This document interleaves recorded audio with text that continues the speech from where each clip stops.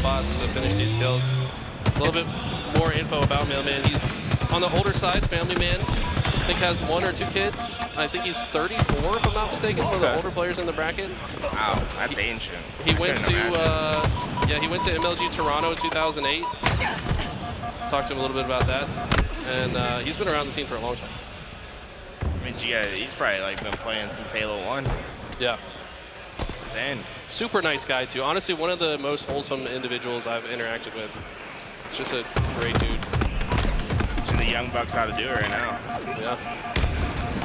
Great patience on avoiding that nade from Melman as well. You're running out of time if you're Legion Gaming. Yeah, you don't have any more deaths to give up. And that's always a scary situation in Slayer, because a lot of times to make your play happen, you have to give up your life. And you really just can't afford to do that. But a couple great jobs of bait and switches. 2 lives that should have gone to Passion United that do not. Legion Gaming starting to get a couple of those slays. This is the big one, and they've done it. That's 4 unanswered kills. Passion United need to reset themselves, but this is where it gets dangerous. Legion Gaming can start pushing up. They know where these spawns are. To them, it's just a matter of collapsing in and finding the entry frag.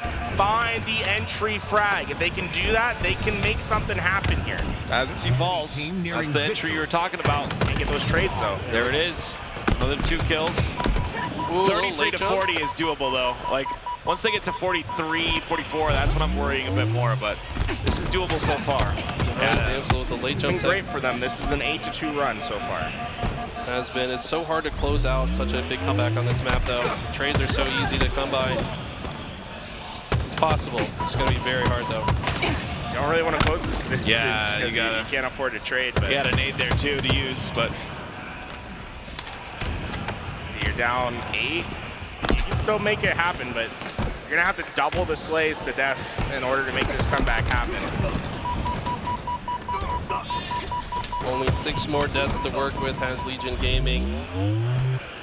They have to play a little bit tighter together in this position, because you can't just get a kill. You've got to get a kill and stay alive.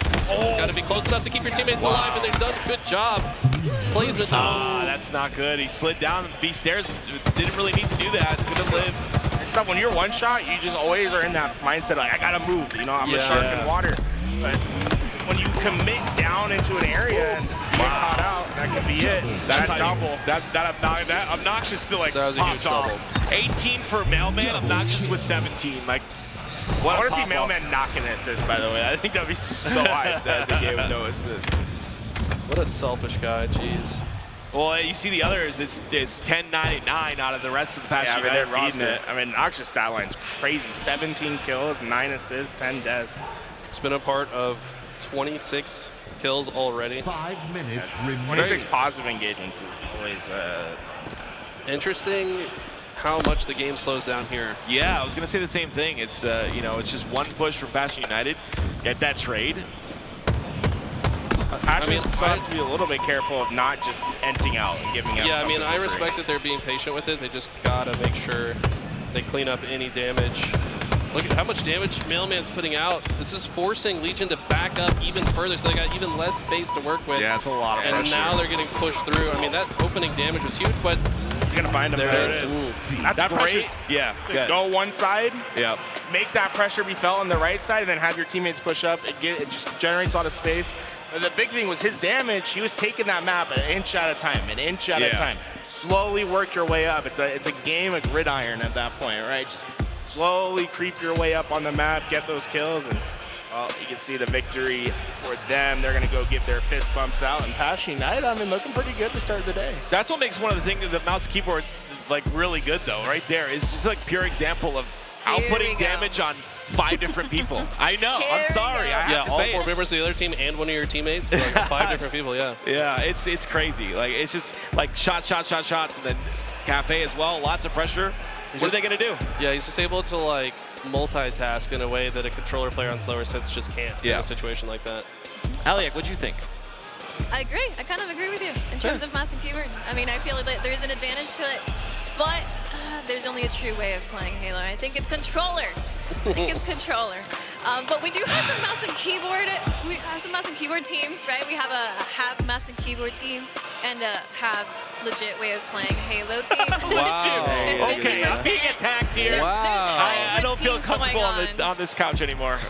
Goodness me. I thought we were a team and like they were a team, you know, but I play the neutral side here. Okay, well, I go that's into good. the dark That's side important. and the other side too. that's important.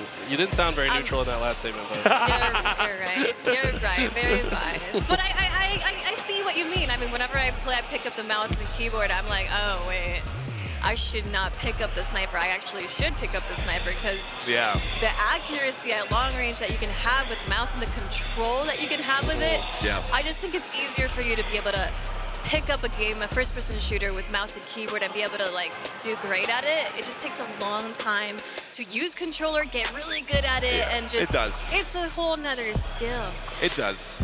Passion United though, moving forward now, and you know, I was just looking at the bracket, and if Alpha Esports moves up, because I just refreshed and I believe we are still waiting on that previous match, they might go up against Alpha Esports, which is, yeah, oh, I see the brackets updating. Yeah, we're still waiting on that, but Alpha Esports versus Passion United could be a potential matchup, Passion United's next potential matchup, and we can also talk about Alpha Esports and that Latam team and what they've been doing. Yeah, let me pull up this bracket. Yeah, as it's well. going to be a big test for Passion. And you run into these as the brackets go on, right? You run into, you know, bigger and bigger tests. I think this one will be one that will be difficult for them. Alpha Esports is a team that's made full play previous. I mean, they're what, seed 2 coming into this? I think so, yeah. So, I mean, it's going to be tough. But I think the way they're playing, I give them a solid chance at it. I'll just have to see more. I saw some crazy match that might end up happening is we got Ascending Baseline, which is Kratos' team. I think you're going to be playing Dead Inside. Ooh. That's going to be a good one. In round I think 3. Dead Inside is the sleeper pick, potentially best team in the bracket. Yeah, I That would think be good. I'll try to notify the admins, try to get that one going. As soon as I saw it though, like that Dead Inside team, I was like, I don't know, this is gonna be a surprise bracket. They are going to be Team. the ones to beat. By the way, shout out to Clutch Academy. Apparently, Clutch Academy Black and Clutch Academy GG had to play each other in their first match. So, little Academy on Academy violence. Tough. They do it. Looks like Clutch Academy Black was the roster that made it through. I'm not sure which of the rosters that was. Ascending Baseline has moved on. Got Mind Freak playing against Ping is King. Definitely want to watch Mind Freak. I think that's what you started to allude to, was the half MNK, half controller roster. Scoopmeister. Yeah, Scoopmeister and Rice, the two MNK gods from Australia. It's going to be a good one. Well, you know what, guys? We're going to be starting to set up for watching the next series that we're going to get into, and this gives you guys a chance to sit back, get some bathroom breaks, some water, some snacks. We'll see you guys after this break.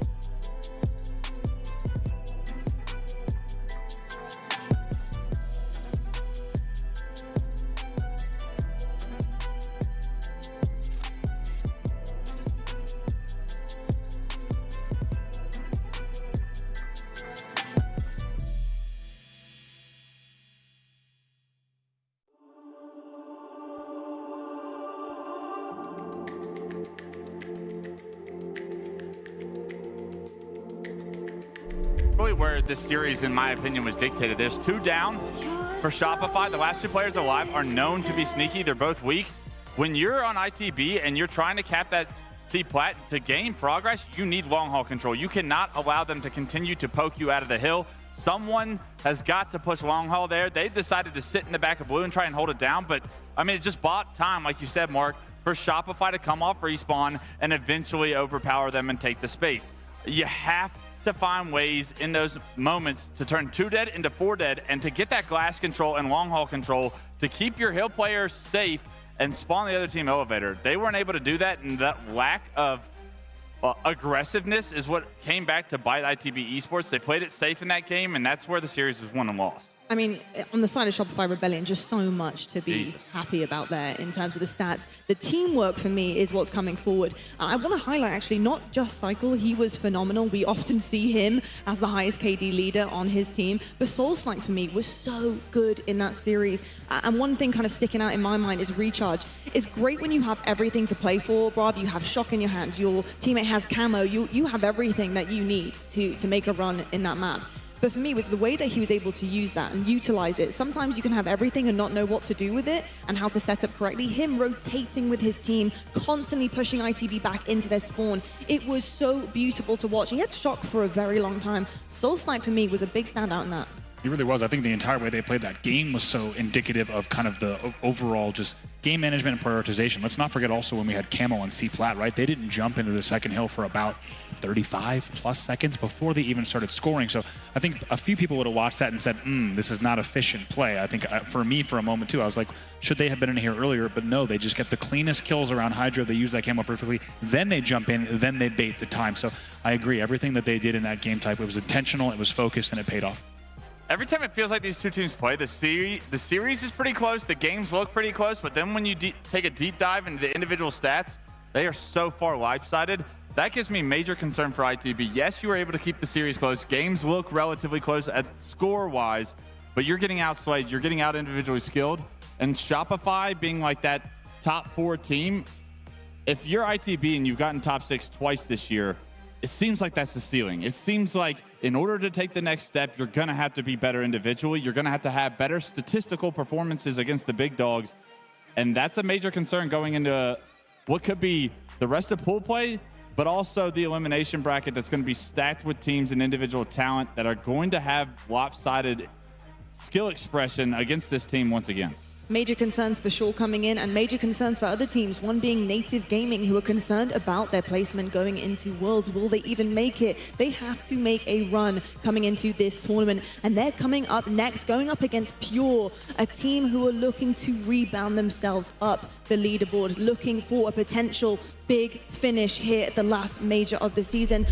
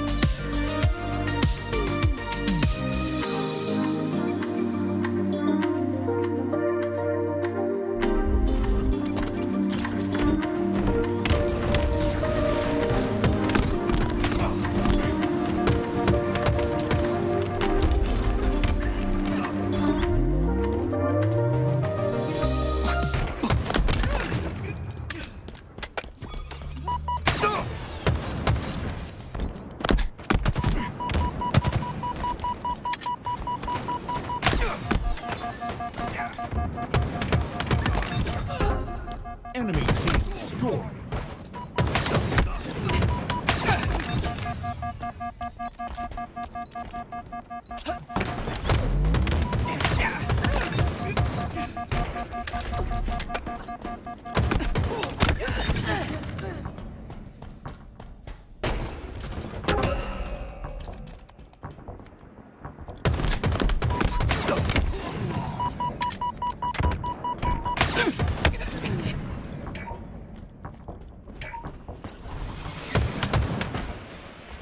Welcome back, everybody. We are covering the open bracket here today, and sitting with me on the couch, we actually got Makowski and Eli, and we just started watching the SWAT LATAM versus Team Lethal Fox matchup.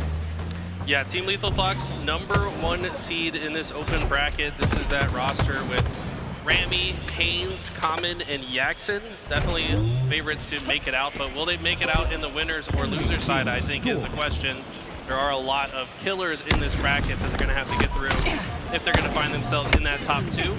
This is one of their tougher matchups, SWAT LATAM. I actually talked to their coach, Thug Nasty, Team Lethal Fox coach, Thug Nasty, and he was like, man, could we have fought in a more difficult opponent in the round of 16? Like, he would rather play any of the seeds above these guys. I walked over, saw the matchup, and thought, okay, this is to qualify, right? This is for your pool play life. But no, this is just winners round 3, SWAT LATAM and Team Lethal Fox. The competition could not be more intense in the early goings of this one, as we've got Team Lethal Fox in possession of the shock rifle, the C platform, and all 3 of the capture points. It's been a great start for them. Don't have the names of everyone, just, oh, as soon as I say that, they pop up. Magic. They said, oh, you want names, Eli? Here you go. So we're on board with Haynes right now, has a shock rifle, and they've got the trip cap in effect. I'd say this game type has gotten faster and faster as seasons have progressed. These teams really know how to hold the trip cap. And although Lethal Fox just had a trip cap, all 3 zones are being pressured by SWAT LATAM at the same time. They're able to flip A, but they were not able to flip B or C. Looks like both of those will go back to Team Lethal Fox. Haynes and Common, a staple duo in the Halo community, been teaming together for what feels like forever. Actually, at some points of HCS Season 3, split up, but it's always fate, right? Everything always comes back around as it should. And Common and Haynes are reunited here, and reunited on the respawn screen are all 4 of Team Lethal Fox's SWAT LATAM get their first team wipe of the series. How much can they get out of it, though? They're already down by over 100 points. Team Lethal Fox really coming out strong. Very curious to see if TLF can come off of spawn and capture something, get some control back, but they actually go 2 dead immediately once again off coming out spawn. So SWAT LATAM are kind of rolling right now. Doing a great job.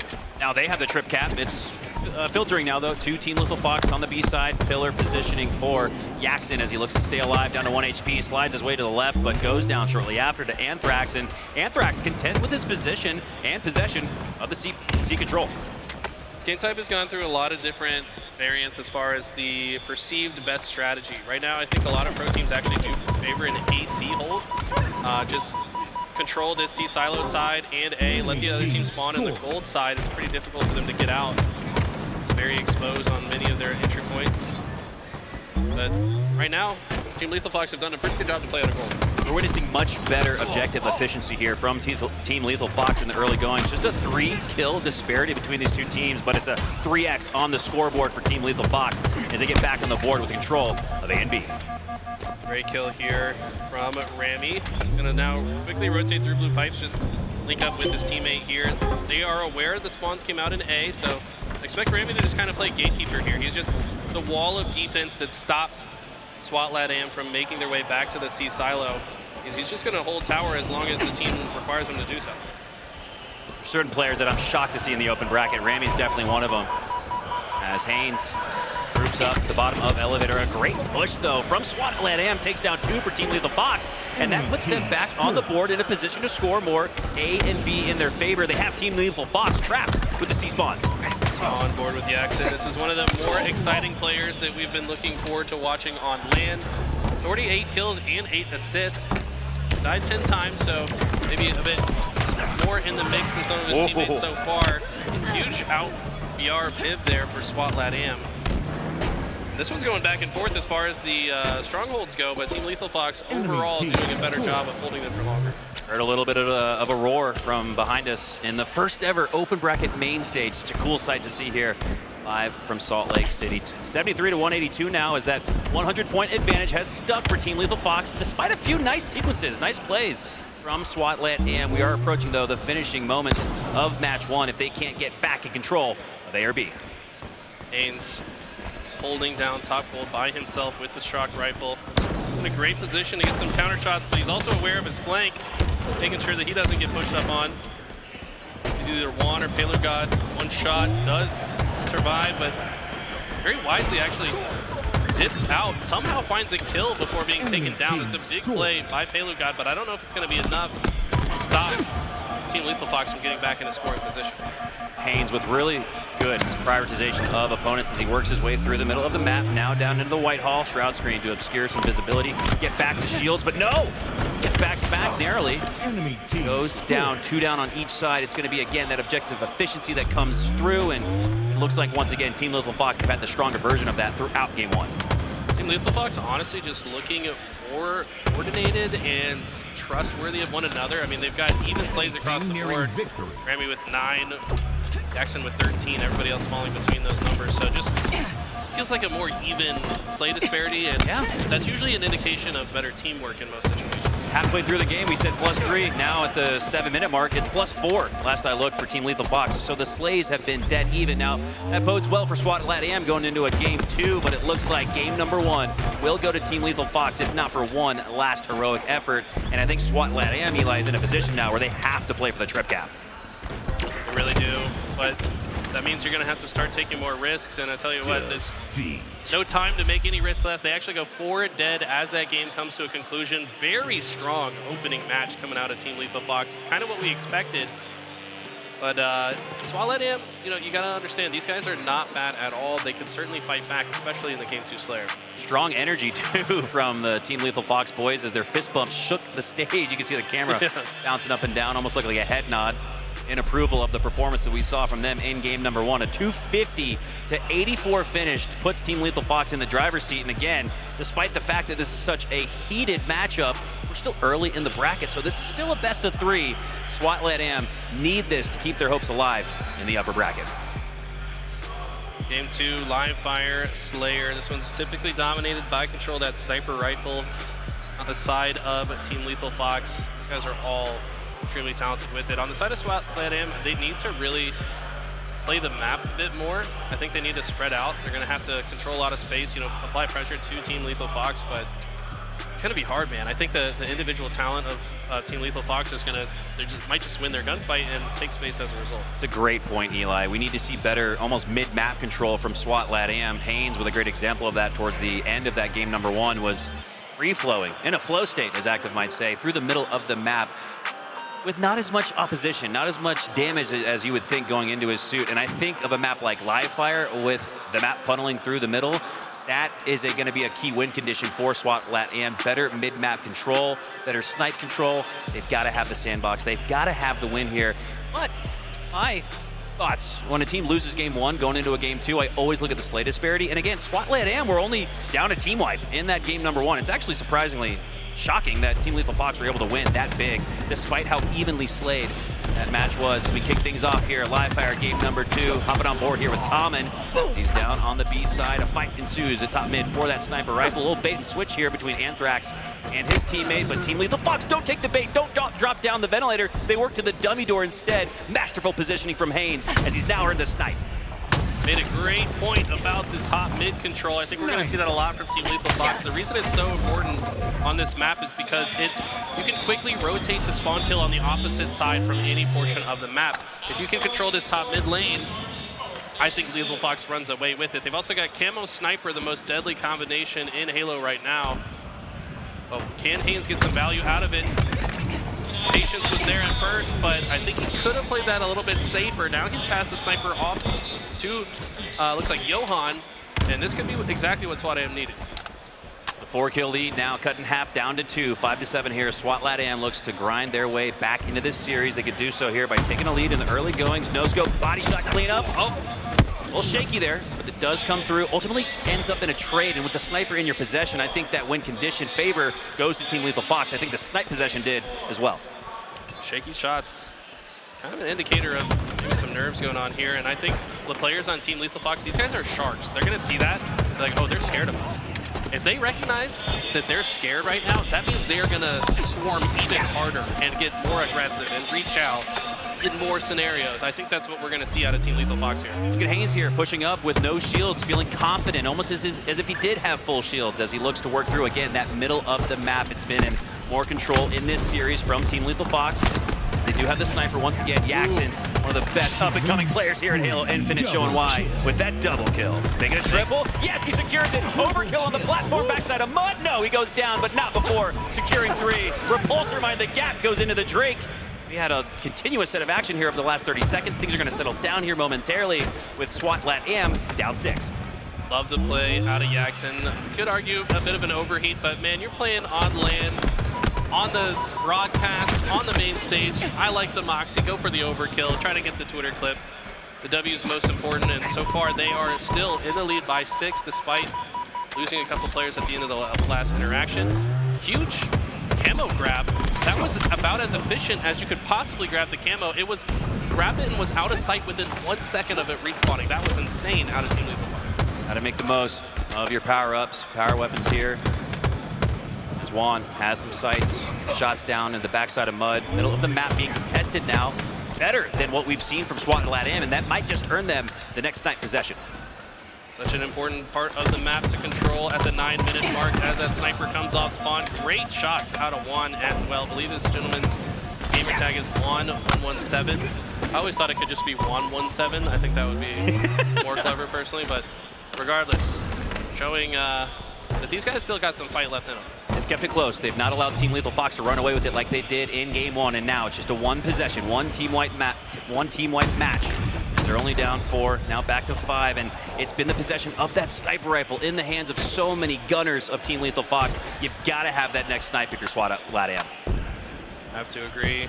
Instead, right now, it's Jackson holding down the tower. I've seen this man stay up here for quite a while. They're going to have to force him out of his position. 9 and 2, 5 assists, by the way, is the stat line for Jackson. SWAT Latam see the scope. That glint of the sniper scope is going to force him to run away. Said, nope, oh! But he runs right into it anyways. You got to remember where he's at. But great prediction out of Jackson to know that that player would take that route. Anticipating the slide, now anticipating the push through on the pillars, gets the no-scope after the quick scope. Jackson having himself a game sitting here at 11, 5, and 3. The sticky comes through for Anthrax, though. Tried to hit another one from the grave, almost got 2, but Eli's just a 2-kill game. Now 1. Huge bounce back out of SWAT Latam. They were down by, what, 7 at one point? Yeah.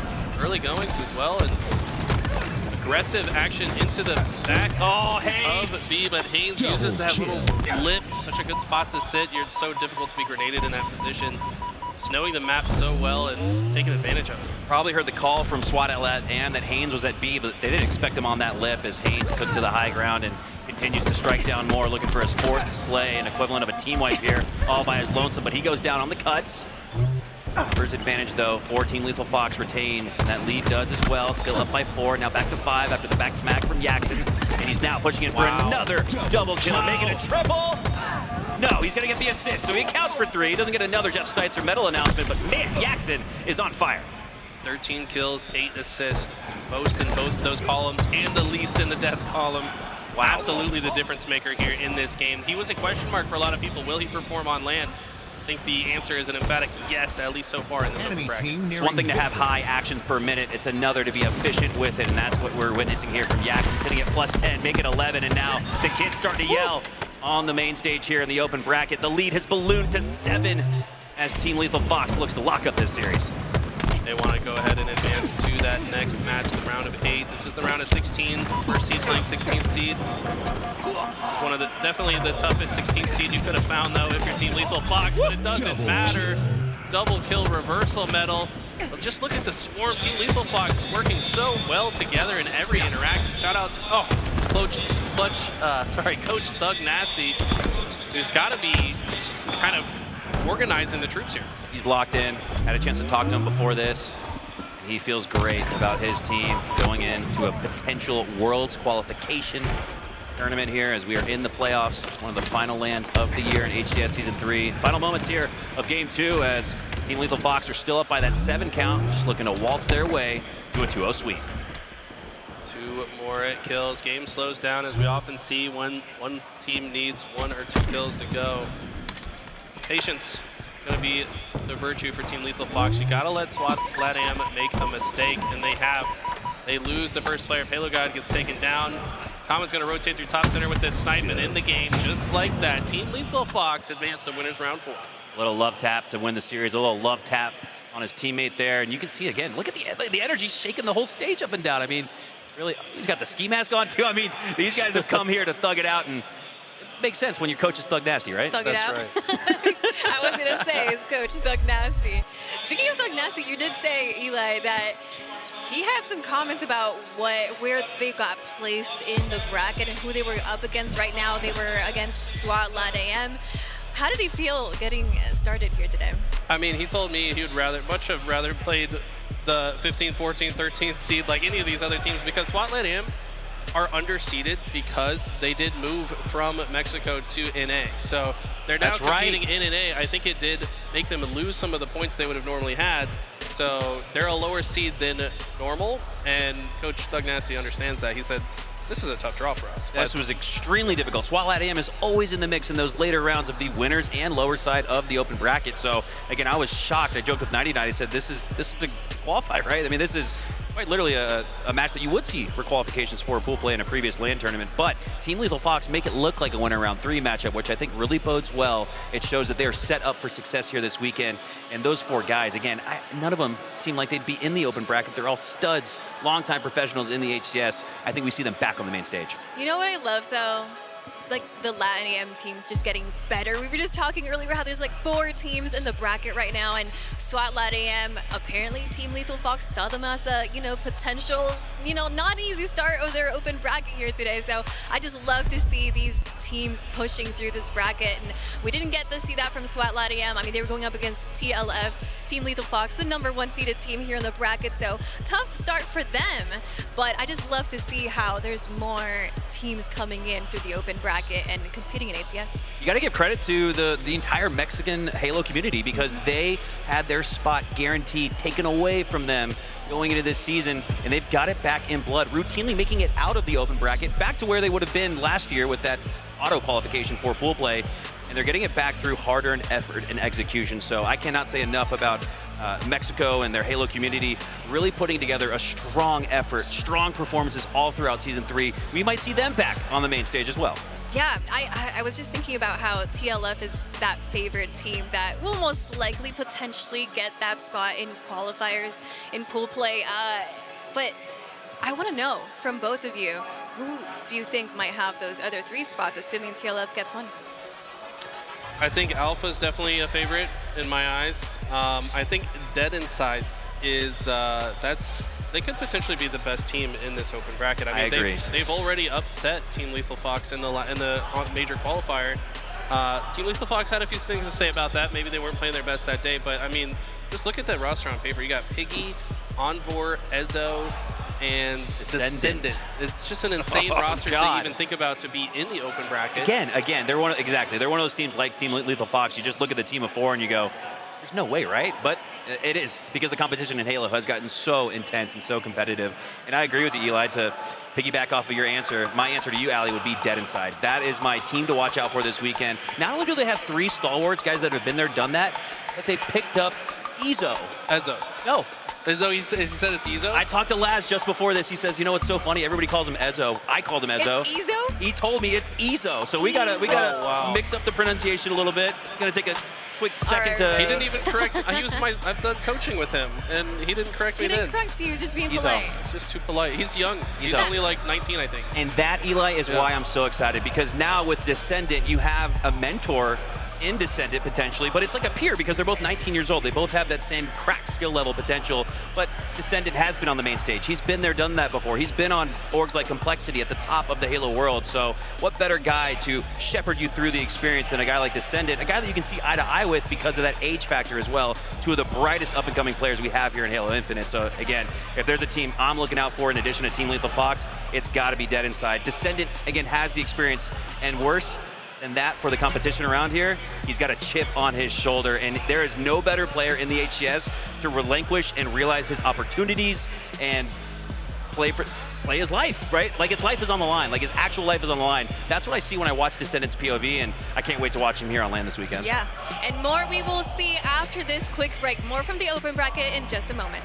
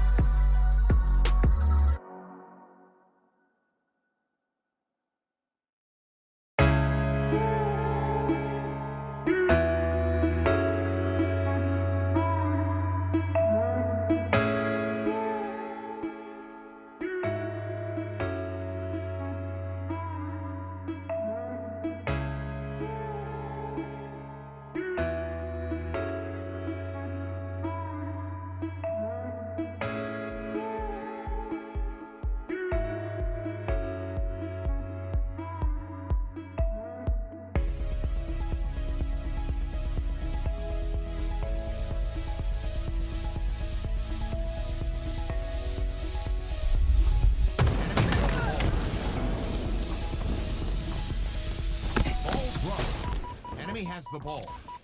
Ball dropped. Enemy has the ball. Defeat.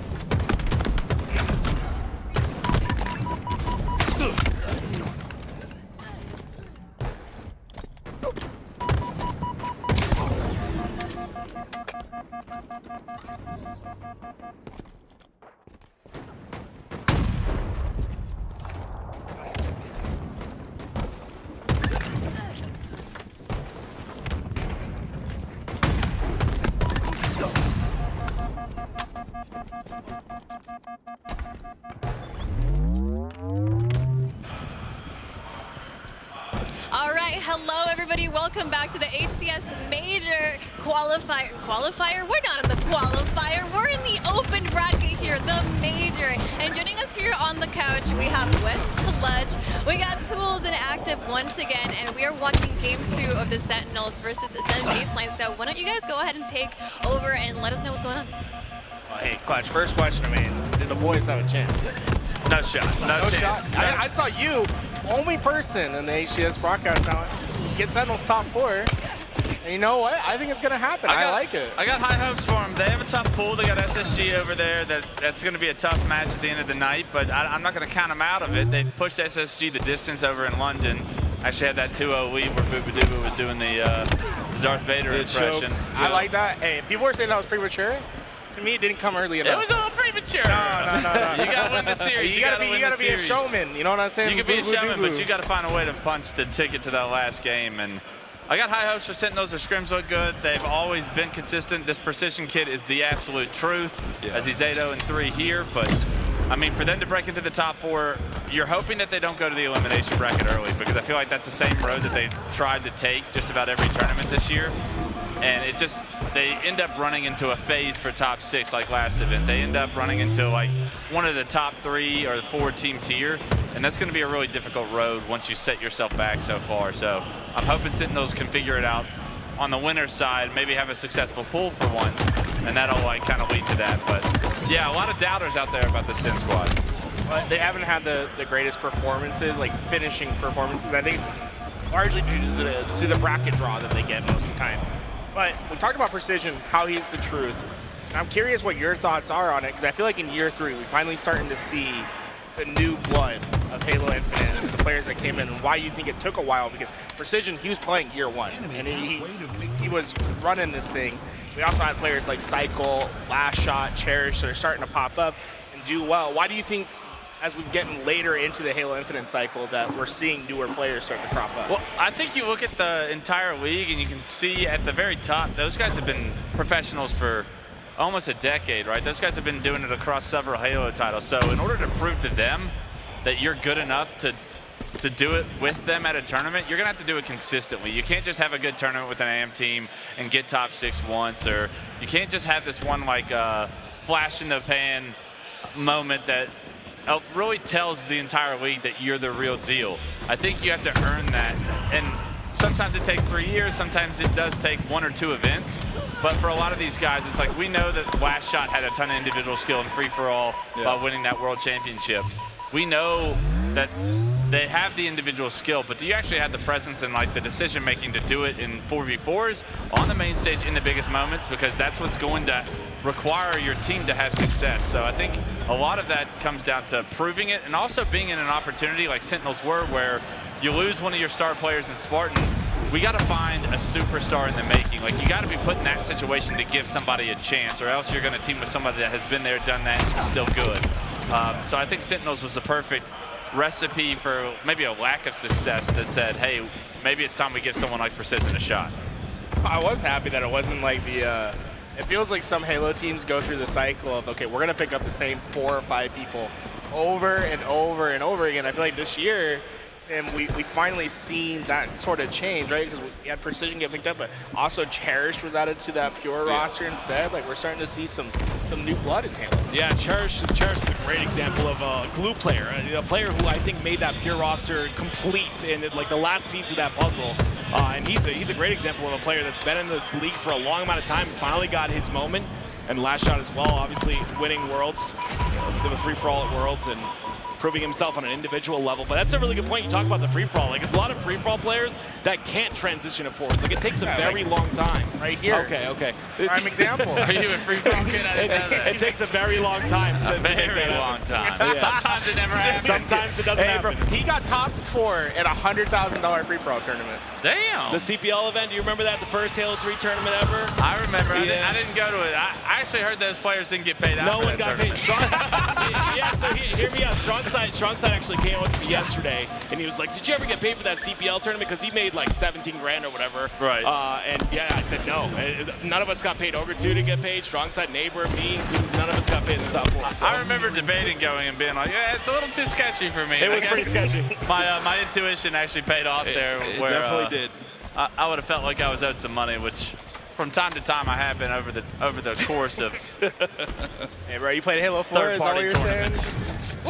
Yeah, There we go. Snipe. Precision, one of those like underrated snipers. Also, this is setting it's the truth. baseline. Okay. Precision do his thing. Let this kid get hot. It's a setting baseline roster.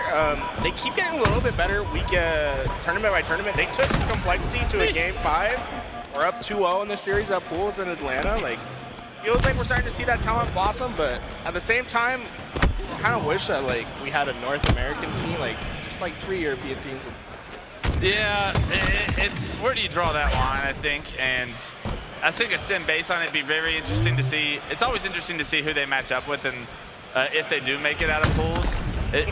And traditionally, they kind of get stalled out and end up being bounced by that open team, but that's where like the interesting series comes for them, is what open team goes into their pool and do they actually have a chance of beating them? Because we could argue that the open team should have that spot, but the open team has the opportunity to take that spot when they do make it out. My theory, day before, Thursday, top EU team and the top Mexico team that are like on the outside should have to play to figure out who gets.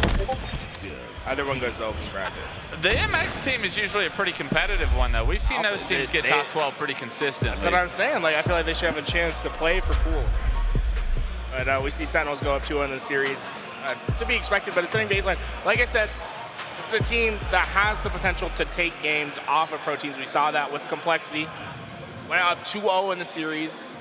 And then we had Ryan, he won, and then he did a reverse sweep where he was sweeping the floor. Or the ceiling. Yeah. That's corny. That's a Ryan move. I'm glad I didn't see that one. But what's the best celebration possible for a team? Are you a stoic man? No celebration. I think it's just a LFG, a big moment with your team. I don't necessarily. I was never somebody that was really like.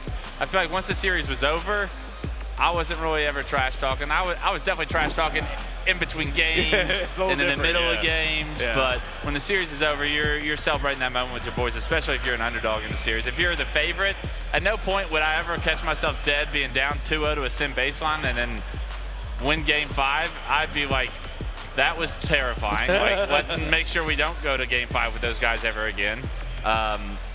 When you're the favorite, you kind of like brush it off and you're like on to the next one. When you're the dog and you win the series, that's when that moment of pop-off gets to happen. Yeah, I remember Tots. That was the only pop-off I remember from way back in the day. He was like doing some dance on the main stage. I think he did the Dougie. Yeah, it was something like that, yeah. Yeah. Celebration. He was a showman for sure. I had an early celebration yesterday. Oh yeah, you four-shot. Was it Elamite or I forgot what it was. Lunchbox. Okay. But I did something I shouldn't have. You see that double take you just did? I did. Lunchbox? Lunchbox my go. Lunchbox. I might have to talk to Lunch. On a CRT and an old controller. Okay. Lunch is falling off is what I'm hearing. Whoa. Hey, she's up. I got small hands, so I'm going to be a pro player soon. There you go. But I did get a little bit of, I did go, stood up, I looked at Elam and I went, and I think that might have been our demise because I did it before we started the game. And I Boo-Boo think, did. Huh? Boo-Boo did. Boo-Boo did that, but they won, right? Oh, They won the lost. series. They won that game. The fourth stroke, well, they won the game, but they lost the series. They got reverse swept. Yeah. See, Yeah. I should have. You shouldn't have given them a reason to lean forward. Just let him play relax for a while. You know, Yes. don't wake the beast up. There's certain players you just got to learn whether to wake them up and give them even more motivation to try. Right. Or do you just like kind of hope they're asleep and stay asleep? Let's skate by. Just skate right on by. She dropped more kills than Walshy in the game, though. That's not that's like honestly, at this point in Walsh's career, that's probably expected. He did drop. Walshy had a donut. So Walshy got goose yesterday? It was on purpose. They won, though. They won. It was on purpose. He was being messaging. He dropped the donut. They won. Goose for the win doesn't count. Yes. I will say though, I think it started like that, and I think he made it into. That's how you got to do it. He's professional. That's smart man. All right, I'm gonna get a donut. Quick I'm gonna adaptive get skills. Yeah. Smart man. How do you lose to a guy that goosed? What game type? Side got 25 was lockout. Side got 25. Strong side. Yeah, Walsh, he's a problem. He just kept prepping the shots. Like, okay, he's ready. And then it switched to the next, he's ready. And then Side just cleaned him up. Yeah. It was incredible to see is what it was. Yeah, it's that final boss teamwork that's given so many people a problem. So I guess you're just added to the list there.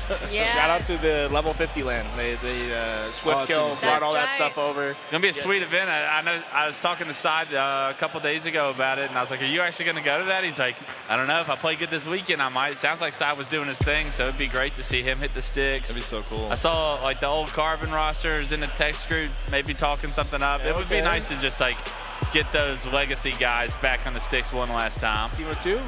Team of 2. Well, you're not team. I'm not teaming with you. If I go to that tournament, This is smart two. man. If I go to that tournament, I'm going to win the tournament. Team with me? I gotta watch. I foreshout Lunchbox. I hear that. I need to see the gameplay though. I gotta see it. I gotta see it for myself and break it down. I could hear the crowd. Like I could hear the crowd. There's a crowd. There was a crowd. It was a pretty packed room. How many people were at this way? There was a lot. We'll talk later. We'll team. Yeah, it was a packed room. His Ubernick popped off too early. They would have won if he didn't pop off. They went up in this. They went up in the game. He stood up. He shouted, "Scoreboard, scoreboard!" And then the scoreboard changed. The scoreboard changed real fast. Yeah, you gotta be careful when you say the word scoreboard because that thing can change very quickly, especially in H2. Such a momentum, map control-based game. Oh, Argyle. The snipers on this map, and Precision was actually just popping off in that last map with on live fire. He does it all the time. The first time I actually played Precision was on Argyle CTF, and he was a problem in matchmaking. And I remember like him hitting some shots. I'd be like, yo, who the hell is this kid? This before he was on any team. Like even I think the G2 team he was on or whatnot. Like I could tell that he was going to be somebody just by playing against him. Very quickly, do you like have an eye for players that are that influential on the outcome of games? Yeah. But, I mean, this is bread and butter for Precision. You put 2 S7s on the map, he's going to be a problem. Lethal, also another problem when you put 2 S7s on the map. And he's actually been sniping incredible recently. Like the old Lethal, the Halo Reach Lethal that had snipe. I miss the old Lethal. Halo Reach Lethal that had snipe. It was a very similar Precision moment where I was playing him on Sank and some 8s early on. I go, yeah, this guy, like my teammates are getting ripped by this guy. I guess like I'm going to have to be the one that puts him down. But Lethal's obviously the player he is, and I think like when you give a power weapon like a snipe to these individual talents that are on the come up, and they start hitting shots, you very quickly remember their name in those moments. I was gonna say like it's as an amateur player, it's so cool for you to like hear someone who's a champ or like a pro player saying, "Who is this guy?" Like that's your goal. Like you want to start making your name known by starting matchmaking, you know, going to events, placing well as an amateur team. That being said, when we're in matchmaking, don't take my snipe. that is how you make your name not known. Are you still an MK? Every day. I hadn't touched a controller in 2.5 years. Okay, there you go. I like it. Are you in Valo sometime?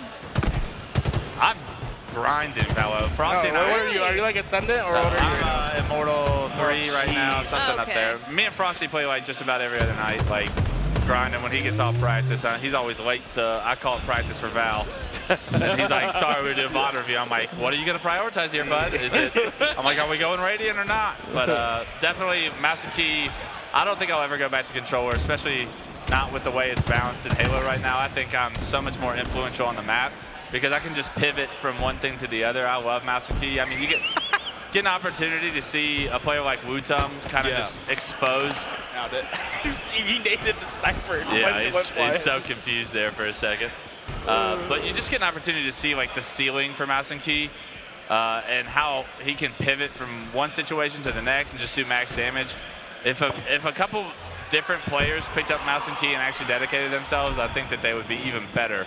I think like the Royal 2s of the world like speak out to me. I've played a lot of Valorant with Royal 2, and I know he's got what it takes to do it. He won't do it. But he won't do it. Like he said he told me it's because the close range fights are too inconsistent. Well, that's and he just misses. Yeah, I do agree with him. He's just not ready to blame himself. Yeah, it's not user error. I'm Royal 2. Also, he's got like job security to at least do one tournament. You know what I'm saying? Like. Yeah, but Senpai's not going to let that happen either. It's also like, hey, you see him lose one of those close range fights and scrims, and he's going to be like, pick your controller back up. I don't know. Exactly. They got top 6 at Atlanta. Maybe they get top 4 with the Mouse and Key. I think they win every tournament. Yeah, there you go. I think I've been telling him forever, just pick up the M&K. He would be the best M&K player in the game. I think this is the best Lethal's looked since Halo 5. I put my stake up there with him. Speaking of controllers, something else that I've noticed, because I swapped from controller to mouse and keyboard. Oh man, to mouse and keyboard. I only play Halo on controller. Everything else, every other shooter I play on mouse and keyboard. I think there's something about the movement in Halo that just feels much better on controller. I think it definitely takes a longer time to adapt to the movement, and it's more fluid on controller. But when you get it down on mouse and key, you can get it down. Those micro movements are a lot more difficult, especially like when you're WASDing, like it's very difficult to do like a circle strafe or some of these like trick jumps, like the one back tower on live fire, like those on mouse and key, not really an option for me. Like I'd have to sit there for an hour probably and grind it. And in my retirement, not something. Snap tap now though. The snap tap's not going to do that. Like the snap tap for no. Hey, That's what time is it? It's okay. 1 second. 2:08 Mountain Standard Time. Time of a death for Falcon. Snap tap in Halo is not really an advantage. Like you're able to maybe wall strafe a little bit better, but controller players are already able to do that at such a high level that I don't view. Those close range fights are crazy though when you see some snap tap. I mean, you're almost standing still is the issue. Like when you do it so fast on mouse and key, you just look like a bot. Like you just look like Tim standing still there. And I miss, whenever anyone snap taps me, I miss. So maybe I am the bot. I think you're just blaming snap tap. Hey, ban it, please. Where's the commission? It's not, I honestly not bannable in Halo. I used it for, we see Woodham do it on the main stage. I used it for Which is doing a lot. 6 hours. It's not. It's not. I tried it out. We have a guy that plays on it all the time in our 8 at the CIT, and it doesn't have the same advantage that in a game like Counter-Strike or Valorant, where your movement needs to be paired with your shooting. Like, did Val ban it yet?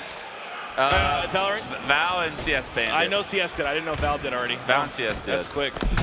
But I mean, it makes sense in those games because you have to stop on a dime. Right. Yeah. And like in those games, like when you Counter-Strike that quick, you get a window of time where you are stopped on a dime. It looks like you're moving. It's also like a skill gap that What's the you snap tap? have to do. The snap tap is it's a new technology for a keyboard where when you're holding, W, A, and D, I had to think about it. You can hold down one key, and it'll keep it actuated while you hold down another key. Right. So you can hold down A, and then press D to counter strafe immediately, and then lift up on D, and A will already be activated. Right. So you never have to lift up your finger to keep going. You're not balancing the difference of like up and downs. You're more of a fluidity of being able to move exactly when you want to be. You don't have to be as quick with your fingers in order to have that precise movement. Exactly. So you're just saying controller players are missing out? No, controller players still have the advantage. We have circle strafing, so you guys have a lot of advantages. So I think it's actually pretty well balanced. But that being said, the ceiling for mouse and key, just being able to look in any direction at any moment on a dime with the flick of a wrist or an arm, I think that is always going to be such a important aspect that allows you to impact the outcome of like combat loops that are happening around the map. The issue is we don't have any mouse and keyboard players that also have the knowledge to pair with it of what's right and wrong, where you actually should be looking, what you should be fighting. I think Wutum's probably the closest by far, but still so young in his age, so like much needing for experience on a main stage, and especially in the Halo realm. He's competing against guys that have been doing it for a decade. And me and Tim were talking about, because I think when we're talking about mouse and keyboard players in Halo, Wutum, I think Rice is actually the best, like mouse and keyboard player, but he's more like a Valorant CSGO individually keyboard player. Yeah, I don't think he's up there. But Wutum is like a mouse and keyboard player that was built in a lab for arena shooters, which is like so interesting to watch him play, because he doesn't think like a CSGO player at all. Right. He's doing max damage at all times. His head's on a swivel. I really like what I see from him, but like when I watch him, it's honestly, it's special to like the players that don't play a lot of mouse and keyboard. But when I watch him, I'm like, this is like what I expect a pro player on mouse and keyboard to be able to do. I think he needs to clean up his last shot a little bit more. If there's one critique I have for him, I think he flicks. I mean, it's nerves, main stage nerves, whatever it is. His sense is super high. Yeah, I just think like too much flicking on that last shot, and I don't know. That's what I noticed, but everything else is like so good. He's such a good player. I'd love to see him on a better team. No offense to the rest of ITB, but I'd love to see him on like a phase or something. Given a little bit more opportunity, because I feel like a lot of the times he's having to pull himself out of a shit situation and like create a miracle where a player like that, you put him in more advantageous positions and he's going to be even a bigger threat, even more comfortable. Like mouse and key, you should be able to kind of be the anchor for your team, not necessarily be the entry fragger. Right. And he's doing a lot of the entry damage and the one that's having to go in, and that's where those close range combats become so much more difficult. Yeah. When you're able to sit back and like top tower on Empyrean or something and just like poke long haul, then immediately flick to bridge, like It's crazy. Your max damage becomes so influential. It's the more we talk about it, the more I'm like, I don't know why Royal 2 doesn't fucking make the change. I've been. I love his playstyle for it. I've been preaching it to him. Yeah, I think a lot of people are. They just the masturbator not being on. He loves to not miss. I know it sounds crazy, but like if he misses a shot, he's pissed off. So like those close range fights for him, and he was asking like how does he win those close range fights? And I just mentioned it's all about flicking, but you have to flick accurately. Muscle memory. Yeah, it's all it is. And to build that muscle memory, you have to do it for longer than like a week span, which I think is like the longest he's probably given it. Yep. You ever scrimmed on it? I don't think so. Oh, look Not that I at know Boo-Boo, of. little Great grapple. great grapple, but also I'm heads picking up up for that him to know where repulse. that flag was gonna drop. That was cool. Yeah. Drop behind him. You see the Aussie boys? They're checking out some flag runs on this thing. Oh, I saw you that on grapple Twitter. the Yeah. you grapple the player with repulse. It's you so crazy, dude. chain slide off of them to repulse. And The practicality of all that is unlikely, but if we see it at a tournament, it'd be hella impressive. But It would be. that being said, if you mess it up, you kind of look like a fool. If you just get fined while doing it, you also look like a fool. It's like is that like a situation where it's like the NFL where you just have to have a play call where you say Operation Delta, and then everyone just goes into action like they know what's up. Operation Because it's like how do you coordinate that in real time? you gotta have the perfect setup, and it has to be like dead quiet on the map. You gotta have 4 fresh dead. It's like the perfect situation has to come in. That's going to be game, though. Wow. I feel like we saw everybody from Sentinels at one point with the snipe other than Falcated, and they were popping off.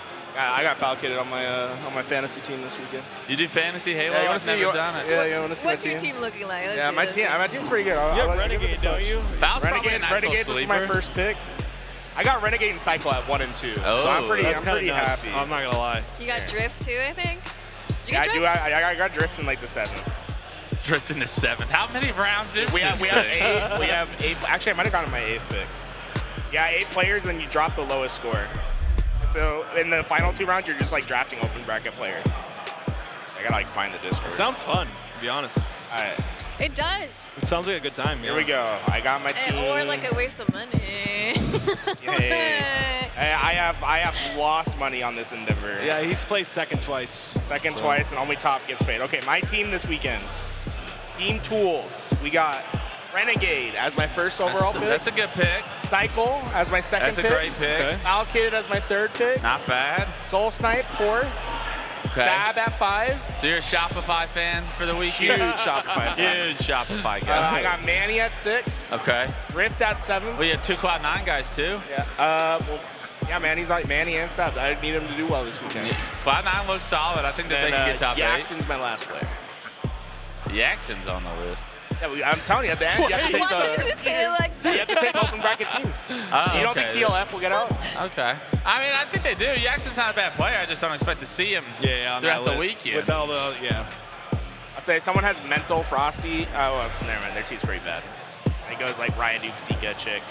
You got a bunch of Europeans on there. Yeah. Calling Ryan bad. He's gonna be mad at you. Hey, you know, Snipe Drone got taken in the 1st round. That's a terrible pick. And he's actually goated at fantasy because he does everything. He's like a high efficiency objective player. He always does well, and then he's always the top flagger on their Yeah, team. I was Is it actually just curious. statistical based or does placing It's matter at it's all? stats. It's all stats. Oh, so that's you want different, Suspector then, don't you? I tried. I had to choose. I believe he's like available in the That 4. guy's always going positive and tweeting out that he got top 12. Yeah. So how does this work? You just do your draft picks, and then depending on what scores they get, what stats so they get, there's it 12. adds up. There's 12 categories, and then they get placed on how well they do in those categories. They get points assigned by like their placing and finishing in those categories. Okay. So like whoever gets the most like damage over time. That's Cool. that's the stat that matters the most is your damage. I agree. Yeah, so there's 7 killings-based categories and 6 objective-based categories. Okay. And then you add them all up at the end. So you want the Lucy's of the world. You want yeah. Lucy. Lucid's really I good. love that. Stellar was like unbelievable. He's like #1 overall this year. Legend. Legend's like number 5, I think, overall this year. That's when you know the algorithm is messed up. Is if Legend is number 5 because Legend is the best player in the league right It's now. because Boo Boo Doo Boo's the fantasy goat. Is he? Yes, because There's no he way. is an objective demon. Oh, objectives like heavily. It's like point weighted. Actually, the player that like had a bad start to the year but has become the second best fantasy player is Snakebite. Snakebite's been having a hell of a year. Yeah, so like his first tournament was like stats wise it wasn't crazy. But the last few tournaments he's been unbelievable stats wise. Insane. Because he's an objective guy that also just main frags. Yeah, he's also damage outputting. Now he's a married man, so does he get that married buff? Is there such thing as a wedding buff? I don't know. How was the wedding? Were you there? Oh, I got the award for the biggest partier. Yeah. I can see that. Yep. I had a phenomenal time. I said this might be the closest I ever get to getting married, so I'm going to celebrate it like it's mine. There you go. This is my moment, not y'all's. That's funny. So it was a great time. I mean, I was in Snakebite's one of his groomsmen. So me and him I saw you at the bachelor party. I don't think I ever saw you with a shirt on in the pictures. Hey, the shirt was optional, I was told. So there you go. You're looking like Michael Phelps, man. You give me good weather, we'll take that. Yeah, you got to show off the hard work, man. Hey, you know, it is what it is. Hey, I've been slacking the last couple months. So I've been traveling, just maybe not on my diet. I gotta get back to my cardio routine, but I like to prod myself. You got pickleball. I say it like this: I'm 34. I was gonna say. I'm 34. I'm bald. I'm single. I got a big nose. I gotta have something going for me. Well, these two are 1v1ing each other for pickleball. Maybe you should join too. You want to be my partner for? I need a hard carry for pickleball. Not doing. See, you keep trying to get me on your team. Like I am a hot commodity when it comes to these things. All right, it's like who else am I gonna pick up? I've never played pickleball. You got the reach. You got the height. Oh, you dominate on the court. They didn't call me pickleball Price back in the second grade. Pickleball Price? In the second grade? Like, is that before like the start of time? I was out there whipping. That's funny. Okay, if you played Pickleball tennis before, does the skill transfer to Yes. pickleball? Okay. Anybody want to pick I went to me? state for tennis. I used to play Not tennis. win state for I tennis. didn't win state. I went to state for tennis. Oh, like to watch? Oh, I was a player. Oh. I played tennis in high school. You said that with a serious face. Oh, I'm sorry. I'm being serious. I went to state for tennis. I'm pretty good at tennis. Okay. And then I went to there. college. And they, Is give this you, like they, just give Tony- you, they just give you free Is this like food. Tony basketball. Is this like Tony telling me he can hoop? Because there's no fucking way. Why not be reckless? Can hoop? pretty good at He's tennis. really confident when he's talking to you too. He is so good. I've He's never seen him that confident confident. every time he talks about anything. That's true. What I That did being said, mention I've is- caught him telling me complexity has a real chance of beating FaZe, and I'm like, Tony, shut the hell up. My doubles partner happened to be a phenom that just turned in. He did win state. He went pro. He could have gone pro. He had D1 offers. So for my first year, because I taught him how to play tennis. So for that first year, I had him as my partner for doubles. And he just quickly got much better than It's like when I was first team with Royal 2. I had to teach him how to play Halo, but then very quickly, Royal 2 was a little bit better. he's like, oh yeah, I'm going over here. You're like, oh okay. And he's like, just stay behind. Yeah. You're doing one of these? We're picking teams? All right, you got it. This is great. Oh man. The pickleball courts, they have the racetrack too. We're gonna. I want to race, but Wanna race? there's also a tattoo station. Really? Yeah. Yeah. Is it Show real yours tats or off. is it fake tats? Well, got it's one? fake tats. I said if we got a level Utah, 20 hype brother. train, I'd put one on my head. You never know. Yeah. Yeah, it can't be putting that ink on. I don't have a single tat, but I've been debating getting the little sleeve going. There you A go. little energy sword under the eye. I should have broadcast Like a would tear. love that. Like I was it's here. gonna get a sleeve as well if I lost weight, but it hasn't happened yet, so I don't have to get a sleeve yet. I'm pretty sure they would not let me on camera with that. Your wife just keeps feeding you. You're like, well, I'm on a No diet. tattoo for you. I really want to get a whole sleeve. I have the picture and everything, but I haven't lost weight yet. When I hit my goals, I'll do it. But if I pick a don't hit my tattoo? goals, then what? You do a sleeve. Can I pick a tattoo? No, I have the It won't sleeve be already bad. created. That sounds like an there's gotta even be worse some empty idea. You space. picking out a tattoo sounds like the worst idea. I picked something cool. He's permanently walking around for the rest of his life with that on his body. Can I Right, put it, yeah, I what if don't I like put it that somewhere idea. that's not exposed? Nope, don't like it, dude. Even worse. Because when it is, then that left then cheek it's is an mine, immediate bro. You know what I'm question. saying? No. It's so funny. You don't have any tattoos? You never thought No about it? tats. Tats? No, I was raised in a house. My dad was always like, you don't put a bumper sticker on a Bentley, one of those mentalities. My sister's covered in tats. I will get a tattoo, I think. I just need to, like, really be thoughtful as far as, like, the meaning behind it and, I like, agree with and you. whatnot. I can't just be getting, like, I don't know, something that I'm going to regret months later or whatnot. I feel like your first tattoo always has to be the one that. Yeah, once I you break my regret. virginity there, it'll be a downhill spiral while I end up That's what everyone says. While I end up like Maniac, where it's tatted from the neck down. Oh, you look sick though. He pulls it off. He pulls it off. It's pretty. I'm a big fan of your work. You're live on Twitch, right? I'm a big fan. Appreciate it. Appreciate Hey, it. we got Frozen over here. You changed my life. Oh my God. Just please one. What do you need? I think he wants to be on the mic. Oh. Is this all right? Oh my God, please. I'm a streamer, so I understand. Okay. Just Here, we got Frozen. Kick.com is the best streaming platform. Twitch, pay your employees. Slate. All right, you're done. You're done. You're done. You're done. You're done. You're done. You're done.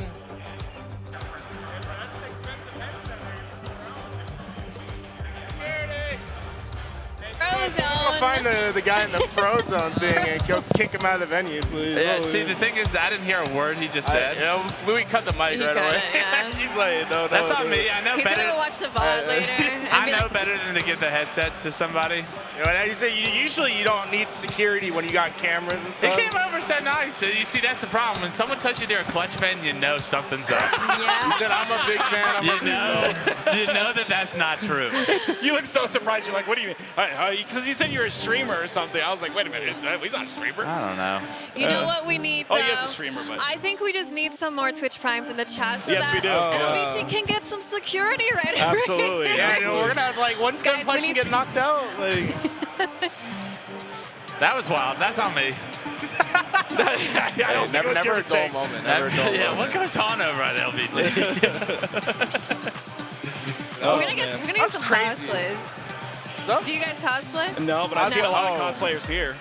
What would I cosplay as? I would cosplay as a Bob's skinny Bob's man. Burger. That's what I would do. You ever watch Bob's Get Burgers? abs and stuff. I could do Bob's. You could pull that off. I'd have to get a bald cap. I'm not doing it. You think like, am I going away at all? No, you're good. No, you're looking From what I good. can You see. think much you wanna? It's starting to thin out. You're all right. It's starting to thin out, but it's all right. What about You me? I think you're good. Yeah, I think you're- Yeah, I You're think probably fine. good for Yeah. life. Okay. Nah, it hit me I can hit me about a year ago. I was at a wedding, got some pictures from the side angle, and I was like, That's time to go. I zoomed in on my head and I sent a picture to my friend's group chat, and I go, nobody was gonna fucking say anything about this. I just shaved my head the next Listen, day. bald works though for a lot of people. So you know, it is It's what not it is. bad. I'm more Yeah. aerodynamic when I fight. We're gonna have a fight right here a second ago. This guy, I was about to. Yeah. I couldn't hear a word he was saying. I about had to stand up, and Frozone ain't too intimidating. So I mean, I was gonna let Clutch handle it. not you to know, be rude, it's- he's already missing one tooth. He could be missing more if he had said anything that was too far, I guess. But I guess it's a good thing I couldn't hear a word he was saying. Yeah, no, that was That'd be a odd. story. I go back to the desk, and they're like, What happened? What happened to you? over there? I'm like, I can't wait for it to. had to beat the hell out of Frozone. Yeah, come on, you go Clutch. I'm a big fan again. He's gonna hit you with the 2-time. I know. And you're over on the Hey, desk. the next time somebody comes up to me and says, Clutch, I'm a big fan, I know straight away something's up. My antenna will be like, So good. that's not true. I've never seen your face like that. You're like all surprised. Like, wait, you? Me? What? Oh, that's funny. That can't be real. I wonder how they're going around. So we got Ascending Baseline, which is Kratos' team. Getting ready to go up against who? It was Dead Inside. Inside. Dead Inside.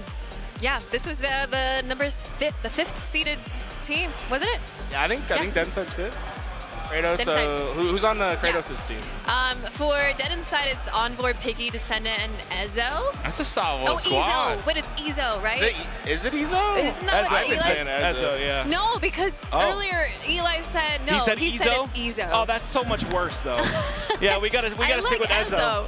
I was thinking if Ezo was up there. I was gonna ask. We gotta rename him. But yeah, on the other roster, we've got Gunplexion. I actually never talked to you about Gunny. What do you think about Gunplexion as a player? We'll just go with that. Like, He's a solid player.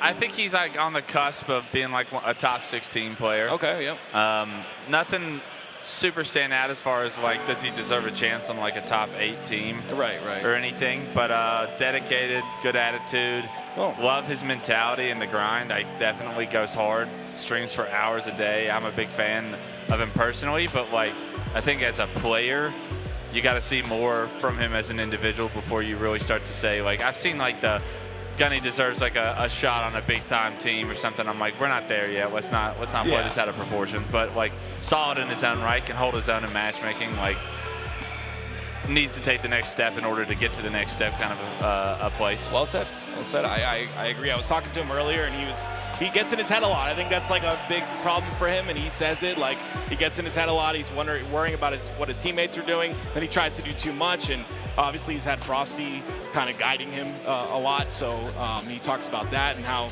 he's going to try and do at this event. So we'll see what he's. It can be beneficial to have Frosty in your ear. It can also be pretty difficult because just like knowing Brad as well as I know him, it's like Frosty's going to tell you what he would do. I'm like, yeah. But you're Frosty. MFer, like, Frosty played like 1 year on the AM circuit, and then it's not the same. You got to play to your strengths here. Right. Like, yeah. I think it took Frosty like 2 years in order to lose a tournament in Halo 5. Yeah, no. And Halo 5, I saw him at that, where were we? Down in Florida somewhere for that open. The first one when he played with like APG. Yeah, and let me tell you, the second I saw his screen, I was on the phone with PJ that next week. I go, this kid's the fucking truth. That's like, I was like, he's like, yeah. I was like, no, let me tell you, when you got it, you got it. And I got an eye. I've always had an eye to be able to tell, like, this guy's moving differently. This quick into the game, too. Halo 5 had just come out. It just met Frosty, and Frosty rose to that occasion. And, I mean, he was the best Halo 5 player. I don't think there's any debate there. You could have Shotzi at the end, but you're the reason that Hines got dropped, is what you're saying? You got on the phone, was like, drop Hines. I don't push agendas like that. I have so much respect, but if someone asks me my opinion and what, I get brought into conversations along that line as far as like, hey, if we're gonna go in this direction, what do we think is the best option for us? Yeah. And you just got to speak honestly. Yeah, that's how it goes. Okay, so do you have your eyes on anybody in the open bracket that you think could potentially be, moving up? I think the best talent in the open bracket is Descendant, but he has so many flaws as well that like really frustrate me. Like he hasn't taken that next step. He's got so much individual skill, and when he finds his flow and rhythm, we've seen him play extremely well against even the big dogs that are on main stage. It's just a matter of like consistently doing it, and then also like his perception of good and bad and like right and wrong and plays and playing his life. A lot of the times he gets like overcome by the moment and trying to force something that's like unforceable, especially against the top teams that aren't going to let your individual skill kind of like get you to where you're trying to be. Right. You need to do it the right way with your team. He's probably my favorite individual talent in the open. I'm honestly not probably too aware of like too much of the other open bracket players. I think a lot of the talent is starting to or has already kind of sifted through towards the top. You're talking like the Last Shots of the world, the Cycles, the Precisions. Those guys are the next up-and-coming like superstars to me. And those guys are the ones that when they get on the right team and they figure it actually out, they're going to be the ones that are consistently making it to Sunday and maybe even through Sunday. Remember I think it was Kansas City. Yeah, Team Luminosity. It was Cycle, Descendant, Iggy, and then who was that fourth on that team? It was just I just remember being all like young guns, and then they just like I think it was like Mortally, and it's like all right, now they're all like growing up. It's like they're all figuring it out now. And it's people like Wes like that see the future in a lot of these players, and like you know what I mean, give them their shot. And you gotta have a lot of attributes, and I think one of them you said right, like in that moment, being able to make that decision, being disciplined enough to like, okay, I cannot force this play, like time to step back, think about the situation, but you got to do it quick. And in the lights, it's difficult for some, It also just takes the right team a lot of the times. It takes the right like mentor in that like opportunity. I think like the best thing that could have happened to Frosty is he found Snakebite that early on in his career, so he's able to like, all right, yeah, I've got all of this talent, but how do I do it right? Who's your mentor? My mentor was Neighbor. Neighbor and I would play Halo 3 when I first like got pro and whatnot. I was on the come up. Neighbor and I would play until I had a 9 a.m. Tuesday-Thursday class in college. It was my only class that had mandatory attendance. It was chemistry. And I would stay up playing until my chemistry class with Neighbor. It would be like me, Neighbor, Ghost, and Hines, or like some kind of form of that. And then matchmaking. And then like I would have him and I'd have Hines and Cloud and they would all take the time out to like watch my team scrims and like go over my VOD. That's awesome. And like really transition. And it was like very quickly, like they could tell that I had what it took to like play with them. I remember like Cloud went to the first Nationals 08, and even at the tournament, he goes, after this, I want to team with you. Because he knew like we were a duo and we'd play twos all the time in Toss's basement, and like we would never lose ever. And like he just knew, like he had that faith in me and gave me that chance. Cloud did. So Cloud was awesome. It wasn't Neighbor that like gave me the chance on a team. It was Cloud. But I mean, we know how that BTH team went, and like I owed all of my success to just the opportunity to be on that next level team of players. And it's similar, like a lot of players are good enough, they just need that right team with them, they need that chance. It's so hard to get that chance, and sometimes you don't. So forever grateful for just that one opportunity to say that I am good enough, to show that I am good enough, and then also you got to rise to the occasion when you do get that chance. You have this one weekend. We got third that Meadows event, and it was my first time ever beating a top 8 team. We beat the 8 seed, the 1 seed, the 2 seed, and then we lost to Triggers Down in the winners finals and the Elam finals. So it was like a very eye-opening opportunity to like get that experience under my belt, but also like put myself on the map as far as, yeah, I'm here and I'm going to be a problem.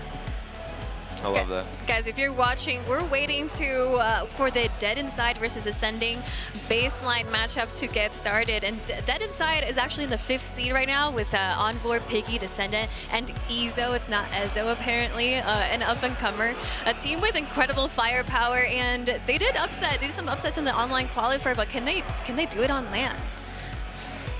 Ooh, like you said, Descendant is the player that has like the highest ceiling in the open bracket for sure, and he's obviously been around, done it on these pro rosters. This is such an interesting roster to me. I think it's going to be up to everyone else to be consistent. Like you just cannot have games where you aren't going to be good, especially as we get later into the bracket and you're playing these qualifying spots, because they have a very hard winners bracket as well. I believe they have to play Mind Freak, who went to 2 Game 5s against Native Gaming and the TLF last at Atlanta in winners round 4, and then in winners round 5 they'll have to beat TLF. So those are going to be really tough matches for them, and it's going to be really up to consistency. I think especially from like onboard, in my opinion, for them to go far. Who do you think, Active? I'm gonna have to go with the setting baseline. I saw you thinking about it. I'm a little bit like I'm kind of a fanboy. I love Yeah. Gunny, and I really think he has a future. I just think he has to get that mentality straight, and I think he has to humble himself a little bit while also like taking in this moment, like Wes had said. Like it's very important. This weekend is very important. There's gonna be a lot of teams that are going to look for changes after Worlds if we do have an next HCS season. I know it's like rumored right now, not official, but I think it's important. No looks from me. Don't look over here. I looked over right away. Yeah, it's rumored. You know? Watch out on the left side. First player on your screen right there. That's my boy Noah, Kid Nasty, Las Vegas native. Las Vegas native. See, I already know it. Yeah, that's good. I will hype my boy up till the day I die. We all He need runs one us of on those. LAN. He's not bad, not bad. I think these teams are like so evenly matched, it feels. I mean, the real deciding factor is like individual pop-offs, which is why you gotta think favor Descendant over on this side, because I think he's got the most likely pop-off potential. And I feel like against a team that doesn't have the individual skill that he's used to up on the main stage and being used to playing in pools, like he should farm these teams. If he is as good as what I believe him to be, he should be dominating these teams, at least as an individual. And I think it seems like the names are recognizable enough on the right side to know that like this team should make it out of pools. Where they land in pool play and how they do from there, Right. they're going to be underdogs in probably every single series, but they look like a pretty strong open team. I like the way that they're sitting on the right side. This is how every team should sit. Whoever sits closest to the monitor goes to the end. Whoever sits the furthest away goes to the side. We can see every face right there. Yeah, it's a nice shot. I like it. Do you think they pre-planned this or? No. No chance. Coincidence. I would hope. I would say I can't believe people play that far away from their monitors sometimes. Walshy plays so far away from his Walsh monitor. plays from downtown. Now you have to see how far I play from my monitor. I think for, I don't know, like A foot and a half. How far do you guys split to your monitors? I play pretty close. When I was a player on controller, I leaned forward. Yeah. So I was pretty close to my monitor. But now mouse and key, I kind of like, I'll scoot up to the chair, but you're still limited. I won't like scoot my monitor this close. I'll probably have like a foot and a half, like you're saying. There's a Counter-Strike player that, like Fear itself, but literally his nose is on the screen, and he looks at the reticle. There's a Valorant player with a screen that plays, he's like... wait, what? He's like Japanese or Korean, and he plays with the screen down, and he's doing this. That's I know what you're crazy. talking about. It's He's a crazy. freak. That's funny. Yeah. Not me. Hurt your neck, man. Like doing that. I mean, it's like, you got bad habits that are probably forming from there. Also, just my eyes would just hurt. Oh, There's yeah. no way. The only thing that's like specific about me is I need to have my controller under my desk. Yeah, I can't play with it high. It trips me out when I see people prop their controller up on the desk and they're like playing like this. I'm like, that's like what I would imagine my sister was doing back when we were playing Mario Kart. The thing that messes me up is these tables, they have cloths over them and they drape down. It's like I have to lift the cloth up. Oh, you ripped the put it cloth under off. Yeah, it's like you have. Well, I don't rip it off. I usually I set it under the monitor. No, the last thing I need is that cloth like over my hands or something. Nothing. Yeah, I was very like, this needs to be just like home. Yeah, it's important. That's important. You have to bring some similarities from home. Yeah, I was the guy that was like, all right, you can put this back up when I'm done, Rasputin. Just take it off. This is my station for the next 45 minutes. We had Sparty like propping up his monitor on like a box every event. It's all the way up here. Spartan went next level with the he had to wear a hood. At least in Halo 5, he doesn't do it anymore, but he'd always have to wear a hoodie, and then he'd have to wear his headset over his hoodie. That makes sense? Yeah. I'm picturing it now. And then there was like a big controversy one tournament because they were like telling him he couldn't do it. Like he couldn't have his hoodie up. Why? Maybe like he has an earpiece or something in. I think the concern was it wasn't creating like a seal, and he could maybe like hear the sound and stuff. A lot of integrity issues that could potentially stem from that. Okay, what about caps though? When you wear caps on main stage, is that to block off the light, or is that just a preference? It's usually to block the hairline. I think the it's hairline. I think it's to like when you put a hat on, you like isolate the crowd. Like, okay. You're creating like that barrier, kind of like a horse on a racetrack where like all I can see is what's in front of me. The crowd is irrelevant, making it feel even more of like I'm not at a massive tournament for a ton of money. I'm just like literally zoned in playing my game. I can't even see like the like lights and everything going on in the background. That's not going to bother me. The only thing that matters is my screen. Yeah, I love that. What about the people that wear it backwards? Like Ghost Yami was like one of those, right? Backwards cap. You won't catch Ghost dead without a backwards hat. And I'm a big backwards hat guy. Ghost will wear a backwards hat to his wedding. That's so good. I look like a child if I do that. I can look see like I'm it. 12. Yeah. I look a little bit younger with the backwards hat, so that's probably why I do it. I do it because I have a big head. Yeah, I was about to say big head. It hides the head a little bit. Hides the head. Yeah. Hey, you told me I had a small head earlier. You do have a small head. I do have a small head. It sounded vitriolic. Maybe that's why I can't wear the backwards hat. Yeah, like I'm gonna be honest. Anywhere I go, Can't it's pull it horrible. off. Anywhere I go, I gotta get like the biggest size of the hat, the helmet. It's The double XL helmet. yeah, literally. Yeah, I went on a racetrack with go-karts, and they had to find a helmet for me because I couldn't fit in any of the other helmets. It's just the way it goes. My poor mother, but it's the way it goes. My poor mother. I want to say when I'm in a different direction there. I wasn't thinking about getting helmets. I like to emotionally wave everything around. I want to say when I started playing Halo, none of the gear was made for small people like me. I used to have Astro headsets. Would not fit me, but I would still wear them. The controllers were too big. Everything was oversized, but I still played. Yeah. Duke, imagine huge. her with a Duke in her hand. Yeah. Oh, man. I held that first Xbox controller. It was impossible for me to play. I think I was holding the thumbsticks through the side or something like this. Yeah, you just like had to try your best. Yes, I had to try my best. And then finally my mom went and bought me like a tiny little, it was smaller than the ones we had at the LAN yesterday, a tiny little Xbox One controller just for me. My brothers couldn't use it, which was the best part about it. That's awesome. You guys ever have that with gaming stuff? I think I only ever got hand-me-downs. I don't think I ever got anything new. No, I always had new stuff, but it was like the only thing I ever got. Like it was like if it was Christmas, it's like this is the only thing I want. I want like Sennheisers. It's like they'd be like, all right, but this is the only thing you get. My birthday was right next to Christmas. I'm 2 days before, so it was always like birthday / Christmas. There you go. I had a time where like when I was going like middle school to high school, I wasn't really that into gaming, but my bigger brother was.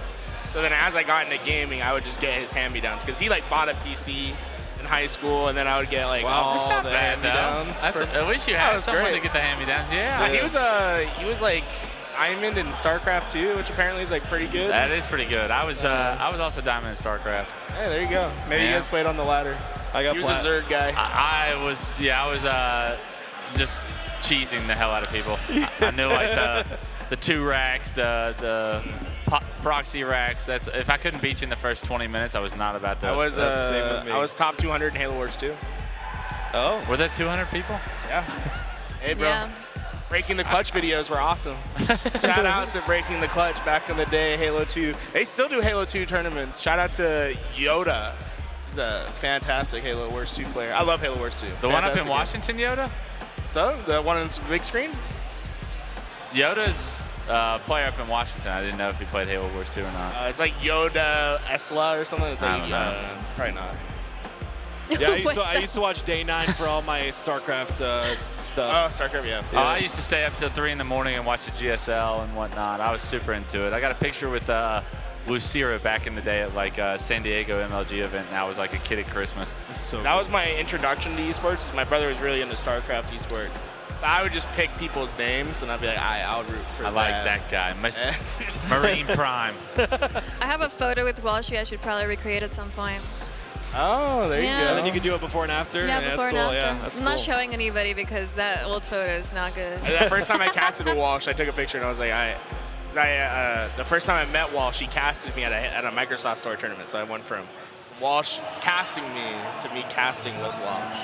That's sick. That's the journey. That's the journey. Yeah, that's a journey. You love that. Love me some Walshy. Yeah. Good guy. Great guy.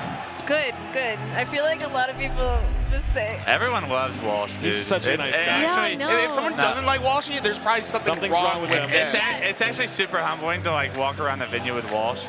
Because like everyone wants Walsh's autograph. I have taken more pictures of Walshy and a fan than I could count. You're his personal photographer. That's why when I saw my fan for the first time, I was kind of like excited. Yeah. I'm like, this is rare. But yeah. Dave Walsh is probably the most loved person across Halo and its history. Just with like, I think how he treats the fans, how he's always been. He's one of the funniest guys I've ever met. His wittiness is unmatched. Like, super great guy. So very fortunate he fell into the Halo esports world, because as a player he was great, obviously, but as a person I feel like he's an even better like representation of one of the best to ever do it. All right, guys, here we go. Ascending baseline versus Dead Inside. We're starting our recharge here today. And folks, remember, get those tags up for you in a couple minutes. It takes a second, but eventually we'll get those gamer tags on here. This is Gunny right here. It's up by the icon. Oh, he's standing up already. Okay. And there goes Gunny. He's screaming already, man. I think that was an overkill. He's got 4. Yeah, we're swapped over to Dead Inside now. Inside. Someone on Dead Inside. Yep. Here, I'll go pull up the names. I know they're in the Discord. Triple cap locked in. Whoever this is the one that got this is the one that got the overkill. So he's the only one with a kill. It'd be like that sometimes. So for ascending baseline, it's going to be 358 is Kid Nasty, 357 is Gunplexion, 356 is Hayden, 355 is Kratos. On the other side, 351 is Piggy, 352 is Envor, 353 is Ezo.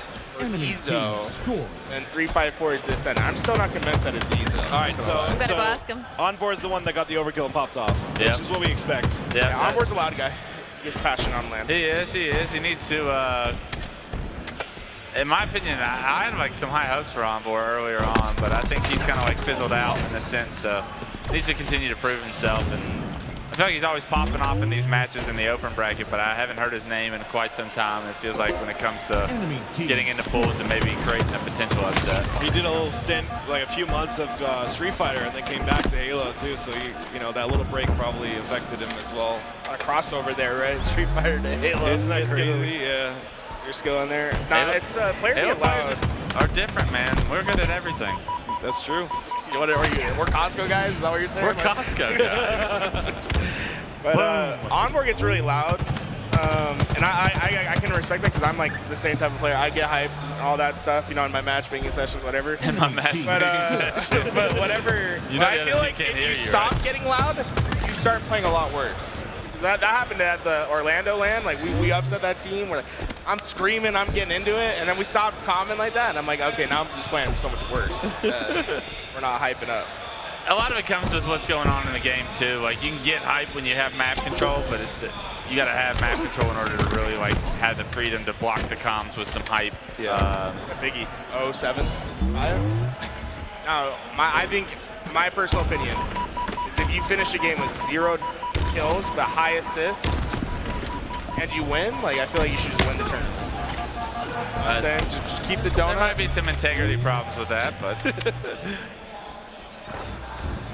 so far setting baseline. I think in an FPS you should have to have kills in order to win the tournament. My theory for FFA is if you're able to finish in the top 4 of your lobby but you have 0 assists and only kills, I think you should win it right then and there. That's like a perfect FFA game.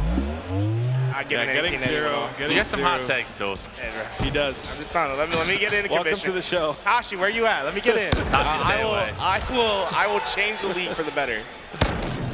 Get nasty chance of the shock rifle right here. He's already gotten 1, and this trip cap could be gnarly if he's able to get this next kill. That just bounced off that electrical box too, which is again so cool. It just does like double damage. Got the reset. A spawns are open. See if he recognizes it. We talked about popping up a little too early. I think Envor might have just done that. Enemy halfway to victory. Yeah, from 5-0 to 8-1-8. That's never a good transition there. And honestly, I would have favored Dead Inside coming into this series, but maybe I'm a little bit aware of the plays going down in the open bracket as much as I am the pro bracket.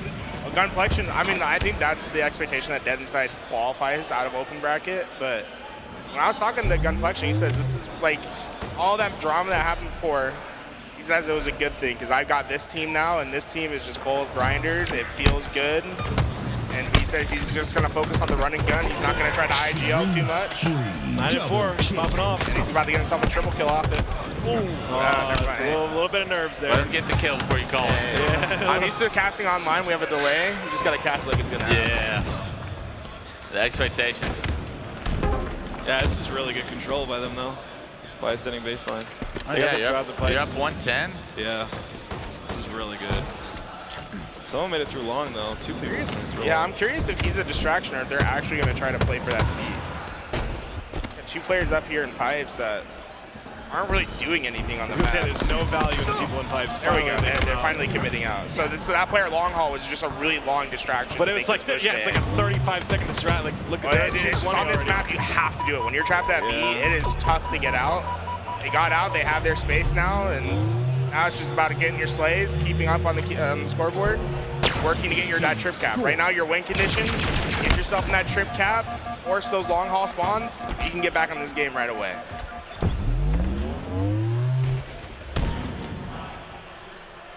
We'll see. I kind of want to see how like Descendant plays this again. The player to watch, the one that should be slaying these lobbies, and I 100% agree with Wes when he says that. So far, doing a really good job holding elevator. 10 seconds on camo. I would assume they go towards that C-plat side, get control of that. There's 3 down at sending baseline. They have control of the entire map at this point with camo coming up. So yeah, this game's not over by any means. It's about to be a trip cap. Trip cap. And camo in the control of onboard here. And one thing I see from like a lot of open bracket teams is like when they have control, they're really strong. But when they don't have control, how quickly can they figure out a way to break it? You saw the 100-point run from a Sin baseline there, and Dead Inside look like they're about to be on something very similar if this camo can be effective. That's the scary thing about teams like SSG. Like when we're talking about the top 3 teams, you can get them in that trip cap, but they're so fast to break. Like, yeah. It's unbelievable. Right now, I mean, this has been quite a run, but with those 2 down, this is going to be their chance to get in. They're going to go with that AC hold, and they're going to give them the dilemma at B as well. Gunplexion having the shock rifle. This could be over quick if they get the trip cap. Yeah, he's isolated on tower too. I like how that player like went towards tower from A.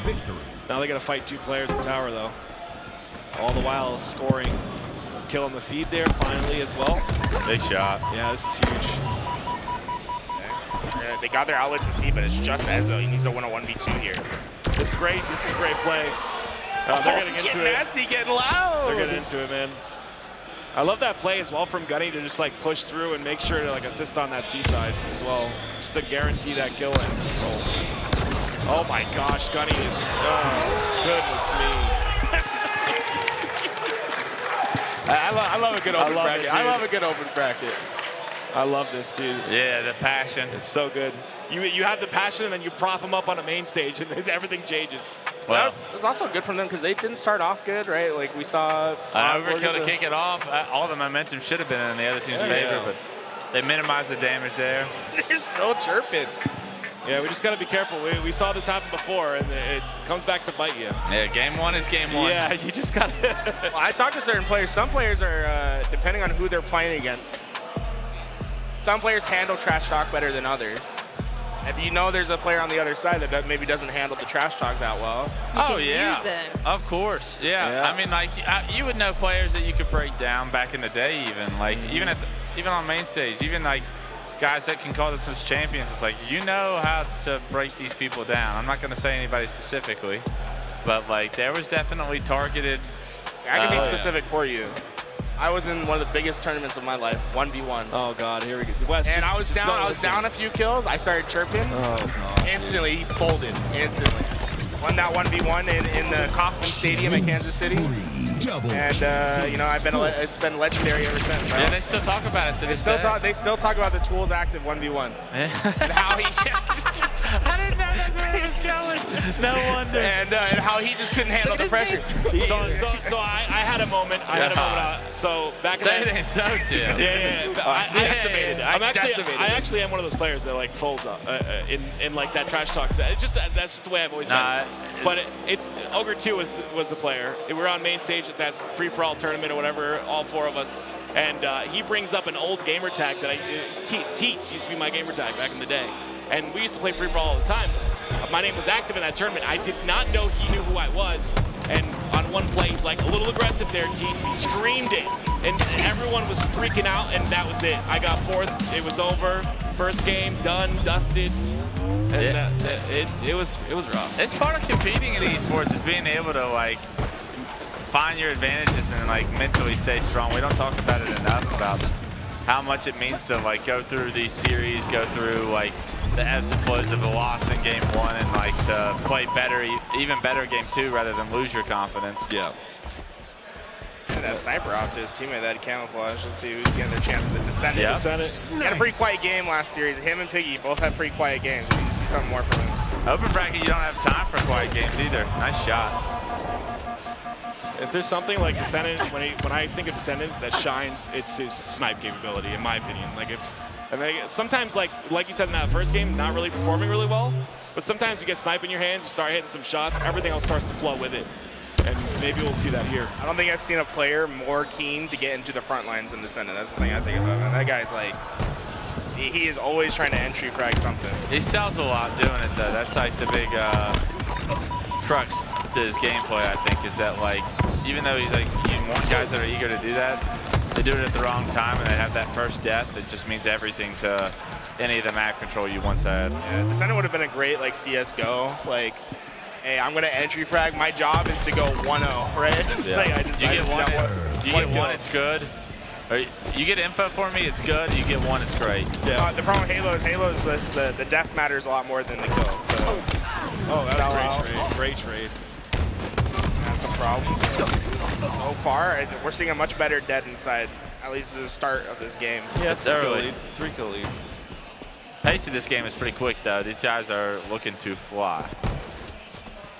It's things can get out of hand real fast if you don't catch yourself in those moments when that speed just increases and you start getting put on your back foot. This game can get out of reach real quick. Gunny with the little 3-4-3. I see that number everywhere. It just changed as I said that, but I see that number everywhere. I don't know why. It haunts me. Haunts you? Yeah, it's crazy. I'm not joking. I see it everywhere. He's like verbally assaulting you. Okay? Yeah, it affects. What do you do to him, bro? Is there something you need to talk about? There is. I know for a fact that you guys have a machine in the office where you can just push a button and his ping goes up. So I had that button right under my foot. I'm a diva, bro. I can't play on anything except for 16-bit. That's crazy. I hadn't seen anything under 40 in 3 years. Well, how is it that you guys are based out of Seattle and the West has no servers? West Coast servers are hard to come by. I'm West Coast too. I'm always 75 plus. That's terrible. I'm SoCal. It's brutal. Yeah, stop putting me in European lobbies at least. That's my ass. I can take the occasional Australian. The Europeans are too much. Hey, we haven't really talked about Hayden that much. What do you guys think of Hayden as a player? It's, dude, honestly, quiet. Him and Kratos have been teaming together for so long now. It's like, I literally think of Kratos when I think of Hayden now. He's Suspector's replacement. I thought Kratos retired. Suspector went on to his new teams, and then him and Hayden have just been running it as a duo for like a really long time now. I mean, those online Cubs, baby. Oh, okay. Top 16s. Let's get them. Okay. Just checking. I gotta get credit to my jabs when I can. He when I was coaching CLG back in H5, he made us forfeit a game. Oh, that's unfortunate. It was like a game 5 at the very start. I think we even had the lead. Someone like Tuger lagged out or something, and like they like forced us to forfeit it and like forfeit the match. Halo 5. Wow. So there's bad blood there for sure. Just like have some kind of competitive integrity. They knew that they were gonna get beat down, so yeah, you don't really blame them. Kratos second place at the first World Championship. Makes me wish I was playing. Got a Legion's roster, him, Nated, Suspector. L-Town. They were good. I won't hate on that. They were actually pretty solid. What a catch. I mean, that guy just ran past the portal and just... Once again, though, this is the problem about popping off too early, man. And now you're down, you find yourself down 10 kills in a Slayer. It's a best of 3, so now now it's a game decider if you're not able to pick this up, which it's getting close to that point now. Yeah, my thing is, like, you're not hearing any sound from ascending baseline anymore. And that momentum, like... you can't pop off when you're down 10. Right, you can't. Yeah, you can't create the energy. You're like an asshole. Right. Right, which is like, because I used to be on the fence of like, when that CLG Optic Cox dynasty was so reserved, people were like, well, we want to see some of that excitement, but if you're always at that 100%, then you're gonna like have that energy throughout. Yeah, it's the only player that really pops off on that team before Renegade was Frosty, and when Frosty's popping, off, you know this tournament's already over. Yeah, he doesn't shoot bodies as much anymore. I think Call of Duty changed him. I think he's picked his moments. He picks and chooses his moments a lot more reserved. 4 kill game now from 10. This is where you can see some pop off. Yeah. Yeah, you see that, like, but now that they made that comeback, right? Like they could just get that momentum to carry them. Dead inside, they're trapped. This is their big test too. Like both these teams, I would say, have the chance to get into pools. That sidearm shreds. Perfect range for that thing as well. Sniper was up. I'm not sure who got away with it. Oh, this is so big. Oh no. Oh no. That's not good. That's not good. This is not good at all. As has the chance to basically bring this thing home. This game should be over. That's tough. I mean, you got just 2 players getting away from ascending baseline there, changes the game. But first entry fry goes over to that inside, and ascending baseline are just trapped. This is just so easy for them. Go out the snipe, soldier. Oh wow. Okay. Still doable, but no, it's not. Yeah, I think it's still doable. I like having you on. I think it's still doable. We'll see. Shouldn't be. Hey, bro, we're talking about the open dragon. Anything can happen, right? 4 bullets. They just go 2 down. How are we losing 2 when I have snipe? Like, this is a really weird route to the bottom side. I think you have to take this route. Like, it's like the perimeter's all taken by ascending baseline. Uh-oh. That route was weird, though. Yeah, I guess open bracket teams just know how to throw better than anybody. They did have everything.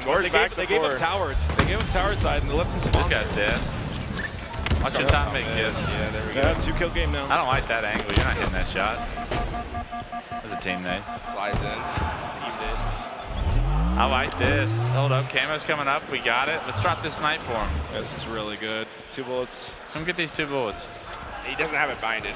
I like so it. players don't have it binded. I don't have it bound on mouse and key. I can't even drop it. Me neither. I hate it whenever I play with people on mouse and key. on dropping it. Yeah, they don't know what their button is. Look so at you're this. like there. It's like It's the bottom center strat we see time and time again.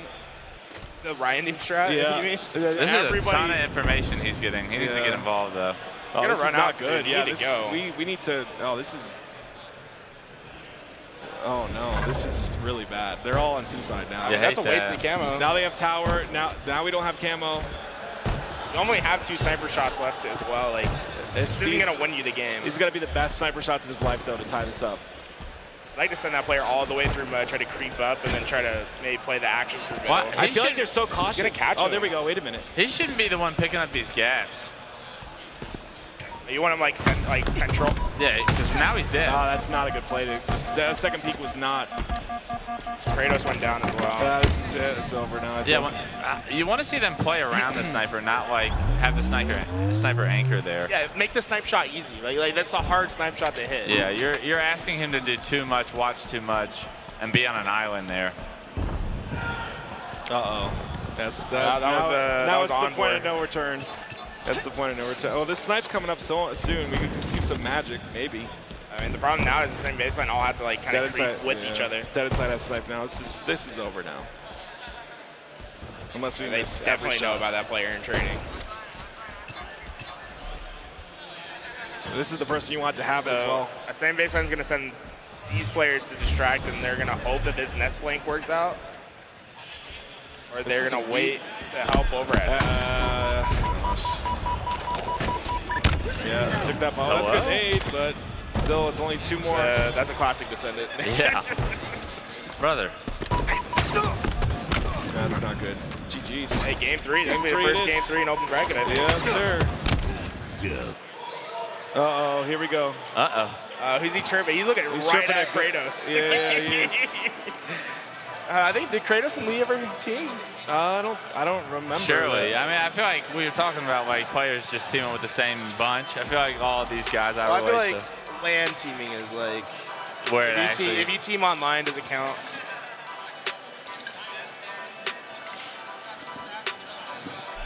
Yeah, you don't want to go to the lower bracket this early. It's a big fight down there. Ooh, Argyle flag is our game 3. Oh, man. Yeah, this is interesting. Everything about open bracket, right? You get best of 3s until the qualifying matches. I gotta make sure I'm not late to where I actually. Yeah, you know, you're like here Yeah. working for. You're with us. Hey, we're happy to have you here. Happy to be hanging here. out. I blast. have breaks all weekend, so I'll probably be stopping by in and out. I feel like Yeah, you're just anytime. an active man. Like the last event, you were running An around like active crazy. man? Like you're Just running around like As crazy. a, Active. I'm not active. Inactive. I am not active. No, this is active double. no, I never get breaks. I usually have like either a set piece at the desk or I'm either commentating or on the desk permanently. So this weekend I'm kind of like, it feels like I'm working a half day every day, which is nice. But I also like to be like doing something. I like to be watching Halo, and I actually never get to check out the open bracket. And you guys are going to have front row seats to those qualifier matches. That's gonna be come cool. Saturday night. And I know that like winners semis is going on at the same time, but I'm always more interested in the qualifier matches than I am the winner semis. Yeah, As front of months that actually is to probably say. I'm really excited to see who goes where on those things. It's just a big moment for those guys. Like I remember like qualifying for my first Nats, and it's just like that feeling is like something that you just always want as a player. You work so hard to get a ticket to the dance is all you're trying to do, right? And then it's like you got a month where you know it's time to lock in. Right. And it's like that month grind of locking in that way has to be. The amount of money and like the kind of like the notoriety that can come with a good showing at a world championship, like Life-changing. Yeah, absolutely it is. So these guys are like fighting for their lives right now, but they'll probably some of the same teams that potentially could be playing in those matches. I was thinking, you just talking about that, I was thinking about Mind Freak, how they lost 2 Game 5s, one to Native, one to TLF, and now it's their chance to again try to make that qualifier, and how, you know, this Australian team, like, it's huge not just for their, you know, region, but also for them as players. Yeah, absolutely. I mean, like, and to carry the burden of like an entire region on their shoulders, right? And even though there's not a ton of players still in Australia that are competing at a high level, like there's that level of responsibility that has to come with representing your region. And also the individual aspirations like you're talking about as far as just like wanting to prove everyone wrong, like the tools of the world that are saying they shouldn't have a spot.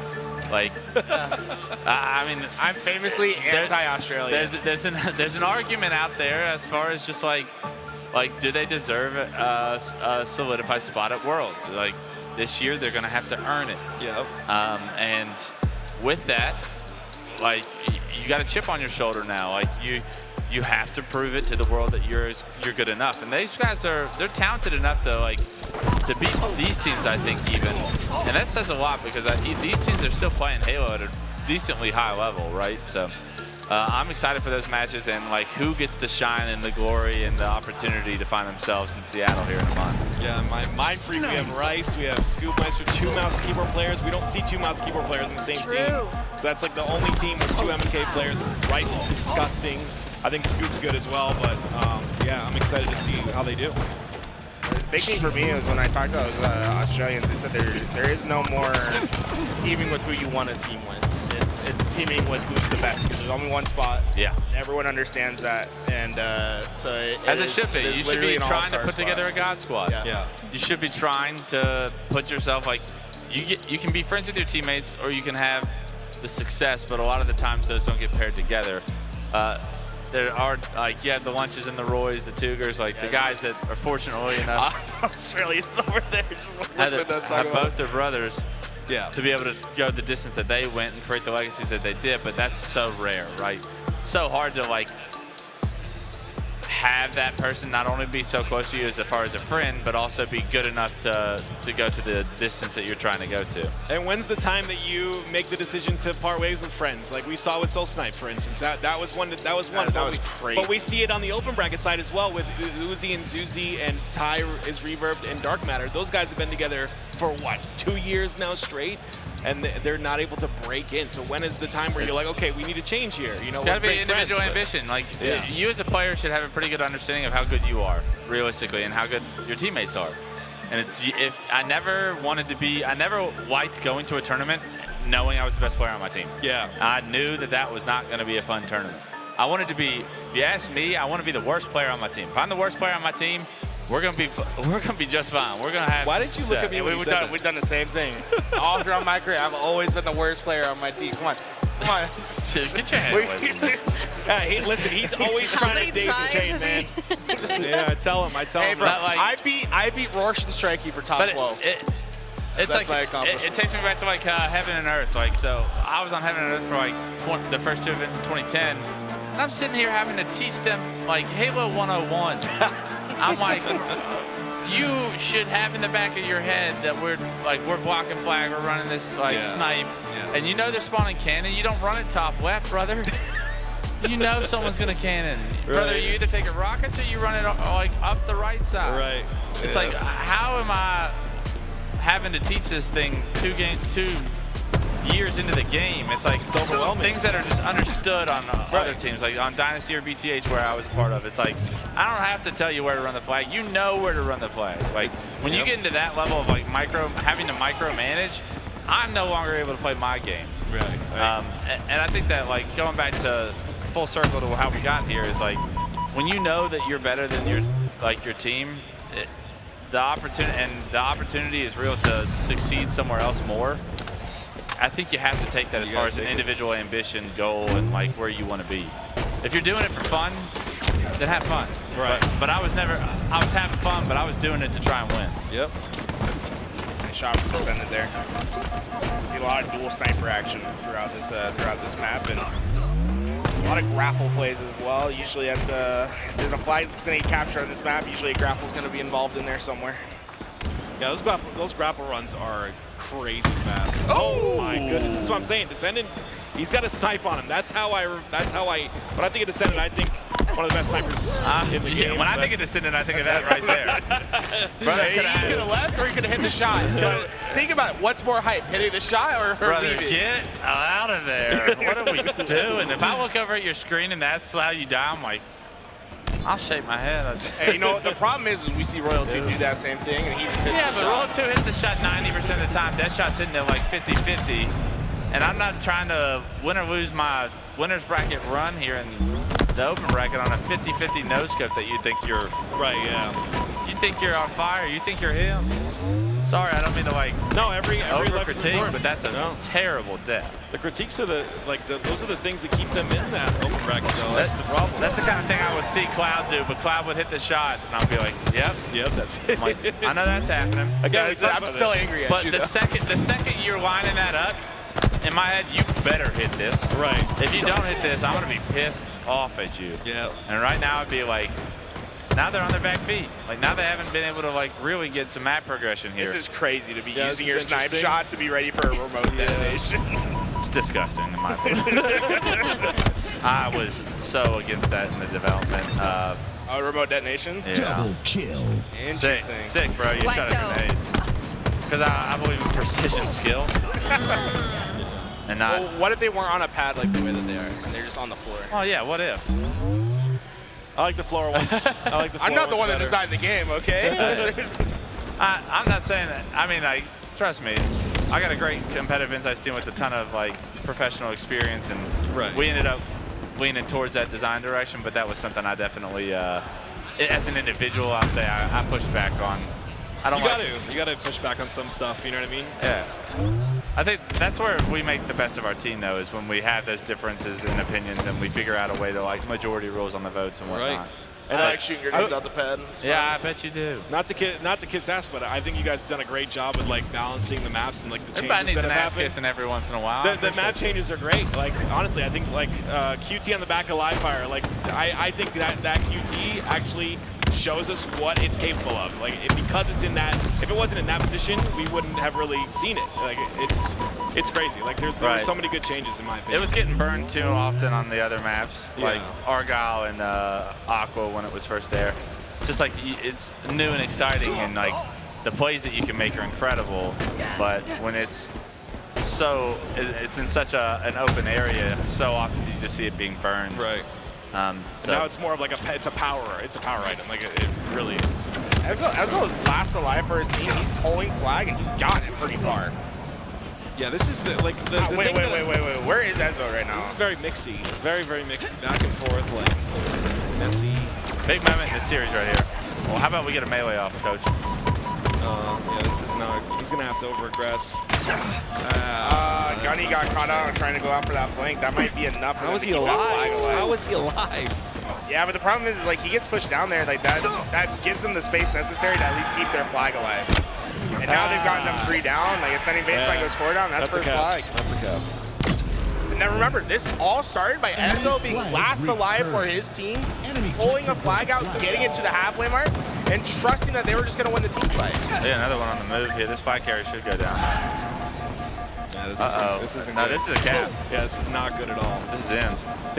Ascending baseline seems so like skittish. I don't know. Like They're getting his shields back. They're putting them on a poster right now. They need to stop this flag ASAP. This is not good, man. 2 down already.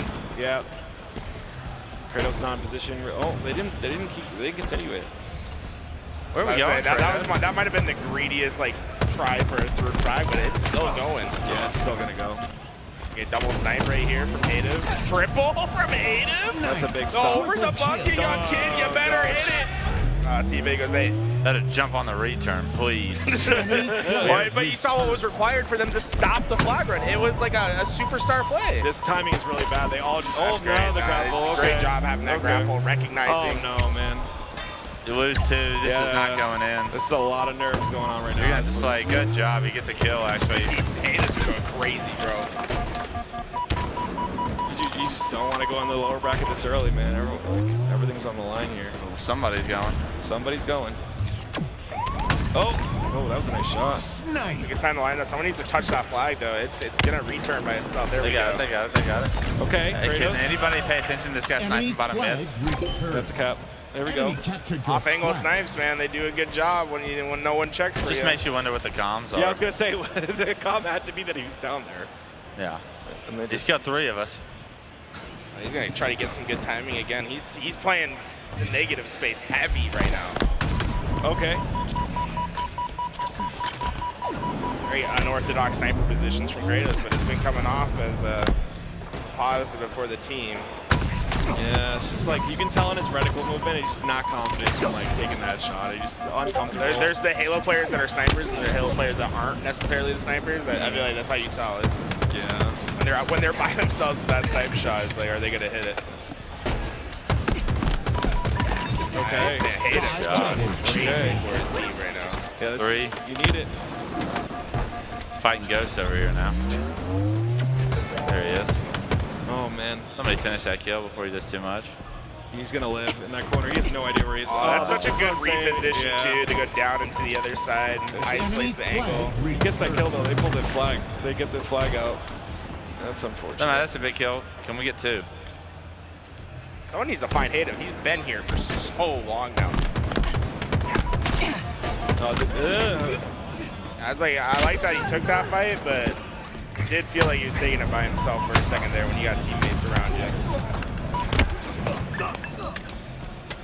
Just about everyone on the respawn screen. Kid Nasty, Hate, if we're gonna try to work this 1v2 together. There's spawn comes up right there. Is there grapple up? This is the big question. I wonder if AI is there for it. The mid spawns being removed is such an impactful thing. It just changes it so much.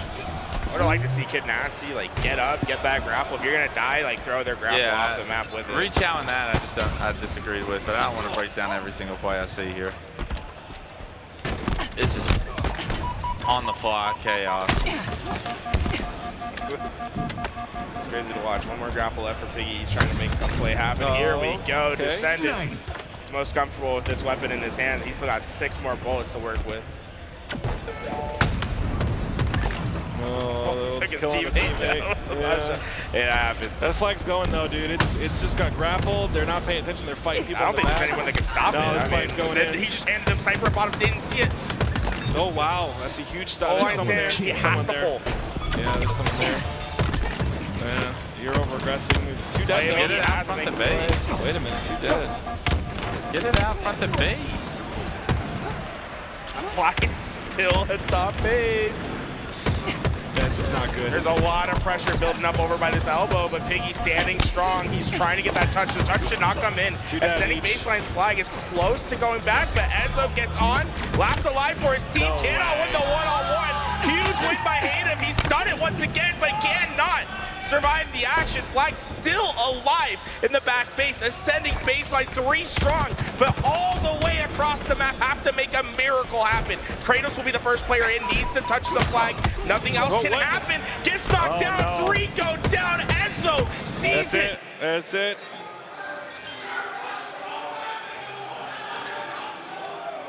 You guys played a very good game. GG's.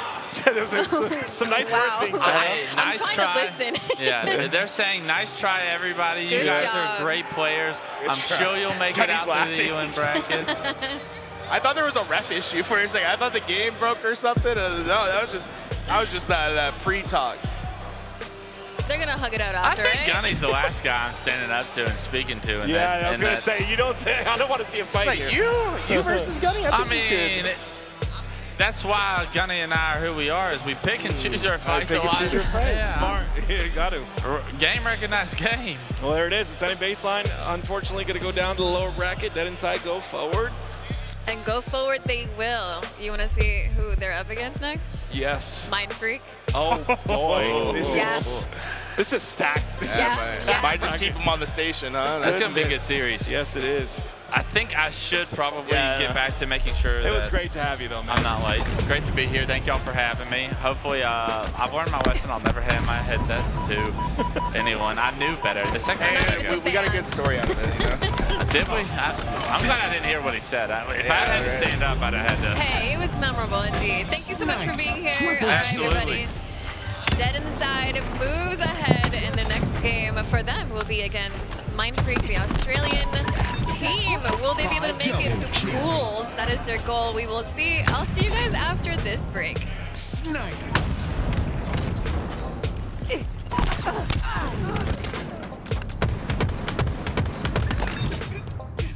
Double kill.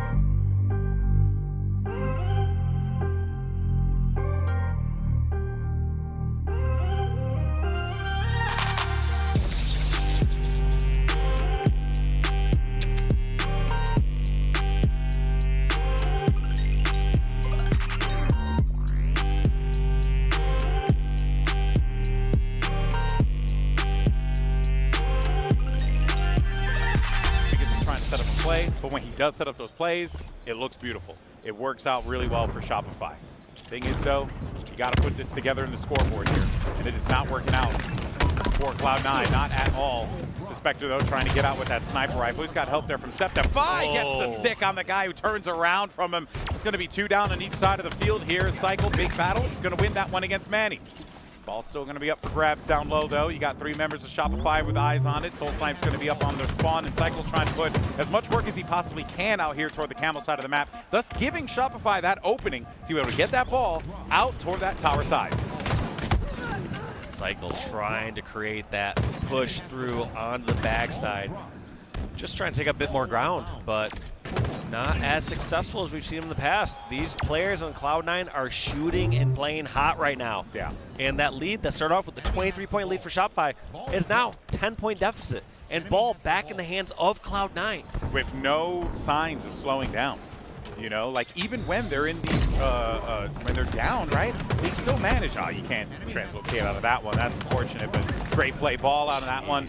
And they will open up the map again. So Shopify, they know that they have these players pinned toward green. You got to make moves here. You got to get that pressure onto Cloud9 because so far it has been C9's game.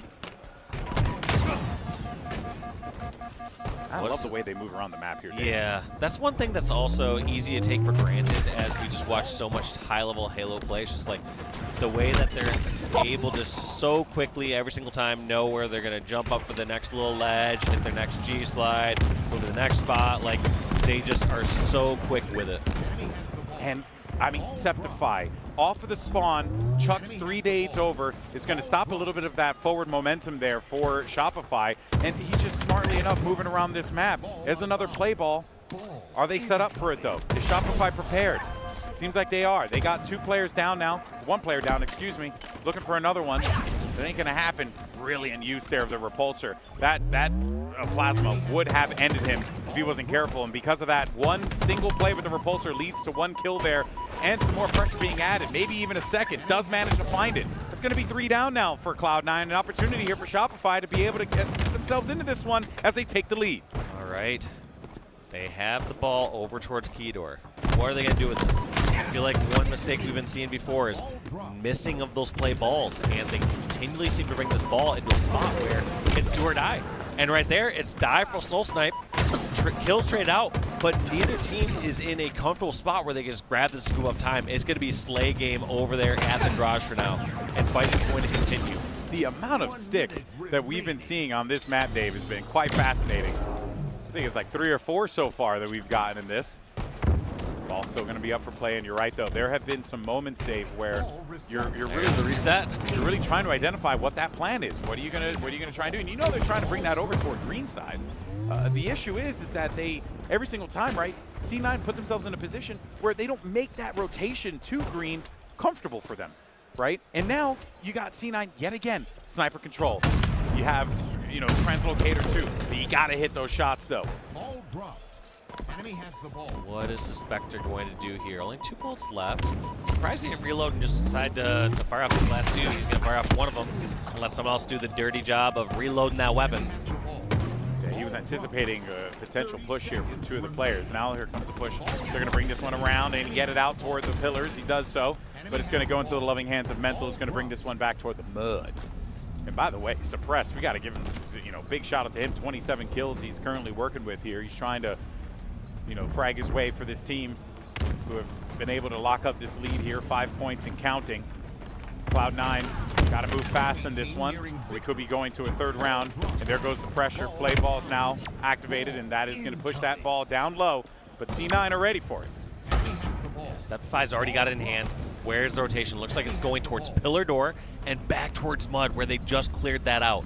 I like that ball, and I like that rotation. Most of the time, if you're bringing it back towards tower, you're almost exclusively going dummy door side. So that was a great play there from Septify. He's grabbing enough time to make sure his team has the lead, but at some point, if too many people fall, you have these kills. You got to get these kills. Massive play here. Soul Snipe's got to get this ball, get past it here. He's going to drop it. That's going to be 5 seconds. Is anyone in there? That's a little bit risky, but no one's in a position to be able to stop them, and that is going to push things forward. You know, these are the pros for a reason, but that was scary for me at the end there, just only bringing it that far along. Maybe he had more knowledge than I did. Maybe he knew that they were all bags or too far away, but generally I feel like you're going to want to rotate that ball a little bit further, just grab the extra second or 2 at a time, bring it to the safe spot that doesn't have as many routes of entry. But you know what, too though? many spots that people can go down there from Dave, either pillar door or they got around And that is what they need right now. Shopify needs some kind of linchpin, some kind of thing to just get them going, because so far it has been flat from the Rebellion. And C9 have looked amazing. So if they can manage to get themselves a few more of these, big rounds, these consecutive holds, right? You could be looking at a Rebellion that's starting to find their rhythm in this series. We could. I mean, first step was shutting down Manny, and look at the slays for Manny. Before, he was going like +8 or so. Currently, about even. So you can tell that he has been getting shut down in comparison to the first round and a half of how he was popping off. Yeah, he's been doing good, but it hasn't been that first round performance we saw from Manny. And that is the reason why Shopify, I mean, not that, and on top of that, Rebellion playing some pretty good Team Halo, right? Working together in those moments where they need to. I don't think anyone really was in a position in this oddball game where they were like dominating, right? And I think that's just a testament to how closely matched these two teams are. But Shopify, this is a team that's trying to punch for, trophies. They're trying to play for the top, right? This is a squad we're still like, hey, where's Shopify on Sunday, right? All these things. Right now I'm asking the question, where's Shopify on Friday? Because this is, this is the start of the tournament. This one, on paper, should have been a gimme for you. Granted, it's C9, great team, great players, but they're coming in with a team change. You've been building up a lot of momentum throughout the course of the season. So this was a Rebellion that should be, making a victory lap over here against the C9 team that's figuring it out. And instead, we got Cloud9, which, you could argue it's a new car smell thing. It's, the early team, jiving with one another. But this has looked like a diabolical squad on C9 thus far. Yeah, and I just looked at that kill feed where I just saw Manny take out 2 people, Spectre trade out 1, so just slay after slay is looking so good for them there. They can't move that round ball. Number 3. They can't move that ball over toward green for the play ball. There was no one there to be able to cover Septify, so instead he's going to have to dip that over toward Keydor. I like this play by Septify, though. He gets some damage, somehow stays alive, does the equivalent of a close enough play ball, tosses it over towards like Keydor down low, and still a nuisance out here. Generally, somebody out there is left for dead once they're stuck over in that garage with Septify finding an escape route. And I think Camo was grabbed briefly, but I don't know if it was used, and instead it's actually going to be Cycle who gets possession of it. So can they do something with this Camo? They also have that ball as well. Cycle has been pretty solid in this series. Some moments where, we're left scratching our heads a little bit, but overall, Cycle has been the X factor for this team in those critical moments when they've needed him. So is Suppress, though. Got to give him, that shout out too, because he's been fantastic. Cycle's looking for this opening with the sniper. Does here, you gotta win those. No, you gotta win those, and that is unfortunate. You hate to see it, kids, and that is going to be a play ball, but you got 2-3 members down for Rebellion. Just such fast play there by Septify and Cloud9. They got that first pick and did not hesitate for a moment. Didn't let him line up that shot and just made him in a do-or-die position. And he died. They got to play this ball, though. They got to play this ball, or else they're going to be giving up a green setup here to Shopify. And with how close this matchup has been so far, those little things are going to be the parts that kind of ruin you. But Cycle just muzzles Sab and just ends him with a melee shot right to the chest here. Ball control toward green. What's Cycle looking to do with this sniper? Looking like he's going to get that first buy shot. Last time this garage door, big door, was the problem. Does he have an angle? He has Snow Snipe over there to watch that. Looking like the push isn't coming from there, because if it was coming, it was going to be there already. Yeah, someone would have poked out already.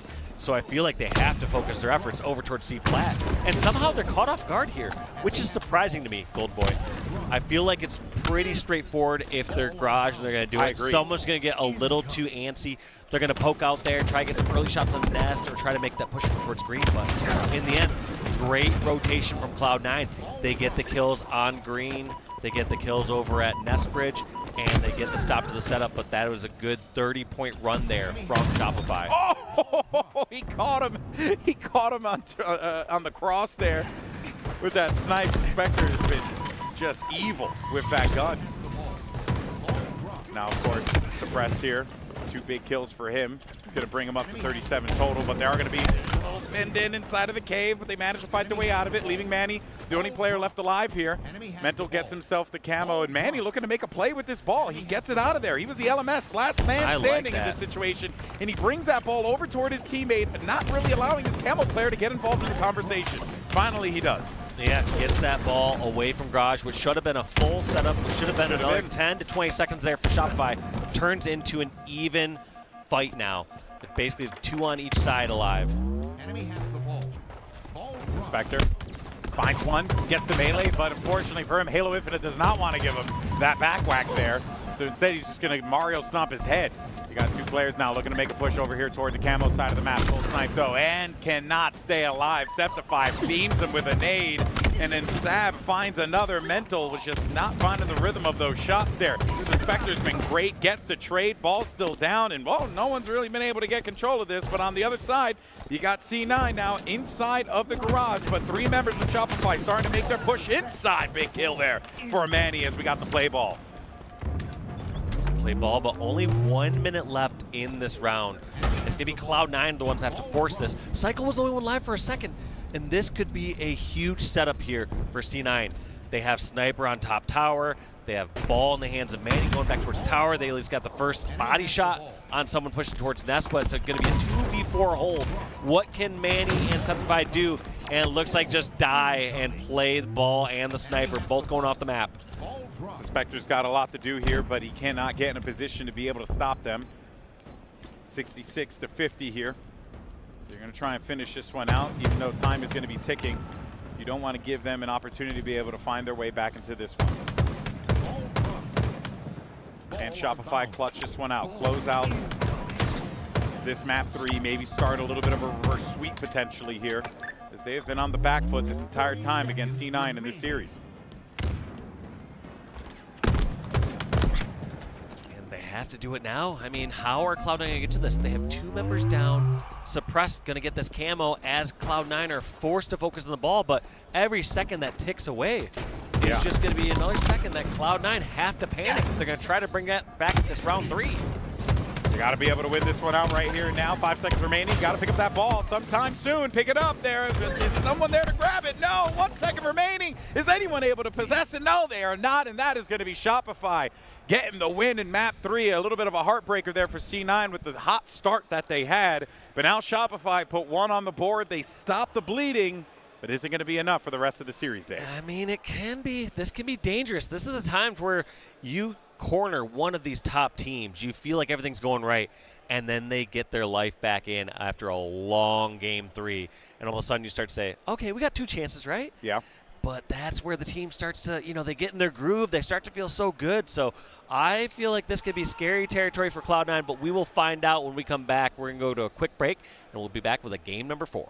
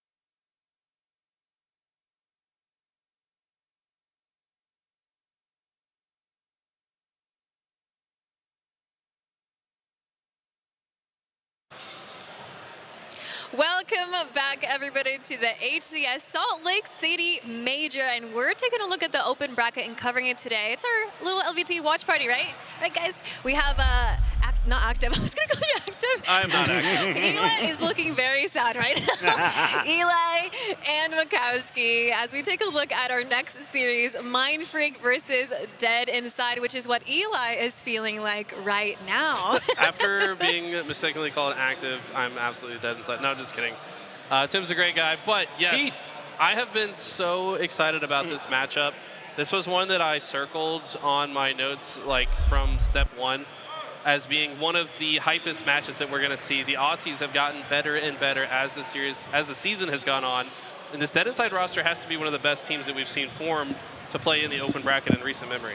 This is one of our heavyweight matchups here in the open bracket. Mind Freak not making out of the open bracket last event, if not for 2 Game 5 losses. The previous LAN, though, in London, they did make it out. Not only made it out of the open bracket, but got all the way to the top 12. So we know what their ceiling is. We know what their potential looks like. And it looks like here off the start, they're taking a big advantage. 90% on the board to nothing for the opposition. Such a huge start for the Aussies. And look at this, they're also rotating over to the tower side of the map. This is where the second hill comes in as well. So it's important to not only capture the hill that is currently in place, but also rotate for next. They've done a beautiful job of that. They've actually got 3 dead at the same time they capped the hill. This is as good a start as you could ask for. And by taking down the whole team for Dead Inside at the same time they scored, Eli, like you said, they're going to earn that next rotation and already start the scoring. It's 125 percentage points in this King of the Hill opening break. Dead Inside have got to get off the floor. Actually, it looks like we had the teams reverse. So they did just flip it. So they threw us off there, but it's Dead Inside on the left side of your screen, Mind Freak on the right side. So it's actually a huge start for Dead Inside. We're going to get the names on the screen here shortly. Just bear with us, but they're playing by the book so far. I think that's fitting, and it matches the energy level that we saw at the end of that Ascending Baseline versus Dead Inside series, where Ascending Baseline took game 1 and put Dead Inside on the ropes. Now they're rolling. Absolute domination here to start 2-0, and there's not even 20 seconds off the clock. And not sure which one this is, either Scoob or Rice. Definitely one of the 2 M&K players on the side of Mind Freak that we're on board with right now. Couple good slays. As another player approaching with the QT, great movement to get out of the situation and still be alive right now. Also finds the assist, so survivability insane right now, but Dead Inside continue to push and they will shut that player down. Dead Inside making their push, but it's possession of the hill for Mind Freak. A little bit of a flank here from HCS 356. We'll get those names up for now. Shots and nades out on the camo side. You can see that power up is up now. It's an even 2v2 for it. I think Mind Freak might actually have a numbers edge with the player on the frags up top. Yes, they do. So they play it very well. They position themselves well, and now they're making a flank after losing 3 members. This is going to be almost impossible to earn the camo, despite what looked like a good setup. There's a great flank from a member of Dead Inside that go to the key door spot there. It was just the extra angle they needed to win that fight, so huge heads-up plays by them. Neither team really getting a comfortable hold of this hill just yet, but it is Dead Inside now taking the lead on it. Mind Freak have to find a way to break in. To lose the 3rd hill in a row is just probably too big a deficit to come back from. I would like to see Mind Freak take this one. Yeah, a 2-0 start with 100% times 2 of the hill control. That's like winning an oddball round, 100-0. So the domination has been present here for Dead Inside, but for now, numbers edge here for Mind Freak, and they're in the hill with it. Scoopmeister with that no-scope takes his opponent down to 1 HP. Assist comes through. Great plays, great support, little bait and switch action there inside of the hill, and Mind Freak are starting to put it together. Anybody has been watching or following Scoopmeister, this guy literally forged the best warm-up map that we have in Halo Infinite, and watching him play it is mesmerizing. He just hits no-scope after no-scope after no-scope. Let's see if he can put those reps to work here. Unable to connect on the last 2 bullets of the sniper. It's just good pressure coming in from Dead Inside. They're not sending 1 by 1. It's always at least 2 members attacking. Now, because of how efficient and dominant Dead Inside have been off the start here, there hasn't been much clock in regulation burned off. So Mind Freak could go down 3-0, Eli, but like you said, they want to make this a 1-point game. Still 3.5 minutes left in regulation, so plenty of time to make that 3-0 comeback, but Mind Freak want to start getting a little seeing is believing going on here. I have to agree. It's definitely been more slays on the side of Dead Inside, but this 3rd hill has been a lot mixier than the first 2. We see a trade come out, huge double kill. Looks like Ezo going to be the last member of Dead Inside alive, but he's got that hill time and no one's contesting him just yet. Ezo In the hill, he's got Envor.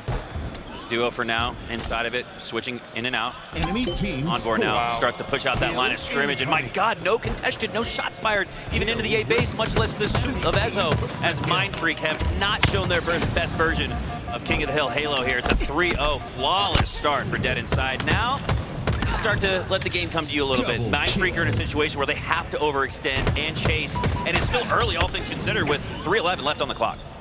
Plasma missing a couple shots there in that engagement. I'm not used to seeing that from him. Usually one of the straightest shooters in the entire continent of Australia. But yeah, I have to agree. I mean, Mindfreak fought well for that third hill. Just ultimately, Dead Inside had strong end game. Last player alive on their team capped it. But I do also agree with Mindfreak's decision to rotate to here early. They did secure about 60% of the hill before losing their setup. That early rotation earns them the early lead on hill number 4, but Dead Inside are already back in it, and that is not a good sign for Mindfreak. The fact that they had the early rotation, you're almost always going to get to at least 50%. With efficiency maybe 75, they were only able to get in between that. So we're not seeing the best version of Mindfreak. We're not seeing the version of Mindfreak that made it out of the open bracket and into top 12. But now Scoopmeister has something else to say about it. And all it takes is one spark, one triple kill, one dead hype moment from Mindfreak, and they could get back in this, but they must get something going. Otherwise, this game 1's going to Dead Inside. Shout out to Coach Looney. Talked to him a little bit before the series. Told him, if there's one thing you need to do, it's get these guys fired up. If they get a nice double kill, you need to roar, get these guys adrenaline flowing. That is what I look for in a coach, given the hype. And right now, Scoopmeister hitting some shots, so this is the best that they've looked yet to capture a hill, but that clock is dwindling down, now less than 3 minutes on it. Steady with that mouse, and Scoopmeister, a few no-scopes now. Gonna finish the fight, finish the job. A couple other players in the hill for Mindfreak, so a defensive positioning here on the green side for Scoopmeister. A-spawns for the rest of Mindfreak, and the push is already through, but dead Scoopmeister takes advantage of it instantaneously, and that's exactly what we were talking about, getting a little killing spree, a couple montage moments, Jeff Steitzer in your ear, and it looks like Mindfreak have gotten themselves back in this fight. Still have plenty of time left, 2.5 on the clock, and that will make it a 2-point game. Big hill win at the very least, even if they do end up losing this, to say, you know, we put up a good fight, you know. That's something kind of that you take with you into game 2, and don't get me wrong, they are still absolutely in this, but score it all is a big deal so far, and maybe that's the spark they needed to get back into it. Confidence hill that you take into game 2, but Mindfreak are still in this, only down by 2, still over 2 minutes left on the clock, so the timing, the pacing is in their favor. The match so far has not. Still on board here with Mindfreak. This one is Sways as the push comes through from the dummy side. An aggressive push here from Dead Inside, playing for this next camo, and if not for Plasma and his duo on the dummy door, it might just get it 2 down on each side, and it looks like Camo was able to go to Dead Inside, and that is incredible. You can almost see Plasma looking around for it, like, where did it go? But I believe Dead Inside has it. Sniper in the hand of Plasma. Cannot land that last shot. He's kind of cautious here as he pushes forward, recognizes he's too far up. Also sees 2 of his teammates die in the kill feed. That is not a good sign. But able to find a kill, maybe 2. Wisely backs down here, has a teammate's help as well. Enemy team took the hill. Just feels like Dead Inside's defense has been way too strong in any situation that Mindfreak try to push in. And you can sense Dead Inside don't feel pressed to get inside the hill. Really waiting for the opportunity to strike, and here it is. 3 go down for Mindfreak. Dead Inside, 2 down, so a lot of players on the respawn screen as Scoopmeister makes his way through to top mid. Has a flank set up here, but it recognizes through communication or game sense the player is nearby, close to the ventilator, takes him down. Quick flick, double kill to the right, and that's the advantage you have on MNK. Enemy team definitely turning faster than any controller ever could in that situation. Enemy Scoopmeister's so smooth with it, man. It's just, I don't know, his target acquisition ability, some of the most impressive that we see across all mouse and keyboard players. He does finally get taken down. It's going to be a double kill for Piggy. Enemy team drops out, but another member of Mindfreak's there, and if they cap this, they're right back in it. Oh, the no-scope from Sways, as he's not having himself the game we're used to seeing from him, but maybe this gets him back in the mix. This gets Mindfreak back in the mix. They're on a roll here, scoring the previous 2 hills. 1-point game, 1.5 minutes left. Oh, he's out here. Okay, so when people talk to me about this team, I consider Sways, and don't get me wrong, I like all these guys, they're all fantastic players, but I consider Sways their best player. I think when he is popping off, this team could beat almost anybody, especially in this open bracket. but he's just not himself yet. But, you know, a little bit of... He's on mouse and keyboard, right? No. He's on controller. Okay. Sways was the guy that we saw Native go on that crazy shock rifle spree on recharge in Atlanta. And he is an absolute menace. But right now, just not playing like his normal self. If he can start catching fire, Mindfreak can absolutely come back in. And by the way, while I've been yapping, they've almost secured the third hill. Beautiful headshot. You could only see the head, and he took it. As Descendant starts to make his way into a defensive posturing position. 1:17 on the clock, and Mindfreak are just 5 seconds away from tying this one up. Descendant takes it to the sky with use of repulsor, stays alive, and somehow wins what looks like a BXP fight. This has been an insane comeback. Mindfreak needs literally 1 second. They are 4 dead, so this next push has to be successful for Mindfreak. Takes 40 seconds to capture a single hill. Mindfreak know they can take their time with this. I'd like to see them earn some space on the other side of the map and then approach from multiple angles simultaneously. They can overtake this hill and get the last second that they need. That's what it looks like Mindfreak are doing, waiting for all 4 to spawn up. But the first strike goes to Dead Inside as Rice goes down, and now Scoobmeister looks to clean up on some of that damage, but the Nest is too strong on that positioning as Dead Inside are able to earn a crucial 2 slays, and they're going for the finishing blow right here. Dead Inside just have to hold off this next push and they'll close out game number 1. But Mindfreak, should they get the hill player out, will have a great chance to take it for themselves. Look at the push that's coming in from multiple angles. They force the hill player out, and at the last second, Ezo able to kill the hill player, but everyone's rushing in. Nobody sees them. Mindfreak are dive bombing towards the hill, and they're putting it all in. They're all in, all the chips into the middle. Oh, but Mindfreak goes off the map, and Dead Inside with the Mind the Gap take game 1. What an insane end to that game.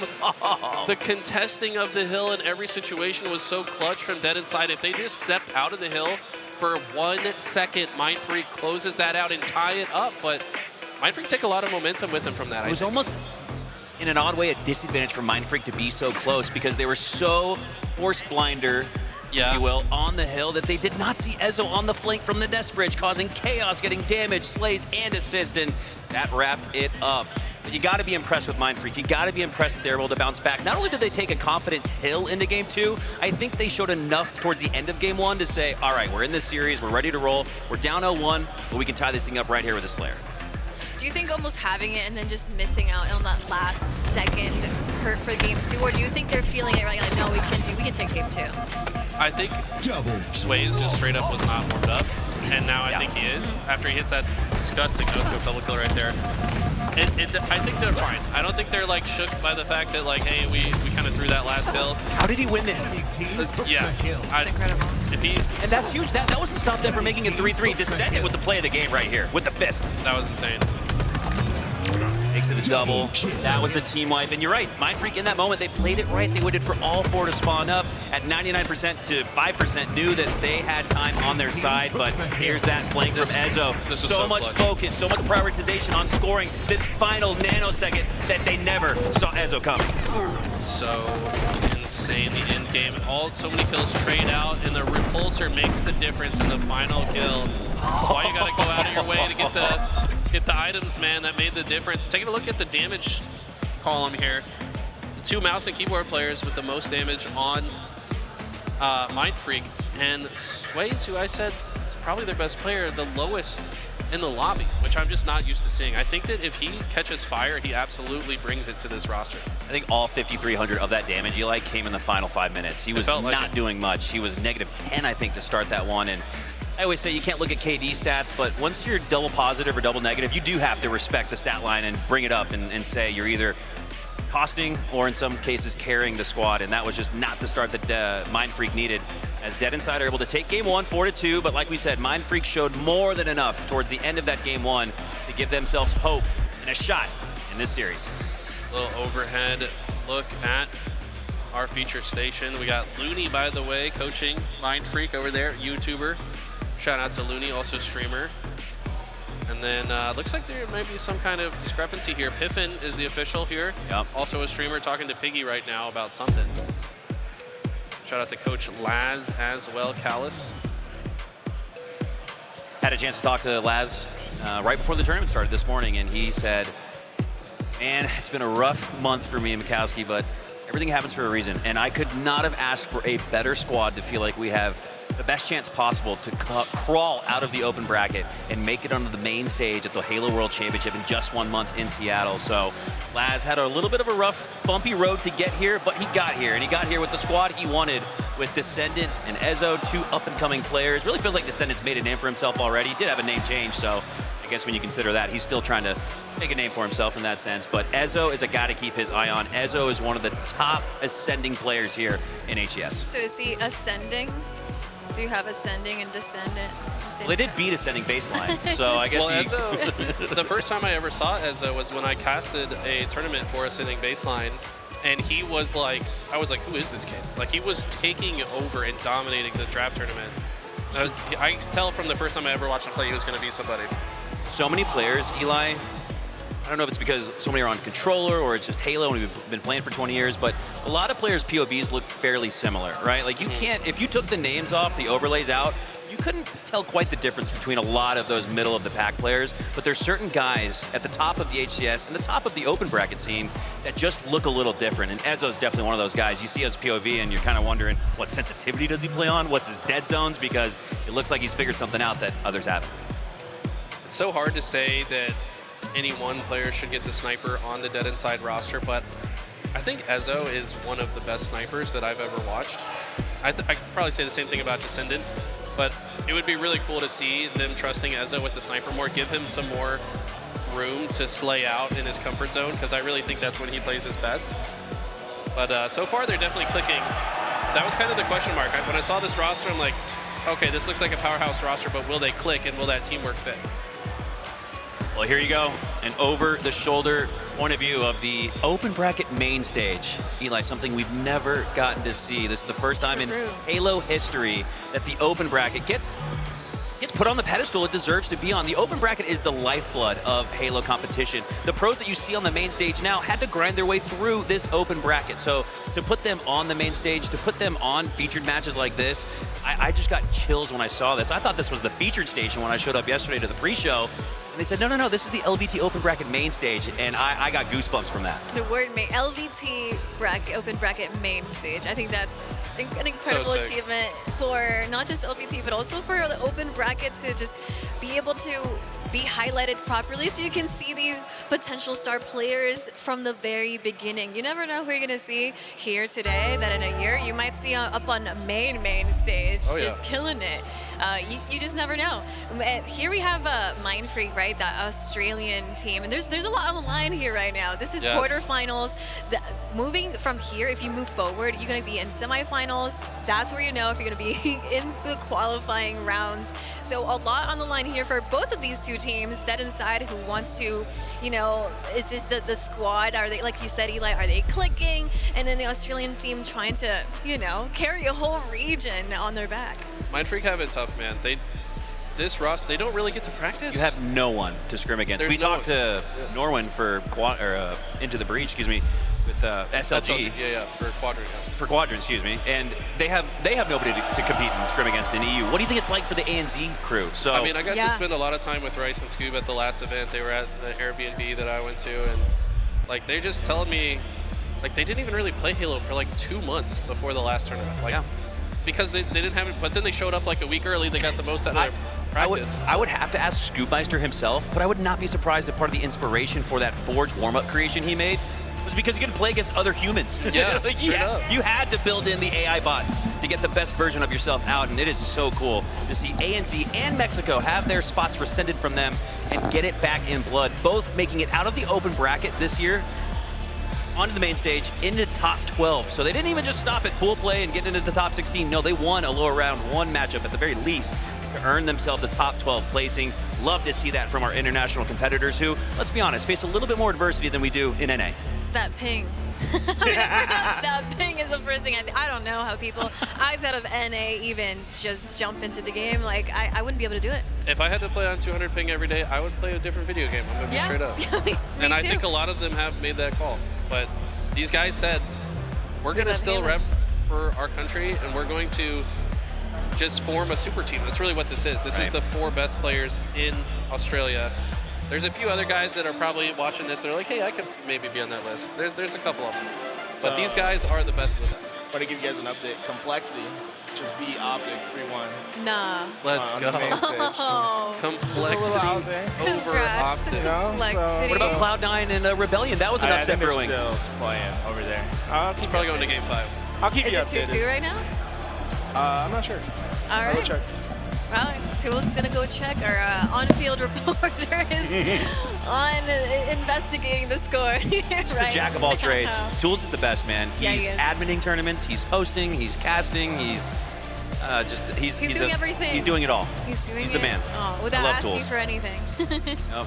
Yeah. Hands on the pulse of the tournament, and looks like maybe there were some tech issues. Everyone restarted their Xboxes at the same time. Pippin, trust him to make sure EAC it's hitting land.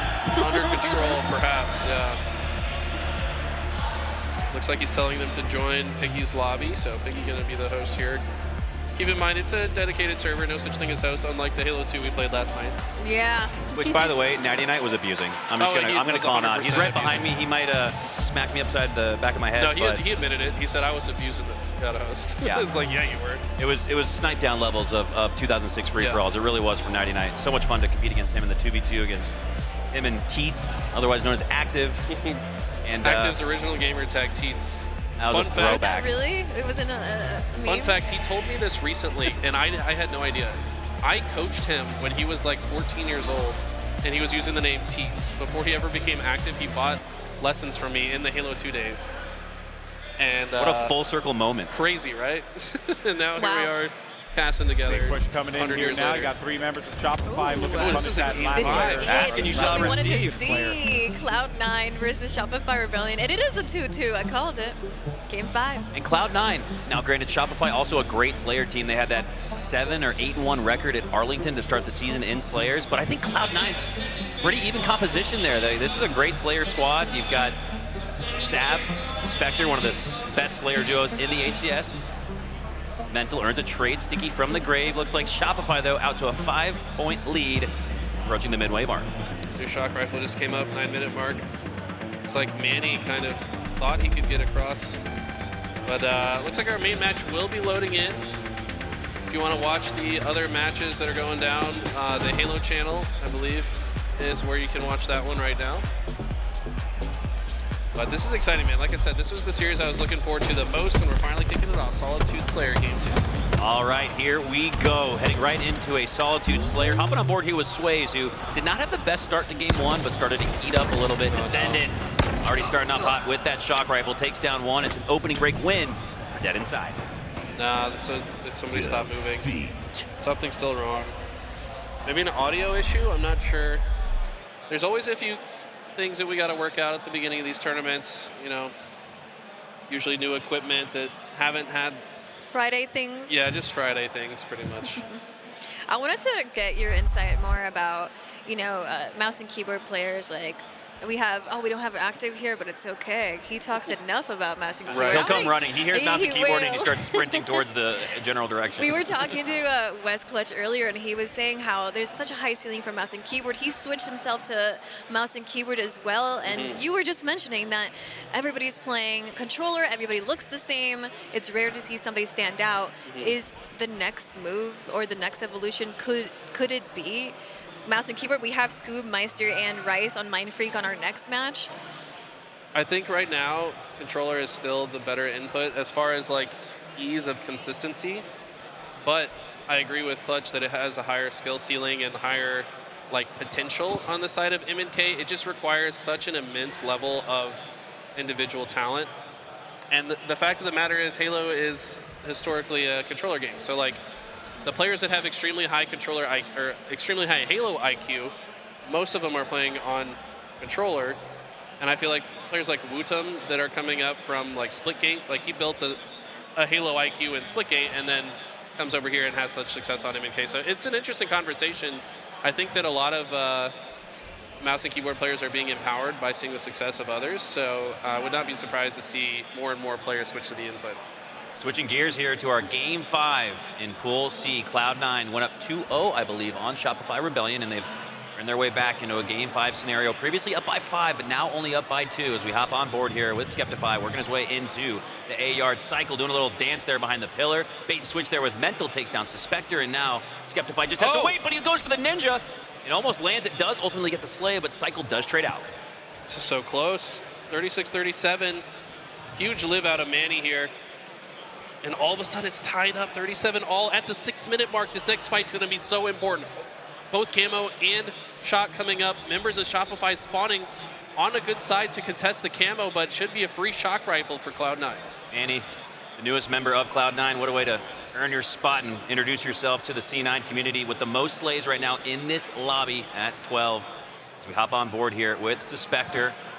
His way into the bend. All 4 go down for Shopify, and the lead flips to Cloud9. They're now up by 3, and Suspector's roaming with the Camo. He's going to grab the shock as well, but it's going to be watched. Perfect timing. I think they were using it as bait at first. Very careful approach from Suspector. They now take a 4-kill lead, and they have great map positioning. The spawn trap is in effect. Shopify Rebellion look like they're at a Starbucks getting a latte. Everyone inside of that spawn location, and Cloud9 know it. And with this shock rifle set up, you might see a couple hopeless Shopify Rebellion players fall into the scope of Suspector. This could be match point. Very curious to see how Shopify play this. They have managed to fabricate a kill while all being holed up in the cafe. But the longer they stay there, the more easily Cloud9 can just surround them on all sides and give them no escape options. First priority, you could argue, for Shopify is to take down Suspector, but he just won't die, continues to get damage. Now you can see that rotation happening, but you're rotating from one weak spot in the map to another as Shopify work their way from C to A, and Suspector knows they're coming. It's because his teammates have cleared out that side. They've given him the intel. No one's here anymore. Must have rotated into Yard. There's only so many places they could possibly be. Yard and Tram. Current location suppressed, just waiting probably for intel. Look at Cycle's position as well. Not going to peek for long enough to give Suspector a headshot. They're going to give him that respect, know that he's capable of hitting these shots. I don't know how they choose to play this. I mean, the more time that runs off the clock, the better it is for Cloud9. Suspector now making his rotation. Interesting to note that Cloud9 have just about taken up the space that Shopify Rebellion were at a disadvantage in that cafe, and they have to be careful they don't especially give the C side, the high side of the map back, and that's what Cycle and his teammate are working towards. But Suspector has that trap set, baiting a potential camo grab here, takes a quick scope shot on the Mental, doesn't land it. Suppress gets the opening break strike, and this could bring Shopify back, but Suppress goes down shortly after and trades out. Camo still up. Any kills trading back and forth. So far been slightly in the favor of Shopify. They're now brought up within 3. I think this rotation was so that Suspector could get a better eye on the camo. Right now the camo is just being used as bait by both teams. No one's really gone for it, but Cycle, we gets it. Finds a moment of time to grab it. They're only down by 2, but he gets cut down pretty quickly. That was bait. 45-43 though. Shopify are still really close, still within 1 possession. One fell swoop could switch the lead in their favor and give them a miraculous come from behind Game 5 victory. But it's Manny who has other thoughts, setting up for a potential push here. Back smack maybe presenting itself. Yeah. They don't know that he's here. He knows that they don't know he's here. Shock is about to come up. They have no reason to move. They've got a nice little L shape here. Shopify really playing in from worse positioning in this moment. Shopify haven't been out of this A side for minutes now, and yes, you're right, especially so with a 3-kill lead. The emphasis on Rebellion to push through. They have to take the initiative to break this map open, but that's where you take your greatest risk and maybe lose your first member. I think, okay, this is probably the strategy here. Oh, nice trade. That's a win for Cloud9. Massive trade for Cloud9. 47-44 now, but those 2 slays going down have given both teams the opening break, the go. Suspector deciding which target, chooses wrong. Skeptify out in the middle. It's tied 47 all. Oh, Sab's the last player alive. All 4 of Shopify probably have him in his sights. And it's going to be so hard for him to stay alive here. A staggered He's going to try to stick here. somebody if they round this corner. Oh my God, they're not taking down Sab. Sab is staying alive somehow. And he waits through. The teammate spawned up. Suspector gets the opening strike. 48 all. It's just a 2-kill match for both teams. But Shopify in the final seconds, making a 49-48 game. Needs just one more. Suspector at the backside of A, working his way through. Going to go one-on-one with Suppressed. Oh, but Suppressed doesn't see him. Oh. Suppressed doesn't get the trade. 49 all. Suspector with the game potentially in his scope. Oh my God. No! Soul Snipe steals it, and Rebellion earn a reverse sweep, 50-49 victory to take down Cloud9. What an insane series.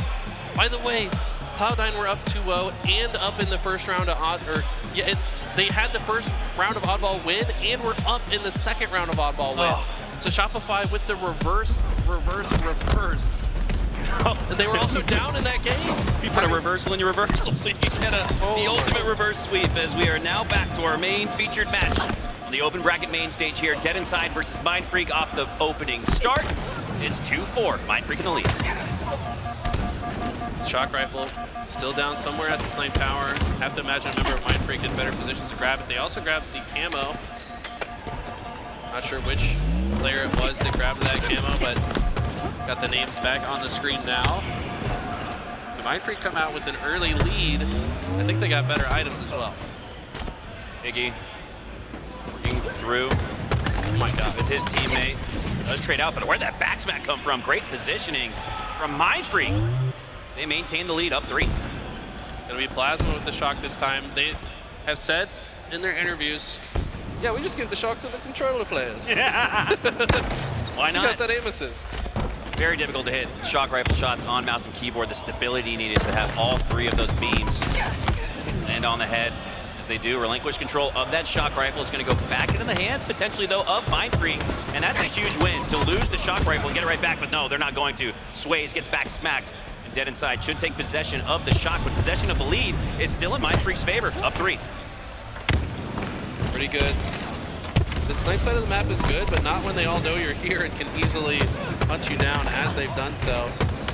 Mindfreak do somehow get these kills and stay alive. How did Rice just stay alive in that moment? That was insane. He was one shot. Great health coming out of the team. Ezzo trying to get some high side advantage, but he goes down. Iggy now. Low shields. Anticipate the chase is coming through, and it does. Goodmeister, I believe that was, takes him down, and now Mindfreak with a big lead. It feels like it's been a rather slow-paced start to this Solitude, and Mindfreak have been taking advantage of that. Just feels like many 2v1 scenarios in favor of Mindfreak. Dead Inside got to start playing closer together, start using that teamwork, baiting and switching each other out. Can't get overconfident. These guys on Mindfreak are no joke. I mean, the thing is, if you're an American team, a lot of these guys have not had the experience to play against these guys enough to know just how dangerous they are, and I think they're finding that out in the hardest way possible. By the way, at the top of the screen, it's Dead Inside that have the 1-0 lead, not Mindfreak, for context here. Impressive play there previously from Sways with the camo. Not trying to force anything. Doesn't need to here with Mindfreak up doubly. 9-18, now 10-19 as Dead Inside go 3 down. This is the exact opposite of the start we saw previously. And now a triple kill secured for Plasma. No opportunity for the overkill, but it's domination now for Mindfreak in the Slayer. Look at this. He moves forward to block the tram spawn. Probably expected a loop spawn at some point, so just patiently walking through here. Now as he cuts down the shields and cuts off an entire rotation of the map, teammates are going to blink through, but Descendant, always so disgusting with the shock rifle. He's going to find 2, have to scurry away to get his shields back. Descendant secured the win in game number 1. Now he's helping secure what looks like a comeback. Dead Inside, but just I say that 12-22, Mindfreak have really ran away with it in the opening goings. As Descendant, a lot of shock rifle left to work with, but Mindfreak wanted 2 pushing up the poster side. Descendant goes down to low HP, has support though.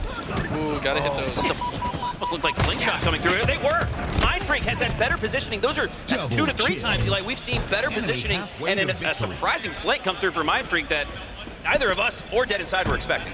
They've been catching them off guard on repeat this whole game. Maybe their style of play just not similar to North American teams. I mean, sometimes you get used to playing the same meta against the same type of teams, and then you get thrown a curveball like this Mindfreak roster. It's no surprise that maybe they can catch them off guard. The greatest play at the highest level of competitive Halo is the one your opponent doesn't expect. And so far, Mindfreak have had multiple flanks that have really pulled the slippy on Dead Inside. As I did see that camo up top mid. Not sure who was able to make it away with it as Descendant makes his way through to A. Has a thrust to work with, and Descendant, one of the nastiest players with the thrust. Everybody had an advantage with that equipment, but Descendant especially so. He'll probably dip back here, stay alive. He does. He gets the assist. Descendant with a great play with that thrust. All the while, though, Mindfreak have kept their 9 or 10 kill lead for quite a while. This still there. Was sitting here for so long, 45 seconds. They did not despawn. Takes about a minute, I think, to despawn. That's if no one's looking at it, so. Camo and thrust, so Descendant really has that sneaky kit, the mobility kit, and now he has an opponent in his sights. A good grenade toss, and no, Descendant with that thrust, able to avoid all fragmentation grenade damage, earns the double kill, gonna get back up to full shields quicker because of that, and already working his way into the cafe. Dead Inside are absolutely forming a comeback led by Descendant. Look at this, immediately cutting through the other side of the map, predicting the next set of spawners. He's ready to apply pressure, but they're ready for him as well. Immediately shot as soon as he exposes himself. That's great awareness out of Mindfreak to know that he's on the way, and some great damage as well to keep him at bay. Descendants have been called out. All members of Mindfreak, once they turn around the corners, whether it's the left or right side, instant shots into Descendant, which sends him down below the A ledge. 3 go down for Dead Inside, and now Mindfreak are starting to regain some of that control, but now the match is close when things officially start. 31-34. For a moment, Dead Inside had brought it back to within 1 kill, but Mindfreak do clean up the situation. Got the kills they needed to at least get out of the trap. 6-minute mark is approaching. Most important minute of the game. Both Camo and Shock spawning right now. Which team will win this next fight and get control of it? Plasma! He's been on fire with the Shock all game long. Gets it again. Is unable to stay alive though, and they're gonna want to get back to that snipe side to get that Shock rifle. Dead Inside are only down 1. They're now tied after previously being down 10. They've brought this game back. But Mindfreak regain the lead, only up by 1. Scoopmeister still up. Anticipating a push, doesn't see it. Camo is still up, and it's gonna take a couple of slays to earn that next Camo. Top mid. Oh, somebody stole it. Somebody got away with it. Somebody on Dead Inside. Not sure which player it was. But Mindfreak have changed their strategy. They said, let's wait for this Camo guy to reveal himself. Let's not overexpose. I feel like this ledge is one of the more predictable ways for him to appear. So Descendant, he's trying to juke. I think he's like, they saw me, I'm gonna act like I'm going somewhere else, but then come back. The no juke comes back with the plasma pistol charge as the Camo expires. Gets one, but good job by Mindfreak to clean that up. The rest of Dead Inside are here though. Good job by Descendant too, after getting stuck, to work his way towards that player. Take them down to 1 HP as they do get cleaned up. Nice cleanup there from 358. That sways. Wow, 40 all. This is big right here. Sway's still not playing the way that we're used to seeing him, man. But he needs to get back into the mix. 40 all. Collapses in. Somehow that player stays alive. That's massive for Mindfreak. Seems like they have each other's back in so many of these situations. Next Camo's already up. You can see both teams now setting up for it. Mindfreak on the poster side, Dead Inside on the cafe. Flowers. Oh, huge. Great nade shot there from Sways. Maybe that's what gets him back in the game. They got 3 dead right there and only lost 1 player. Extended their lead back to 4 with just 5 to go. You feel pretty good about your chances. On top of that, they've taken up 75% of the map. Force the spawns into the blue side, not where Dead Inside want to be. Once again, they've got to figure out a way out of this. We saw Shopify in the same position in the last game 5 that we saw. They were able to successfully escape. I don't know if Mindfreak's going to make it that easy in this case, though. Now Mindfreak have the Camo. Scoopmeister playing more for intel and information rather than damage. Playing this patiently. The 4-kill lead. Plasma with that intel, with those pings, starts to find an angle here, to find some side shots here, some unsuspecting foes for Dead Inside, but they are watching their 6. Feels like Mindfreak's totally content with just keeping these animals trapped in their cage. I mean, look at their. This is what Shopify was facing. Yeah, they're literally all trapped there. They have nowhere to go. All of their escape options are watched. If you're Dead Inside, you have to make some type of play call here. Do we all send it to one side? But at that time, you're worried about getting flanked, so you've got to just watch all the entry points as best you can. All the exit points are being watched on the other side, and time's just burning off the clock. The longer this standoff ensues, the more the clock becomes a factor. In a 5th teammate, you could argue, for Mindfreak, up 4 already. Again, the emphasis is on Dead Inside to make their push, and eventually they're going to have to choose to go. And it looks like Envor has chosen that moment for now. Ezo goes down, though. Dead Inside. Wow. Make it a 2-2, but a trade out here just continues on. That 4-kill lead for Mindfreak, needing only 3 more to secure a tie in the series. It looked like it's such a good play by Envor and his teammate there. But as they make those 2 kills, 2 of their teammates die behind them. So in the end, not worth it. Mindfreak just closer to that finish line. And Camo's coming up in 15 seconds. Everything in favor of Mindfreak right now. As long as they don't make any silly mistakes, should be able to close this out. And Mindfreak know that Dead Inside, it's on them to push, so Sway's there shooting the pad to stop that push. Through LR. It's Rice now, down to low shields, down to the bottom of the map. Has support though on the hotel side, but that player's taking some shots. 3-5-5, Scoopmeister gets a huge slay, makes it a 5-kill game. This one's over. Mindfreak tie up the series. So disciplined in the end of that game. A lot of teams would get impatient and be like, they're all stuck there, let's just push them. But no, they waited. That's what Cloud9 did. Yeah. And what happened? Lost that one, 49-50. I even said, why would they take the disadvantageous positioning? I know maybe setting up for the next camo, but Shopify Rebellion in there, in this series had nowhere to go. That half A spawn, you could argue, is even worse than the A spawn sometimes on Solitude. And oh, for sure it is. Great there's job. Just no items in there. Right. You get a couple plasma grenades, that's it. There's nothing to work with there, and Mindfreak played that perfectly well. It almost like they played like a King of the Hill where you're up 2-0 with 120 left on the clock. That's what it felt like almost there. Mindfreak was content to take that to 0-0, but they earned 50 instead. In a hard-fought series tie, this one, Eli, could go the distance. Our first best of 5 so far in the open bracket. We might just see game 5, but here you can see early on, Mindfreak were up big. That was a big one for Sways too, I think. Like we've said, this is not the normal play that we're used to seeing out of Sways. We're used to seeing him pop off. He's usually one of the main slayers. Hasn't looked like that so far this series, but just getting that one win, having the confidence, hey, I didn't even need to slay out, and we still got the win. Maybe that's the comfort that he needs going into this third game. Both matches so far in this series have taken on the same complexion in that one team gets out to a very big lead in the early goings, and then the other team has a great end game, but they get so far out of it in the beginning and middle that they don't have a chance in the end ultimately. So which way is this one going to go? And I believe when we took a look at our series layout previously, an oddball sets up for game 3. So you're going to take not only a 2-1 series edge after this game, but a really big advantage, I think especially so after an oddball that lasts at least 15-20 minutes or so. I think it was Streets oddball, if I'm not mistaken. So it's going to be a fast-paced one, very different from those first 2 games. You cannot really afford to sit around and do nothing on this game type. You have to be moving at all times. It's kind of the most forceful of action of any game type, I think. This one's going to come down, to me, Eli, it's going to come down to the rotations because of how small the map is, like you were just inferring.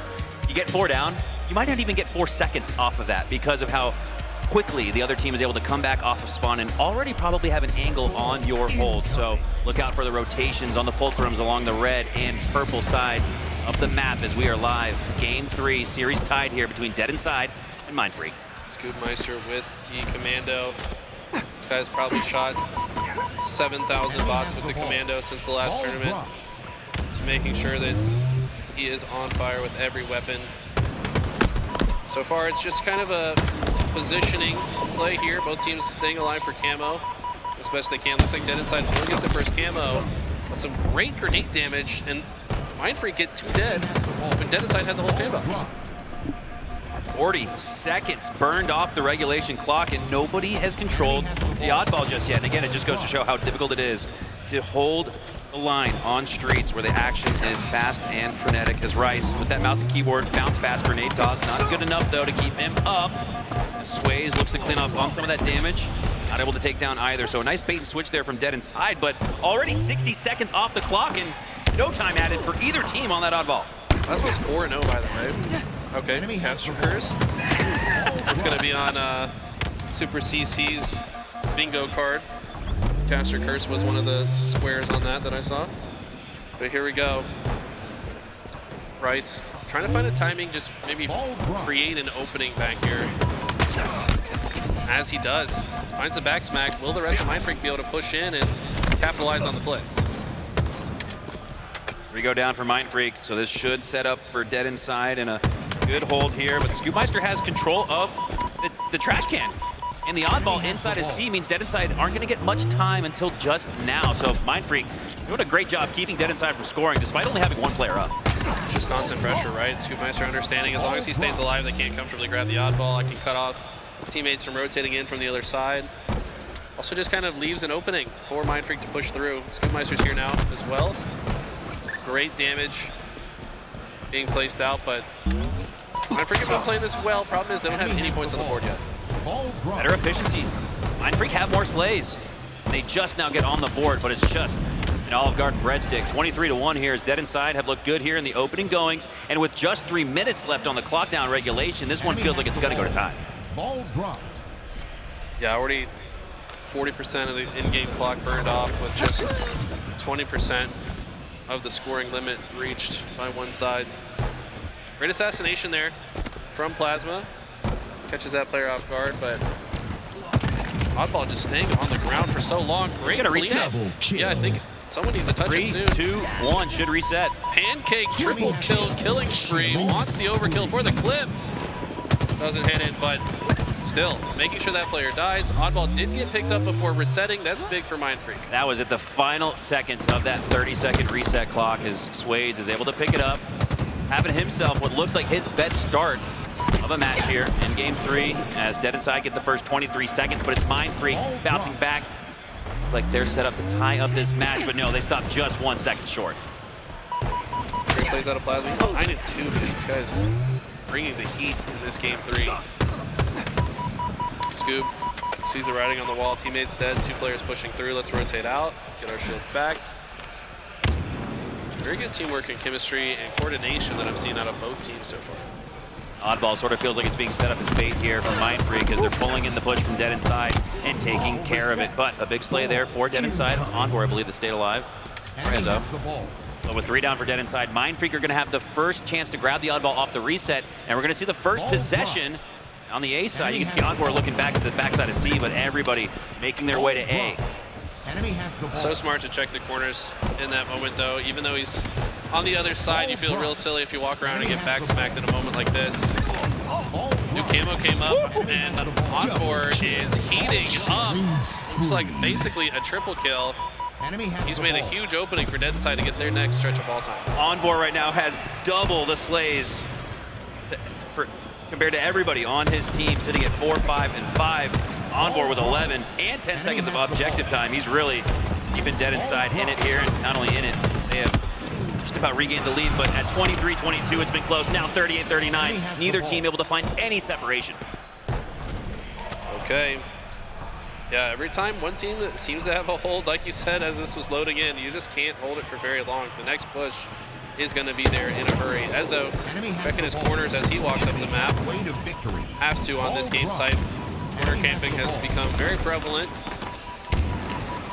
For good reason, it's a good strategy, but this soccer rifle looks to do a lot of damage, and it does. First kill, and second player gets the no shields. The Mindfreak don't have anywhere safe to go. Ezo with that stalker rifle shuts down an attempted rotation from A to C for Mindfreak, but they've just held Dead Inside. Set up strongly at the backside of C, and after a 20-second lead taken by Mindfreak, you could just see another 20 here go to Dead Inside. With 90 seconds left in regulation, this one is still too close to call. This feels like a play that Descendant learned from Ryan Noob, does it not? Descendant taking one out of his old team captain's book. And he's looking left to not have his bandit peek out. Yeah. So he's doing a great job to obscure himself. Doesn't need the shroud screen to stay hidden now. Heads inside of it to take down 1. Can he make it 2? No, he goes down, but not before Dead Inside flip the lead. Wow.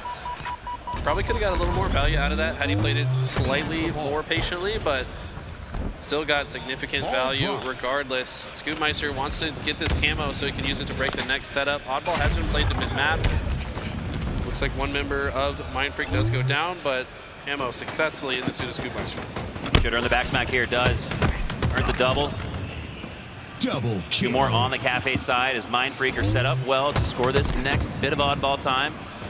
But again, Dead Inside are doing a great job, despite not having a numbers advantage, just keeping the opposition busy and thinking of something else other than scoring points, as Mindfreak are able to secure the oddball, take it into B, and with less than 60 seconds left, it's just a 9-second game.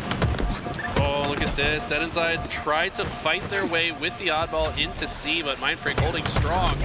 Great bait switch. Somehow these 2 players, I think, just killed the entire Dead Inside roster. That was insane. And here's where you might see Mindfreak Eli take the lead and then maybe drop the oddball. They don't need to hold on to it, play 3v4. They can have that oddball layout and play for 0-0.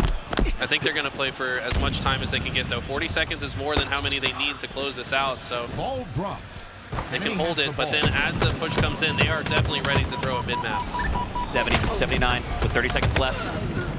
descended, and 2 more of his teammates go down. That's 3 in total for Dead Inside. Onboard, the last Spartan standing, and he might have to overextend here. He does, forcibly so, but that's going to mean 4 go down for Dead Inside, and Mind Freak, he just 1 more hold to win round 1. I think you're right, though. Now they've decided they're not going to hold it. They're just going to play time.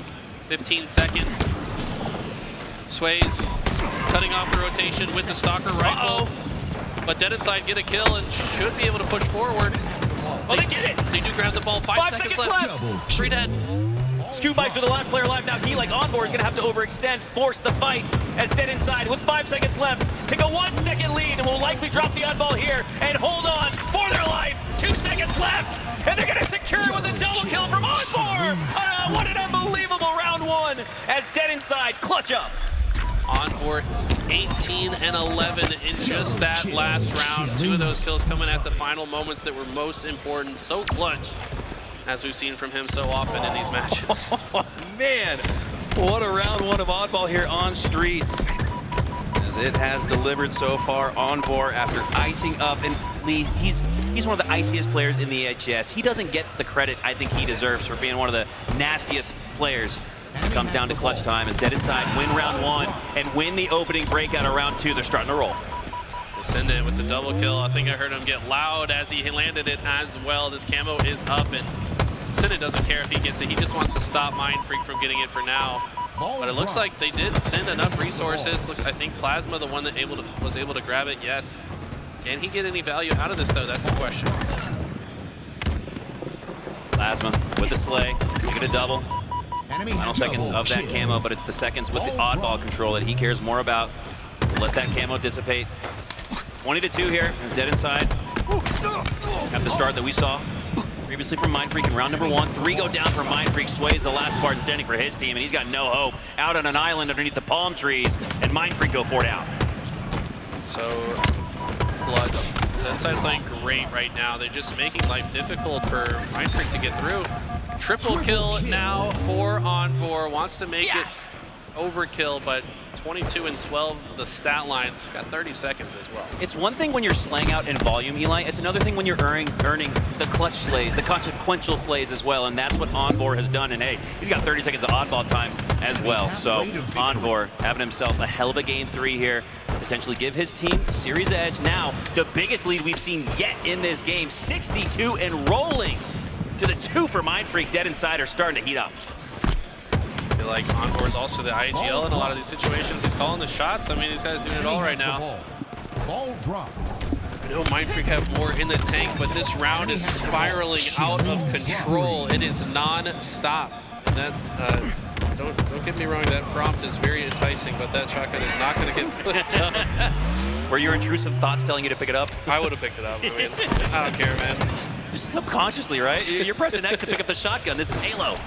It should be okay to like just use it to have a secondary. For a YY. Yeah, for YY. I agree. I don't think Jay's would be broken unless it gets fired. I agree with that. Yeah. Also takes away the prompt. Clears up some of the screen space. Nonetheless, Onboard and Dead Inside are rolling now with a 62-2 lead. Now they've grown that to 85. Mind Freak need a 4 down. Mind Freak need a monstrous hold if they want to get back in this fight. They do take 3 down, so there's that team wipe we were looking for, but you got to take down Descendant. They do, and so Mind Freak don't have much time left to work with. Only 15 seconds needed for Dead Inside, but how long can they hold? They need to get the first slay in this break right here. If they can get the first slay here and shut the push down early, they could start to roll a bit, but if they die first in this round, the oddball is going to have to get dropped to just be a part of the fight. And Mind Freak's going to really thwart their chances here. You've got the setup, though. First pick is massive right now for Mind Freak. Stalker still with 44%, so that can spell trouble. And damage in the Molnar armor of Dead Inside as Sways makes his way towards the backside of A. Has shots into 1, takes him down to absolute HP. Can finish up here with the Bandit, and he does. Nice sequence here from Mind Freak. The last minute, 90 seconds you could argue, have gone to them, and they've gotten back in this fight. Now looking to make a crucial rotation to A. As C-spawns come through for Dead Inside, and Mind Freak are going to win that rotation to A. Sways is waking up. That was his POV we were just on, and I've been saying since this series started, once he comes online, Mind Freak is a different beast, and kind of showing that here, but guess what? Other members on the other side, Onboard has definitely come online, and if he's got anything to say about it, he's going to try to stop this momentum in a hurry.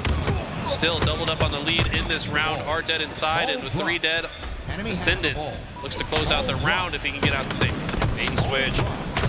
Mindfreak worried about the oddball, but they got to worry about Ezzo dropping in, playing bodyguard, but Ezzo goes down. That's going to not allow Dead Inside to make that rotation on board.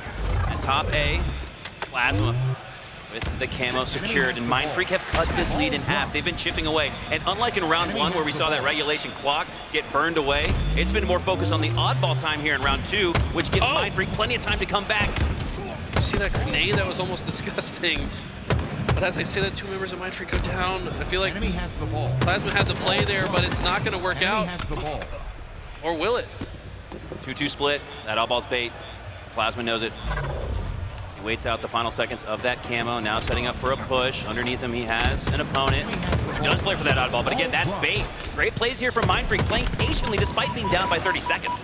So hard to be patient in this moment. You feel like, oh man, I gotta go grab the ball, so they don't, but you gotta play that process. Can't grab the ball if they're dead, so find the kills first. Scoopmeister now.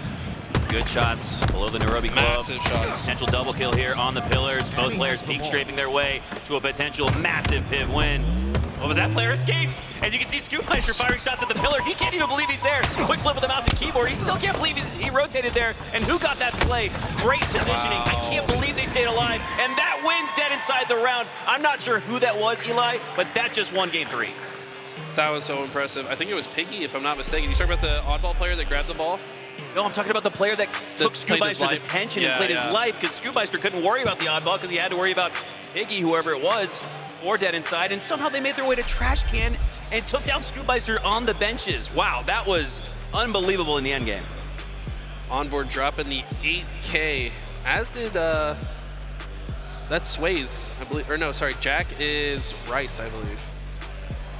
Yeah, Ethan, Scoopmeister, Jack, Rice. So Rice having a huge damage output game. Ultimately not enough. That was a very sick triple kill by Plasma, starting off hot. Really wanted this overkill, but players being very difficult to kill.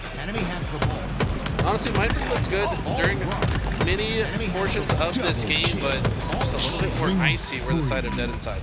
Yeah, there's where you might have thought Envor had something brewing there with that perfectly hit G-slide into the headshot combination. But we saw great plays from both teams, really, despite Envor unquestionably being the standout player in this lobby. Everybody having themselves a game, and that game 3 was massive again. The oddball didn't quite go to 20 minutes, felt more like a 15-minute match, Eli, but I always think there's a little bit extra weight involved when you win an oddball, because even if it does go to just 2 rounds, it's still longer than anything else you'll play in Halo Infinite. The most effort expended in a single game, for sure. Just energy depleting. You're the side that loses it. In a way, it's better to lose 2-0 than to lose 2-1, I think. I agree entirely. So, because all that wasted effort, it's an investment, and you get no reward from it, so it's all risk. And a big win there for Dead Inside as they will take that 3-1 series lead. I was really impressed with their ability to come out in round number 2 and just really run away with it. Of course, Mindfreak to chase, but Mindfreak, despite being put in a position where they had to overextend, we're still playing their process, which I think bodes well for them going into another objective here, game 4. I also think I recall Scoopmeister saying that they just suck at oddball. Like, it's just their worst game type. So sometimes if you just know, like, hey, that's our weakness, we can shrug it off and move on. Now we go to a very different game mode. We've got Interference Strongholds. This is going to be interesting. All right, here we go. Interference Strongholds is your game app combination for game number 4. And Eli, there is no more important opening break than this particular map and game mode combination, because the winner of the opening break sometimes runs out to a 100-second head start. And off the start, it's Mindfreak winning it. 2-2 even split, and it looks like they'll be able to hold on for now. Who got this overshield, though? I don't know if it came off the map. 4 dead for Dead Inside. That's massive. I don't know if they also got the overshield. If they did, yes, they just grabbed the overshield right now. Oh, that's huge. And are about to proc it into the next fight. Oh, I thought maybe with 25% overshield, that would have been huge, and I thought that's what they would have been at for Mindfreak, but Waze has a full litany of that extra overshield to work with, playing patiently here, waiting and letting the game come to him, expecting that push here through the long haul, and he's already got some shots into the back. Members of Dead Inside, and interesting positioning here, playing very patient. Again, Mindfreaks, maybe that's their MO, is patience. Even with something like the overshield, you expect aggressiveness, but Sways is playing it patient. I mean, these guys are playing exactly how I tell my students all the time to play this map. Don't overextend and go to C. If you got AB, like, just hold AB. There's only so many ways they can cap either A or B. Just hold the line and stop them from pushing through. They've done a beautiful job of that. 3 dead again. Descendant last player does find it was way up here. Can't land the sticky though. And if he dies right now, he's going to be staggered for his teammates. Yes, this looks like a lot more time for Mindfreak after seeing that play. Yeah, we're starting to see that 100-0 start that we predicted materialize as Mindfreak. It's been all Mindfreak here in game number 4, looking to force a game 5 with so much on the line here in Salt Lake City. Pool play, main stage matches, champ bracket, and a spot at the Halo World Championship as the overshield gets grabbed. Another clutch win for Mindfreak, 2 for 2 on the overshields, and they're soaring into the 100s with full control of this map. Not even doing anything flashy, just being in the spots to push him back. Like, does it even matter if you actually kill the guy, if you just force him to back up and get his shields back every 6 seconds? How much time do you accumulate on the score just by pushing him back? Sometimes taking an opponent down to 1 HP and sending them to the back of the map takes more than the 10 seconds off the map that they would if they were on the respawn screen. Yes. And look at this. They have done a very good job of blocking that bunker spawn as well. So had they left the bunker spawn open, by the way, Rice had to go grab ammo off that dead body because he was out of ammo. Wow. Only reason he went over there. Yeah, he's 2, 3, and 0. Okay, finally gets taken down, but what a great start for Mindfreak. They've got just about 150 on the board. Now, so we said it's a game of runs here on Interference Strongholds, which means dead inside. All they need is one bit of capping here, maybe through B and C. They can get back on the board, and then they can realistically score 150 seconds back. I know that sounds like a pretty far of a stretch here, but there's something about this map game mode combination that just plays to runs. But Mindfreak aren't going to let them get anything as they continue on 160 and rolling to 0 for dead inside. They're goosing at OBJ. I mean, this has just been masterfully played. That Mindfreak are clearly very comfortable on that AB setup. Everything's going to flip, though, I think. I think now it's going to be C in favor of Mindfreak. Dead Inside should be able to flip A. They have actually, no, the split spawns come out for Mindfreak. They're going to be able to contest both sides. Not sure if that plays to their favor, though, because now they're a bit isolated from each duo of their team. Envor has been a consistent stud for Dead Inside at 7, 2, and 4. Again, has the most slays in the lobby, but it's not enough. Dead Inside, you get back on the board. With control of B and C, they need at least 2 minutes, Eli, to make this a game. 100%. I mean, they're basically down by 3 minutes. But looks like Dead Inside want to go for the VC hold. I think they're okay with Mindfreak having A. I think that's more commonly the preferred hold, but I mean, Mindfreak now have had AC a few times. They got 3 dead, onboard last player alive, and he's going to get shut down. I mean, he just cannot finish the kill of the one-shot player that was being called out. I don't know if I like that play from Plasma. Plasma thinking he wants to secure the trip cap, but when he goes down, that just empowers Dead Inside to push forward. And you don't need a trip cap. Again, the risk wasn't worth the potential reward you could get there because you're already up 191 to 19. You could play that patient game. That's been Mindfreak's benefit. That's been their advantage. It's been their strategy in this series. They've been the more patient team, which is a little bit of an inversion from what we expect with the fast pace of Halo Infinite, but Mindfreak is rewriting the book a little bit here. As Dead Inside do get back on the board, control of B and C, and they can't relinquish control like they did previously after 20 seconds. They need to find at least a minute here. This player has been at top tower seemingly this entire game for Mindfreak. I mean, I think he might finally go down as multiple members of Dead Inside are here to guarantee that he does get shut down. Now it's a trip cap, which is massive, and they're getting more kills while in the trip cap. Looks like a remote detonation does shut down Descendant. Might be the opening Mindfreak need to get out of this whirlwind. Here we go. We're starting to witness that game of runs here as Dead Inside had themselves a stronghold on this map. Control of A, B, and C. This is longer than we saw Mindfreak hold a trip cap. So there are little wins for Dead Inside here in this one, but they're looking for the big one here, a win here of the series, and they're still holding on to all 3. I mean, a couple more rounds of slays and they take the lead. Mindfreak, though, getting a couple of clutch kills when it matters. 2v2 situation on the map. A should at least flip to Mindfreak. Should he get this kill? Yes, he does. And Rice, after capping this, is going to try to look for a better space, but no, he gets shut down. Dead Inside looks to still score. They're going to flip A again. After a dominant start from Mindfreak, it's just a 30-second match, and the last 2 minutes have been all Dead Inside as Piggy Works his way through the middle, has an opponent weak. He has the advantage through shields. He has the advantage through positioning, but now it's the bait and switch he has to worry about. As Mindfreak call for help, don't get it. They're gonna need more of it as 2 players are down at the bottom side of B. High ground advantage for Dead Inside. Scoring advantage for Dead Inside. And despite the hot start from Mindfreak, Dead Inside have just flipped the match. Oh my God, everything is turned on its head and Mindfreak cannot get into a cap point. Every single time they do, they get cut down right afterwards. They got 2 dead right now though. This is the best they've looked in the last couple of minutes, but can they convert it into a cap point? The way that Descendant is playing this, he's playing this pivot position to protect both B and C simultaneously, and he's gonna do just that.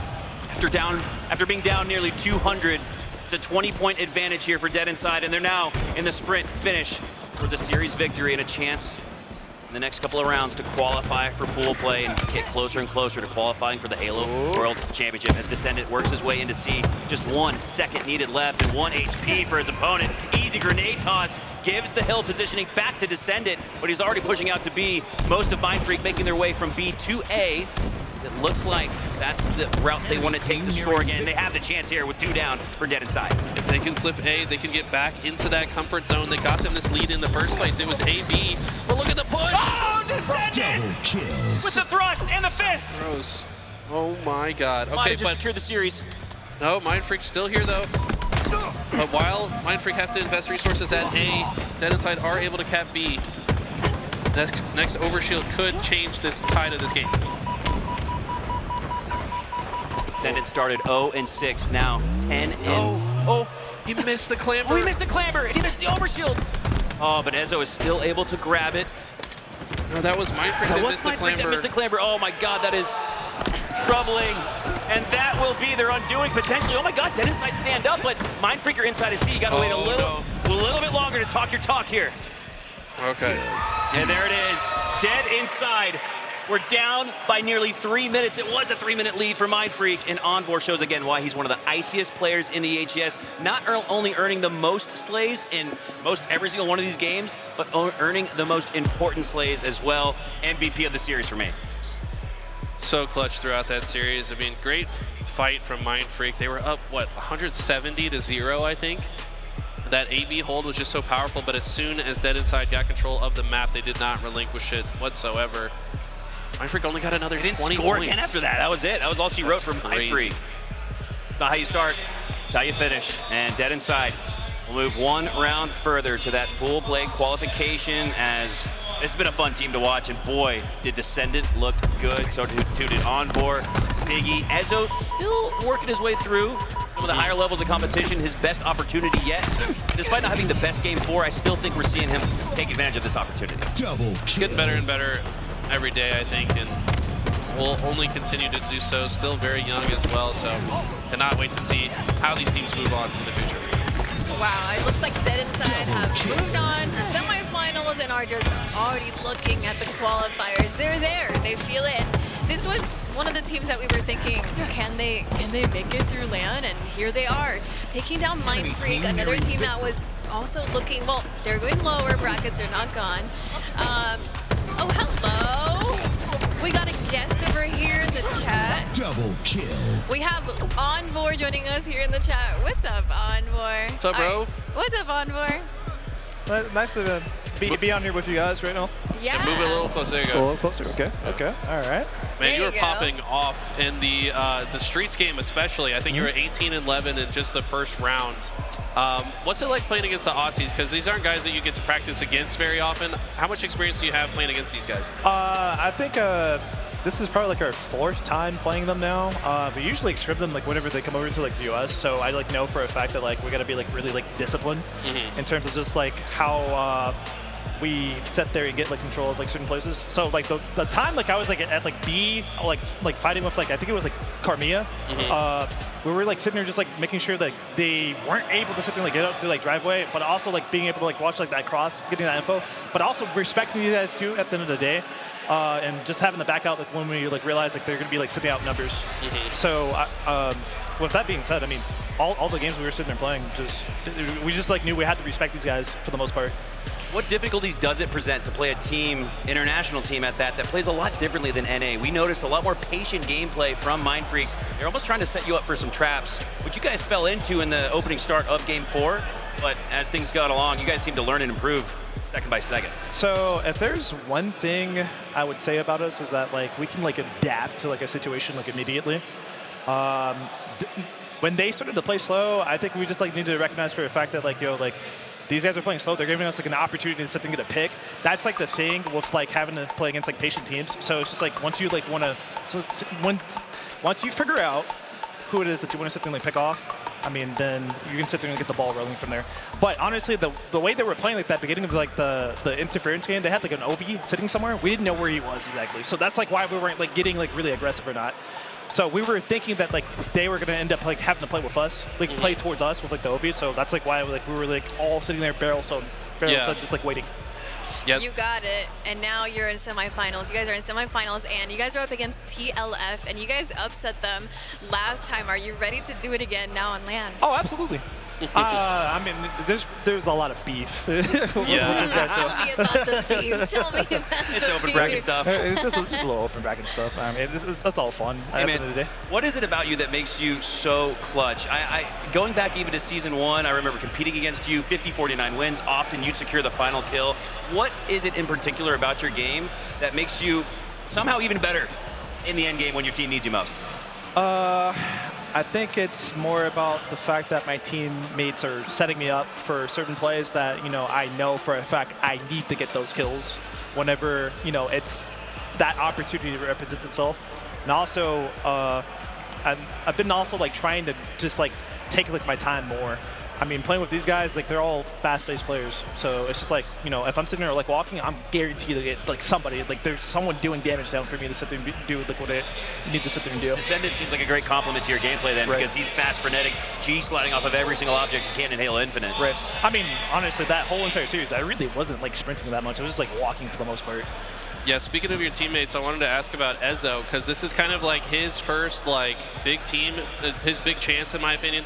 I've been seeing him pop off online in a lot of these like draft tournaments for a while, and I always thought that he had a lot of talent. What was it that, or like how did he join your team, and like what do you see in him as a teammate? So I noticed it back when we were having to play against them in the Carolina gaming tournament. I actually like his playstyle. He's pretty fast. Does a lot of damage. Infantry base. And I just like having to like watch like him grow going into like the land for Atlanta, Georgia. Watching those guys, I mean, they almost beat Team Lethal Fox. Yeah. They were like really close to it. So I mean, having to like watch him, it's been amazing for the most part. And then having to also have him on the team. Obviously, new player gets picked up, having to teach him like a couple of things. I mean, he's a fast learner. He's a very fast learner. I've noticed that too, because he actually, it was interesting. Somebody that watched him in the Ascending Baseline thing bought him a coaching session with me. It was like a gifted thing, because somebody else saw potential in him. And then as I'm teaching him stuff, he's like, oh yeah, that makes a lot of sense. And then he just like immediately applied it faster than almost anybody I've worked with in a way that was like very impressive. Like, he just figures things out. He's super smart. Right. So he's young too. So I mean, and then like I said, him having to be around like 3 players that have been like already up there too, like that like helps like a lot.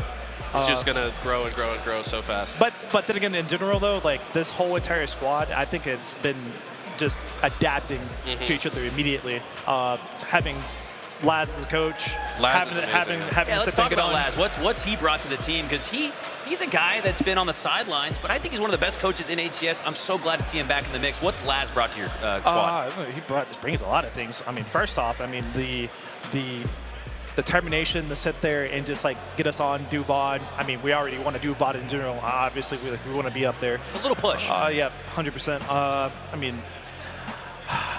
having to sit there and just like note things down, timestamp things for us to sit there and like go over and to sit there and bring up to to our attention.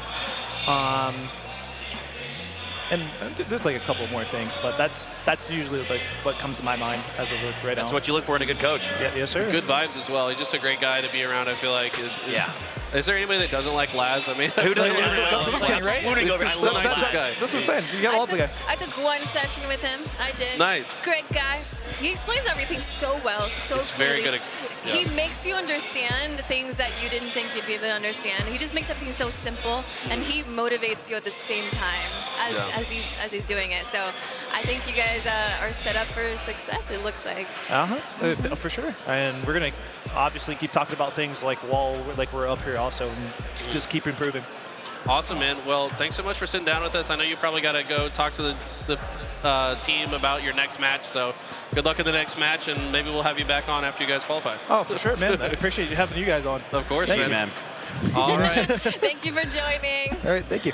I think we're going to go to a quick break, guys, but don't go anywhere. When we come back, we're going to have more insane action. We got some qualifying matches coming up.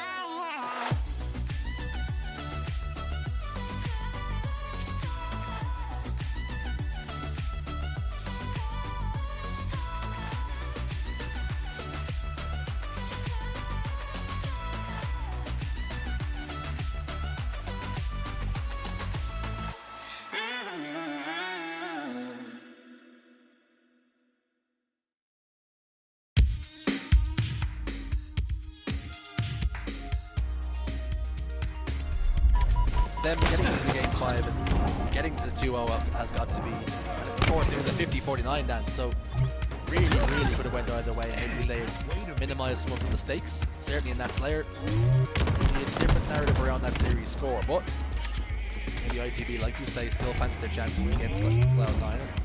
Despite the fact that I still think Cloud9 have actually looked pretty good heading into this tournament, so high expectations for them.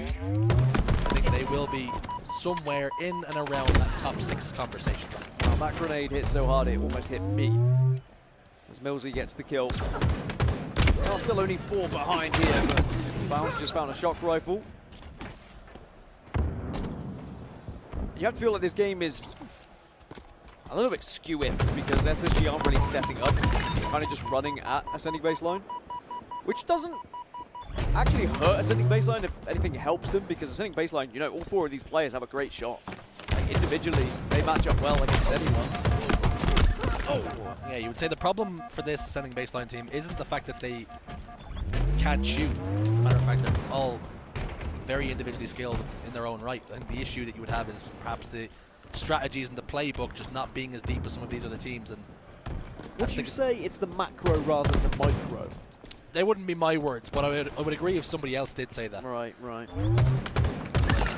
Because that is true. I think that in general, across the HCS, there are most teams now have got the micro down. Like the aim, the movement, the weapon control, the spawn control. Like it's all pretty much there.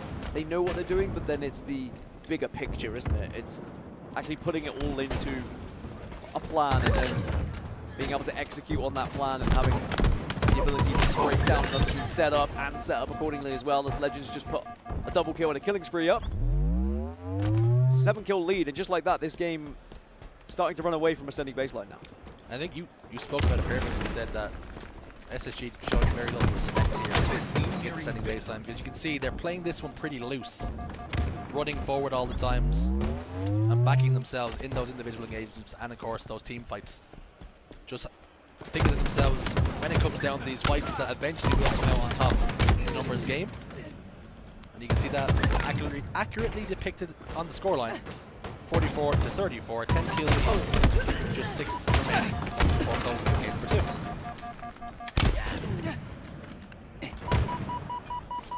I think Space Station is a team that arguably won't be hurt as much by the changes. I know that they are a team who can play very fast, but I don't think they shy away from slowing the game down as well. And sure, the Bandit Rifles fire rate being slowed down can have a various amount of factors. I think what's most importantly is you can escape a little bit easier now, right? So even though teams that do play a little bit faster may suffer, you can also see those teams who are very good at knowing when to get out of fights, having that extra second to get out of fights as well. And I think that's what SSG are very good at, is analyzing when to fight and when not to fight. I just think they're so individually talented that they will eventually come out on top in those engagements, and they're not too worried about the individual skill on any team. They'll always back their own shot. 1 kill required. It could be locked in here, and it is. Space Station Gaming take a 2-0 series advantage into Game 3 and are 1 away from a clean sweep onto the European boys ascending baseline. So the hometown hero, Space Station Gaming, 2-0 up, and ascending baseline, sadly, even in the Slayer, couldn't quite get there, but it was a very loose game, like you mentioned, from SSG. We will not see them play like that against some other opposition. Credit to Moz, though, 17 kills on the board. Certainly does not look out of place here in this lobby. But we are going to go for a short break. When we come back, of course, you guys know the drill. It is map number 3. We'll be right back.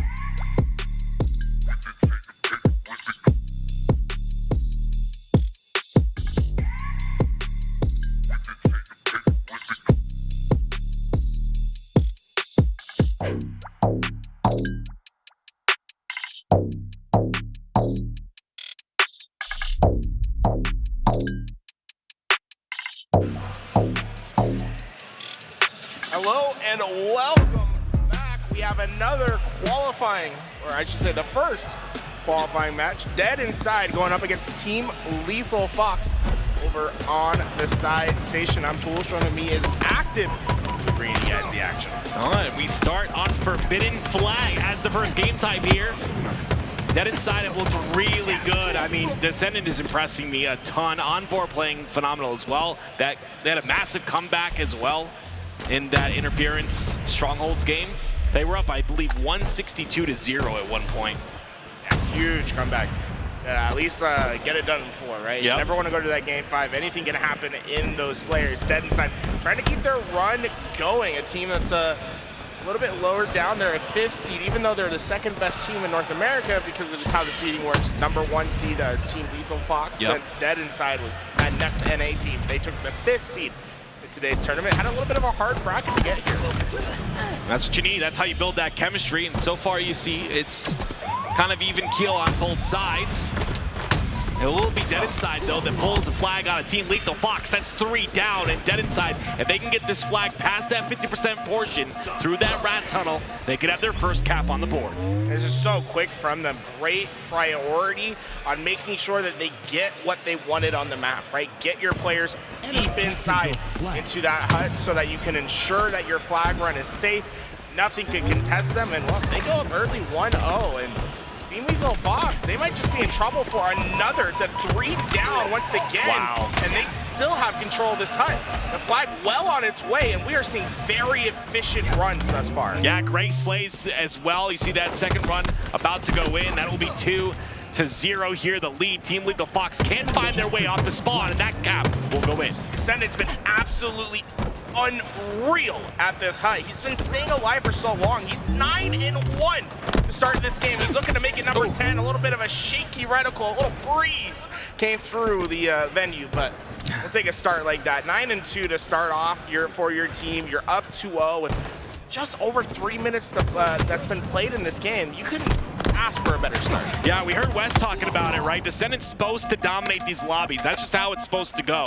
And you're seeing him dominate right now. 10-2, it's a great start for him. And again, they have another flag out. If they can get the slays, there's a potential. They get this 3-0 done very quickly here, and you do see 2 down for Team Lethal Fox. Team Lethal Fox been struggling on keeping Dead Inside in front of them. You see that too often these players just getting deep into these bases, causing mayhem. This time it's on board. It's on the opposite side of the base as Haynes works his magic to try to pull these players from Dead Inside back. But Team Lethal Fox is gonna need to prioritize keeping everyone in front of him. On board just has so much freedom on this flag run. He's been 5-1, hasn't tied in so long. He finally goes down, and the flag will return. Even streets for everyone. It's going to be a neutral game that'll determine who gets to the next attack. Yeah, I believe also Dead Inside does have that sniper on their side, so there's a little bit of a defensive push coming out of them, and it's about Ezzo on your screen, or Ezo. I like to call him Ezzo because I think it sounds way better. Apparently he is Ezo. A great player, of course, with that snipe. We see Descendant still 11-4, still slaying out.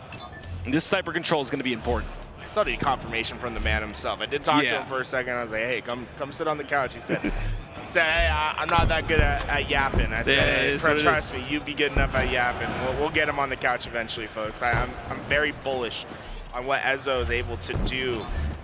In HCS, he's one of those players that came up with Yaxon in that scene. Just hadn't really gotten many opportunities with high-profile rosters, and well, this is the best one yet. Well, he's making a name for himself. Double kill in the feed. Ezzo helping his team push forward. Common, the last player alive for Team Lethal Fox, is, well, Dead Inside prepares for another offensive maneuver. That was 3 down. Ezzo goes right back to top center, has 1 bullet left in the chamber, and potentially going to use that on a spawner. One did make it through towards the bottom side, and you see the ping on the top center of the map. That player will go down. It is 2 down for Team Lethal Fox and a potential flag run. The use of the pings from the teammates. They're trying to make sure no one gets behind them. And it's home free for this flag. Envor's wrapping the corner. Can he get it in? There's no one there to stop it. A perfect start for Dead Inside. Dead Inside looks solid. I'm going to be honest with you. It's so cool to see this squad kind of flying through this bracket. And you saw on the other side, there's players like Yaxon, Common, who I give a lot of props to as well. Great players. Common's been in the scene for a very long time. Yaxon on the rise, but descended. He got descended on that Dead Inside roster, and he's got another reason to win, right? Formerly on that Complexity roster, maybe a little bit of a will to want to prove himself, and I think so far he's doing that. We're seeing the advantage of having Descendant on your team, right? Much talked about it when he's here. He has such a high ceiling. And when we say high ceiling, like, we're talking about top 6, top 4 teams in the HCS. Like, he can slay and stay with them. Yeah. The problem has been consistency and a little bit of over-aggressiveness at times, but we saw that play so well for them in that first game. He starts off 9-1, but he was single-handedly walking down the hut side, the most important part of the map for his team, and that was facilitating so many flag runs and opportunities for him and his teammates to have early captures, and they just didn't let anything go. The other thing I saw from Dead Inside, a very active Coach Callis in the back. When they're running those flags, you can see him. He's pacing out stuff. He's pointing. He's very vocal in those comms. You need it. I honestly, I think this Dead Inside roster really found something in the Mind Freak series, and now they're going up against the #1 seed in this bracket, and they're pushing them around. Yeah, we don't talk about the importance of a coach enough, right? It's that fifth eye. It's that person who's going to see what you don't see in a game. There are times where you might be watching a player play, and you're like, how did he not see that player on the right corner of the screen? Well, the coach will see that most of the time, and he will make sure to spot those, those blind sides. He's calling the ref right away. Must be something wrong over for Dead Inside, but we'll see if they continue playing this on no. There it is. Set it over. Instant call out, and again, it's that fifth eye. It's important. He's there. You gotta know. He's there. He's a dad. Come here, Pippin. You gotta know. On his way. But again, yeah, the ceiling is important. And when you're like a really individually skilled player, like that you can't teach. Okay, like individual skill is not taught. Don't tell me that. That's just the way it goes. You cannot teach individual skill. You can teach decision making though, and you can put that in someone's head and give them constant reminders over and over. Okay, don't push this. You gotta do this situation different. You gotta do this situation different.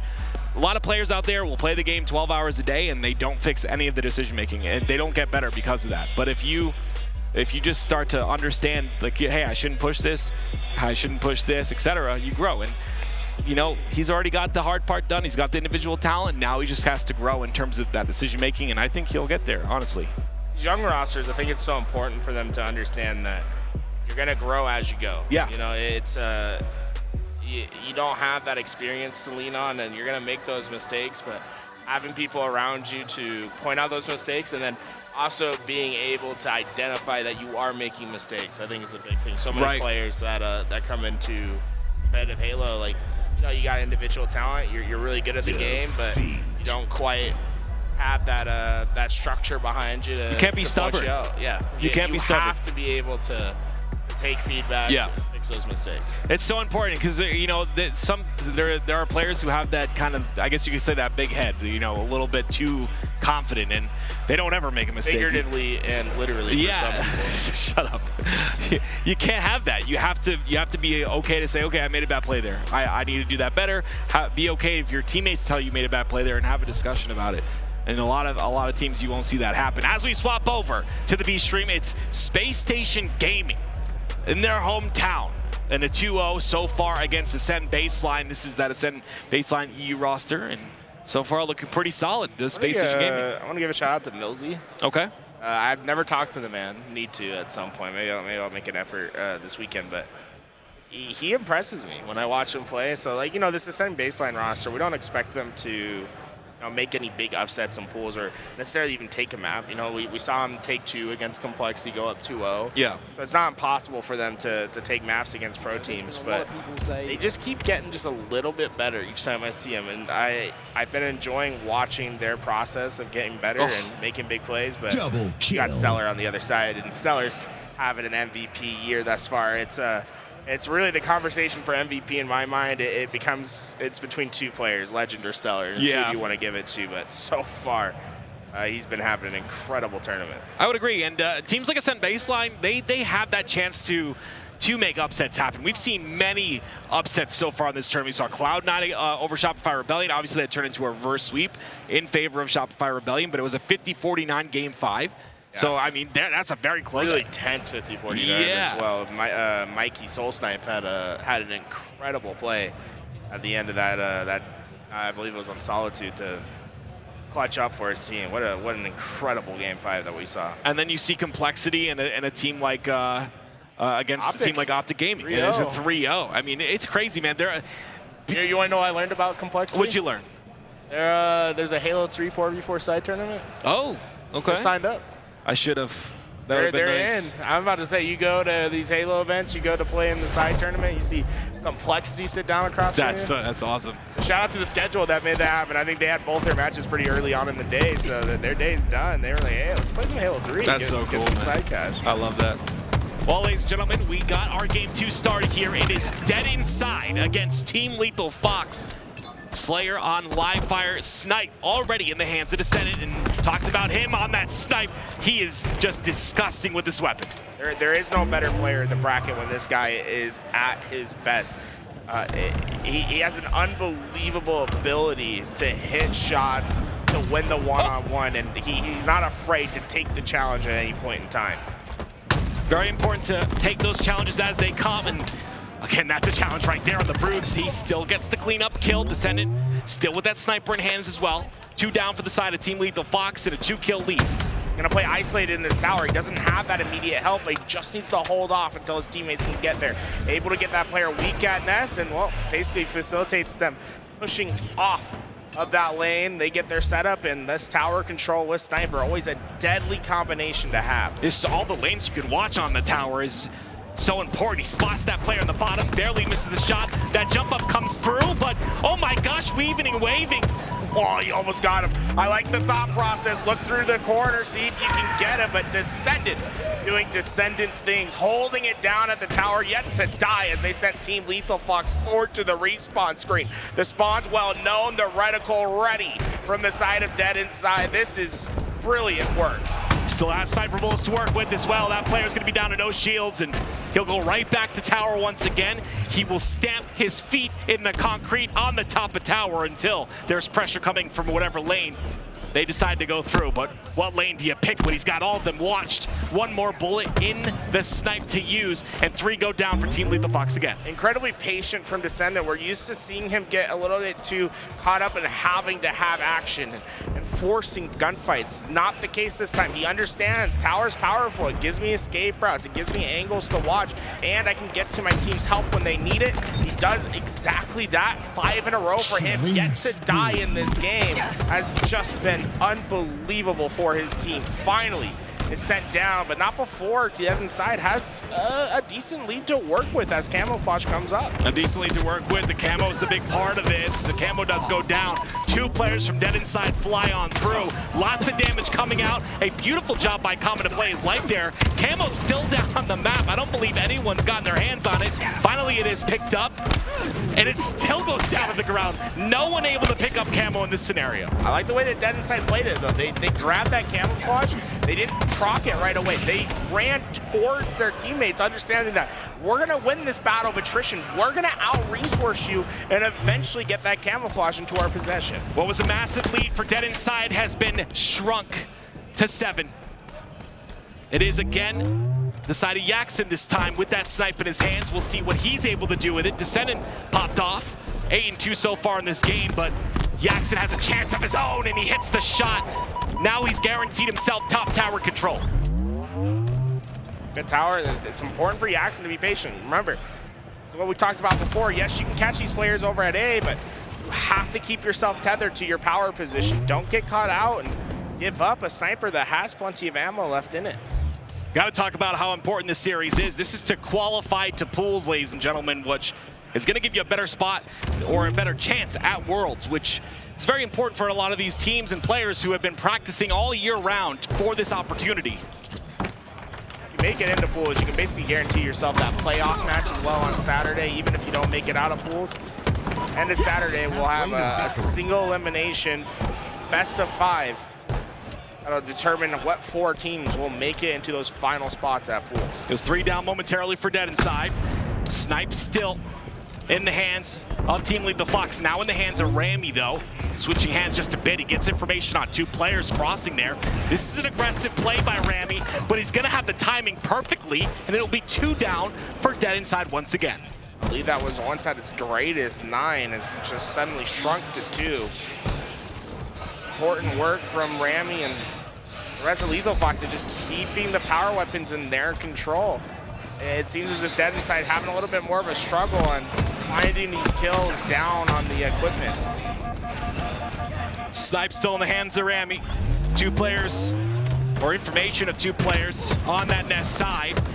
He's gonna spot someone in the back of tower. No more Snipe ammo to work with. The beatdown comes out, but not good enough. Dead Inside will continue to hold this lead at 3, 31-28 so far. But that lead was large, and it's been shrunk down, like you said. You finally stabilized if you're Dead Inside. It was continually shrinking. Now you start to see a little bit more trade for trade Halo. You don't have to worry about the sniper anymore. It's just about keeping yourself in a powerful position when these next rounds of power-ups come up. You need to get away with this next camouflage in order to cement this game. Sniper will be coming up soon. This will be the fight for top mid control. Beautiful shots onto the side of Ezo from Dead Inside, still holding that top tower position.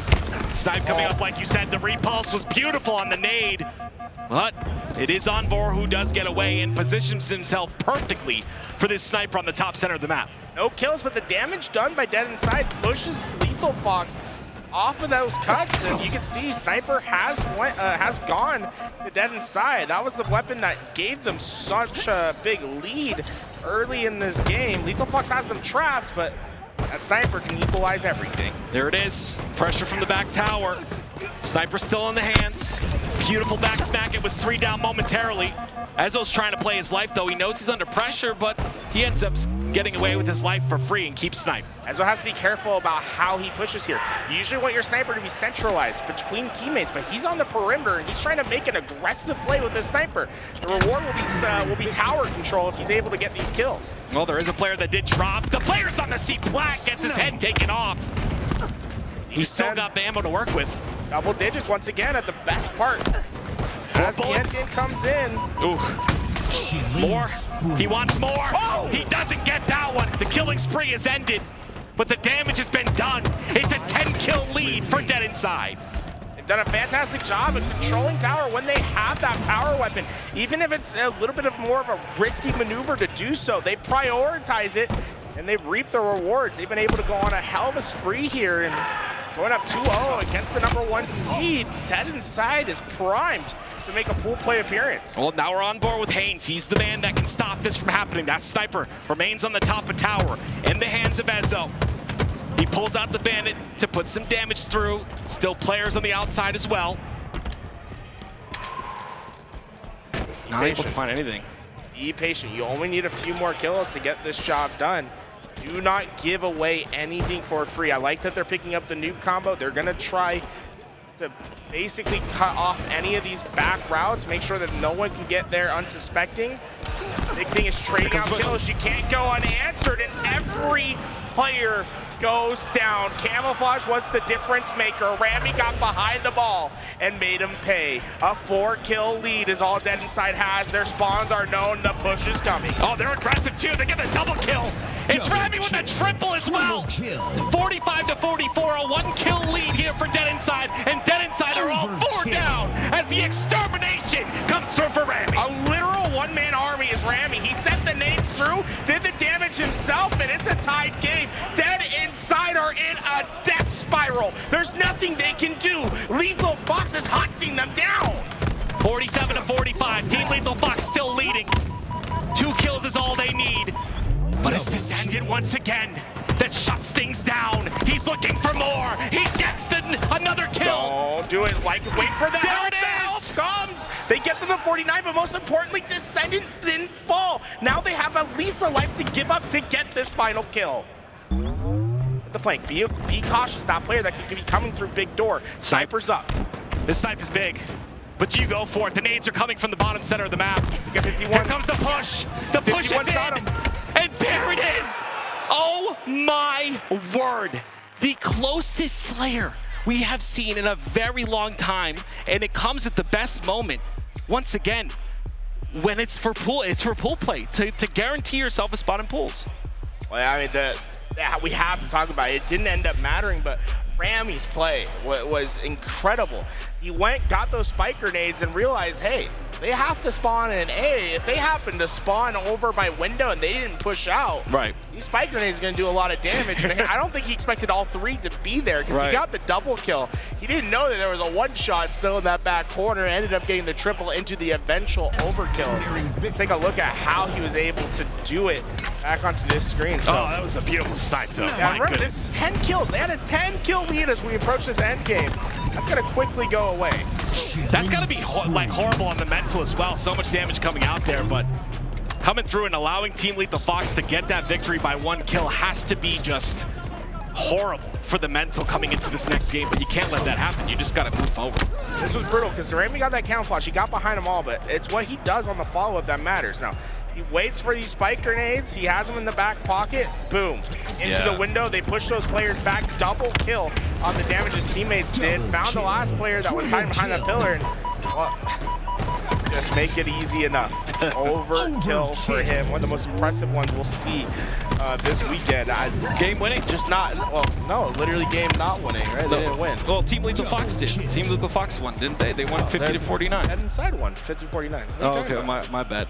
Yeah. You're absolutely right. I'm so sorry. It was so close. The names, you know, it's just. It's we'll the color. flip it back. Usually Lethal Fox is red. It's okay. We'll flip it back. It's all good. Oh, I see. Yeah. Solitude King of the Hill coming up next, though. And once again, you saw Dead Inside on those objective games, starting off with the Forbidden 3-0. And it's a very quick one. It was decisively quick, and they knew what they needed to do. Taking control of that hut. Again, we come to Solitude where things are a bit different here, right? It's about forcing the spawns on the blue. It's about forcing the spawns on the back of the yard, and of course, shock rifle camo, most important. Guys, ignore this on the. See that it says Lethal Fox won game 2, other way around. Yeah, Dead Inside. So it's right now 2-0, which is 2-0 for Dead Inside. which is scary. Going into this next game, your team Lethal Fox, like, you're scared a little bit. Not scared. You can't be scared in this moment. But they got up. They went to the bathroom. You have to. Some of them did. The game 2 bathroom break is very important, especially in a situation like this. You know, take a break. Track them. We can see the bathroom from right here, so we gotta track them going in, out, seeing how they're feeling. Yeah. Right. You know, it's important to at least get yourself a mental break. I want to give a shout out to Ezra. I mean, he did the most damage for his team there. Had some important moments when they got that 10-kill lead. He was pivotal to it. Remember, he made that push over towards Snipe Tower. But this is a big moment for him. How do we flip this over? Is that Dead Inside won game 2 now? They won game 1 and game 2. Yes. 2-0. Dead Inside. 2-0 Dead Inside. Moving over to Solitude. And I got to say, this is cool, man. We have everyone watching the open bracket. We have our own little section here at SLC. If you're from the area, come on by. Say hello. I had my friend, one of my high school friends. I was like, yeah, they're doing a Halo tournament. Oh, it's a 1 weekend I'm gone. I'm like, yeah. Shucks. I don't think I've talked to any of my high school friends for a long time. I think I did post that I would like do commentating now. It was a dream come true, and you know, thanks Dad for believing in me. All the sappy stuff. But I don't post on Facebook ever. And go to your 10-year reunion? I never. Mine's next year. Really? Yeah. No, don't go. Really? Yeah, I mean, you could be like, hey, guess what? I cast video games for a living, bro. That's right. You see, when I was getting into esports, there are people that were in my graduating class that like knew about esports. Yeah. And I tried to play with them, and they looked at my GB record, and they wouldn't play with me. And they'd like make fun of me because of my GB record. I was like, now look at it, you know? Yeah, that's right. Hey. Oh man, GB was fun. I used to play 1v1s on Game Battle on like a 50-inch, or it was like a 40-inch plasma TV from 2007. Wow. Okay. I remember this is like 2014, 2015. Yeah. I never knew about like the input delay, so I was like, man, this game is so hard to be good at this stuff, dude. And I was like, and then I got a monitor, and I was like, instantly started winning. I was like, I not to plug I have a couple of people that I teach and coach in Halo, and one of the you coach people in Halo. How do you do that? Stop. One of the I'm not going to plug myself. One of the things is there a code I can use for 5% stop, off? No. One of the cool things is like a couple of them, I've told them, hey, you're playing on a freaking big plasma TV. That's why you can't shoot. That's why you're not. Well, some of those big TVs and at least now have like a better response time. Mode. That's what it's called. But even then, like if you have a big monitor, even like anything above 27 inches, you're just gonna be losing stuff in the peripheral. Yeah, it's true to me, I think the best I ever played was when I was on a 21-inch monitor. Funny enough. Wait, what? 2-2, game 5. Yeah, but this is crazy because FaZe was. I watched this a couple times, like through the break, and FaZe was up in the first. They won the first game, I believe. The second one, they were coming back. It's crazy. I think this might be a reverse sweep on a Pure, if I'm not mistaken. No, I remember it being 1-1. It was 1-1. Okay.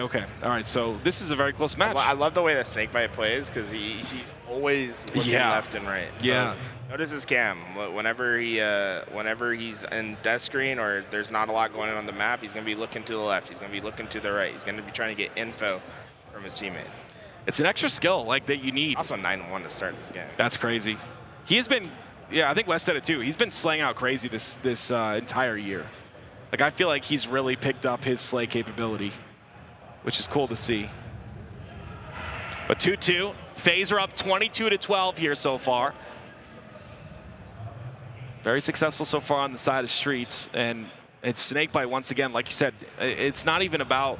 He's on a killing frenzy, my friend. He's on a killing frenzy. He's so good in game 5, in a massive major tournament on the main stage, he's on a killing frenzy against one of the most aggressive teams in the league. He's gonna pop that camouflage. It's Snakebite's been having an unbelievable back half of the year thus far, and if they win Worlds, I think you have to give him the MVP. He's definitely been the MVP for FaZe this year. I think he's got the married buff as well. I think that's a real thing. Yeah? Did you say that as like a married man? No, I didn't notice you. Technically, I'm not. Better. But I guess I haven't known you before you were married. Yeah. I mean, I think it's so patient. I like that. Yeah, this is just like really good, like perfect play out of Snakebite. It's incredible. I think we see it right here. I think he plays for a riot, which he won't. That's the problem. Like, he's just a selfless player. He won't try to play for that riot. He will just do whatever he needs to do to win. It might coincidentally line up. We'll keep an eye on that match as that's over on the main stream. But here we are, qualifying match, and it could be the game that does it. It's 2-0 for Dead Inside right now, and we're going into Solitude King of the Hill to determine it all. Dead Inside up 2-0, and once again, this is to qualify for pool play, which will again give you pretty much a qualification for that Saturday qualifier, the last chance qualifier of best of 1 to see if you get to go to Worlds, which is what everyone's playing for here. Piggy with the camo. Boink, better run away, looking for his truffles. Because pigs. Yeah, truffles. That's why I laughed. It was good. Two dead for the side of Team Lethal Fox. Camo still in the hands of Piggy. Nice little back smack there. Guarantees him that kill and almost uses the thrust to get away, but ends up getting taken out by one of the most powerful positions on the map on the gold ledge. Well, it's tough when you have to use that thrust to either go backwards or forwards. You usually want to go left or right with it. Right. His only option was to go back because he's trying to find an escape route. He's just down too early into that gunfight and almost gets away with it and would have gotten away for it if it wasn't for those pesky kids over at Team Lethal Fox. Great shots. It's going to be Haynes who once again plays slide. Great repulse, but that repulse puts him into the line of fire. Because of that, he'll get taken out. This is kind of a back and forth, and it's so interesting to, and it's nothing like against these teams, but it's so interesting to watch the different tiers, right? They play so differently. You can see that coming in right now for Lethal Fox. They're struggling on keeping 4 players alive. Huge mistake that they made there was they had 2 players down. The other 2 players kept aggressive on the map. They eventually went down and they put themselves in a cycle where they just don't have numbers, period, in this game. That's where it gets dangerous. You have to be cautious about when you die. If you die as your teammates are coming up, you're putting them 8-10 seconds without having a teammate on the map. Very important to pay attention to the numbers and adapt based on those numbers. And speaking of numbers, Dead Inside looking to get their very first cap of the game, but they won't over-aggress for it. I like how they jumped out of that hill. Right now, you have such a big advantage on this hill. You're not necessarily worried about losing it. Get your gunfights, try to milk off as much of this clock as possible. Right now, Lethal Fox are going to get in, but I wouldn't necessarily be too upset right now if you're Dead Inside. burn off some of this time, get yourself this hill capture, and most importantly, set yourself up for the next hill as well. That's exactly 100% spot on. Tick is all they'll need. Look, they did it, but they only did it after they rotated in. Ezo gets the triple kill. They don't have to worry about anything going into this hill. Now it's the money hill too. Very difficult to break, but a little overextended there. Gets 2 players down to 1 shot. Sendit was so aggressive there. He knew that that spawn was happening in blue. If anything, he should have been aggressive before those spawns came up to block out that spawn and to be ready for that gunfight. Instead, he's initiating the gunfight early. And, well, you know, it works out tremendous for this team if he wins it. But you also got to remember, if you lose it, suddenly you're lost your spawn to Lethal Fox. And it's making this second hill a lot more back and forth than it necessarily could have been if you would have just played a little bit more defensive in that situation. Yeah, we don't generally see this hill go back and forth, which is interesting. I think now Dead Inside, though, do have a lockdown on it. Couple players down and no shields, though, and it's going to be a couple trade outs. It'll be 2 down for the side of Team Lethal Fox, 2 down for, make that 3 down for Dead Inside. Heads up from Yaxon. He gets that kill. Priority, win the spawn, not necessarily win the hill. Get your players over to that loop, they spawn in, and now you can out-resource your opponents. Great job by Yaxon to understand it. It's not about getting the kill, it's about staying alive and influencing the spawn. We see so many players having that individual talent, but not a lot of them having that super level game sense, the high level game sense that we see there out of Yaxon. 3 down for the side of Team Lethal Fox. In between a rock and a hard place for Yaxon, his teammates are going down and he's trying to anchor out that spawn, but 2 things are happening. Dead Inside's in hill and they're getting awfully close to capturing this hill, and camouflage was happening at the same time. This is a really tough position for Lethal Fox to battle out of. They're doing it as a team. All 4 players getting up in that hill. They're committing to ensuring that these players from Dead Inside will have to go on that respawn and try again. It's crazy what happened there as well. The reason Team Lethal Fox were 4 pushed onto that hill is because they got the backyard spawns, and that backyard spawn could have guaranteed them this hill if they can get these next couple of slays. But oh my goodness, a couple of whirlwind shots there mean the Team Lethal Fox go 3 down. Oh, you guys, they keep the doors open in here. There's a strong breeze that runs through this building. It's not just because it's a qualifying match and they know what's on the line. There's other reasons as to why some of these shaky shots happen. Well, 2-0 is not where you want to be if you're Team Lethal Fox. It's Dead Inside who look dominant right now, and you look at Descendant and Ezo, both of them above that double-digit mark. We'll see if they can guarantee this next hill, or if they'll just play time. It's a bit early to do that, but you can at least milk a bit of time off this hill if you want to. Yeah, I think it's more important just to realize that you're in Slayer first mode now, and it's not necessarily about being efficient with the objective. It's more about ensuring that you don't give up the objective to the opponent. Right now, it's a tough fight for Hotel. Haynes is doing his best, but doesn't really have the immediate help. He's going to have to be the one that tries to sprint to that help instead, but this is what you want. You have blue spawns, you have Nest, you have a player that's outletted out towards middle in order to lurk and try to find damage. Couldn't ask for a better setup.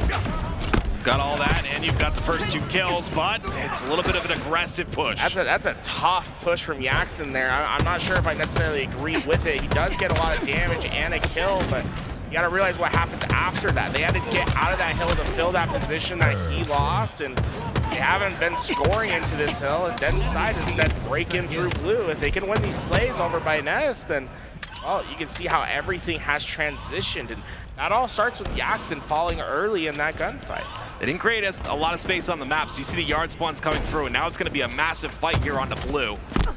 One player does have the shock rifle, that is Ezo, on that snipe side, and they have to decide what they want to do with it. I like that Dead Inside isn't making the same mistake. They aren't getting too aggressive on those original spawners. They're going to try to take the fight closer to hill, but it's important that you win these fights.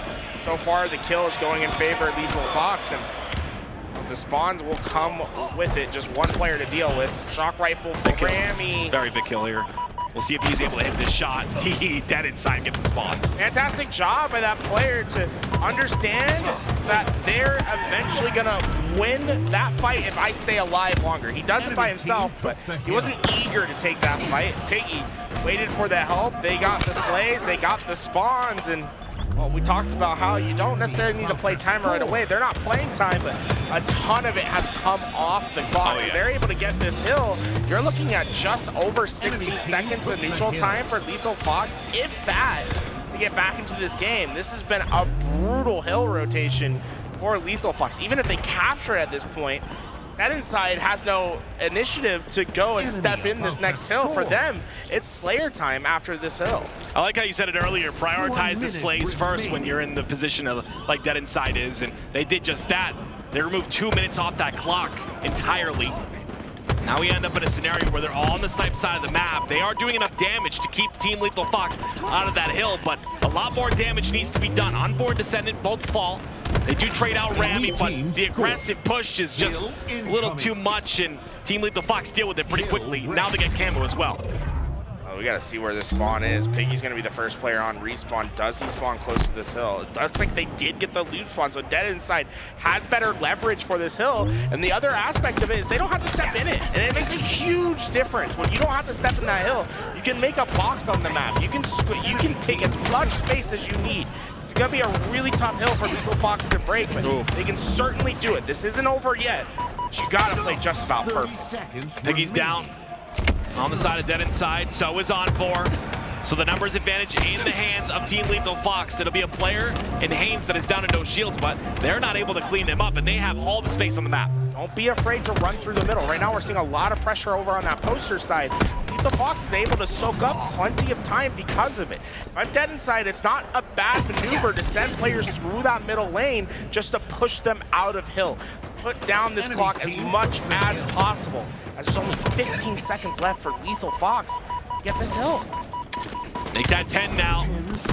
It's Common who wants to get inside that hill, but understands the pressure from the loop side is coming in. He waits for his teammates to push on through. It's 2 down. That was beautiful from TLF. Well, Haynes saves this all for TLF at the moment. His position at the middle of the map got rid of that double dilemma that Dead Inside was providing, and now Lethal Fox, by the hair on their chinny chin, are able to get to that second hill. And now the question is, who wins this next one? Dead Inside is there first, but they certainly don't have a strong position. You see players from Lethal Fox getting ready to take that challenge, but who else on board? Getting into those front lines, making things hard. Dead Inside soaking up the initial time, but Lethal Fox is going to have at least an opportunity to find the break. Jackson doing a lot of damage here. Nothing's getting cleaned up. Finally cleans up his own kill. But all the while, it's half the time here for the side of Dead Inside. And they've gotten rid of a little bit of that neutral clock just to go for this camo. It is Jackson that picks it up. Let's see what he does with it. Ezo is doing such a fantastic job of at least contesting into that camouflage. The problem is just everyone was down on the map. Between a rock and a hard place, he does his best, but it just was not enough. Dead Inside find 2, and see Piggy get loud. Camouflage is still in the hands of Lethal Fox. He needs to do so much. Jackson! Oh, wow. Gets the double, but it just took too long. The reinforcements come. Dead Inside is getting the hill. They're getting the spawns at the bottom of Snipe as well, which is going to make this so much easier for them. Now they have to fight down the top center players. You hear them getting loud. Haynes, last player alive on this side of the map. Jackson trying to play forward towards him. It's a desperate push. It's desperate. Everything that Lethal Fox has to do from this position will be desperate. Here comes a lift up right now. 2 players from Dead Inside push on through. They'll get 2 down for the side of Team Lethal Fox. They will attempt as well to get the last bit of hill time here. Taking a lot of damage, but all 4 down. Go Team Lethal Fox and Dead Inside with the 3-0.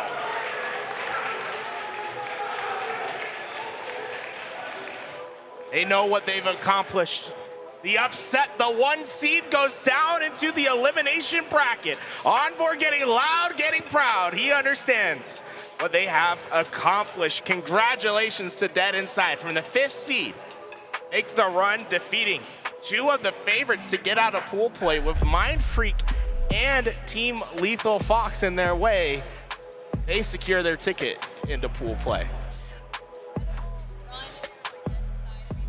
So cool just to see them be able to beat that #1 seed Team Lethal Fox. Just, man, surprising, but also congrats to Dead Inside. Yeah, I mean, I just want to say I'm really happy for Callus. You know, the guy went through a lot of drama. There's a lot of drama with the whole, you know, Nated and all that drama situation. He comes out, finds a team to coach, and my goodness, they look good. And that fifth eye as a coach, he's doing a phenomenal job for Dead Inside.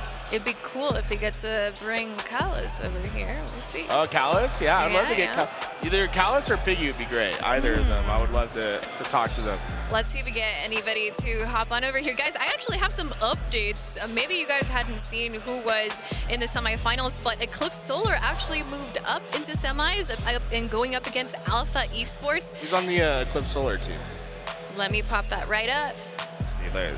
Yeah, all right. So on Eclipse Solar, we have Sylvanic, the Spiteful, Looney, and that one, Dad. Or is it? Bid Teaches. Bid Teaches. Bid Teaches. Okay. I was like, I've never heard of that. That's crazy. There's 5 names here. Dad power. They defeated Scion. Wow. Scion Esports is right down at the lower bracket. Let's see where they are. And they're up against Mind Freak right now. They're up 2-1. Wow. There they are. Eclipse Solar. We talked about this. Remember I was saying that they were my dark horse kind of coming into this. I was just talking about it over there. I was like, oh, I'm just going to be so happy Eclipse is here. Yeah, it's really cool. It's really cool. I think Bid Teaches is, that entire roster is full of just hard-working players. You constantly see all of them in that matchmaking playlist. And yeah, you don't get a lot of value. People don't think you don't get a lot of value out of matchmaking, but I feel like if you're in there and you're working on yourself day in, day out, like these guys do, I think it's just a huge benefit. And so you're saying there's still time. Hard work pays off. Tools, you can do anything. I told you could be an astronaut. You didn't believe me, man. It's too late. I legit wanted to be an astronaut, by the way. That's awesome. It's too late? Do you think you can still do it? I think it's too late. I think it's too late. I can be a Spartan now. There are some old astronauts out there though, so I think it's still there's possible. 2 that are like trapped up there that are like 50 and 60. Wow, right? Trapped? Well, I didn't know this. Did you not This know took a about dark turn. This took a dark turn. My You goodness. don't know about They're astronauts that are trapped out there. I didn't know. Yes, they can't get them until like February. They're supposed to be there for 2 days. They've been there for like 30 something now, or like, and they won't be able to get out till February. Why is that? Why can't they just send a spaceship up there?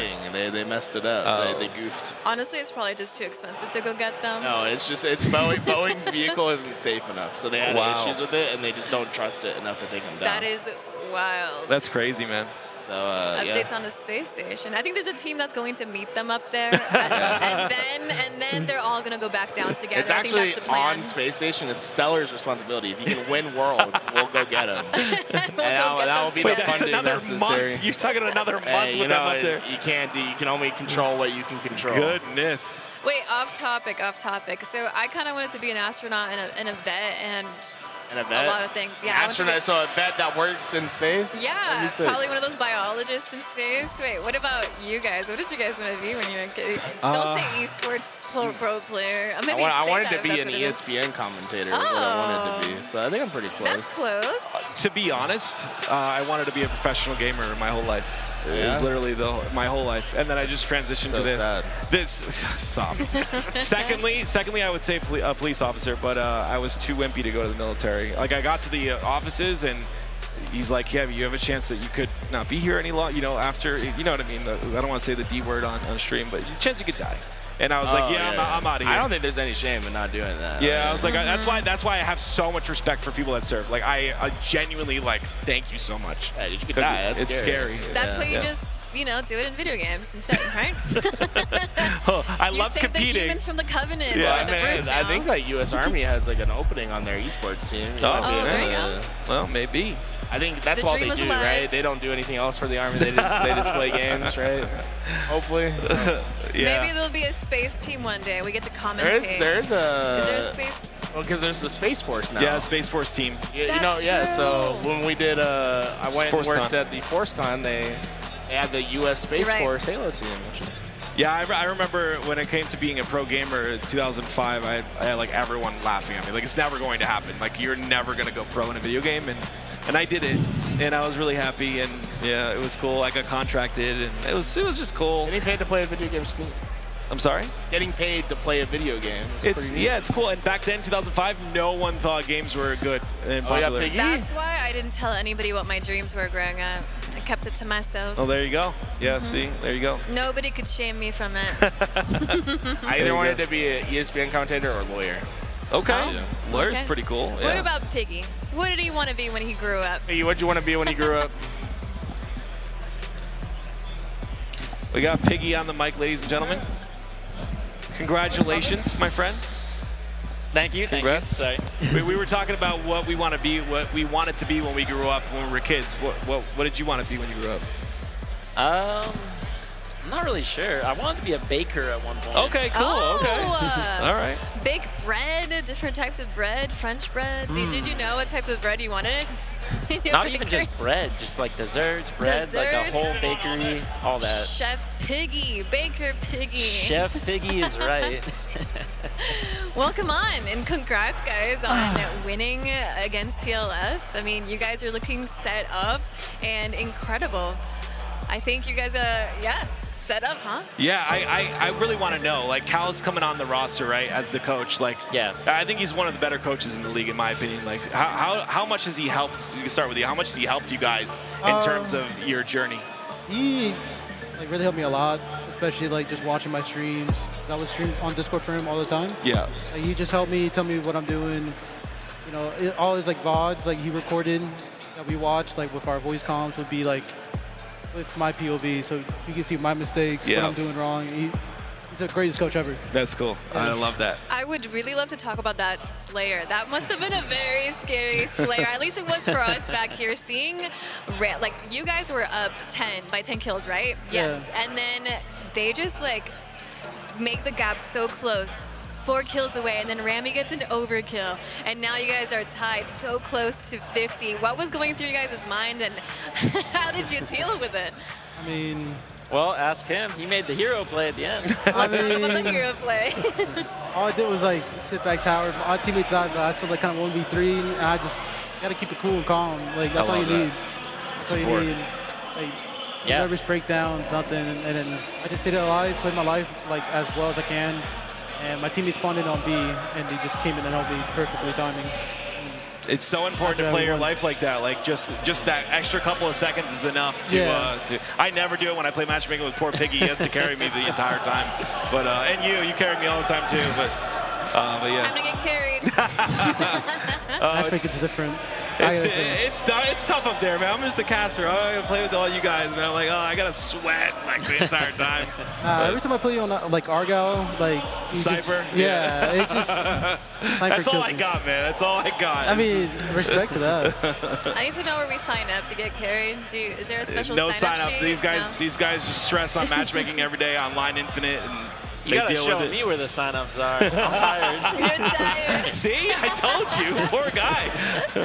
So that momentum must have carried over into that game 3 because I mean that last game was also very explosive. Oh yeah, I mean we just came out hot. We were like, this is ending here. I love We're that. not going to a game 4. We didn't even look at the other game types. We're like, we're 3-0ing these guys. I love that. It was just a perfect 3-0, nothing else. Like we wanted to finish it there and move on. Do we know what pool we're in yet?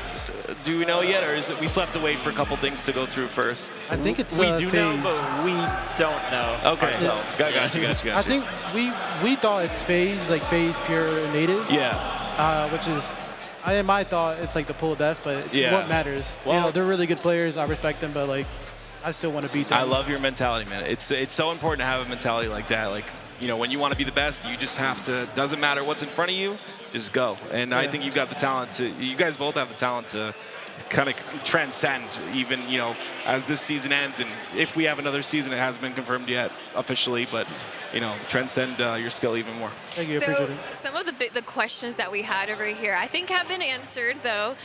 Was if you guys were going to click on LAN, because you guys were doing great online, and now you get to qualify on LAN. First of all, how does it feel like to qualify for LAN, and how did it feel like to actually be together on LAN? I mean, well, you know, me, Envor, Descendant, we've all been here before. We've been through the open bracket a bunch of times, but can we get a shout out for his first open bracket? I mean, I was a little bit nervous, like when I first got on this team, and then these guys just like helped me It's like so a lot. good. Like I appreciate these guys so much. Like, they're the best team I've been on. I appreciate them so much for the opportunity. And you locked in and made the game-winning play, essentially, like you said, staying alive. And, like, that moment, you're going to remember that for a long time. Like, it's stuff like that. And you said it best, staying calm is, like, so important. Yeah, it's going to be nerves, like, but, like, there are players who turn those nerves into, like, domination, and there are players who like let the nerves consume them. And you don't seem like a player like you've got it down, man. You've got that professional mentality. I just it was like kind of a deja vu moment because online I did the exact same thing. That's awesome. It was just like a deja vu moment, and I was like, I know we won. I just had a feeling we won. You know, there's a question that's been consuming us, though. How do we properly pronounce your gamer tag? Can we finally clear this up? Say it's Ezo. Just say it's Ezo. It is Ezo. It is Ezo. Yes. It is Ezo. Yes. Because people are saying it's Ezo, and I'm like, that doesn't sound very cool, man. I really like Ezo. Like, is it Ezo? So for a while, when I first got the gamer tag, I was like kind of wondering what I wanted to, like there was a bunch of ways to say it. Yeah. And everybody just called me either Echo or Ezo. And I was like, Ezo's fine. There you go. What did you want it to be, though? He wanted Ezo, right? I wanted that for a while. I didn't want that. You can literally say right now here that you want to be called Ezo. I'm okay with Ezo. I'm okay with Ezo. Ezo's looking kind You of like hard. Ezo? Yeah. All right. Ezo it is, guys. The question has been answered. Love that. Nah, Nita's got to go back to Piggy saying. Like, oh yeah, man. No one's taking saying now. You just Piggy saying. It's free. Yeah, it's all yours. I need the context for this. Piggy's saying. We make too many Piggy jokes. Like there's like that's oink, true. like oh he's cooking, and there's so many like I'm telling you, it's awesome. I'm having online series flashbacks. Yep, I remember this. I never made a single one. They were good jokes. They were like you were frying, and we oink oink he's coming. Like it was cool. It's a great name. Yeah, it's just we're just name. yeah, it's just awesome. It's perfect. Yeah. Wow. You must be so excited to finally be, qualifying. You're excited for tomorrow, Saturday. I want to beat people. That's all. You want to beat people? I just want to beat teams. That's all I want. I want a chance to like prove my name more. Beating Pure would be like perfect, especially FaZe. And then like Native, I think we could beat them. Are those the squads that you're the most excited to face on LAN? I say would excited. say, I'm sure like there's like okay excited, but also like oh my god. Like Native, I really want to play them because we play them online like every like qualifier. Oh yeah. We play them every time, and it went back and forth, but I would love to play them on LAN. What? And I'm happy I got that chance if we do get that chance. Right, we'll have to find out where they are and in which pool. What's going on over there?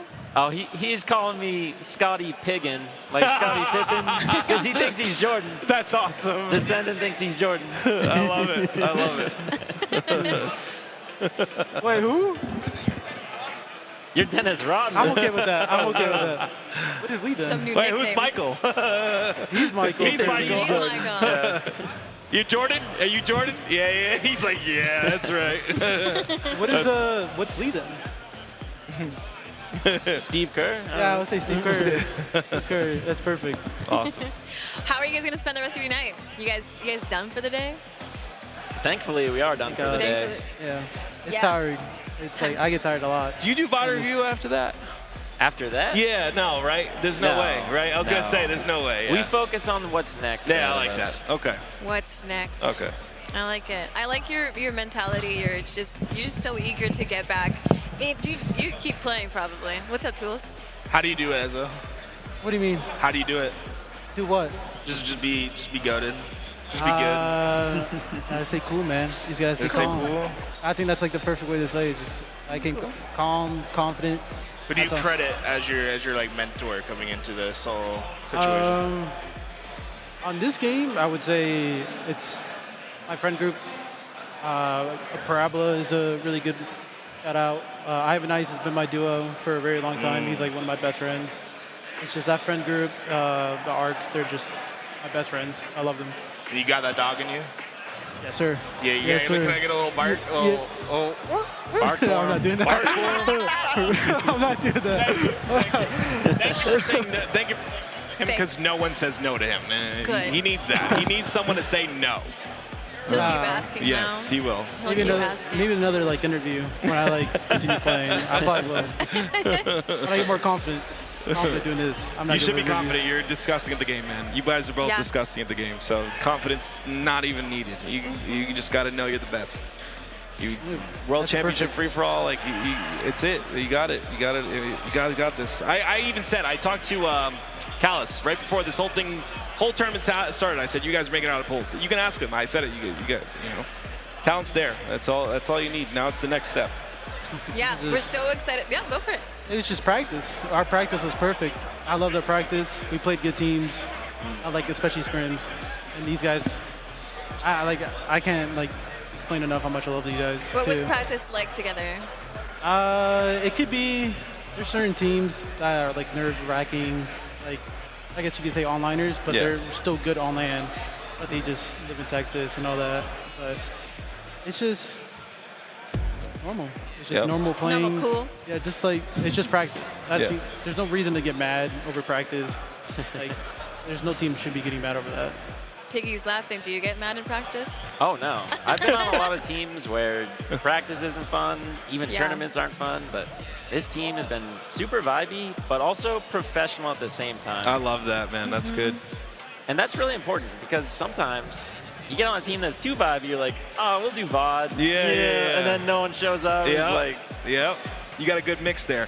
I know you're a deep dish lover. Is there a deep dish buff, by the way? Is that like a buff that you get before tomorrow? You have like I mean, it's probably gonna be too early for a deep dish pizza, but I might have to save it for Seattle. The deep dish in Seattle is something. I remember he loves deep dish. He's a deep dish connoisseur, I guess you could say. So. Well, you were gonna be a baker. Maybe you can give it a try and make your own deep dish. I make a good homemade pizza. Oh. There you go. There you Wait, go. favorite pizza that you make? Pepperoni mushroom. It's so simple, but Pepperoni it's just so flawless. The question is, why mushrooms? They add like a subtle little sweetness to it. Okay.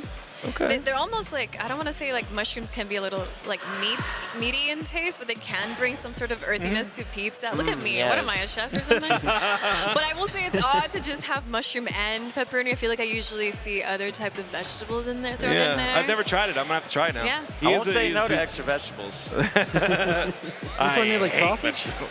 You don't put sausage? On a meat pizza. Bacon, sausage, hamburger. Meat You gotta lovers. go all out. Yeah, meat lovers is good. I'm hungry now. We gotta I go think get the whole chat's hungry now. Yeah, we got Sorry, everybody guys. Sorry. Wait, we asked Piggy what he wanted to be when he grew up. He said baker, but you came in a little later. What did you want to be when you grew up? I was like, that's never been a good question because I don't know.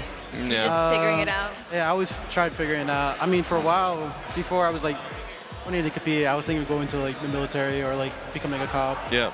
Like I just Like never. you. That was me, and then I became a commentator, and now I yell at video games. That's all I do, all day.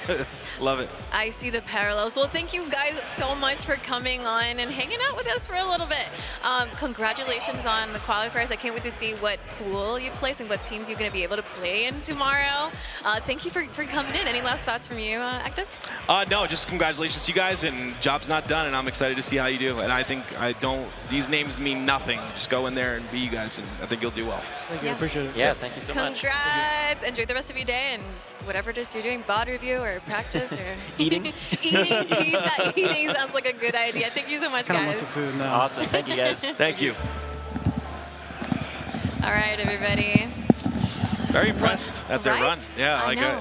I feel like they played really well, and you know what the biggest part about that entire conversation was? The fact that they talked about the vibe on the team. There's know. a mix of vibe and professional, which is so important on a roster. You want people to show up for work, but you also want them to vibe with you and just have a good time as well. Enjoy yourself. There was a question that I threw in earlier. It's like, what does it take to bring that team together? Like, what are the qualities that make a good team when you're trying to find your squad, right? And I think these guys have figured out something, or they found the chemistry, they have professionalism, they have the right attitude, and they also want it badly, you know? Plus, they have their coach, Kalish, which is incredible, right, Tools? Yeah, love Callis. Great guy. I was just talking to him. He's they're getting them all ready to go to pool play and stuff. So how to get those SSDs set up, and looks like some interesting stuff going over there. But I think when I was talking to Callis, he said it was truly like vibes were great.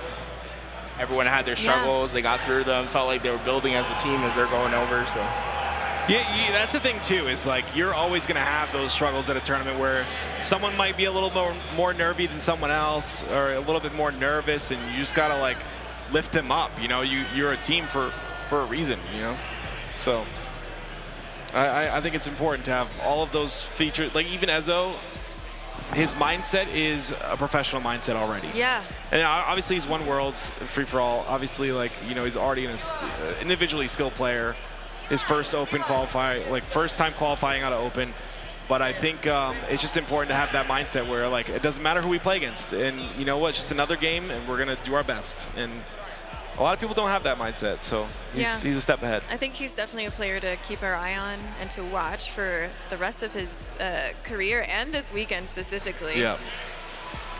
Cloud9, they had that heartbreaking defeat against Shopify Rebellion. They're up 2-0 in that series. They ended up losing a game 5, 50-49. And let me tell you what, Cloud9 was in control leading up to that final one. So I'd like to see them bounce back here. It's going to be a really tough matchup against ITB, though.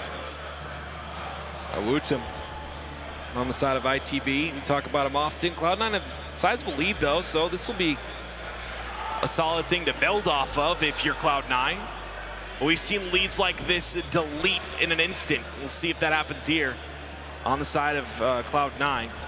They look pretty strong, though, as the killing spree comes out for Septify. Septify is an unbelievable Slayer player. So when you go look at his stats in particular, he is, you know, kind of a middling stats-wise whenever it comes to the objectives, but head and shoulders above anyone else on his team, and one of the top, I'd say 5, if not top 3 Slayer KD players in the HCS. Something about Slayer just sticks with him, and so far he is leading the charge. 10 kills, only 3 deaths, keeping up with the assists with his team. This is a hell of a performance from him. He's always been a very impressive player to me, Septify, and I always thought he had his shining moments, but I never realized, and I'm starting to realize now, as like Tony has mentioned it and you have mentioned it, I think his shining moments come through the Slayer. Every time I see him play Slayer, I agree, he's got those massive stats. Right now, 10, 4, and 3. Only 3 deaths in a Slayer game, and you know, I think if he can bring that consistently to the objective side, I think he could really just level up his game, and I think he's been doing that. I think he's getting better and better as 3 go down for ITB, and once again, a massive lead here for the side of Cloud9. And it's just ITB just needs to put more pressure on Cloud9. It doesn't feel as if they have to be forced to deal with ITB. Right now, they're playing at their own pace. The team shot just hasn't quite been there for ITB. A lot of one-on-one fights. And Cloud9, I mean, yeah, they might not be the most star-packed team, but they certainly have Slayers on them. When we talk about players that are just good in the 1v1 and have the ability to shoot, Spectre and Sab are 2 of the best in the HCS. You have to force them. You have to force Cloud9 to play as a team. I 100% agree.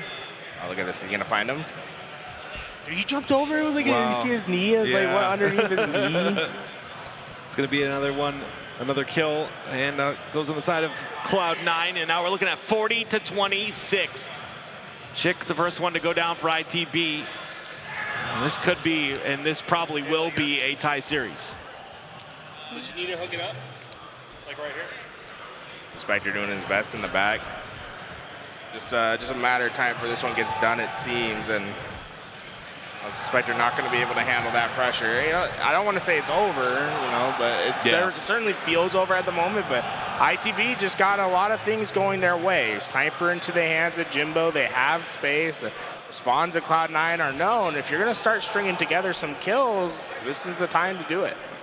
Yeah, I think for me, anytime it passes that 44 mark and you've got like a 8-kill deficit involved, that's where I think it's kind of over. But 41-30 is going to be tough. We'll see if things change here. Jimbo very aggressive with this snipe towards the big door side, waiting patiently for someone to peek. Here comes a slide out. It's Septify in a 1v1, and a massive kill there for him, and he gets a double as well.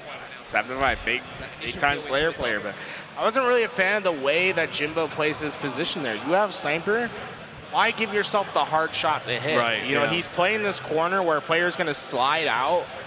When you have a Sniper in your hands, you're really trusting yourself to hit that shot where you could try to back up, let your other teammate take a forward position and try to have an easier angle, right? When you're playing further back and those slides aren't as severe, you're able to adjust your reticle easier. And so far, ITV, I mean, they're getting kills, but they're just not getting them at a pace that's going to get them back in this game. Yeah, they look flat this game. I mean, I don't know how that first game looked. Great shots from Chick, but has to hit the big shot with the sniper. Gets the job done. Only 2 more kills for Cloud9, and it's just a matter of how they'll get there. But Manny finds the back of Chick, was able to get the shots in, but can he finish the next? Goes sky high. Septify finishes the game. +6 for his team of 15-9. And I'm telling y'all, if you ever needed, if it's a 1v1 to save the planet, or I should say a Slayer to save the planet, Septify is going in my top pick. He is an unbelievable Slayer player.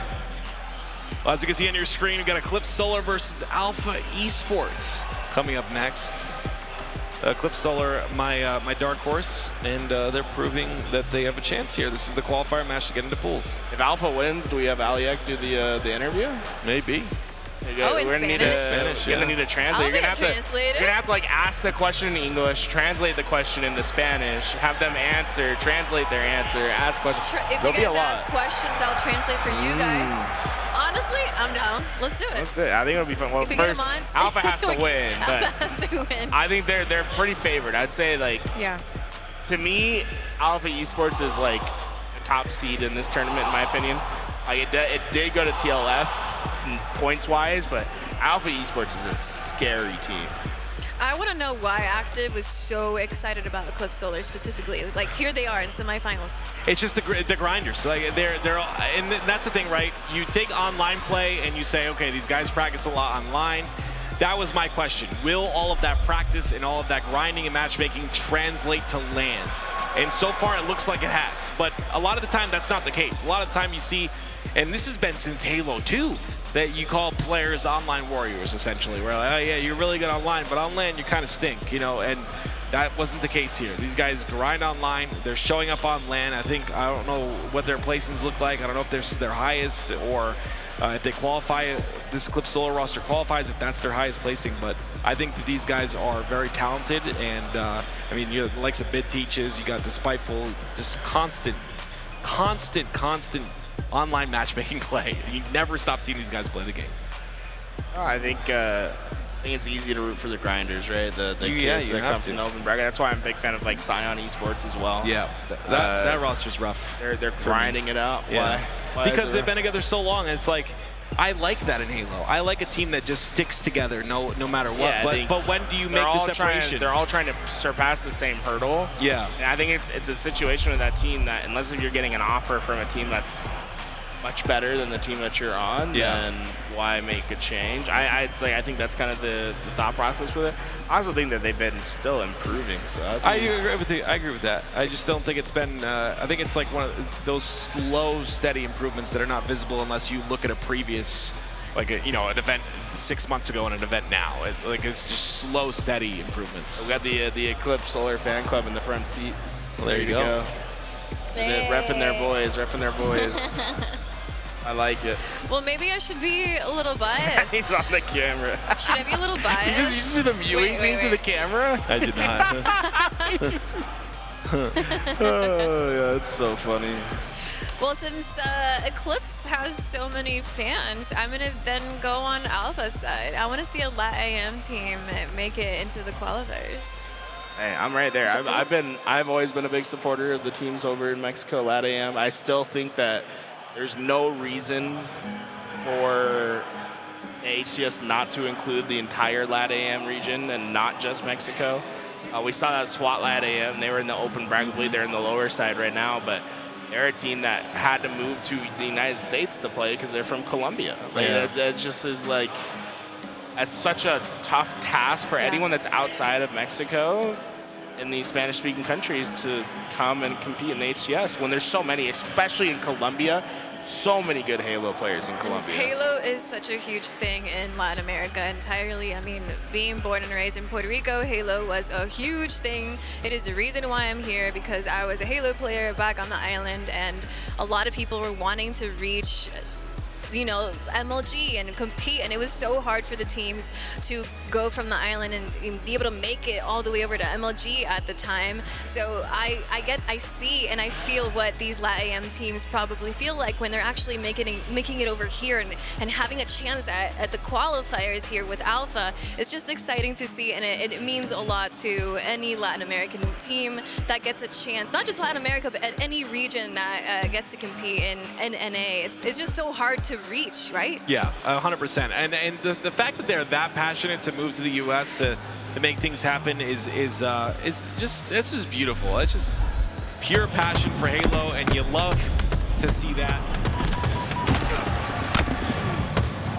Well, as we get forward here, we're going to make a quick swap with the casters, guys, so hang tight for a second. All right. Eclipse Solar versus Alpha Esports. We're doing a quick caster swap. We're bringing Eli X, and let's see who else is going to hop on.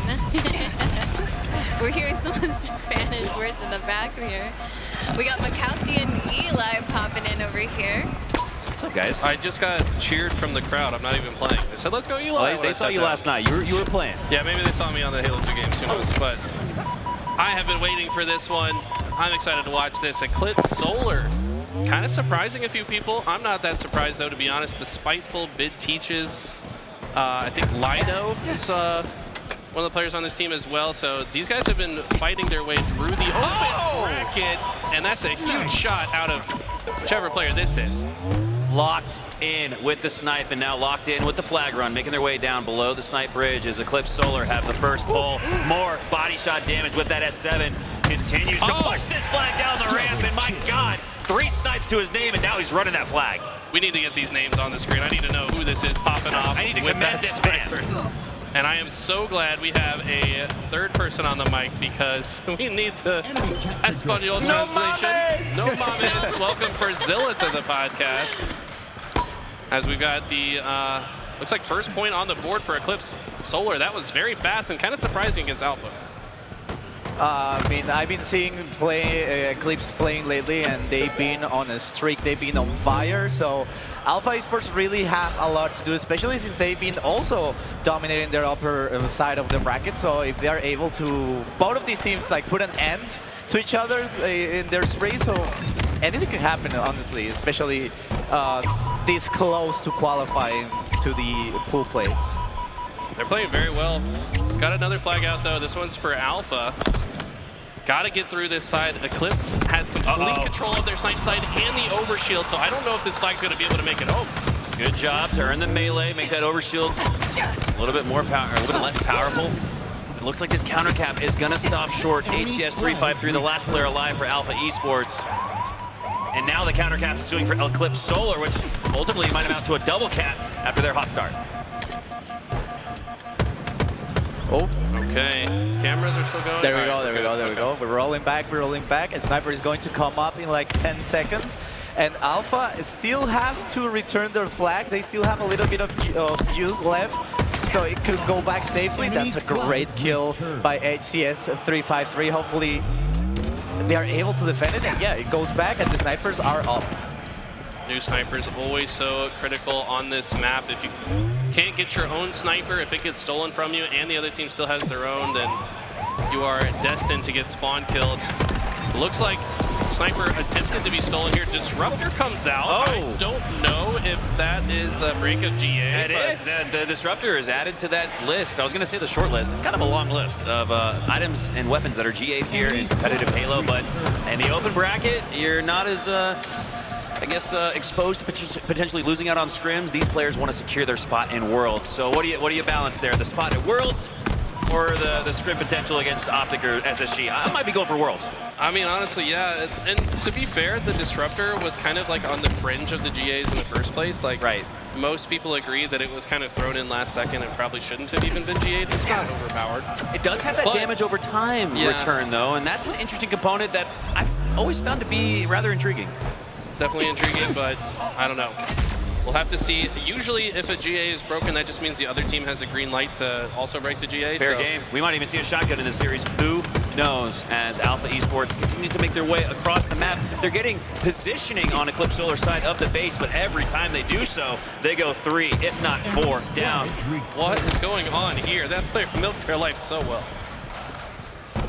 They really need to like find a way to break that defense. I mean, right now Alpha knows when to attack, but it started to struggle just a little way too much, and it's costing them. Like they already know when to attack, when to start gathering the flag, and trying to go for the flag run, but it's just like not quite there yet, and the trades are just going to make it a little bit more difficult. Leor having a solid game. He's the newcomer to this roster, filling big shoes. He joined the roster after tapping buttons left, tapping buttons. Widely considered the greatest player probably ever to come out of the Latam community. So Leor filling some big shoes, doing so pretty well so far, I would say, but their flag is out. They're not in great positions to return it, but if they can secure some kills, they can cross the map and get this one returned. Oh, what a dance there, both players with quick flit strafes. As Lure below the sniper to make his way to a defensive position to stop this run, and he does for now. As the Slay onto Despiteful, now looking for the double kill. A little delayed, so he doesn't earn the medal, but he does earn 2. Flag getting reset, player drops down to contest it, and even Trade will take that timer down to 1 second. He makes it a quick read for Acid. Good 1-2 punch by Drift and Acid there to make sure that flag goes home. Despiteful, get some help from a teammate, build out a little bit there. It's just such a good roster. By the way, I said Lido earlier. I was thinking Looney. Sorry about that. So Looney, Despiteful, Bit teaches Sylvanic. Such a strong roster. Not surprised at all to find themselves in the winter semifinals here. Keep in mind, winner of this will advance to pools already. The loser of this has to win one match, a tough match in the lower bracket to find themselves in the pools. I don't want to go there after Team Lethal Fox dips into the lower bracket. Your #1 seed here in the open bracket. Going to be one of those teams in the way. Whichever team loses this series, as Acid has some good shots. Nade goes out, potentially getting some collateral damage on 2 players, but the grenade goes off the map, does no damage, but enough to take down 1. All the while, that flag continues to run here. Alpha Esports looking to tie things up. Uh-oh, but they've got a sniper in a good spot to stop it. Hits the shot. Oh, the last minute goal line stand. 3 go down, and now you can't overextend this. You have to play your process, play for a few more slays. You got to take down Despiteful with this snipe. Despiteful goes in for the return as well. So he gets it. Insane plays out of Despiteful there. That sniper really made a lot of damage. They weren't letting them and go. they cap a flag as well. In the blink of an eye, a 1-1 match is now a 2-0 lead for Eclipse Solar as they look to put the finishing touches on Game 1. And with less than 5 minutes to go, a 2-0 lead. They're in the driver's seat. So looks like we had a couple of names wrong. Just flipped Looney and Sylvanic. Looney 15 and 13. This guy, I'm gonna be honest, some of the pro community were accusing this man of cheating. And I'll tell you what, that's he's doing it on land. And that's a win for Eclipse Solar. A swift, clean 3-0 win sets them up for success here and a potential to earn their spot in pool play. I mean, that's one way to just like prove that you're not cheating. You just show up to land. And That's just, always and been the way to destroy people. That's how you have to get over the allegations. Some people aren't able to do that, but Looney so far proving that he's a force to be reckoned with. Is that not like the greatest flex, though, to get accused of cheating and then to show up on land and do what he just did and is doing? I mean, I can't think of a better way to squash those accusations. A lot of the new people that come up and have a lot of skill, they go through that, right? They go through a period where people just don't believe that they're as good as they are. It's just because they haven't been recognized yet. Like, everybody has to start somewhere, right? So, wow. Eclipse with an emphatic 3-0 victory. I think Alpha probably reeling a little bit from that one. I know this is definitely not the end of their efforts. Alpha is definitely the type of squad that could bounce back in any situation. So, what do you think is going to be the key to success for Zilla, for Alpha to come back in this one? It's a really tough scenario because we already saw that when it came to capture the flag, they were just being dominated over and over again. Most of the power items, like I'd say around 90% of them, were really in favor of Eclipse. Like we saw the overshield, the sniper, and there was really the key damage right there with the sniper, that it was just like a full stop when it came to those headshots, to those like they were right there for the capture. They were just completely like wiped away from the map, and that's what really, like, they were really trying to go for the capture that they forgot that they had to find a way to, like, you know, find a strategy around defending and then attacking again. It was a 1-1 game. It was 1 yard away from a 1-1 game, but instead Eclipse Solar get the reset there, counter cap, and quickly win 3-0 as we're already in to game number 2. Slayer Livefire, and a spectacular after just 5 seconds. That's something we've never seen before, but it's going to be a reset. Weird bug that happens is the score to win can transfer from game type to game type sometimes on LAN. So because the previous game was a 3 flag, it for some reason carried over 3 kills. Like when you win see the a map in the thumbnail and it's not actually that. Yeah, it's just the a previous weird map, but it's carryover really glitch. Livefire we're playing. So a little bit of a glitch in the system. It's all good. We'll get back into the action here soon. Now the question is, Eli, first, do we go to an even clean reset, or does that 3-1 advantage stick? I don't know. It's kind of tough to call. I think it's going to be up to the admin. Well, it happened back when I was like on one of the matches, like Refin, and the thing is, like, the score transfers.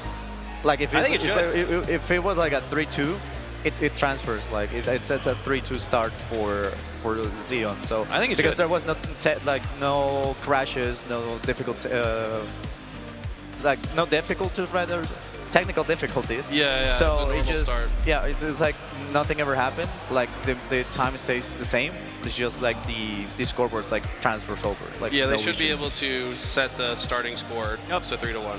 Yeah, and with that capability within the game itself now, you can pick up where you left off. So it happened so fast, I wasn't even sure who had the 3-1 lead. But I do think Eclipse. I do think Eclipse should start this game 3-1. We'll have to wait and see what the official word is from the admins before we get back into game 2 on Livefire. But wow, this is the Cinderella run of the tournament so far. We saw Dead Inside with an upset victory over TLF, and Eclipse Solar looking to earn 2 upset wins on the winner's side of the open bracket. I don't think anybody expected that. I mean, they also beat Scion, who's a... Yeah, they defeated Scion to get here, right? In Winners 3? Yeah. So then they 3-0'd them, which is very impressive.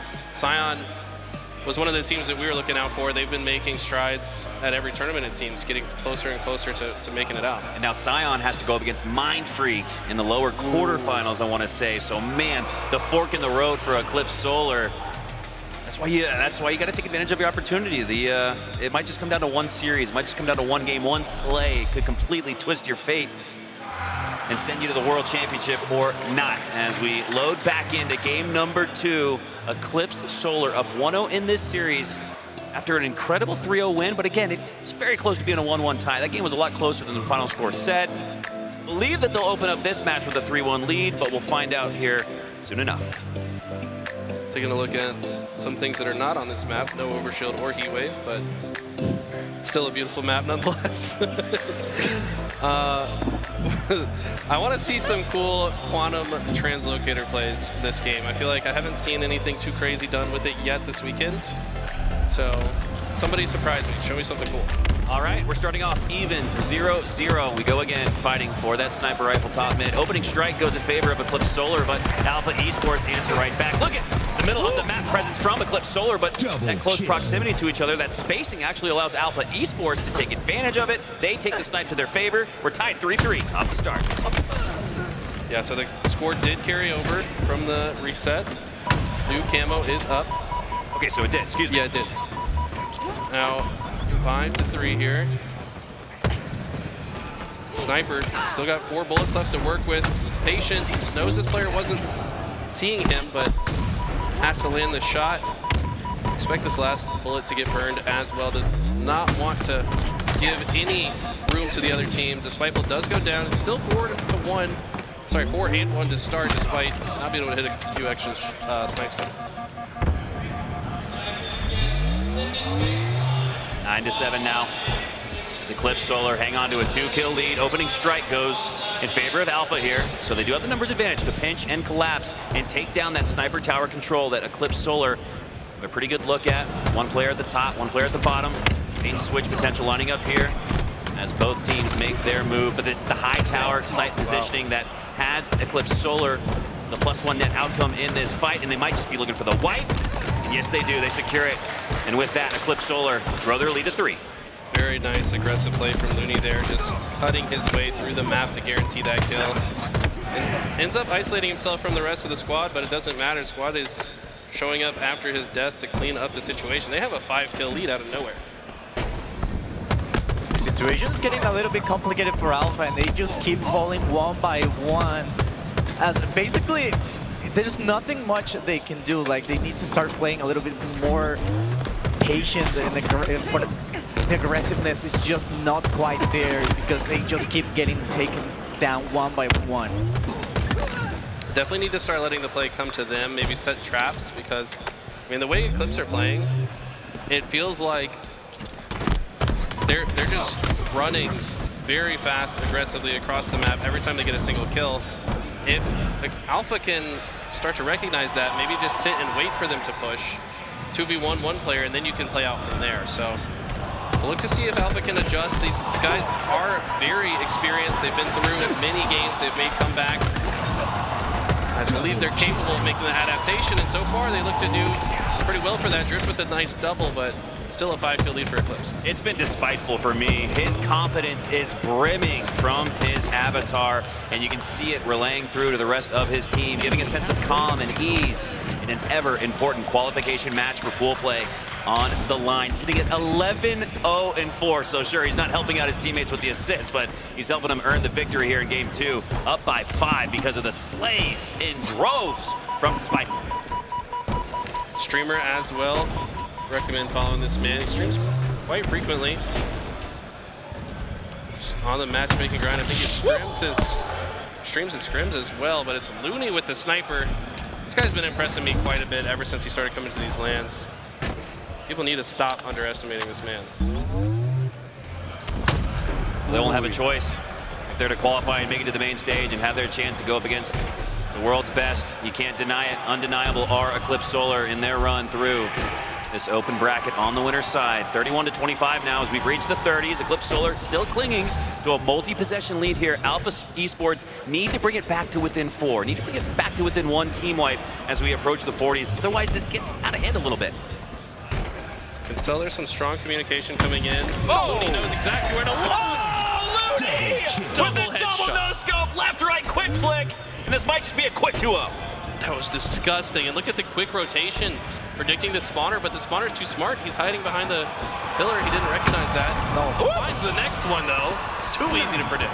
Too easy. Perfect centering lined up. Now he continues to smash his controller joystick right and left. He's probably got some sawdust inside there with how quick and how aggressively he's working that right stick. Looney putting on a clinic right now with the snipe. Now gets into close quarter combat. But the support on the pillars, masterful work from Eclipse Solar. Multiple members down to low HP, but they're all supporting each other. 4 go down for Alpha Esports. This lead has grown to double digits. Things are getting really complicated. It's just trade after trade, and it's not worth it for Alpha Esports. They need to start taking distance. Like you said, they are just going for the aggressive plays, and it's not paying out. And now with this 13-kill lead and the active cam in the hands of Acid, he needs to make a miracle with it. He needs to play absolutely sneaky, and every single shot needs to count. He's done a good job so far. Finds one, gets another player to one shot. Okay, here we go. Alpha getting a few on the board. It might be too little, too late, though. They're still down by now 13, and the Eclipse only need 4 to close this out. 46-33. It was a 4-kill game going into the 30s. This has ballooned out of control, and now Eclipse Solar can jaywalk their way to a 2-0 lead in this series. As Looney gets another one. Unbelievable slaying power we're witnessing here from Eclipse Solar. Despiteful has 16. Looney's having a great game, make it 17, and that will do it. Eclipse Solar rather easily now have a 2-0 lead. That was much less contested than what we saw in game 1, and again, game 1 was a 3-0. So impressive. A lot of people have wrote these guys off. Like I said, I mean, literally cheating allegations on the regular for these guys. Maybe we're finding out why. I mean, when you watch Looney's screen, was he not pre-aiming in perfect locations? It was nasty. His awareness is just very strong. It can look like cheating if you're very aware. Yes, Eli, that is one of the #1 ways to get a cheating accusation is to have great centering, great reticle discipline, to have that reticle set up where the player's head is about to be before it's actually there. It looks like they have walls. They just have great game sense, just great awareness. fundamental awareness, and great fundamental positioning, not with their 2 feet, but with that reticle. We witnessed that there from Looney, and he's looking like the real deal. Absolutely the real deal. Taking a look at the stat page here, what stands out to me the most on this page, I'll be honest, is Drift. 2,400 damage. He, in my eyes, second best player in Mexico behind tapping buttons, I Absolutely. think. But he's just been shut down on repeat. I mean, he's just been unable to find himself in his comfort zone just yet. If he can come online, things can change quite a bit for this roster. They need the Frazilla buff at this point. I mean, Frazilla knows a lot more about the Latam scene than I do. So would you agree with that statement about Drift being definitely like top 3 in the region for individual talents? Yeah, it's a really contested top 3. Like top 1, of course, being tapping, and the top 2 and 3, I'd say they're really contested between both Drift and, to some degree, I'd say Acid. Acid has really been making a name for himself. When it comes to slaying power, like, because so good. Not much to say right there, but taking us back to like the qualifiers, Acid really started making like some really big moves, especially with the S7 sniper. Like every single map that he plays with the S7, he just guaranteed headshots or at least the body shot to get the kill for either himself or his team. So right now, what he needs to do is just like, especially here on this next probable last game of the series on King of the Hill and Solitude, he really needs to step it up. The shock rifle is going to be key, but also the active camo. It feels to me like Alpha's not using the normal teamwork we're used to seeing from them. They have not been working together. And on the other side, you see Eclipse like absolutely tapped in and locked in to work together. And the reason you're not seeing Alpha Esports look like their usual self is because Eclipse Solar is out here. They're playing bully ball. Yeah. They are taking whatever time and space on the map that they so choose. The arrogance almost in Despiteful's positioning and Looney's accuracy has been on point and on display in this series. And I think bully ball is the best way to put it. And we don't usually see that against Alpha Esports. This is a team that has come to bully some oppositions on their way from the open bracket to top 12 placings on land throughout the season for Mexico's finest. So this has been a little bit of a shocker for me, not only having this Eclipse Solar squad in this matchup, but the fact that they're absolutely thrashing the competition. It's not over yet, though. If they keep up the same level of speed and gameplay that we saw in games 1 and 2, they could certainly close it out in 3. But I think Alpha, the type of team to slow it down, make the adjustment, talk it out, decide like, okay, we need to be more methodical in our approach to these situations. We can't just run. They can't just run around and do whatever they want. Just frankly, you have to give some respect to your opponent, and I think they're starting to realize that. And they do. They realize it. You can see Bid Teach is looking out to the fans in the crowd, wanting one more game. The job's not finished. So as excited as you guys probably all are, if you're fans of Eclipse Solar, seeing this 2-0 series lead, the job's not finished just yet. Furs, what's it going to take? It's gonna take a lot. Like it's not every day that we get to qualify for pool play, and today seems like a good day to qualify. So everyone, of course, in Mexico is putting their hopes up in this Alpha roster, like they've been doing time and time again. On Atlanta, it was like a different story. We didn't have Noble. We had, if I remember correctly, we had Atso. So they weren't able to fully qualify. I think they were able to qualify, but they like... I don't think they did well in pools. I think they did make pools, right? Yeah, they did make pools, but didn't like went farther than round 1. So what they're looking to do here now is, of course, to just recover that lost terrain, to go back into their 2 feet and reclaim a throne that was lost, that was a thought lost, and that we saw that back in last year Worlds when Mexico first qualified for pool play from the open bracket.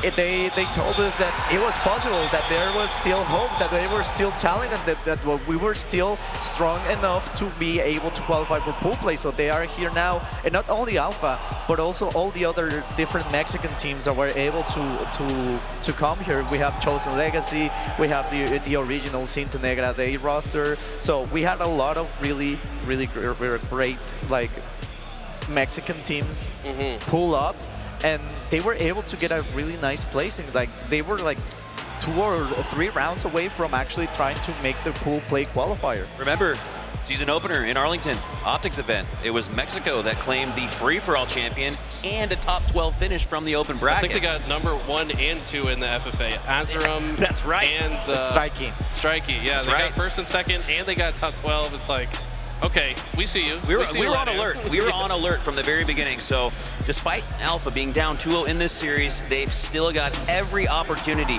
Every player on that team has the capability to bring them back from the depths. Granted, again, this is the winner's semifinals of the open bracket, so a qualification match on the winner's side. You lose this, you still get a chance to make it to pool play. But it's not just about pool play in Salt Lake City. This is setting you up for the Halo World Championship in less than 1 month as we kick things off. Game 3 now live, King of the Hill on Solitude as the opening strike goes in favor of Eclipse Solar. They have map control, they have the Shocker, and now they've got the Hill as well. 3 go down for Alpha, and this is not looking well. It's a super good start for Eclipse Solar. Looney, we saw what he was doing with the S7 in the last game. Let's see what he can do with the Shock as well. This man plays on a high sensitivity too, by the way. He is able to check multiple angles very quickly. Look at the way he's just meticulously trying to find targets. Gets a call out about these 2 players. Bottom truck is only able to finish 1, but did enough damage, and that's going to get cleaned up with a triple kill killing spree in the first minute of the game out of Bit Teaches. You're just looking for a sign. You're looking for something from Alpha Esports, and so far it's just been all Eclipse Solar. Despite there being a path for Alpha, Eclipse Solar have muddied it up like a day after a torrential downpour. It has been raining bodies as Eclipse Solar continue to dominate. Another potential. Double kill. Teaching lessons. He is teaching them how to use the shock rifle. My God, 8-0 to start the game before being taken down. This man is on a mission. Disgusting. I am so happy and excited for these players. All 4 of them. Vanek, Despiteful, Bit Teaches, Looney, they've all been scrappily grinding through the open bracket. Now their opportunity on the line, and they're seizing it. It's the best I've seen these guys play in quite some time. So Vanek has been one of those like sleeper players that's so talented, just has not somehow made it work on land. Just something is clicking differently about this squad. You can hear the energy too. They are getting loud on the stage behind us. They're feeling it. They know the opportunity is right here, right now, and right now another 3 down for Alpha Esports. And it's almost a worst case scenario for them not going 4 down because it's staggered deaths, split spawns, full map control, and a 1-0 start for Eclipse Solar. Not only that, but they got the camo. The only good news for Alpha is they've got the early positioning, but they go 3 dead, and Eclipse are just going to take it right back. And Acid, he can't take that hill. He can't light up the map and let the other team know that he's the last player alive inside the hill, so he wisely backs up. Opens up some cafe spawns here for Alpha Esports, and I do like how Acid waited, said GG's, let's go again. But oh my God, GG's literally with the sticky, predicts the push from the cafe, the spawn control, the manipulation, and the domination is on display. Looney, the last player alive in the lobby. It's an apocalyptic wasteland, and Eclipse Solar are going to be the better for it. There's only one explanation for Looney playing this good. He's cheating. I mean, there's no other Check him SSD. I'm kidding, of course. This kid is the real deal. Look at the grenades coming in from Sylvanik as well. They're easily predicting the next rotation, easily secure this hill, and they're already rotating into blue for the next. Enemy team took the hill. You know what I'm noticing is one guy is having his game, right? It was Despiteful in game 1, Looney in game 2, and now Bit Teaches in game 3. Look across the board. Nobody else has a standout performance. Despiteful's now 3-7, which isn't a bad game by any means, but it's not what we saw from him previously. So it just seems to me like all 4 players can step up when their name is called, and now Despiteful's name is called as he has the shock rifle, and he's putting it back to work.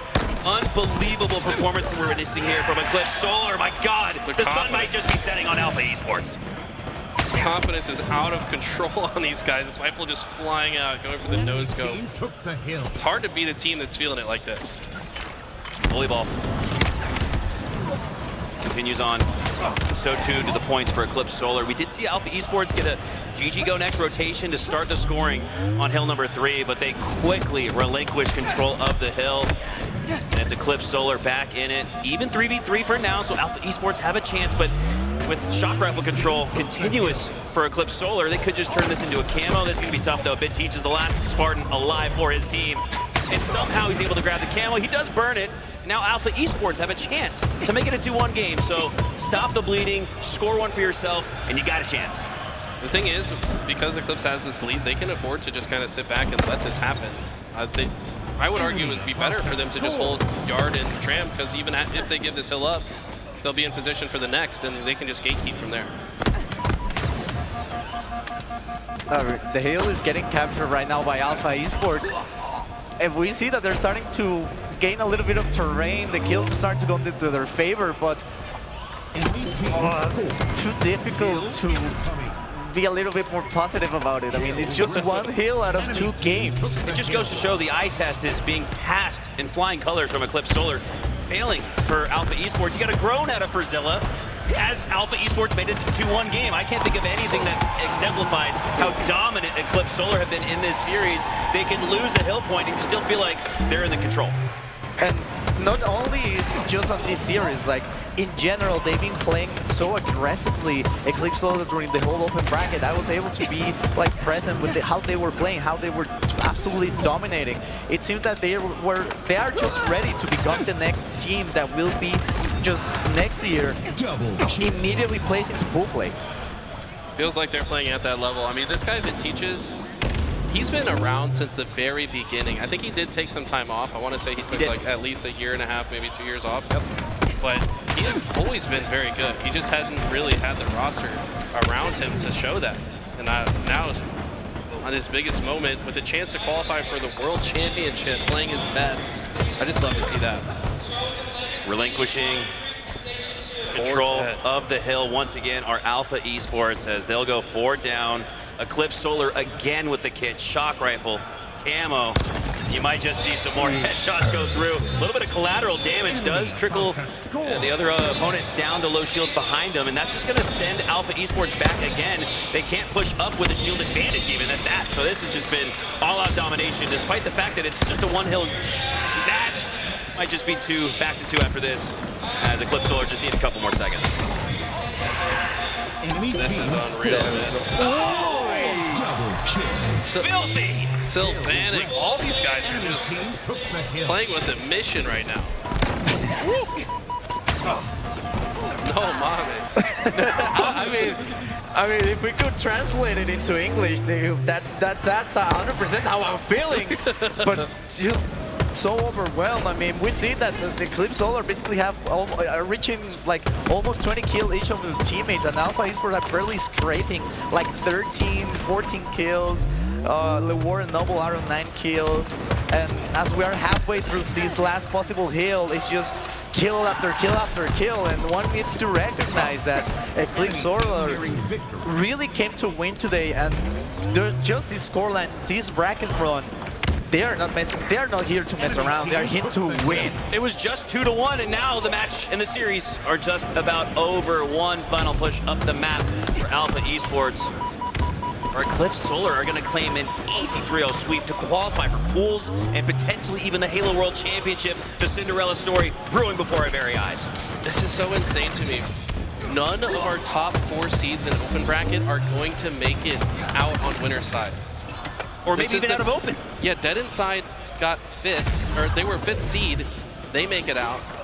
And Eclipse Solar, if I'm not mistaken, are like 12th or 11th seed, something like that. So this is a huge open bracket run for these guys. One that we haven't seen in a long time. Well, a huge camo here for Drift as Alpha Esports hold the line. Okay, from 4-1 to now 3-2. Feels a little bit like that Forbidden CTF match where Eclipse Solar flipped the map on its head. Now Alpha Esports doing a little bit of that. With 1:45 left on the clock, they have plenty of time to tie up this match and send us to sudden death. I mean, they need to be playing for sudden death. There's no other way. They still have plenty of time, and they need to start placing their players strategically to get that third hill capture under their banner. And they're starting to get the kills rolling, and that's exactly what it needs to happen. Every single kill, killing spree for Drift, and it seems that the demon, the Mexican demon, has woken up. You can hear them on the stage as well. The energy's starting to finally flow through them. It just felt like there was no energy on their side. Eclipse Solar sucking the energy out of the room, but it's not going to take. They just need one more hill to close this out. But if Alpha can score this, and they're looking in great shape to do so, 3 dead, they're going to tie this up, I think. They look prime too. 3 go down, still 2 waiting to join back into the match. As Alpha Esports have control of the hill, it almost looks like, Eli, that we're seeing Eclipse Solar set up for the next hill. It looks like we're going to see a tie game. Alpha Esports with an incredible comeback down to the depths of potential to come back, and they've somehow secured a tie. I think Frazilla was onto something. He said it was about sandbox control. What was the difference here? Alpha finally got the sandbox out of Eclipse's hands. 1 camo. There's really just 1 camo that made the difference. Before that, Eclipse had all the shock rifles, all the camos. If Alpha can get the items, this is a bit different story, but they do shut down that player that had the shock rifle on their back. Not sure if any ammo is on it. Alpha does get away with the camo, though, and that's big right now. They need to use it right here, right now, though, or their winner's bracket run is going to be over. I love how Eclipse Solar played this, though. They said, you know what? With that 3-1 advantage, we can set up for the next hill. We can give up. It was at the 75 percentile we saw Eclipse Solar start setting up for that next hill rotation, and they've now turned it into 75% on the board. But Noble and Alpha Esports just won't die. Somehow find a way to take 3 down for Eclipse Solar, and Eclipse Solar only needing about 5 to 10 more seconds. But if Alpha Esports can hold through after 1 push, they might just win this game. Leor with the clutch camo grab, game in his hands in that moment. It's all going to come down to this next push. Will Alpha be able to hold it off, or will Eclipse collapse successfully right now? Just Spiteful's the first one to go down. That does not look good for Eclipse. Last push, ultimo push. They're starting to get it. 2 down, 3 down. It will be only acid. The last one. 99.9%, and after 3 go down for Alpha Esports, Eclipse Solar only needs 5 more seconds. I don't know if they're going to have time off the respawn. Go in. It doesn't matter. Alpha Esports, heartbreaking loss. They had positioning, but they didn't have enough time as Eclipse Solar secure the 3-0 sweep, and they're spotting pools. My God, that was insane. The emotion that's coming off of the stage. They're the 10th seed, so I was just corrected. Thank you, Aliek, for helping me out with that mid-pass. They're the 10th seed. That's wild. When was the last time we saw a 10th seed make it out on the winner's side of the open bracket? I don't know if we ever have. Everyone's just looking at each other. HCS has no answers. We've never seen that low of a seed make a run like this. They had to upset 3 different teams on their way to this spot, and they made it out in winners. They're that Grim Reaper meme, just knocking on the door of higher-seeded teams, and who's next? Insanity. We'll play. Absolutely heartbreaking. I'm sorry, Frazilla. I'm sure Frazilla's heartbroken. They're not out yet. They're not out yet. They're not out yet. Maybe that was the wake-up call they needed because they looked a little asleep. At the end, right? Well, they started to come back together at the end. For a second there, I saw one of the players from Alpha like hop in. It was just there were 2 players on the hill. You know, you never know what's gonna happen. But Mixy finish. For a second there, I thought they were gonna stop the clock enough, but it just wasn't there. And here's a oh my replay God, with incredible shocks. Vid was an absolute demon to start this game. He started at 8-0. I mean, that's exactly, and then they end up barely winning by the smallest, the fingernail of a percentage. I want to say all of them were hitting their shocks. Yes. Like every single person from Eclipse the sniper was just, shots, especially. Yes, Hit your socks, kid. Yeah, I mean, that's really all it comes down to. If you guys want to be good. Probably. I mean, these guys are also good online, and that's why people were thinking that they were cheating, because they're good online. But they've proven that they might be even better on land. Well, what a way to prove that you are legit, you are for real, and you might just be next up in the HCS as Eclipse Solar take that series 3-0, and I can't wait to see what they do in pool play. Another thing that they have an advantage, Eli, how many scrims have they got against pro teams? Does anybody know how to play against Eclipse Solar? It looks like even amateur teams didn't know how to play against Eclipse Solar. So they're going to come in. They've already surprised us this weekend, and they might just surprise some pro teams tomorrow in pool play. It would be exciting to see. Alpha, what do you think really happened there? Could nerves really have gotten there a little bit, considering they were so close to qualifying here today? Now they find themselves on lower bracket. I think you're right. I think they saw what they needed to do here in this last game, but could it have been nerves, or is there anything else I think it's a mixture of them being maybe a little sleepy. Like, it felt like almost like they're playing lazy, like they expected to win. Maybe they didn't expect the level of firepower to come on the side of Solar Eclipse, so like not bringing their A game, because it just didn't feel like they were their normal selves. But at the same time, I don't want to say it was Alpha playing bad as much as it was just Eclipse playing that good. Like, it really felt like Eclipse were just playing, they were getting all the items and they were hitting all their shots with the items. It's like, that's just damn good Halo, honestly. We know this from competing ourselves, Eli, through the open bracket. There's a mental component to getting to winners round 5 to make it to pool play and going, oh my God, we're not playing the team that we thought. This is good for us. Like, you get a little Alpha's almost like lacking. Yeah, Alpha's thinking, oh, we thought we were going to play a tougher team than this. Like, that's kind of the way they think, oh, we're the 2nd seed, they're the 10th seed. And we're not saying that that was we're not saying that was the case, but throughout the course of Halo history, 20 years now, there's a component of that for a higher seeded team playing against an absolute raw dog underdog. Well, now Eclipse Solar move on to play against Dead Inside, who have also been surprising everybody on the upper grab. I mean, we had our eyes set on them because they were incredible firepower. Firepower? There's a better word for this. No, I thought that was great. Yeah, firepower in that squad, and now can Eclipse get through them? Like, well, they won't have to play them. Well, will they play them? All the losers, or because it's Not just today. top 2? Okay, so they will play. Not today, but that'll be their next matchup. Dude, I don't know. Actually, I don't know, because wouldn't it be the top 2? I think Let's see. They stop. The bracket might show it, but I think they just make it. Oh, yes, that's right. Yes, they'll conclude. They'll show be in out. the bracket, but they're done. Both these teams made it out, yeah. They're done. We talked qualified. to Jason earlier, Descendant. He was like, man, I am so excited to go eat and go to bed. Usually you get done with this open bracket gauntlet, it's midnight by the time you get done with media day, dinner, all that stuff. So a massive advantage being taken by winning through the winner's bracket. 4 to 5 hours you just afforded yourself. And again, it's all energy, and you only have so much. You can recharge, though, now because of their success through the winner's bracket. This is not the last that we've seen from Eclipse Solar. Well, hopefully we don't get to see them leave just yet. I did just get confirmation that we are getting Looney and Bid on the couch in just a few minutes. And we'll actually get to talk to them about their plays, not just in this game, but overall in their tournament today, because they've had some upsets. They beat Scion Esports, I believe. I'm checking the bracket here right now. Let's see their track record. Alpha. Where are we at? Yeah, they're. Yeah, right here. Okay, so they beat Sentinels. They beat Scion, Sentinels, and then Alpha. And Dream to Legends. An incredible run for these guys. Who did Sentinels beat to match up against them? Can move this for you. Oh, it was Sentinels EU. Okay, so that was the number 2 or 3 seed.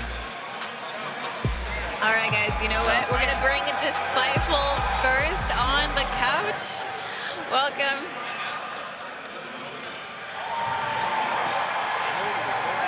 Here we go, guys. He's just getting his headset on. Good teachers over here. Welcome. Welcome to the LVT Move the couch. mic a little closer. It feels good. It's comfortable. Move It the is, mic right? a little closer to your comfortable. mouth. Had to pop off a little bit, you know? Yeah, just a little bit. Yeah, just a little bit. Just you know, a little something bit. slight. Little guys- Rio. Something slight. How are you feeling right now, man? Nobody expected this, did you? Hell yeah, I expected it. Bro, everybody was down this, you know what I mean? So it feels good to come out on top with a 3-0 sweep against the best Mexican team.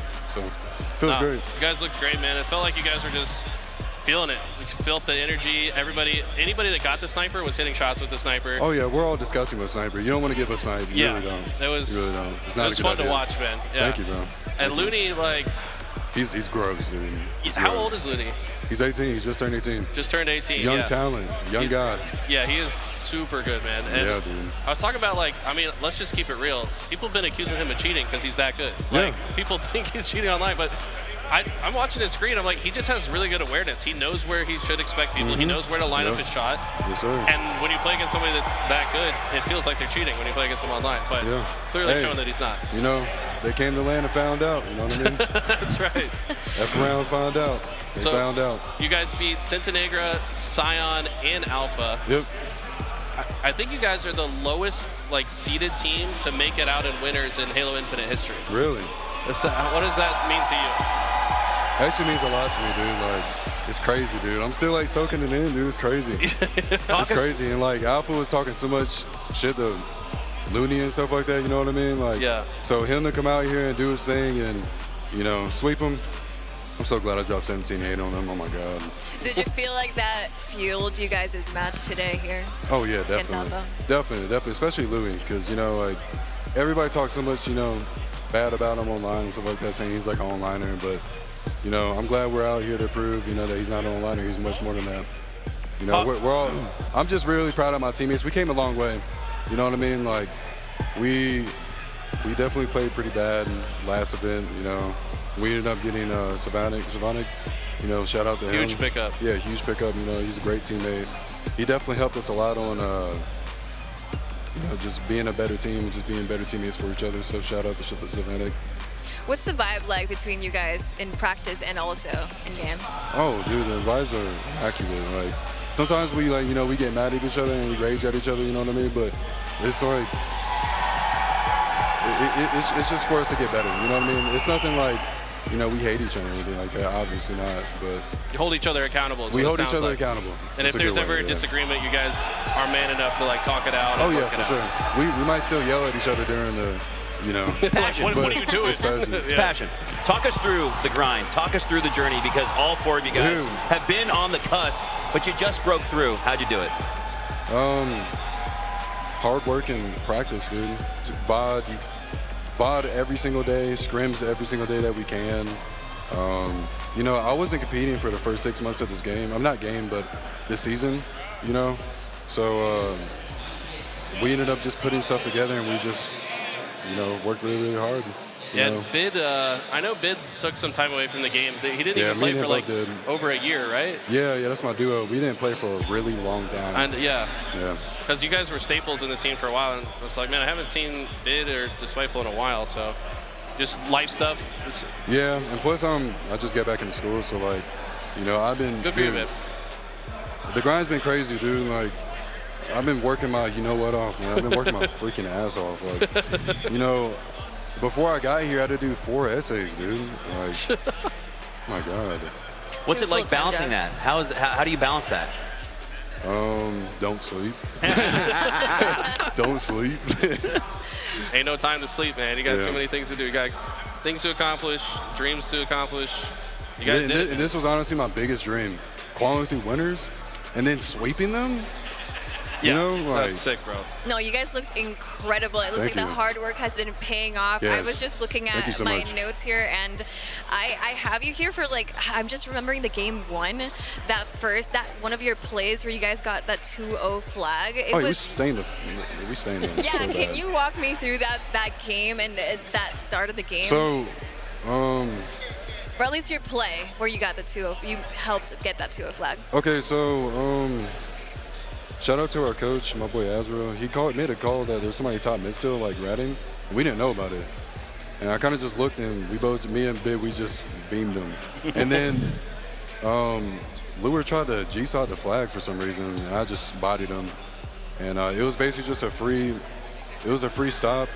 And then they just kept on over-challenging and getting too antsy and stuff like that. So we just capitalized on it and just double capped them, It was pretty easy.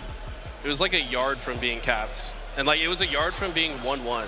Oh yeah. But then you stop they weren't it getting that. And then immediately cap it and then cap again. It's double. How close it was from being tied to then being a 3-0 is Yeah, they were getting smoked. They were getting smoked. You guys never looked back. That really felt like a cataclysmic moment where you guys weren't going to let go. Once you guys got the reset, instantly scored, made it 2-0. The momentum was palpable. We called it bully ball. Oh, you guys were bullying them. We were definitely bullying them. Bro, all you do is just G-side at them and just kill them. That's all you have to do. You guys were just literally running at them the whole time. But with good timing and coordination as well. Yeah, but man, it feels good, man. It feels so good to come out here and just go crazy. I was telling my teammates the whole time on the way here, you know, that we can do it. Like, we can qual all the way through winners, and we did it. Yeah. Like, the hard work really paid off. You guys It might really just go did. from off the couch to on the main stage for the Halo World Championship. You'll at least be on the main stage here at Salt Lake City. What's it like now to work your way out of the open bracket? You said this was a dream come true This for was you. a dream come and true. I know part of that dream is playing on the main Yeah. stage, having the casters, the production, the Yep. crowd, the fans. What's this moment like for you right now? How are you feeling? Dude, I still don't know how to feel myself. Like, it's really a dream come true. Like, I've been watching competitive Halo for a really long time, and it's finally happening for me. Like, dude, every single event I've been to has been just like a 1 week practice squad. You know what I mean? Like, How long have you guys been together? We've been together for, as a trio, me, Bid Teachers, and Looney. We've been a trio for like 3 or 4 months. We've been putting in a lot of hard work, and we ended up picking up Sylvanik. We about had like a month and a half of practice with him, and I'm really glad we picked him up because he showed us a lot of new stuff, a lot of new strats. He's a great player, He's phenomenal been player. 17th, He's been grinding. 17th. He's been grinding. always getting top 24. Yep. He's always right there on the Yep, cusp. and we were the ones. We were the ones.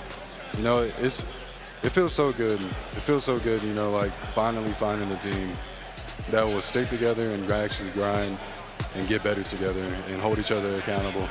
I could tell, man.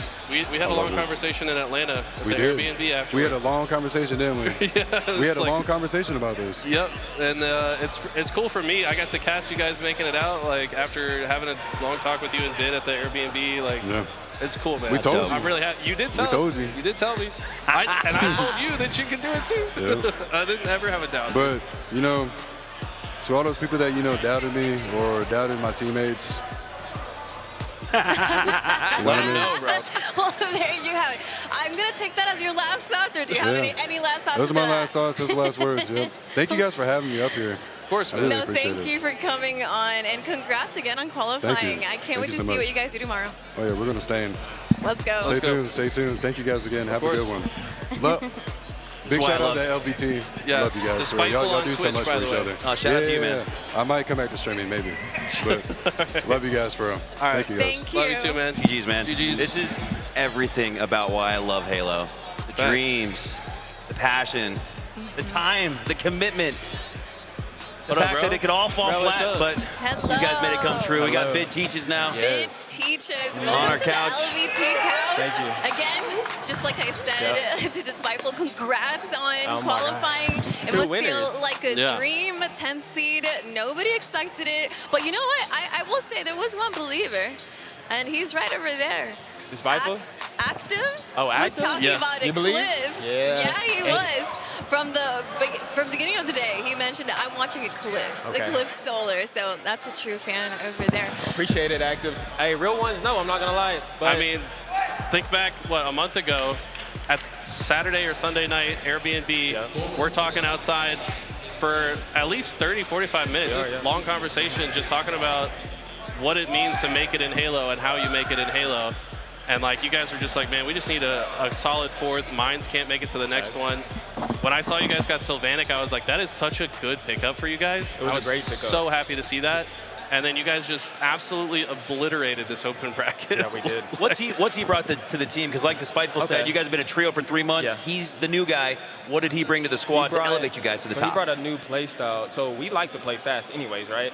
But he knew that, and Yeah. he just brought what he knew to the game to make us play better in general, because we weren't filling the lanes right and properly. So we didn't have, like, we wanted to play like that, but we didn't have the right mindset. So he came in and basically coached us up to where we could play like that. And, you know, shout out to Sylvanik, because he actually, that's the reason why we're playing so good. And Saw then- your individual talent and just molded Yeah, it into exactly, the right spot. exactly. It's Yeah. beautiful, man. I love seeing how, it didn't work out for Alpha, but I felt like Alpha's playstyle was also so aggressive, and it's not usual to see like aggressiveness versus aggressiveness go well. Like it sometimes looks like complete chaos, but it looked beautiful from you guys' end. You guys were landing all of your shots and your shocks, your snipers, everything just looked They got so world starred. They did. So many snaps. They got clips. Y'all kind of made a montage out They of did, it. they did. 8-0 off the start. How are you feeling in that moment? Did we know if we were going to win? No, the recharge, right? Solitude. You started the game 8-0 with the shock rifle. Oh, really? He's like, I didn't even know. He's like, I blacked out, bro. I didn't know. I grayed out. I don't remember. I was like, yeah, and I challenged the dude driveway, and I died. Like, you know, I overheated. You know, You did overheat a little bit. I overheated. Well, you did your job. It's okay to overheat on a road to a frenzy, though, right? I agree. mean, you're feeling yourself, Yeah, I and it agree. looked like it. Yeah, and then shout out Looney. You know, he's only 18. He just turned 18, so you know he might be the youngest HCS pro coming up. Yeah. And he's got real talent, and I really like him. And that's his family right there. They all came out to support. So He's extremely talented. Yeah, he's really, really talented.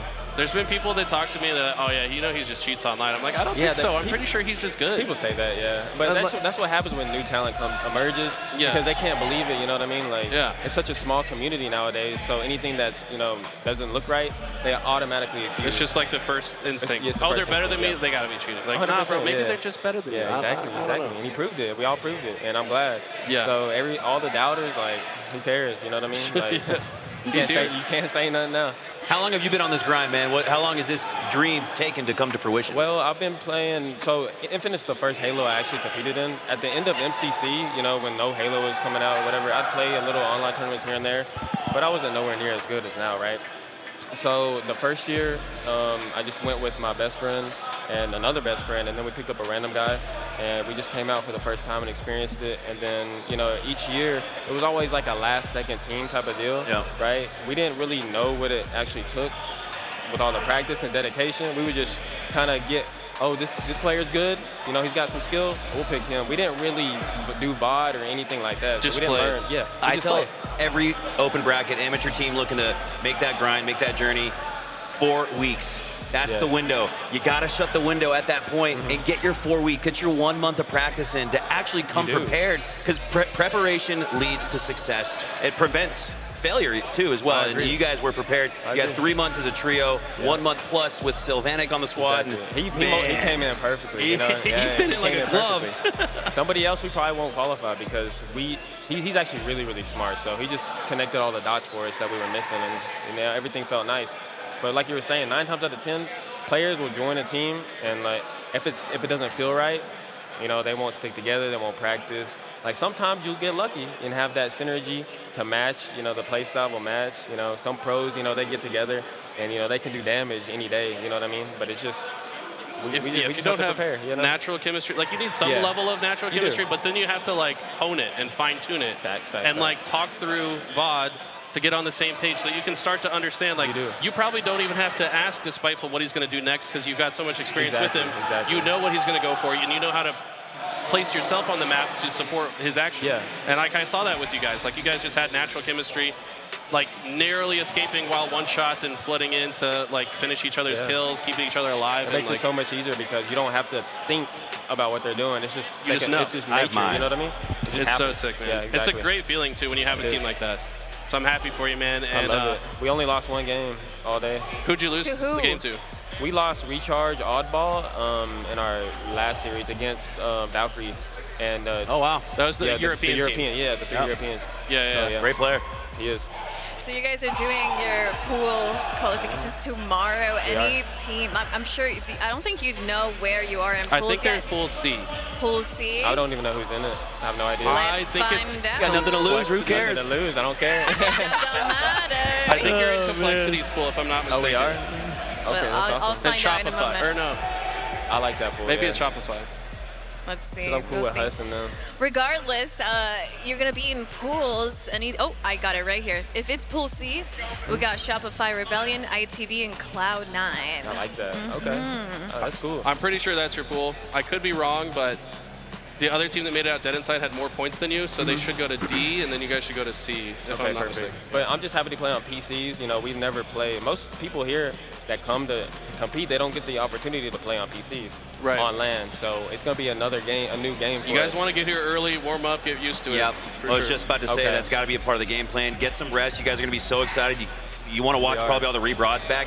Take 1 or 2 games from each series. Don't watch a whole series back. Okay. Impactful, purposeful learning and VOD review. A couple games. Get a good night's sleep. Get good rest.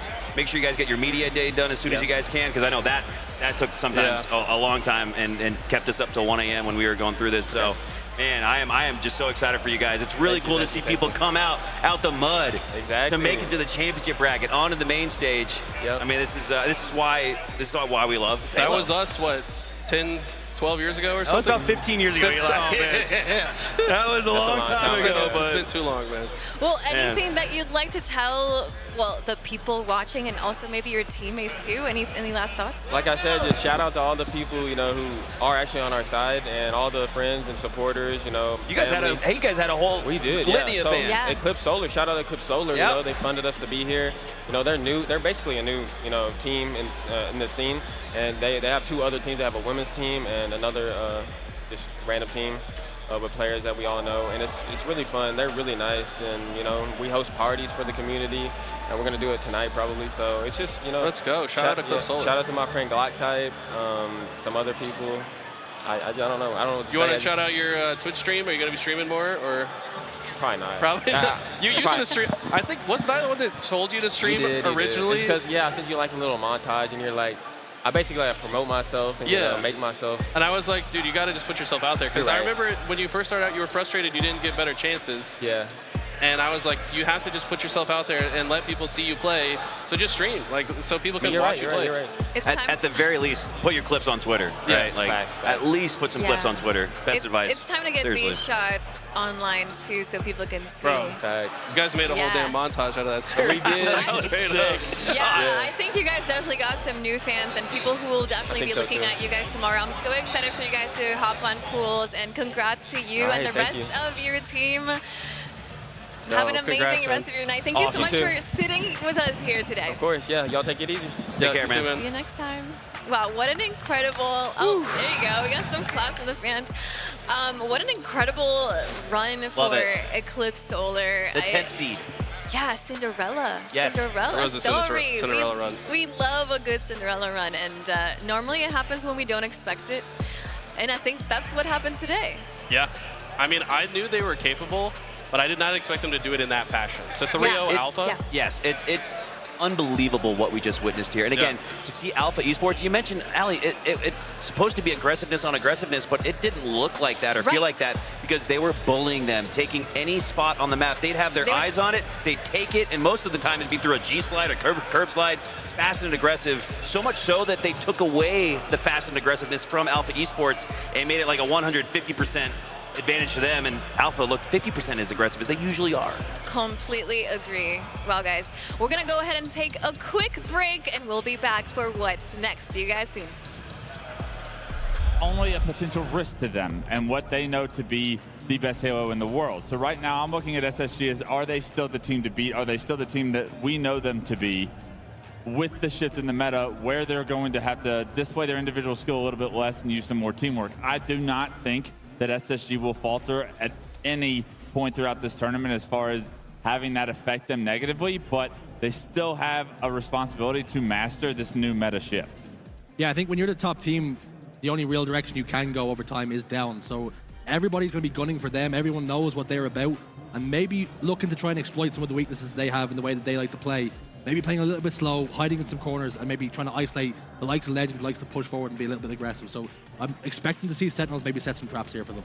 Let's talk a little bit about another advantage that they have coming into this major as well, which is that kind of double buff. You know, it's their home crowd. The last time we were in Salt Lake City, they managed to win their home team major. They could definitely do it again here, and they're coming in as the favorites. Everything bodes very well for them. How do you think they're going to fare now with that 5th man on the squad with the SSG crowd? If the crowd is anything like it was back in 23, then they will have that 5th man, right? They'll have that extra little boost, and I know that, you know, you can't hear that much when you're on the stage. You've got the white noise, but you can still kind of feel it. You can feel the atmosphere, and it's a real chance for them to put on a show here. I'd be expecting them to really, you know, at least minimum top 3 at this tournament, if not win it with the form they've been in. But we were lucky enough to see them play on the B stream a little bit earlier, and admittedly they were playing against a team where they probably weren't trying their best, but they still 3-0'd. They still looked comfortable. I think that Sentinels probably be their first test here. Yeah, it certainly will indeed. I think another thing with the Space Station gaming crowd, I do hope they come out in full force like we had seen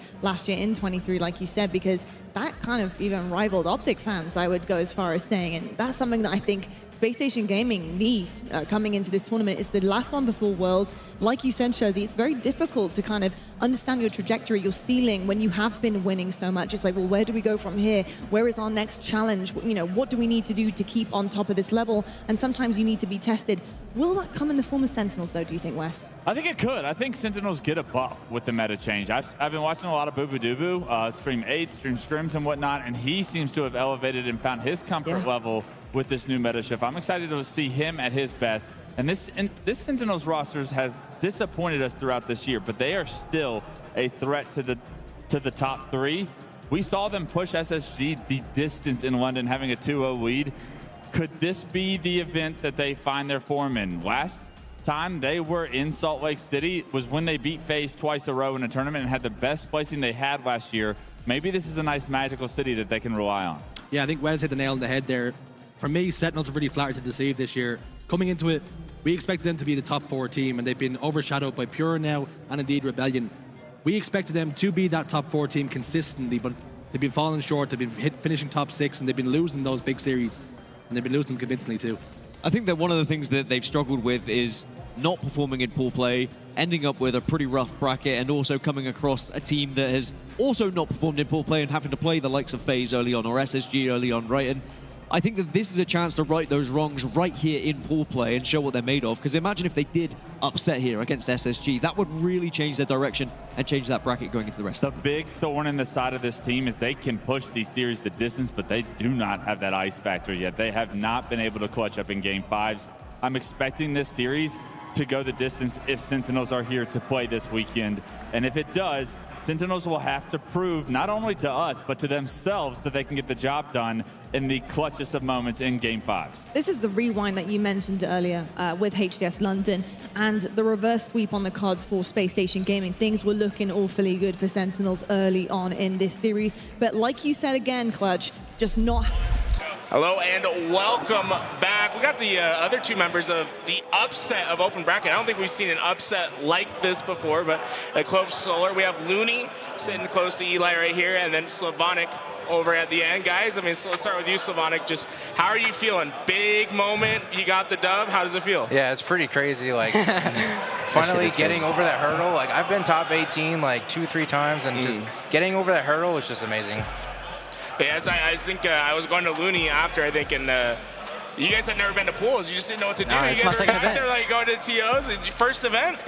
Second event? Yeah. So, I mean, hey, what went right this time? What do you think was key to your guys' success? I mean, I'm not gonna lie, just playing confident. Bro, and also Leo, he like DM'd me like saying like, I got shit on by Mexico pretty much, and like I just fucking slammed him. Oh my god, you just can't fuck with us, bro. Yeah, dude. That shit's You guys crazy. beat a different Latam team on the way here too, didn't you? Or was that the only one? No, we lost to like SWAT last time. Last time, okay. Got it. Yeah. So there's a little bit of rivalry there between you. It's been so cool to see your come up. I mean, I brought it up in the other interviews just because, I don't know, I think it's worth talking about, is people have been accusing you of cheating online, like straight up. I know. And like, I am never the one that's just, I'm just going to jump to that conclusion. I'm like, maybe he's just good. And then like, you guys did pretty well at the last event, and then now you show up and you're just destroying everyone. It's like, do you have anything to say to the doubters or the people that like legit thought you were cheating? I mean, no, not really. Because the gameplay speaks for itself, so I respect that. He said, I don't need to say anything. I already did with my gameplay. So. I mean, I know Despiteful did. He just threw a little one up, you know. Yeah, he did. Yeah, he did it. He did it already. So yeah, I don't need to. No, you guys are playing great. I will say, and I don't know if you guys are aware of this, but as the 10th seed to make it out in winners, I believe this is the lowest seeded team in Halo Infinite history. Definitely in Halo Infinite. You guys are definitely the lowest seed in Halo Infinite ever to make it out of Open. Yeah. What does that significance mean to you guys? I mean, I don't even know, honestly. You're like, I'm just here to have fun. I like your attitude, man. He's just like, he doesn't even care. He's just like, I'm just ready to play my next Honestly, match. that just kind of means anyone can win it at any moment. It's LAN on Xboxes. If you come hot, you can win. But it's more than just coming hot. Like, you guys prepared. Like, how much did you guys practice before this event? Played like every day. Basically every day. Like after we would scrim, we would cover at least 3 things from each map, and then we would just keep going from there. It's One good map at a routine. time. I was surprised that almost how efficient you guys were in your win against Alpha. Those guys like cannot shoot back on that. I swear to God, they can't. Well, it was a 3-0. Respectfully. I was gonna say, I mean, Slavonic, were you nervous at all in that game 3? Because that game 3, it was like they're starting to come back a little bit. It got real close at the end. Y'all got some big kills. Can you walk me through what it was like in that game 3? When did you realize that you guys had done it, and just like what the experience was like for you? Honestly, when we went 2-0 up in the game and then they started coming back, we just kind of focused on trying to get part of the map, getting more part of the map, and we were kind of just getting picked off. I think we got sniped a couple of times, and once they were starting to get that bottom mid hill, and we're like, we can't stop them. We just all set up for yard, and we just let them come to us and get the first pick, and then we just kind of snowballed it from there. One thing real far in there too. One thing that I noticed that you guys did super well was just sandbox management. Like, you guys got almost every sniper, almost every overshield on Forbidden, almost every camo. Like, the only time that Alpha started to look like they had a chance at the end of that Solitude game was because they started getting some of the items. So, I mean, is that a big part of your strategy and a big thing that you coach these guys on? Because they mentioned that you were a big part in the growth of this team. Is that a big part of the strategy? Yeah, the main thing we focused on was whenever we have sniper, we need to be the hardest kill. I want you to be behind the team, and I want you to make sure that if you're gonna die towards us and not try to make a world star play and just get a crazy no scope. I want us to be disciplined for this. That discipline really showed, I thought. No, I think I was like, you know, because looking at the bracket, you know, it's no offense to you guys, but it's like Alpha, they consistently get out, right? And it's like you almost like think that they're gonna get through. For you guys to come out and beat them the way that you beat them, right? Like just 3-0, statement game after statement game, getting the job done. I just want to say I'm thoroughly impressed. I think you guys should be proud of your results. Oh yeah, man. Looking into pool play, I mean, like what does it feel like? What's the preparation? You guys going back home? You watching any film? Trying to get yourself caught up? I mean, there's no film to watch. I mean, actually, never mind on this. Yeah, you get to hear our casting and us freak out about all the snipes you guys hit. Were you guys on my POV when I hit those 2 no scopes? Dude, yes, on that shit was fucking crazy, yeah, that was a nice one. That was a nice one. Nah, bro, that shit was after I hit those 2 shots, I was like, bro, we fucking won this shit. Yeah, yep. No, you guys were on fire. You guys know you're probably in Pool C, so that's Shopify, ITB, Cloud9. How do you feel about the pool? It's definitely a pretty tough pool. We're probably going to go through their pool play matches today and kind of see what kind of their tendencies are on some of the maps. I don't think we'll go individually into each game on like how they like to play it. I think we'll just go into see how they play the maps. Are they fast? Are they slow in some scenarios? And kind of just go from there. Not overthink it. Kind of just stick to our game plan. It's good. I gotta say, Drew, you gotta be a commentator or something, bro. You're too well spoken for this. He's like college educated or something. He's coming after my job, bro. I know. You just made it into pools. Just do that, all right? Bro, he's gonna be out there. He's gonna be doing interviews on the main stage soon enough with the way this is going. Fucking go, bro. Yeah, I know you guys have media day, so I don't want to keep you too long. So I just wanted to say anything that you want to get off your chest, any last thoughts, anything that you just want to put out into the world right now for either of you. You know, I want to give you guys the opportunity. This isn't going to be the only time I do it. Oh, okay, I like that. I like that. What about you, Looney? Anything you want to part with? Like an event, bro. Like this is like fucking amazing. I would say that's impressive for a second event to go open bracket into through winners. We lost one map. As an 11 seed, second event after all the disrespect, all the cheating accusations, dude. Like, and you just turned 18, right? That's what they said. Dude, I was 17 a few months ago. A few months ago, damn. The new blood, man. They're coming. I'm telling you, these guys are sharks in the water. Better be watching out. I know you guys got to get to Media Day, so I'll let you guys get to Media Day. We're going to take a quick break here. In the meantime, enjoy the Native Gaming phase matchup that's happening on screen. We'll be back with some more commentary and some more qualification matches for pool play. Don't go anywhere. I got you.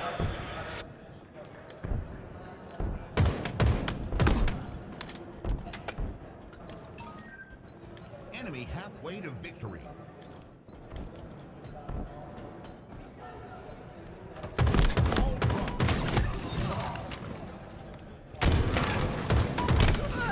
Enemy has the ball. Ball drop. Enemy has the ball. Ball dropped. Enemy has the ball.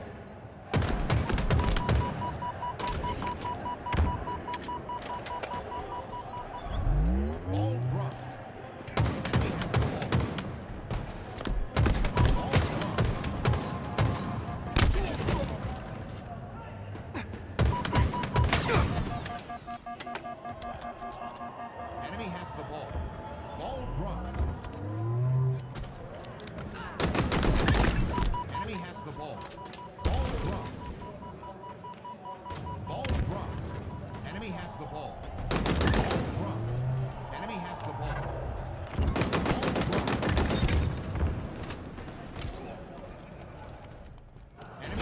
ball.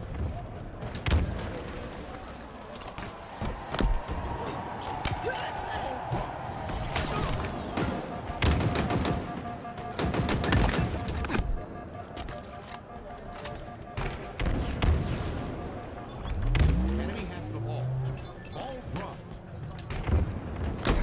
Ball dropped. Enemy has the ball.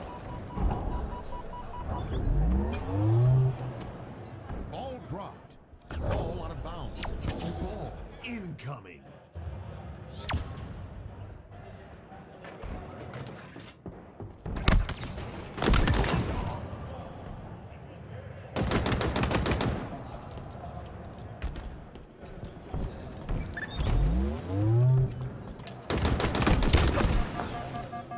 Enemy has the ball. Ball dropped. 1 minute remaining. Enemy has the ball. Ball dropped. Ball dropped. Enemy has the ball.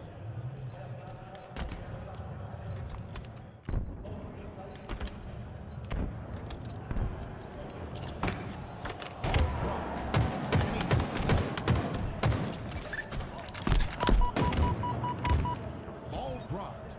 Enemy has the ball. Enemy has the ball. Ball dropped. Enemy has the ball. Ball dropped. Enemy has the ball. Ball dropped. Enemy has the ball. Ball dropped. Ball out of bounds. Incoming. Done.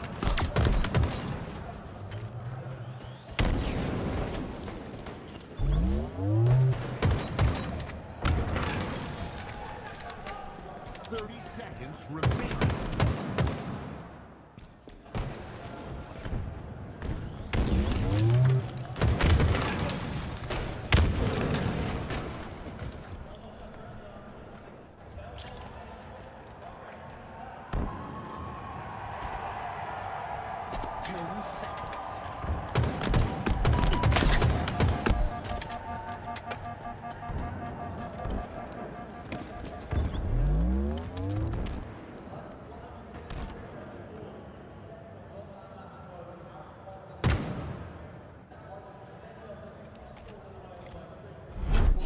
Incoming.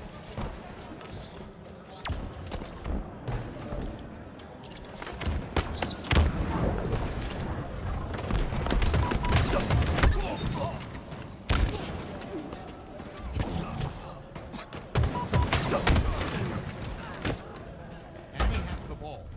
Ball dropped.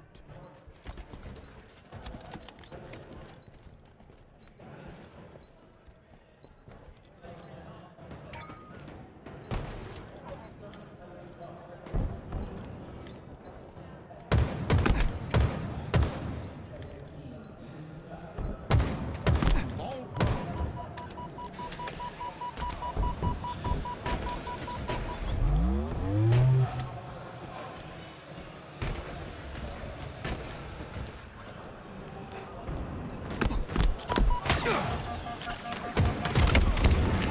Enemy has the ball.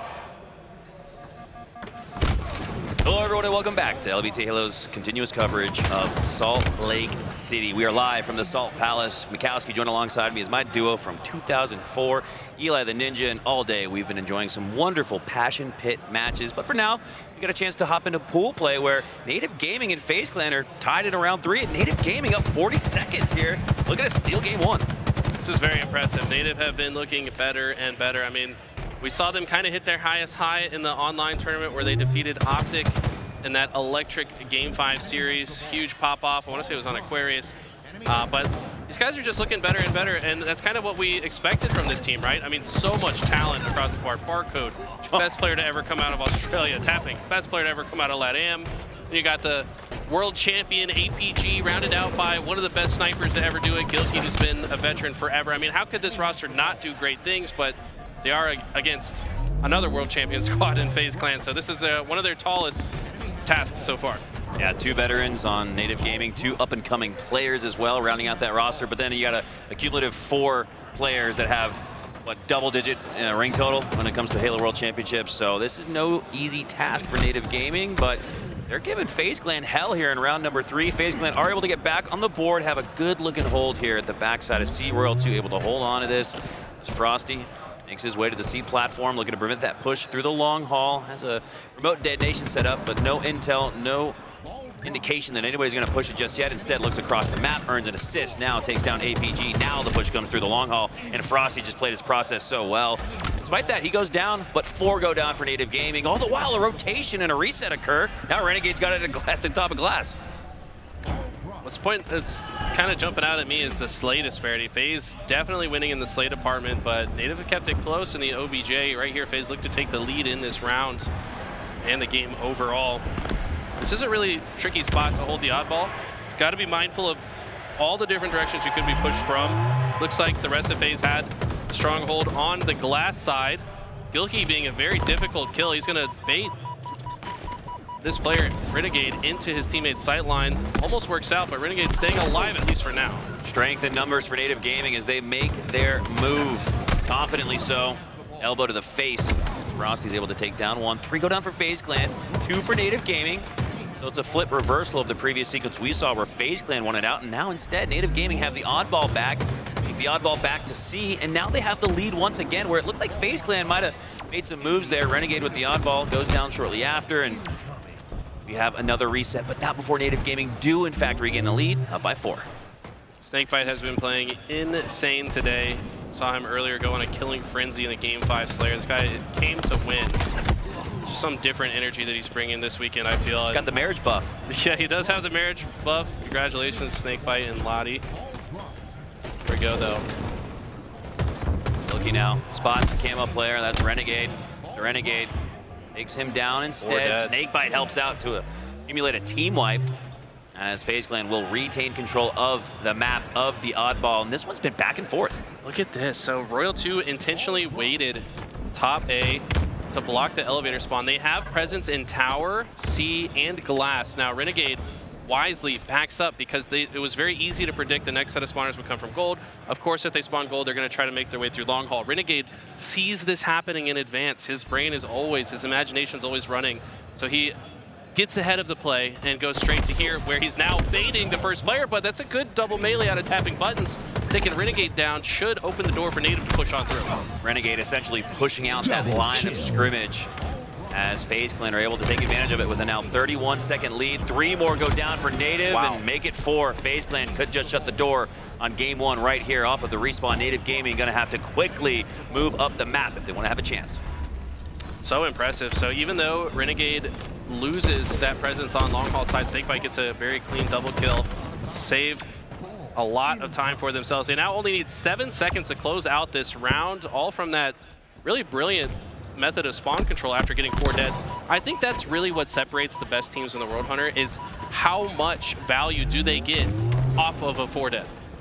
Absolutely. It's not enough to get slays in Halo Infinite. It's not enough to take 4 down. Sometimes we see on an oddball streets like we did earlier, 4 down and you don't even get 4 seconds out of it. So it's all about those slays and what you do with them, as Renegade, known for stacking up a lot of slays, has that shock rifle, close proximity, lands 2 shots, now orchestrating a bait and switch here with Frosty. It looks like Royal 2's gonna clean up, but instead, Frosty gets a slay on a barcode, and it's all crumbling here for Native Gaming. 4 will go down, and FaZe will take game 1. I think Renegade wants to get a clip before the game's over. Nope. APG not gonna allow that. But yeah, clean. Actually, not as clean as they probably would have liked it to be, but they do take oddball recharge. Native looking all right, though. I think Native are showing that they've got some fight in them this weekend. It's hard to be, it's hard to fear or feel like FaZe aren't gonna just outright win the whole thing, or even the Halo World Championship back-to-back. But I always get those sense of Season 1 vibes where they struggled the most because they weren't objectively efficient. They would outslay teams sometimes by 30. And still lose those games. Granted, they did win game 1, but it looked like, just by quick math, that they were heavily outslaying. Let's see, plus it's actually not that big a difference, plus 9, it was plus 15. So a pretty good showing in performance there from FaZe Clan as it relates to slays. But Native Gaming, I mean, with those veteran-led APG, Gilkey, you expect them to be in the mix and be objectively efficient. But the problem for them, we're going into a Slayer game 2 where you are the objective. Yeah, Native admittedly not as strong at Slayers as they'd like to be. This team is a very good flag team, though. So if they can find a way to win this live fire, and they absolutely can, I think they just got to put the pieces together. They're against one of the toughest teams to do it against, but it's certainly feasible.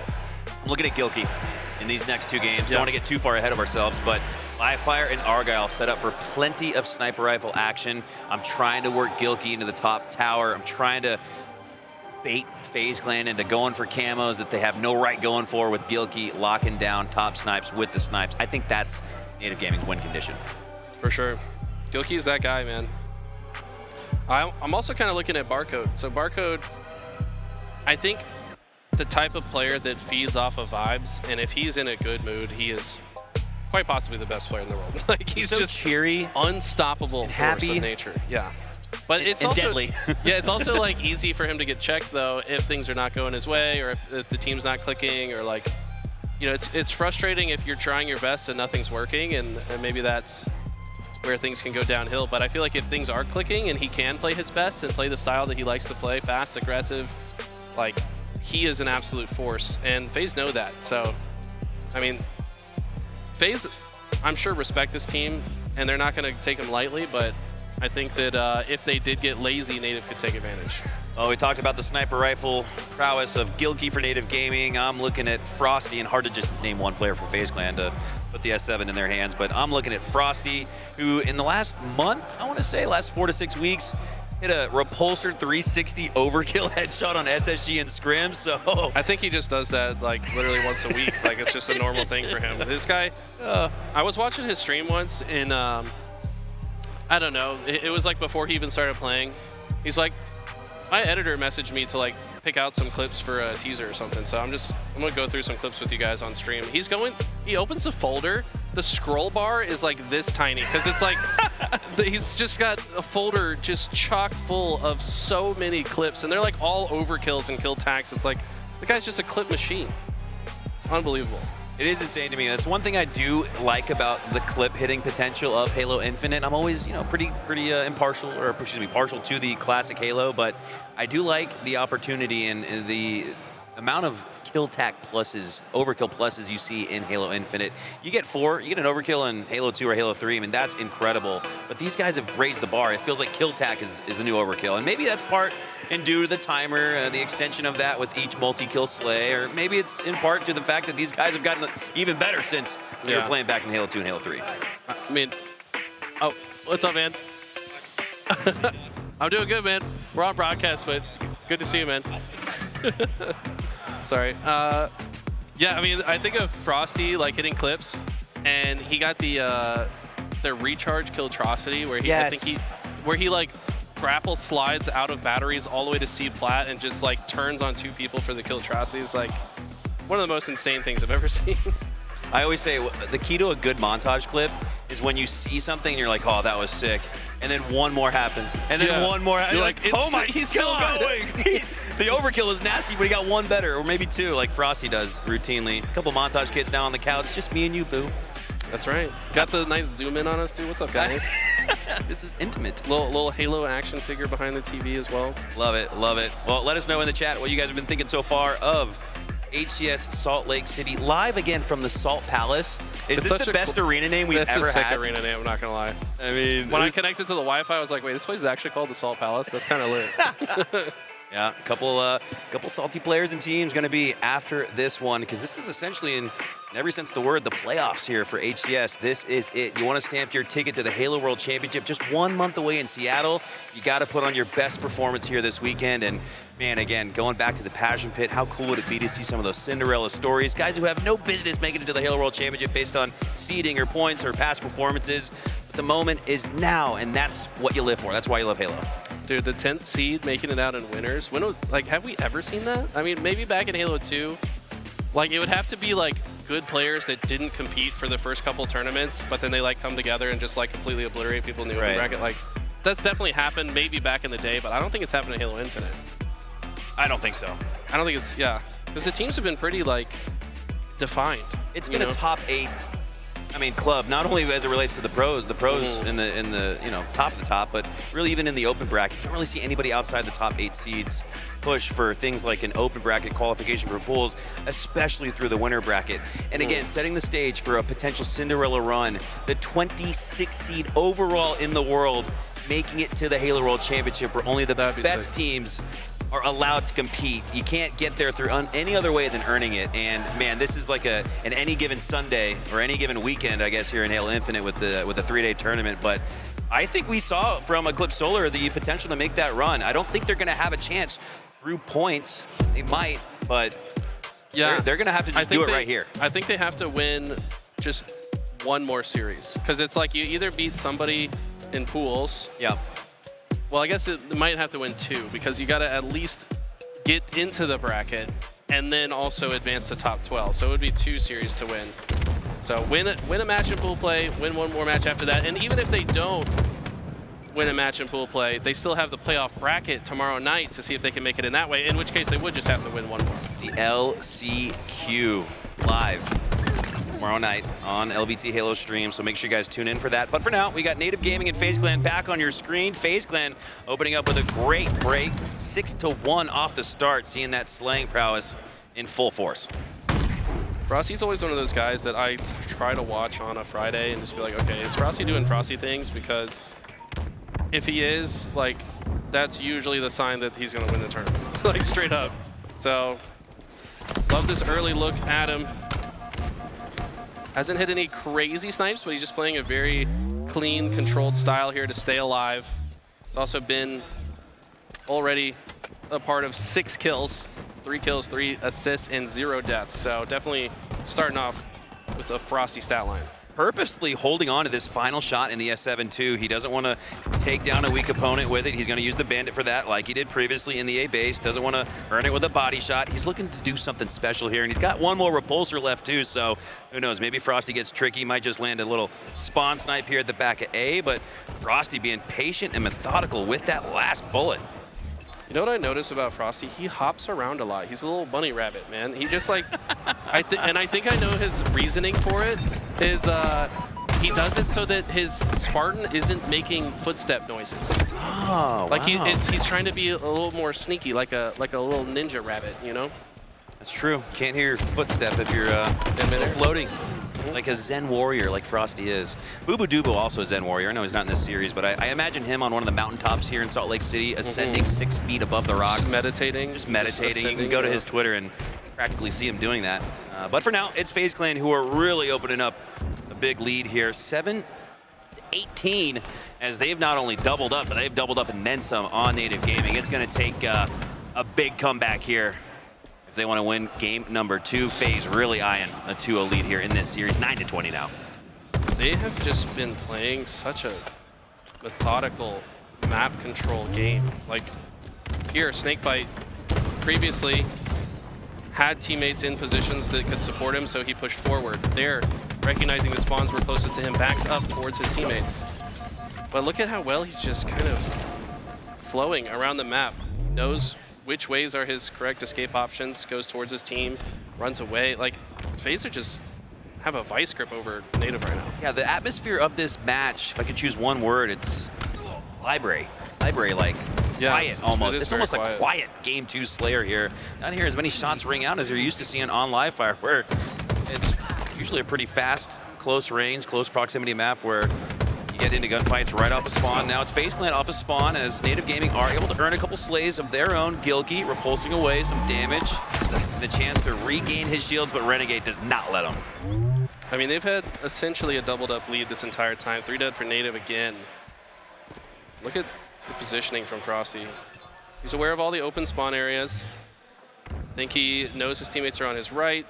Opposition is likely to be a tower. Opposition likely to extend onto Nest Bridge. Barcode, though, looks like he's learned a thing or two about playing against FaZe, and he takes his time getting out to the nest. Native have done a good job to take space, and Frosty kind of got timing in that moment. Great job to isolate Frosty here, too. He has 3 players beaming on his forehead, and that's enough to take down the defending world champ.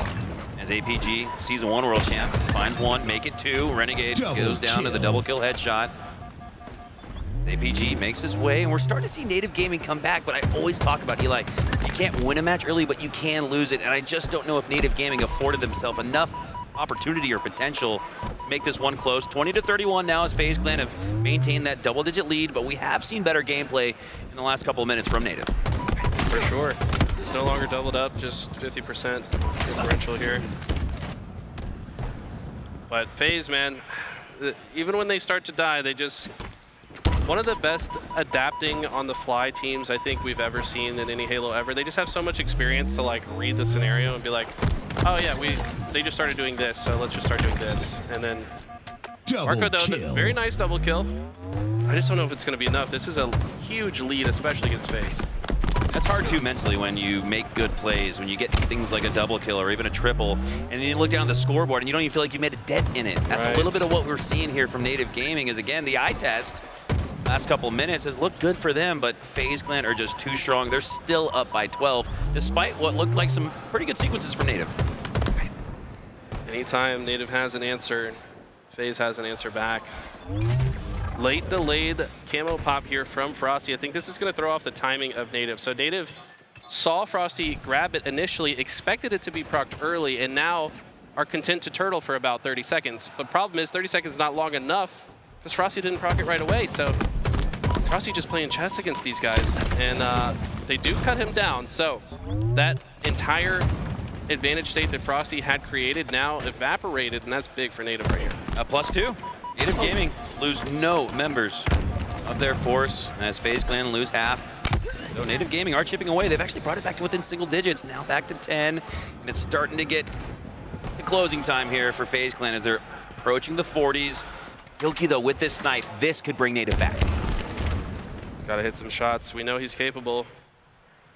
Against FaZe, it's not always easy, though. They do not make themselves easy targets. Interesting rotation backwards here. I wonder if this is due to a call-out. He does come back. I think just maybe double-checking his back. Knows that FaZe is likely to be in all parts of the map simultaneously. That's a big double kill and a great reposition to top tower. Now going to try to watch APG and keep him alive for now. Royal 2 stuck at the back of green. Massive numbers advantage, a 3v1 really, so Royal 2 should go down easily. He does.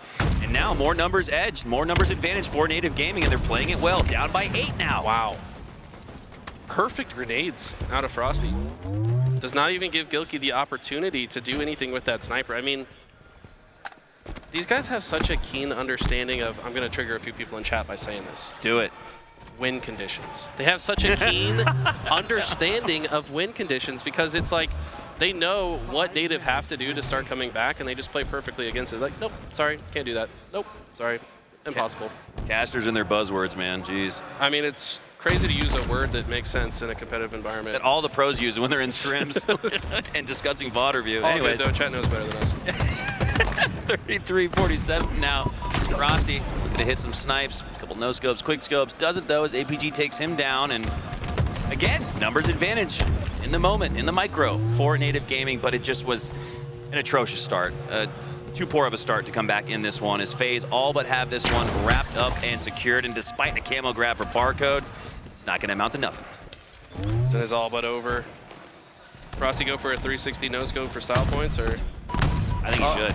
Oh, he wanted at least the no-scope aspect. Doesn't quite want to disrespect with the 360, but that one just looked easy. It didn't ever feel like Native had a chance. It was such a quiet, passive It's just a Slayer, slow, and that's methodical. It's like a boa constrictor just slowly tightening around its prey and just giving it no options to get out.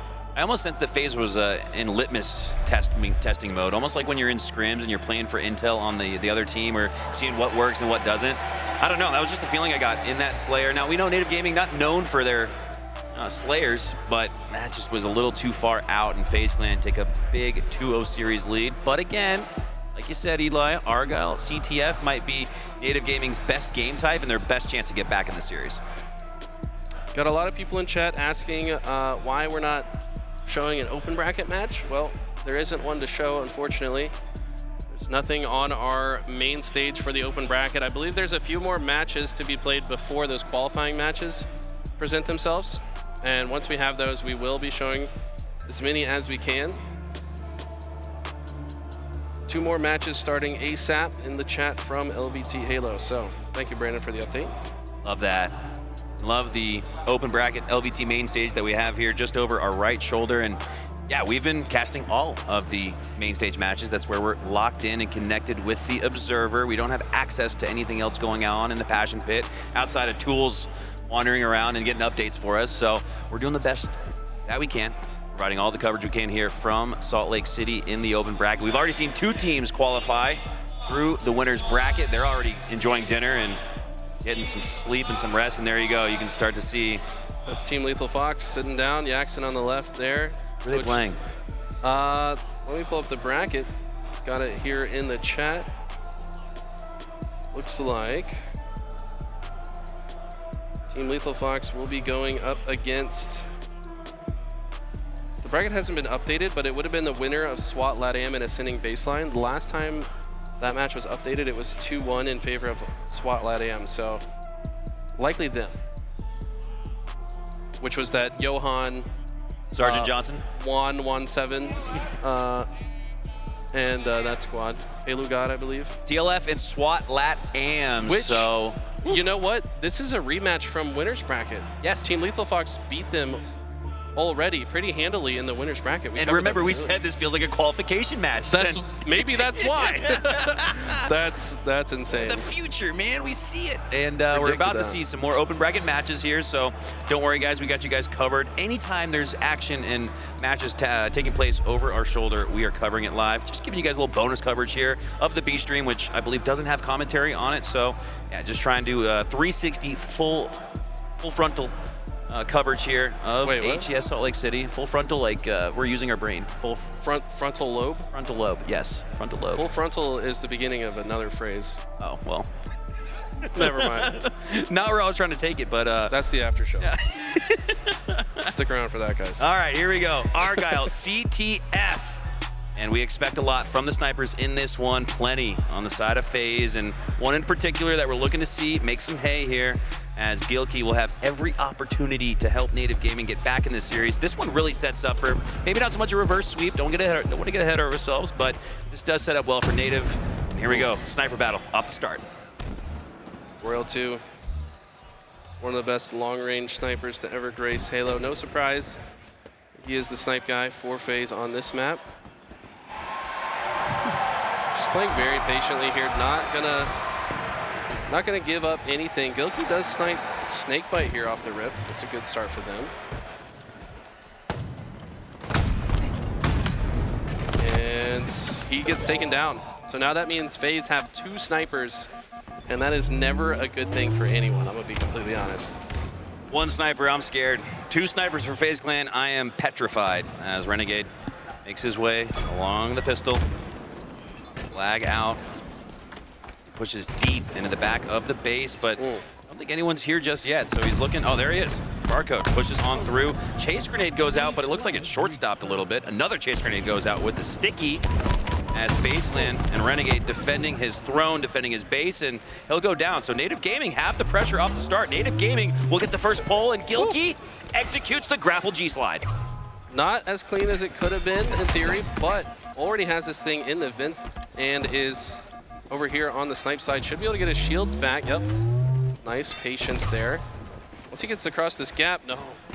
This is the flag. Every second that you lose to FaZe can be a bad thing, but looks like he's able to cap it with no sweat. Well, there you go. That's why we're setting this up for Native. They are an incredible team. Argyle CTF, and they have a great start, and they actually take down 3 for FaZe Clan, so they could be setting up a double cap. A lot more difficult to do here on Argyle with such an elongated surface area to play with, but they are set up in the base for FaZe Clan, and Gilkey still has 1 shot to work with, does miss it, but the Slays continue to roll here for Native. I'm good friends with the social media manager for Native. I know you are too. Mr. Magic Mike. Shout out to Mike. Talked to him earlier. He was like, man, if CTF was all the game types in a best of 5, we would probably win the tournament. And they probably would. Unfortunately, that's not how things work. It's not how any of this works.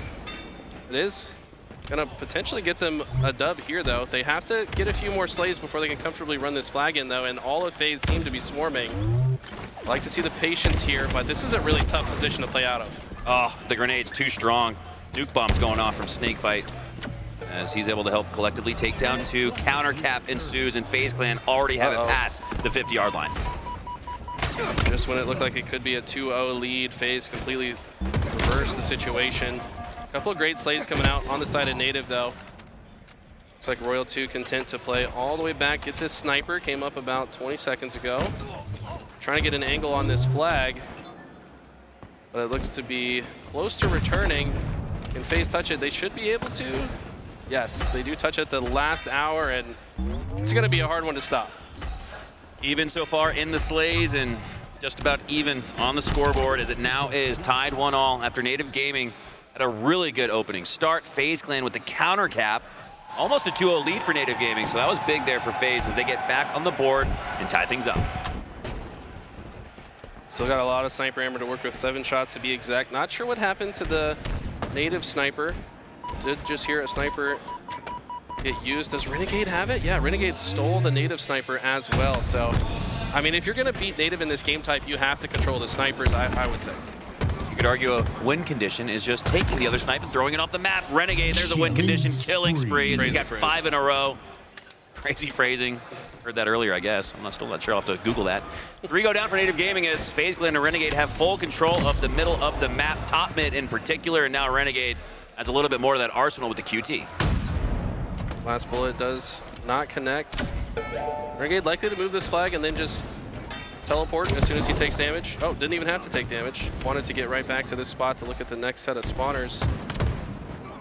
It's also just a really smart QT. If your teammate is available to run the flag, why not take a high ground position to just perch up and look down on the rest of the map. FaZe playing absolutely flawlessly ever since that first cap went in for Native. I didn't see hardly any shots go into Royal 2, so uncontested almost past the 50-yard line as now FaZe have the lead up 2-1 in Royal 2 with another snipe in his hands. Takes a shot on the barcode. Oh, the no-scope lands. You get so close there, it's an easy barrel stuff for R2. He's done that at least 20,000 times over the last 15 years. Why not 20,001 times?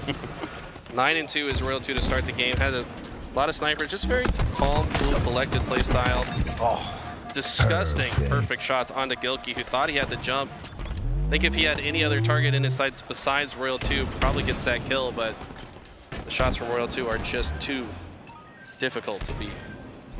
I'm gonna let you guys know in the chat, it's a 2-0 lead for FaZe Clan here as we are in a game 3. Native Gaming fighting for their life in this series. Started off with a 1-0 lead, but it's been 2 in a row for FaZe Clan, and Renegade looking to add 2 to his kill sheet. Nice.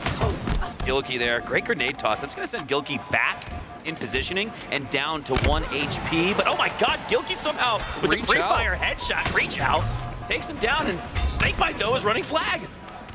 That was an insane sequence. I mean, I think that if Gilkey doesn't get that kill, this very likely this flag is still moving, to be completely honest. So big clutch kill out of Gilkey there. Absolutely. Big win there from the veteran. They're gonna need much more from the veterans though.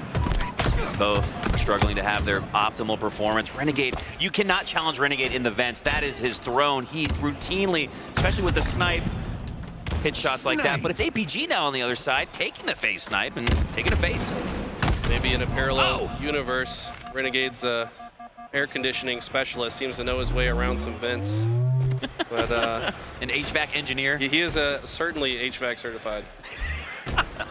As we see APG now.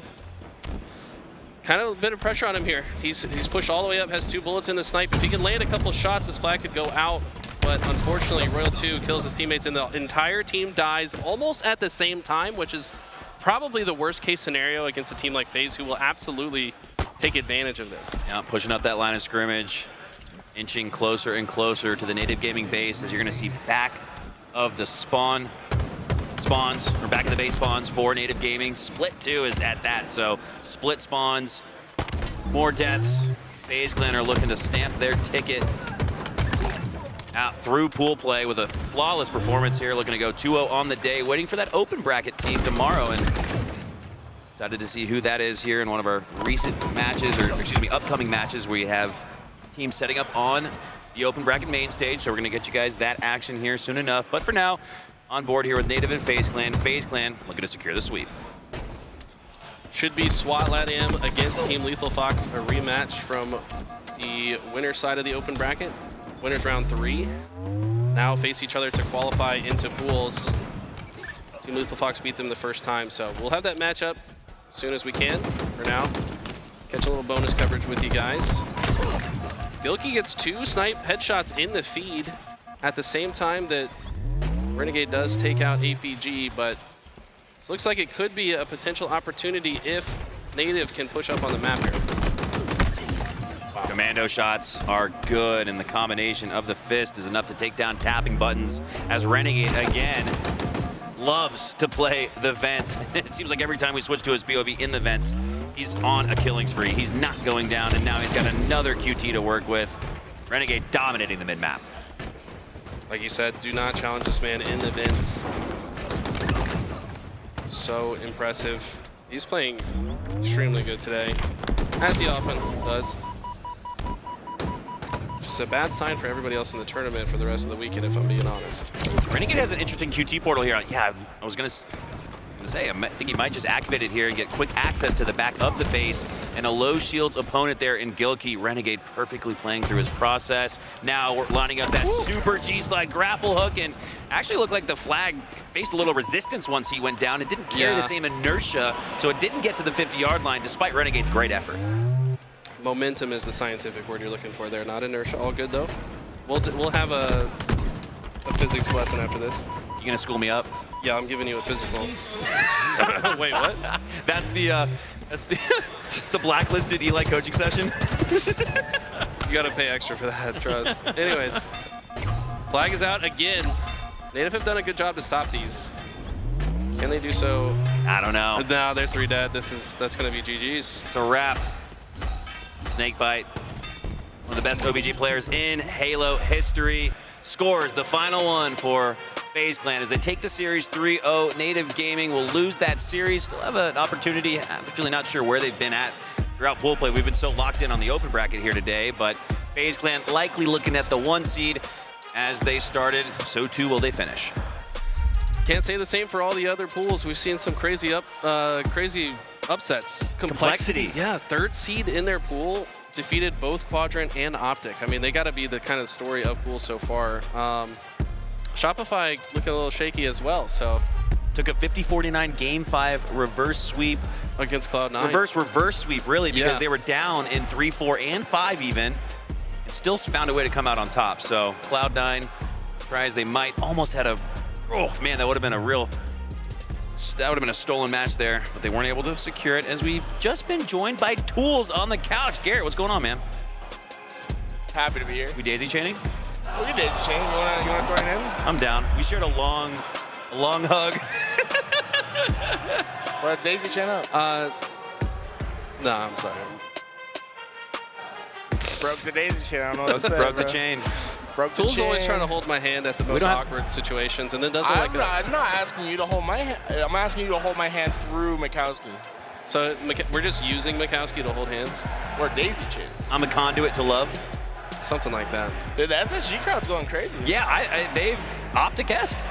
Sentinels even had a lot of support when they won their first match, so love to see it. You know, Optic, they always have a lot of fans, but it feels good when you hear that same energy and enthusiasm for other teams in Halo as well. Let's be honest. Yeah, I'm all for it, dude. Dude, you see our little statue up here? Yeah, what's going on with that? Can somebody win that? Yeah, I think so. I think we're supposed to give it away at some point. I don't know how we're gonna do it. Everybody in chat, I'm thinking of a number from 1 to 100. Go. I think we do it through channel points. 22 would have been my number.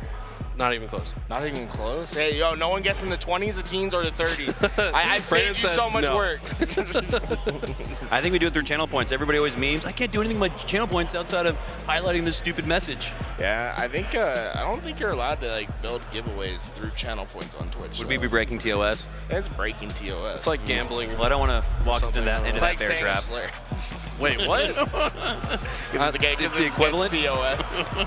Hey, I mean, that's an example TOS, right? of TOS, sure. Speaking of TOS, we got TLF versus SWAT Latam in your qualification match from the lower bracket. The winner moves on to pool play. The loser goes home. SWAT Latam, the team from Colombia. That moved to America, right? Yeah, because you can't compete in Colombia. because HCS and 343 decided not to let them compete. Still have a gripe about that. Interesting. Did not know that. Well, it's Mexico only, so you have to play for Mexico if you're in the LATAM region. So they said, let's just move to America. Yeah. But I think they lost a lot of global points by making that transition because they had points from the Mexican qualifiers. It didn't. I don't think it affected them since they're in the qualifying match, though. Well, yeah. I mean, I don't know if you saw earlier, but these two played in winners 3. So yeah, pretty early. Yeah, and Team Lethal Fox destroyed them. So the question is, these two teams have already played. Yeah. You sure don't see that in an open bracket. It's pretty rare. Yeah. But the question for me is like, have SWAT LATAM learned anything since they lost earlier? It's a quick turnaround time. How to shoot. It's tough. I mean, they study the blade. Well, they got to study the blade. Well, there you have a look at our two teams setting up their lobby for this qualification match from the lower side. Where could this put them in pool play? Do we know, Eli, our bracketologist? I think it's point dependent. It's So Lethal Fox, so Lethal Fox is the #1 seed in Open, so they would 100% make it into the B pool if they win this. And SWAT LATAM win this, it would depend on how many points the other qualifier has to determine the pools. But do you want the B pool or the A pool? The B pool is Optic's pool, which is like Optic, Complexity, Quadrant. Yeah, which like sounds like a tough pool, but like Optic and Quadrant have not looked like Optic and Quadrant today. At least, or is Complexity just playing that good? I don't know. It's hard to say. Yeah, it'd be like that pool is like crazy right now. Complexity has a chance to get out first if they win tomorrow. Who's in the? Wait, something crazy's happening on main stage. Yeah, right. Maybe we can get it on our screen. I don't know. I just saw Tim's reaction. He put his hands on his head. He saw something crazy. Surrender Cobra? But yeah, it's really going to depend on. Oh, here we go. They're at 249. That's why. Oh, okay. Sentinels really trying to keep this run alive. This would be an insane win. But yeah, they do this. This is. Yo, Stellar's got 31 kills. Holy hell, dude. Sentinels feels like the team that's always right there, so close to defeating those big 3 teams, and more often than not, they do not clutch up. Big opportunity here. Dude, precision. Oh my God! What? That was so clutch. He just destroyed him. Eco looks shocked by that too. Oh my God! Oh Precision my is God, him. That has to be a perfect. on crack. Oh! Don't do it again. Oh my God! They're gonna do it. They're only down by 5. Oh, bound. Wait, C's being flipped. But A is also being flipped. They don't have any time. Like they can't. They have to like fly. No, I don't think they have the time. They can't get there. No. Wow. Dude, Precision almost had the greatest play of all time. That was wow. Woo, if he would have started hitting those commando shots on that third player. Precision's not a human being, bro. He's an alien. What was that strafe? That was, again, a Gears of War strafe. Dude, he's like he's snap tapping on his controller. Yes. It's crazy. There's no way this controllers last longer than a month, bro. He's destroying the left stick. One tournament. Yeah, like a single tournament, that left stick is donezo. I think this is the tournament that Sentinels get top 4, though. They're looking good. They look good. They do go down to Space Station here, though, so that answers my question what the pool A is. So it's Space Station, Sentinels. Who's the third team in that pool, though? Be the 8th seed. Space Station, Sentinels. It's the Quadrant? Europeans. Oh no, ITB, right? No, it's not ITB. ITB It's in third place Europeans, I think. Ascending baseline. That's so right. You want to be in That's that right. pool for sure. Yeah. Because Ascending baseline, in theory, probably the weakest team that's pre-qualified for pools, right? Well, Absolutely. actually, it's like, do you have a better chance of getting second in that pool or in the Optic pool? Because right now the Optic pool is like up for grabs. Yeah, you got to beat either Sentinels or SSG to get top 2.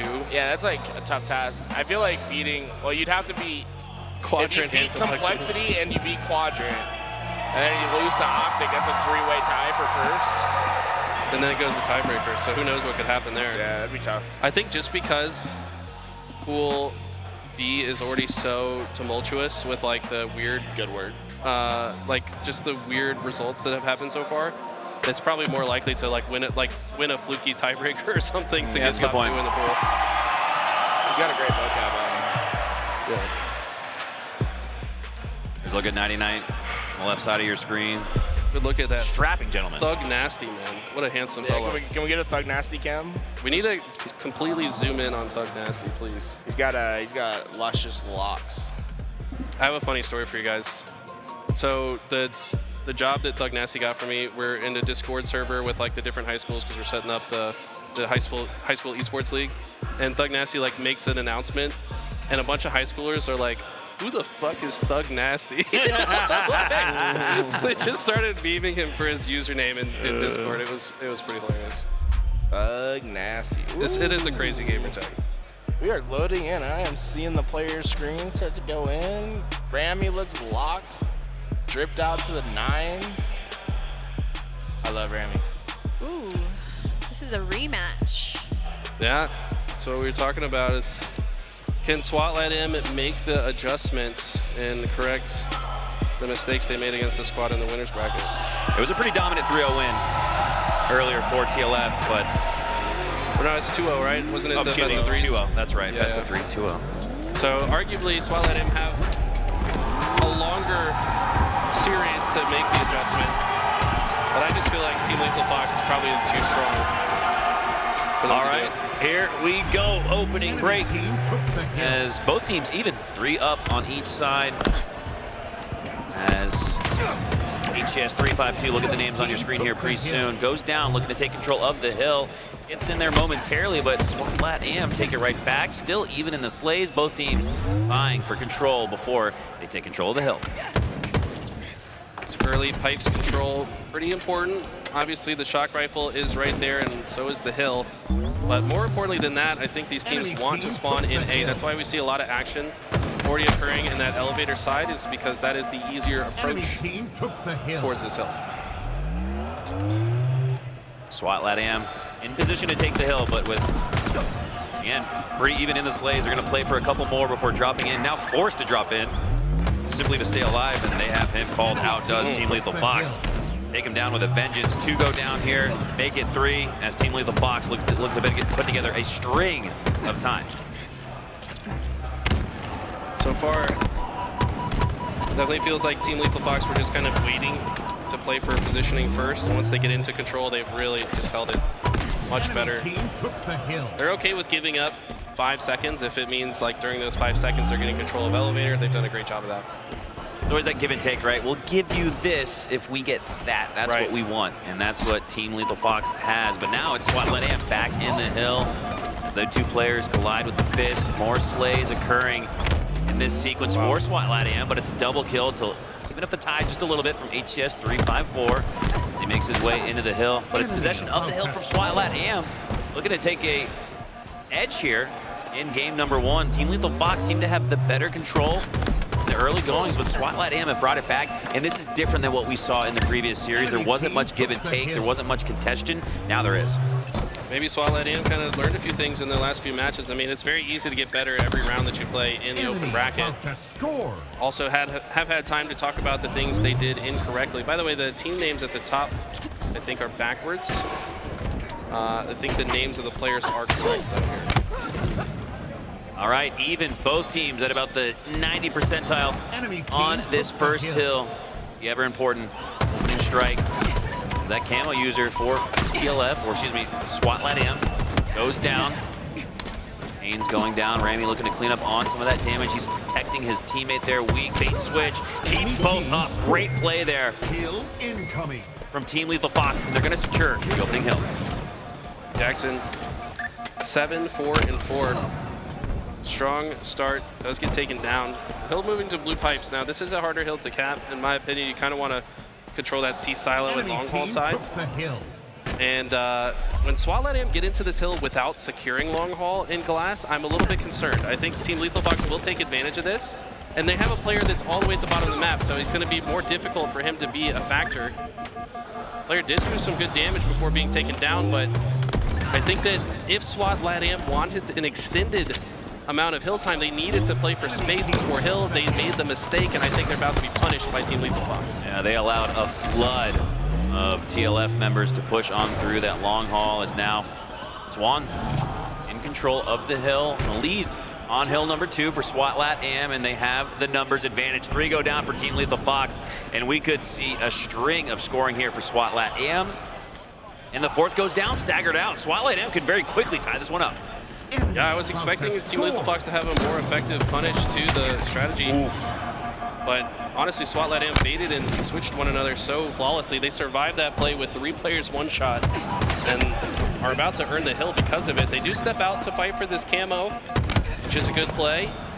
Now getting back into it, should be able to secure it. Now the fight is going to switch over to the elevator. These teams are going to fight for that space. Remember, too, because of the buys in Winners Round 1, we were witnessing SWAT Latam earlier, still warming up. I think still in that ascension phase. And now, after hours and hours of open bracket gameplay, going through the gauntlet, getting into some best of 5s, SWAT Latam looks much different than they did earlier in the morning. But for now, 3 go down, and Team Lethal Fox will take control of the next hill. It's a great kill, and getting another player 1 shot from Johan, trying to block the spawns here in the elevator. Ultimately, wow, it's assassinated. Common catching that player off guard. Bit of a timing error on the part of SWAT Latam.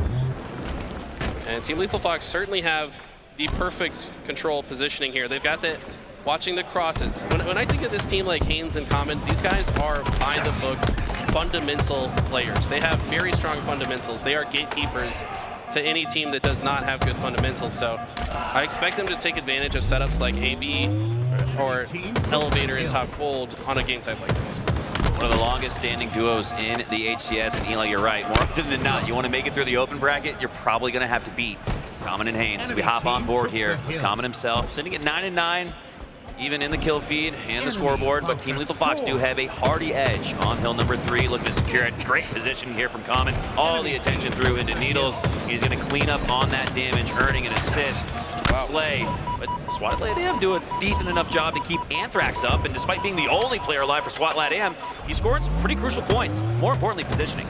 I mean, he just jiggle peeked his way to surviving in that situation. Without the jiggle peek, he certainly dies in that moment. So great movement out of Anthrax, keeps his team alive in this hill, which is a big deal, right? You never want to go down even by just 1 hill. Every point so important in this game mode. And with every passing second, that survivability from Anthrax looks more and more consequential as he has helped bring his team back in a tie game. Less than 2 minutes to go, so we're getting down to the nitty-gritty. We're in the end game, you could argue already, despite only 2 hills being captured by each team, even 1-1. As Rami now looks to clean up on 3-5-1. That's 1 as he does. And this hill should go to Team Lethal Fox. I'd like to see SWAT Latam set up for next. I'd like to see Rami start moving for next. I think he's playing a little bit too safe here, honestly. He could have started maybe applying extra pressure into tower. Probably a good thing he didn't, though, because it looks like 3 members of SWAT Latam were ready to stop him if he were to do so. In the meantime, though, after calling out 2 players here, the rest of Team Lethal Fox rotating through gold into long haul. Perfect timing. And all this commotion that Rami has caused in the tower side just gave Lethal Fox a free rotation into C, and now they're pushing into the tower from behind. Excellently played. Devastating to have lost the previous hill and to relinquish the opening points to the previous team that just scored. That's a 2-for-1 you don't want to see if you're SWAT Latam, as Johan makes his positioning on the top of A, looking to secure the cross. And he's got a teammate here, Pelu, with a good flank. His way through the middle of the map. Good shots on an opponent on Needles. Oh my God, the bait and switch comes through with a grapple G-slide. Not a job for grapple G-slide, but looked quick enough to be that. SWAT Latam do lose 2 in the moment, and you can't go down 2 here with just 90 seconds left. This could be match point if Team Lethal Fox score next. This is definitely one of those hills that is a must-win for SWAT Latam, because if Team Lethal Fox get it, they can just play time for the next hill that goes bottom middle. It can make life extremely difficult. So SWAT Latam have to be hyper-aggressive here. Problem is, Team Lethal Fox are in perfect positions to defend, and with this camo coming up, there's so many things to be worried about on the map. Team Lethal Fox managing the situation quite well. Camo does get cut down, though, by Pelu. Huge clutch double kill there to keep his team alive in this game. Gotta have it. This is a must-win hill. SWAT Latam, as we are just about at the 60-second mark. They're in the hill and have the numbers advantage, shield advantage at that. So we should see SWAT Latam get that closer and closer to a tie, not only on this hill, but in this match. Still 62 seconds left. It's actually not really looking that unmanageable for SWAT Latam until 2 of them do go down. So last 2 players alive, Bilogod and Anthrax, really have to hold the line here. Team Lethal Fox just need a little bit of time, and they can afford to just send their bodies into it. With 54 seconds on the clock, I do expect Team Lethal Fox to just play the clock. But if SWAT Latam can get significant control of the C side of the map and force Team Lethal Fox to spawn in gold, they could potentially get this cap quickly. The problem is they got to get another one after that as well. It just feels like the win condition is so narrow at this point for SWAT Latam. Yeah, that bottom mid-hill, usually a mosh pit of players diving in, throwing bows and fists at each other, but we don't suspect Team Lethal Fox to step foot in it once, if not chase out an opposition for SWAT Latam, as they have done a good job to keep that clock stuck at 35, continuously scoring beyond the 25 percentile, but now Rami makes his move. One of the C platform has good positioning, good shots, and there you do see Team Lethal Fox drop into the hill, but it's only to slay out more of SWAT Latam. They go 3 down, and Team Lethal Fox are closer and closer to a 1-0 lead in the series. Seems like a formality at this point. A little bit of stat padding coming down. Haynes having himself a game, 21 and 13. Pretty big numbers there out of the veteran. And yeah, with 10 seconds to go and 2 caps to tie it, this is all but over. It's GG's. That's a wrap. As Haynes does, in fact, stat pad, adds another killing spree. Big game out of Haynes and Common, the duo. Yeah, they look really comfortable. I feel like we said, these guys have extremely strong fundamentals. They just know how to play Halo. It doesn't even matter the title, like Halo 3, Halo Reach. Like these guys just know how to play fundamental Halo. And a game type like Recharge King of the Hill, to me, is like you have to have strong fundamentals to be good at that game type. And it's no surprise to me that that's kind of their comfort zone. It's the lockout of modern day Halo, and the lockout from Halo 2 was the most setup-oriented map from the classic era, you could argue, at least in Halo 2, I would say. Recharge has shades of that, and we just saw better map control, better positioning, almost collapsing. Better rotation, timing. Yeah. Like that copy pasta meme in the LVT chat. Well, I feel like there's like, when you look at this roster from TLF, I feel like there's not that much weakness on it, you know? Right. And it was really caught me by surprise. And I think this is true both of TLF and Alpha. They lost their winner side so dramatically. Right. I'm not sure, you know, you guys were both competitors. I was curious as to like what your guys' thought process is as to like why that sort of happened and what the bounce back is for them. I think that it's a mixture of thinking that you're gonna win no matter what, and like maybe a bit of like overconfidence that like you get lazy almost. Yeah. And then also the underseeded team outperforming their own expectations. They're hungry too. Yeah, like they're hungrier. There was more like passion. There's more will to win, I think, from those lower seeded teams. They had more to prove, I guess. Oh, look at this setup for the wall. She insta-explode. Rami doesn't connect on it, but I still like the idea. Nonetheless, secures the first thrust, utilizes that to get up to the A ledge quickly. And Team Lethal Fox gonna play for that first camo. I do believe, though, they got the shock as the opening break goes down. 2 go down at the hands of Rami. Make it 3. He's got a triple kill, and he's got that camo.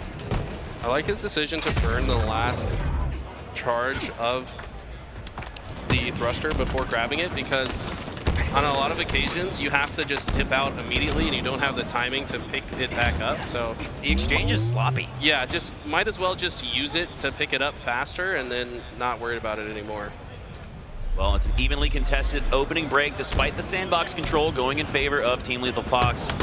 So too does that triple kill. Rami starting off flawlessly at 4-0. He's earned a team wipe before going down, and he might just get a few more. Looking for that grenade bounce toss, but he's got none in the kit.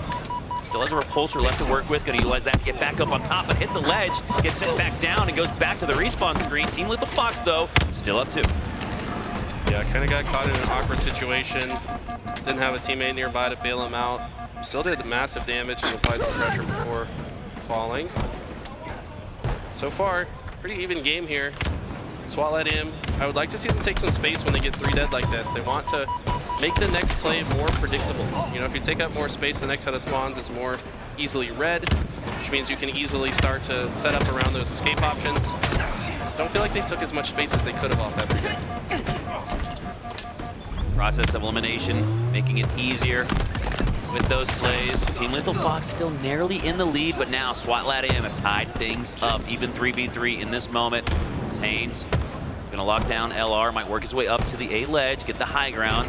It's Anthrax who's making his way towards HCS 358. That's Yaxon, takes him down easily at low shields. And numbers are starting to dwindle here for Team Lethal Fox, but a huge regain there. Somebody clutched up, I believe it was Rami, taking down 2. But it's SWAT Latam who are now up by 2.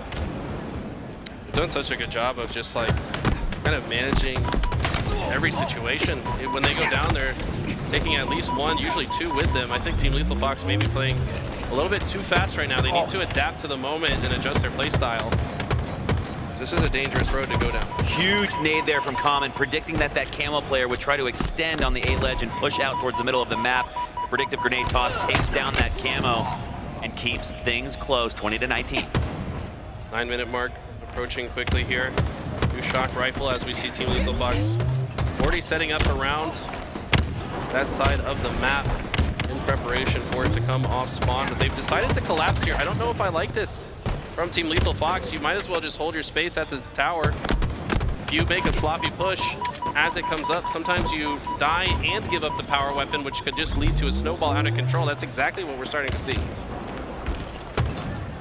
SWAT Latam in control of this game 2 for now, as Juan and his teammate 2v2 with Team Lethal Fox player on the far side, and wow, do they handle that very well. 3 go down in total for SWAT Latam, 2 for Team Lethal Fox, so it's still close. 25-24 at the halfway mark. Johan looking to line up some shock rifle headshots, but that player sliding through makes it a little bit more difficult. Now he drops through, looking to clean up on the weak opponent here. That's Rami, and he's got help, and he got the trade.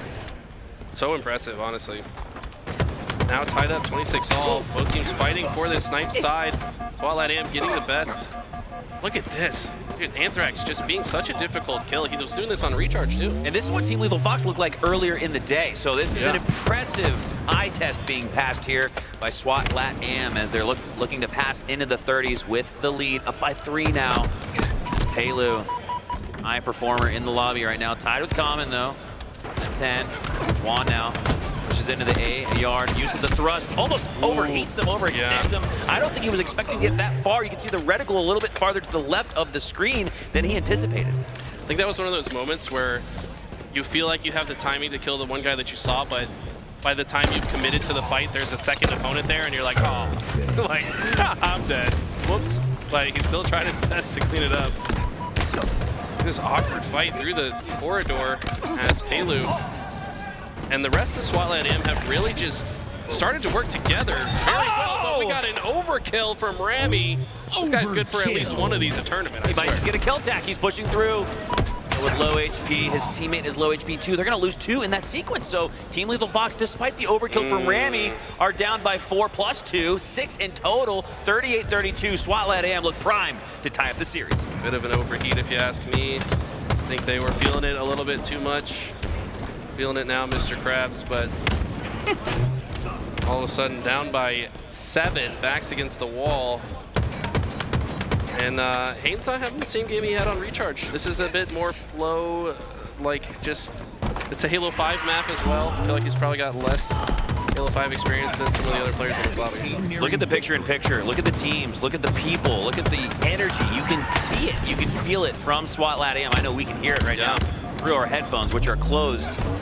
And preventing us from hearing things like that. So it really goes to show how electric the energy is now for SWAT Latam. They are riding off of that to a potential 1-1 series. Ty, still a 6-kill lead in this one. Hello, welcome everybody, guys. We just got raided by Halo. Welcome everybody. You're watching the LVT watch party, and we're taking a look right now at SWAT Latam versus Team Lethal Fox. This is the elimination bracket, and these are the last 2 remaining spots that will be taken by possibly one of these 2 teams. And here on the couch, we got Eli, we got Mikowski, and Tools, who are helping us and guiding us through this match. It's been a good one so far. 43-41 now as SWAT Latam have looked good throughout the most of this match, but Team Lethal Fox are coming back with a vengeance. Haynes with the camo, getting some good shots down.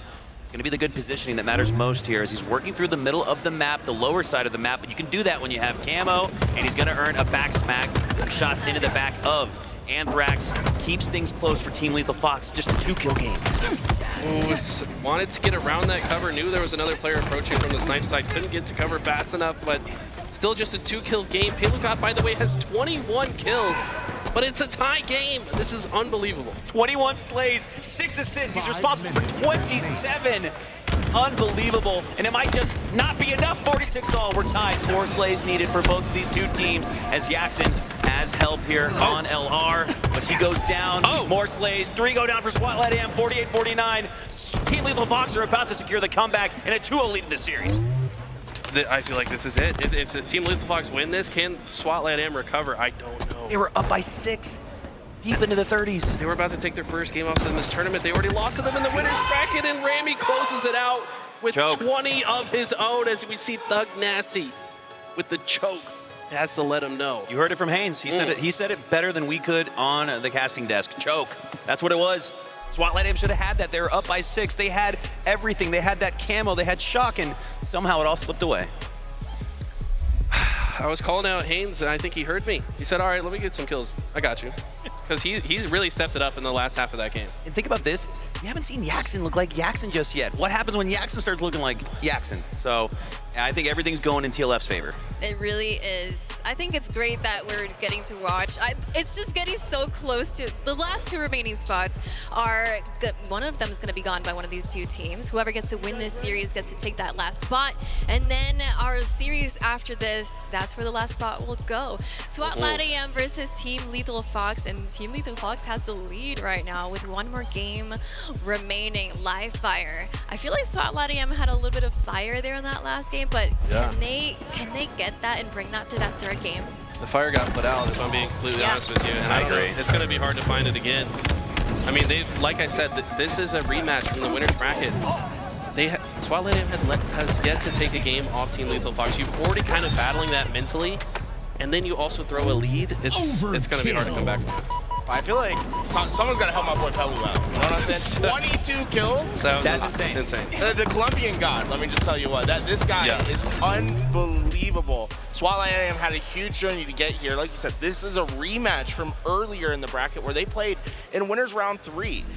SWAT Latam lost a lot of pro points by making this move. They moved from Colombia to North America. Now they have everything against them. Down 0-2 in a series. Last possible chance. They got to get the job done.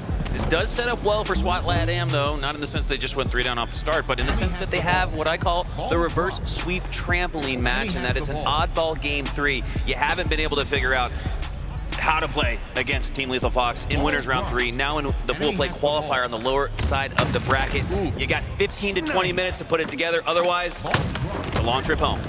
Tell you what, though, if Lethal Fox start out with some fire here, I think the mental damage is going to start to chip away at SWAT Latam's even feeling of possibly winning this. You know what I mean? Like, this is a mental battle at this point. Everybody believes, but it always takes a little bit of seeing is believing to get yourself back in the fight. And we're just seeing too much from Team Lethal Fox already at that 30-second check mark. That is another 3 down for SWAT Latam. Make it 4. And now you can hear more and more trash talk from TLF. I've seen this story many times, Hunter. The team that thought they had a chance and then blow a lead like that, it's just so difficult to come back from. I mean, look at this. They've only got 2 kills to start this game. On the other side, they have 11. A full round's worth of oddball, and it might just be a full round concluded here as Team Lethal Fox have already secured 1 minute on the clock to 0 seconds for SWAT Latam. 0 slays still on the feed as well, and more energy. And it was 5 minutes ago we were recognizing the energy from SWAT Latam. Where did it go? Jackson is 7-0. You just said what happens if Jackson starts doing Jackson things? I think he's doing Jackson things. He's also got 3 assists in 22 seconds of oddball. Like, 2 of them haven't died yet. This is a massacre. 77 and rolling. This might just be a flawless 100-0. And I don't say that lightly. I don't ever expect that in the highest levels of Halo competition, but we might just be seeing that here as Team Lethal Fox have been dominating SWAT Latam all throughout the day. They have been Mexico's nightmare. I don't like what I just saw from Anthrax. Like, yeah, you forced a trade, but like, you need more than trades. You got to get the kills and stay alive. 3-2 to go down, though, for Team Lethal Fox. So SWAT Latam are going to put some points on the board, but after giving up 82 seconds, boy, SWAT Latam got to get at least 45, 50 to feel like they have a chance to bring it back to within that 30-second threshold that is always so important, like a check marker checkpoint in oddball. So far, though, it's been Team Lethal Fox checking everything off the box. This is the side effect of having such a massive lead, too, is you start to get items like Camo and Sniper for free because the other team feels like if they neglect the ball for just 10 seconds, they lose the round because, I mean, that's a fact. They only need 18 more seconds to close it out. So Haynes able to get this Camo completely uncontested due to the current game state, but honestly, SWAT Latam have done a good job to make this a bit more interesting. It was starting to look like 100-0 off the rip. They've started to make it look a bit more competitive. Yeah, press per time, our SWAT Latam, that's going to open up more opportunities for sandbox control for TLF, but like we saw in the middle of the map, game 2, where SWAT Latam went up by 6, starting to see a little bit more of that. Starting to see more of the juice, starting to see more 3-downs for Team Lethal Fox, as SWAT Latam does have what looks like comeback materializing, but just as I say that, Haynes with another double kill, more deads from the open bracket main stage here, and when Haynes starts to feel himself, feels like he's the best player in the lobby, that's bad news for the other team. I have to agree, and you know Coach Doug Nasty hyping these guys up right now. I mean, honestly, when your team is flowing, like, you just got to make sure that adrenaline is still going to the is he going for a 360 medal, the Haynes? Flying every which way here, but I mean, they just need 5 seconds to close this out. They can take their time if they want to. Low state Halo is what we're witnessing here. Speaking of flow, Yaxon on fire to start this one. 9, 6, and 3, so responsible for 15 slays. Only gone down 3 times, and that will be a quick 1-0 lead in this oddball for TLF. SWAT Latam back against the wall on the brink, getting sent home. A lot of folks from Latin America watching this with their hopes on this squad. I will say that if SWAT Latam do not win this, there still is Alpha on the other side. Alpha has their last qualifying match. That's going to be after this, so will be another chance for Latam to make it through. Guys, I keep a look on the cams, right? Left and right, we see the cams of the players. Yeah. See how they react, see how they handle this adversity that's coming to them. Right now, it's just been all energy on the side of Team Lethal Fox. They're yelling after every double kill. I think it's getting to the members of SWAT Latam. You can hear it. If you guys, I would not be surprised if chat could hear that they heard yell through our microphones. They absolutely heard that. If they didn't hear it, they felt it, Eli. But despite that, SWAT Latam are up 27-0. They did a mirror reversal of round number 1 from Team Lethal Fox. Granted, Team Lethal Fox got a little bit further on the scoreboard, but this is an impressive bounce back from SWAT Latam. We're not counting them out just yet. They're looking quite good in this round. Team Lethal Fox did get controlled now, though. Sniper on the ground. Is it glitched? Okay, no, he can pick it up. That's good news. Anthrax has been very impressive so far. One of the better players at just staying alive and trusting his teammates to help him. Got this. I think he wants to close the gap because he has a repulsor here. I think he had intentions to repulse that player. Hasn't had to use it yet, so still 2 charges of the repulse and 6 bullets in snipe. This is a great sandbox to have some more control into the next sequence. All right, SWAT Latam regain control of that oddball off of the reset. Team Lethal Fox, though, able to put 19 seconds on the board and make this one a little bit closer, as Anthrax has positioning of the snipe tower. Critical positioning on the map to control if you want to score more of those points. And for now, both teams playing for slays. 3 up, SWAT Latam, 4 up for Team Lethal Fox. They might just lose snipe tower because of it, and they do. Enemy has the ball. Oh, man, it's just as I said, they had so much of the sandbox control. I think the good news for them is Yaxon didn't know that guy had a sniper, so he left it on the ground there unintentionally. Also gets taken down, but Team Lethal Fox have taken the lead in this round, and it looks like Rami was the one that found the sniper, so he's still got these 3 bullets to work with. Watch out. I was watching Rami warm up on live fire with the S7. He was shooting bots, but he's a beast. Boy, was he on fire with it. Made me a little nervous for SWAT Latam, and now he's starting to put that to work. Doesn't connect on the shot, but does clean up with that bandit. Looking for the no-scope bandit combination, but doesn't get it. That might just give up snipe control, and it does. I think he was expecting his teammate to still be alive to help finish that kill, and then as soon as that player died, felt like he needed to push through. A lot of audibles happening in real time there. And I think it threw off his timing and aim there to land that last shot. At the end of the day, though, it is going to be Pelu that gets this camouflage. It's going to be a good omen for SWAT Latam. Crucial possession here for SWAT Latam. They win the possession, they likely tie things up. Team Lethal Fox win the possession, and they likely double up on that lead. But for now, 3 go down for TLF, so that's going to give that time back to SWAT Latam, and they're in position to tie things up, maybe even regain the lead. Ball dropped. Enemy has the ball. 17 Ball kills for dropped. Yaxin, 10 assists as well. This round, Enemy though, has the ball. been a comeback story for SWAT Latam. As the Enemy has the QT, ball. that man blinks mid lunge to avoid certain death. I don't think I've ever seen someone not get hit before they go through the portal, man. He was fighting ghosts, and now because of it, punching the air. I mean, if it was online, he definitely gets hit by that melee. But we're on land, baby. Here we are in Salt Lake City, and SWAT Latam have, in fact, reclaimed the lead, up by 6, and they're taking down more members of Team Lethal Fox. A great response here. They've handled adversity so well, they just don't have much to show for it. Could this be, again, that reverse sweep trampoline that gets them back into this series and gets them back into their groove, gets a little mojo going? It's got to start with this round, else their tournament life is over. Ball drop. Everything kind of on the next set of plays here to just keep themselves alive. But you're right, if they win this, that could be the momentum builder they need to really start getting themselves back into this mentally. Ball drop. Team Lethal Fox just kind of being pesky at this point, just moving the oddball a little bit further away, getting a kill here and there. The SWAT Latam cannot get fully comfortable, but they get 3 dead. Johan goes down. But there should be some even more ball time for SWAT Latam. I've seen 3 down more often than not for Team Lethal Fox here in this round. That's what we saw for SWAT Latam, and a quick, easy round 1 win for Team Lethal Fox. But it looks like SWAT Latam are about to tie up this game and send us to a round 3, 78 and rolling now to 51 as they start to rotate that oddball towards the back of Mud, but sensing that pressure from Haynes, elect for a reset. Okay. It's getting pretty scrappy here. Neither team really having significant control at any given point in time. It's just been kind of a slugfest this round, which is much better than the first round. As Team Lethal Fox were running away with it. So SWAT Latam making some adjustments on the fly here. Looks like Haynes gets this camo. What can he do with it though? He's gonna at least try to accumulate some intel. And a nice out BR victory from Yaxin. He's gonna be able to rotate the ball into A because of it. Yeah, tough fight. Hard fought oddball possession there from Yaxin. He's slaying out. Now he's adding more to the stat sheet in the form of OBJ as Common sets up like a turret on the frags on the A side. Now setting up for a potential back smack. Now gonna take it straight to him with that Magnum close range gunfight. Does earn the trade, and all the while Yaxin earning more ball time. They're only down by 10 now. Very smart rotation as well. Recognize the writing on the wall. SWAT Latam are likely spawning the dummy side and pushing straight to garage.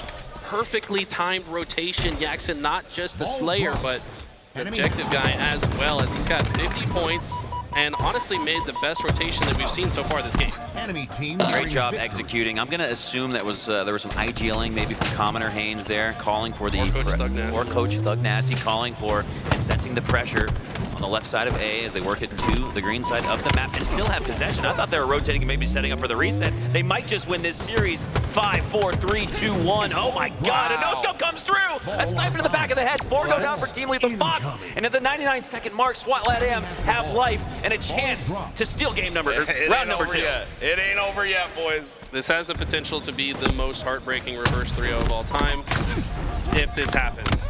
Looked all but wrapped up, and now SWAT Latam are just 8 seconds away from winning round number 2, sending us to a round number 3. 3 go down though for SWAT Latam, and Team Lethal Fox just need 1 second off the reset, but they can't overextend or overheat for it, and they just did. Pele with the perfect grenade as well. Predicts that player's coming in next. He's gonna probably YOLO for the ball. 2-2. 1 second. Remy gets it, and Team Lethal Fox will qualify from the lower bracket. They'll be competing tomorrow in pools. So impressive, the resilience. That first round was just a walk in the park. SWAT Latam showed some fight, but Team Lethal Fox they just corrected the mistakes they made at the first half of that round and just brought it together and had a perfect rotation, close out the game. This was one of the teams that we expected to qualify. I just don't think they expected to qualify from the bottom seat, like from the bottom of the elimination bracket. I think, whoa. My brain just spaced. What do you I think? think a lot. You just took the quantum translocator to another dimension? A whole different dimension.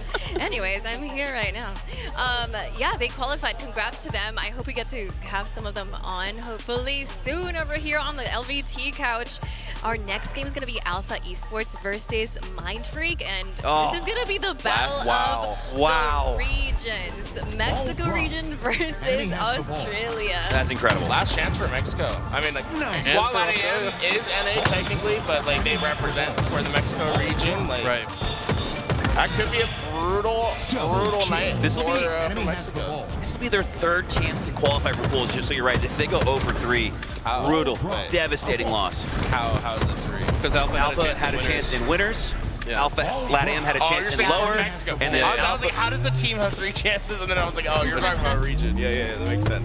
Was it the last time that Mind Freak was on a spot like this, also on a game 5? Like, this is like teleporting them back in time. Like, okay, let's not lose this on a game 5. Dude, they lost a native, right? And they had a heartbreaking loss earlier today when they played in the winner's side. We saw them have a massive lead on Interference Stronghold. They were just 20 points away from securing that, and it was a complete runaround. They started the match 170-0 and lost. And those mistakes, I feel like stay with you. Those cuts run deep. I'm excited to see how they come back, how they bounce back. This is Australia's last chance in a sense. We saw them have 2 Game 5 losses at Atlanta. Now they need to clutch up in this moment. Put Australia back into the conversation of having those pool play spots, being represented at Worlds. They have so much riding on this match. I think both teams will bring the passion too. They both want to qualify. They're both representing their regions. This is going to be the battle for both of them to represent their side of the world, you know? Well, regardless of which direction this one goes, I just want to give props to our international competitors. Yeah. Mexico and ANZ both lost automatic qualification, and throughout the entire season, both regions have earned it through the open bracket, placing as high as top 12, winning even in the championship bracket. So regardless of what happens in this next matchup, it's going to be fun to watch. And I'm going to give it early preemptive GGs to both teams because it's been impressive what they've done despite facing all of that adversity. Tough road for them to get here. So what you're saying is they're winners? They're winners already. In my heart, which I don't know if that counts in terms of HCS points or the Halopedia, but both teams are going to have a chance here. Mind Freak representing ANZ versus Alpha Esports representing Mexico. It is truly an international competition. Cannot wait for that next series. Love how we have our own little main stage here, by the way, folks. Oh, it's so cool. If you haven't been checking out our stream because you've been over at Halo, we've been streaming the entire open bracket over here. And while we have a main stage, we have a little crowd out here as well watching everything that's going on. This is the most I think we've ever been able to show off the open bracket. It's the first time in Halo history that the open bracket has had a main stage. So this is so cool, man. This year we made history by casting the open bracket for the first time ever. I mean, it has been such a special opportunity as a Halo kid for 20 plus years now to put a spotlight on the kids who really deserve it. It's also my first time here, sitting here on this couch with you guys in person, and it has been so amazing, and that we actually get to do this, all of us together.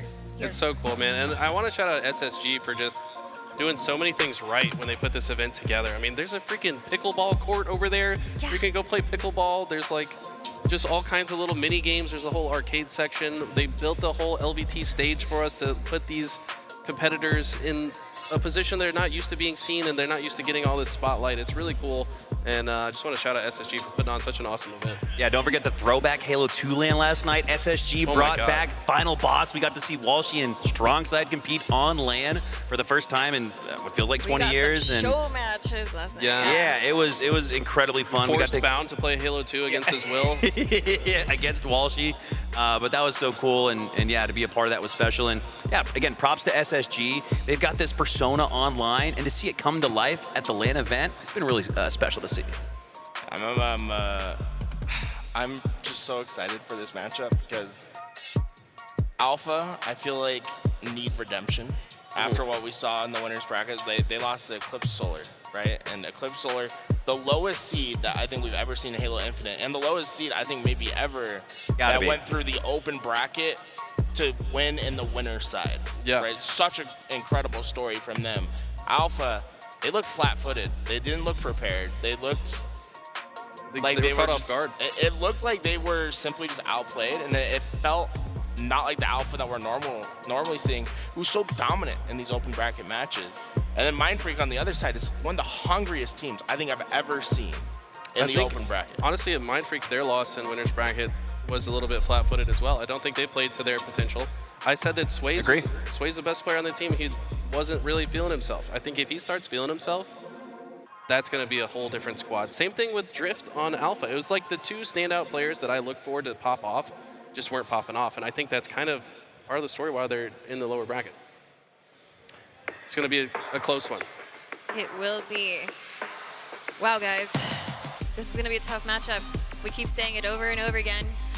Wow, I can't. I'm trying to feel out who I want to be biased for, and I can't.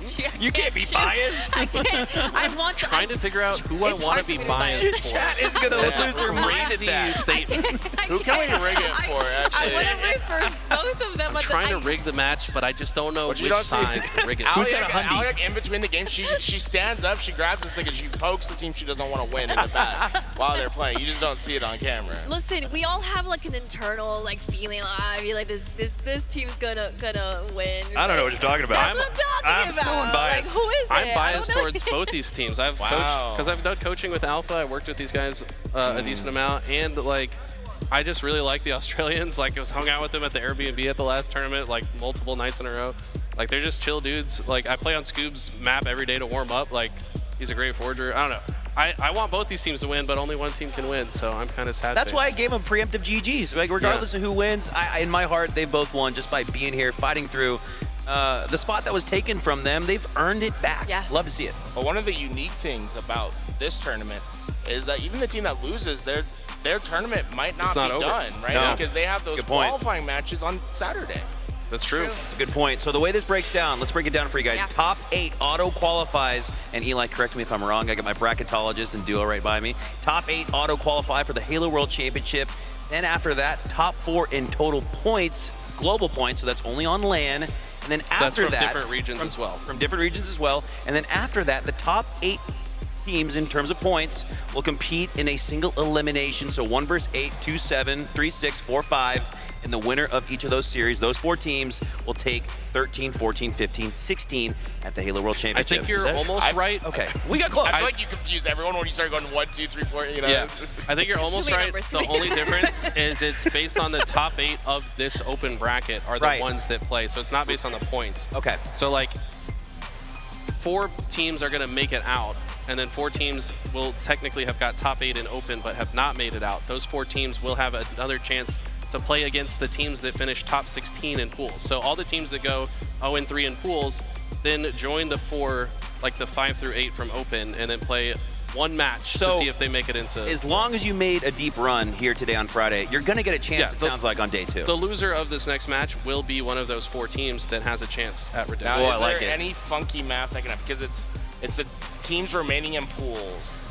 I'm curious how many teams in open bracket. Is it guaranteed the 4 teams in open bracket, or is there funky math that can happen? See, that's where I get confused. I'm not sure if it's points or I've heard both. I've heard people say what I think said, it's results, and I've heard that it's the top 8 from the open bracket as well. Because so you have the 8 that qualify, and then you have 4 from points. So that's 12 of the teams from pool play. Right, those are just automatically. And then 4 from the LCQ. And then the next 4. Yep. Right, the next, but then you have 4 that'll probably be the pool play teams that didn't qualify through points or pricing. And then you'll have another 4 from open bracket. So you guarantee open bracket teams. I'm just curious if there was a way that it's like there's only 3 teams from open. That means I believe that's Gunplexion's team and Chosen Legacy are the 2 teams that were bubbled out of this round that'll have their chance. Feasibly. Tomorrow. Yeah. Oh yeah, you're right. Because That'll be fun. I understand what you're saying now. Yeah. It could get really weird with the global points and the teams that finish in 16. Yeah. So I think we're potentially going to be seeing some open bracket teams that didn't necessarily make these qualifying matches that'll have a chance to play. What about pro teams that lose LR1? Are they just? Well, they're probably going to be the teams that are going to. That's right. Points. So the 4 teams in pools are going to play against the 4 teams from open bracket, basically. Ah. Yes. Okay. Oof.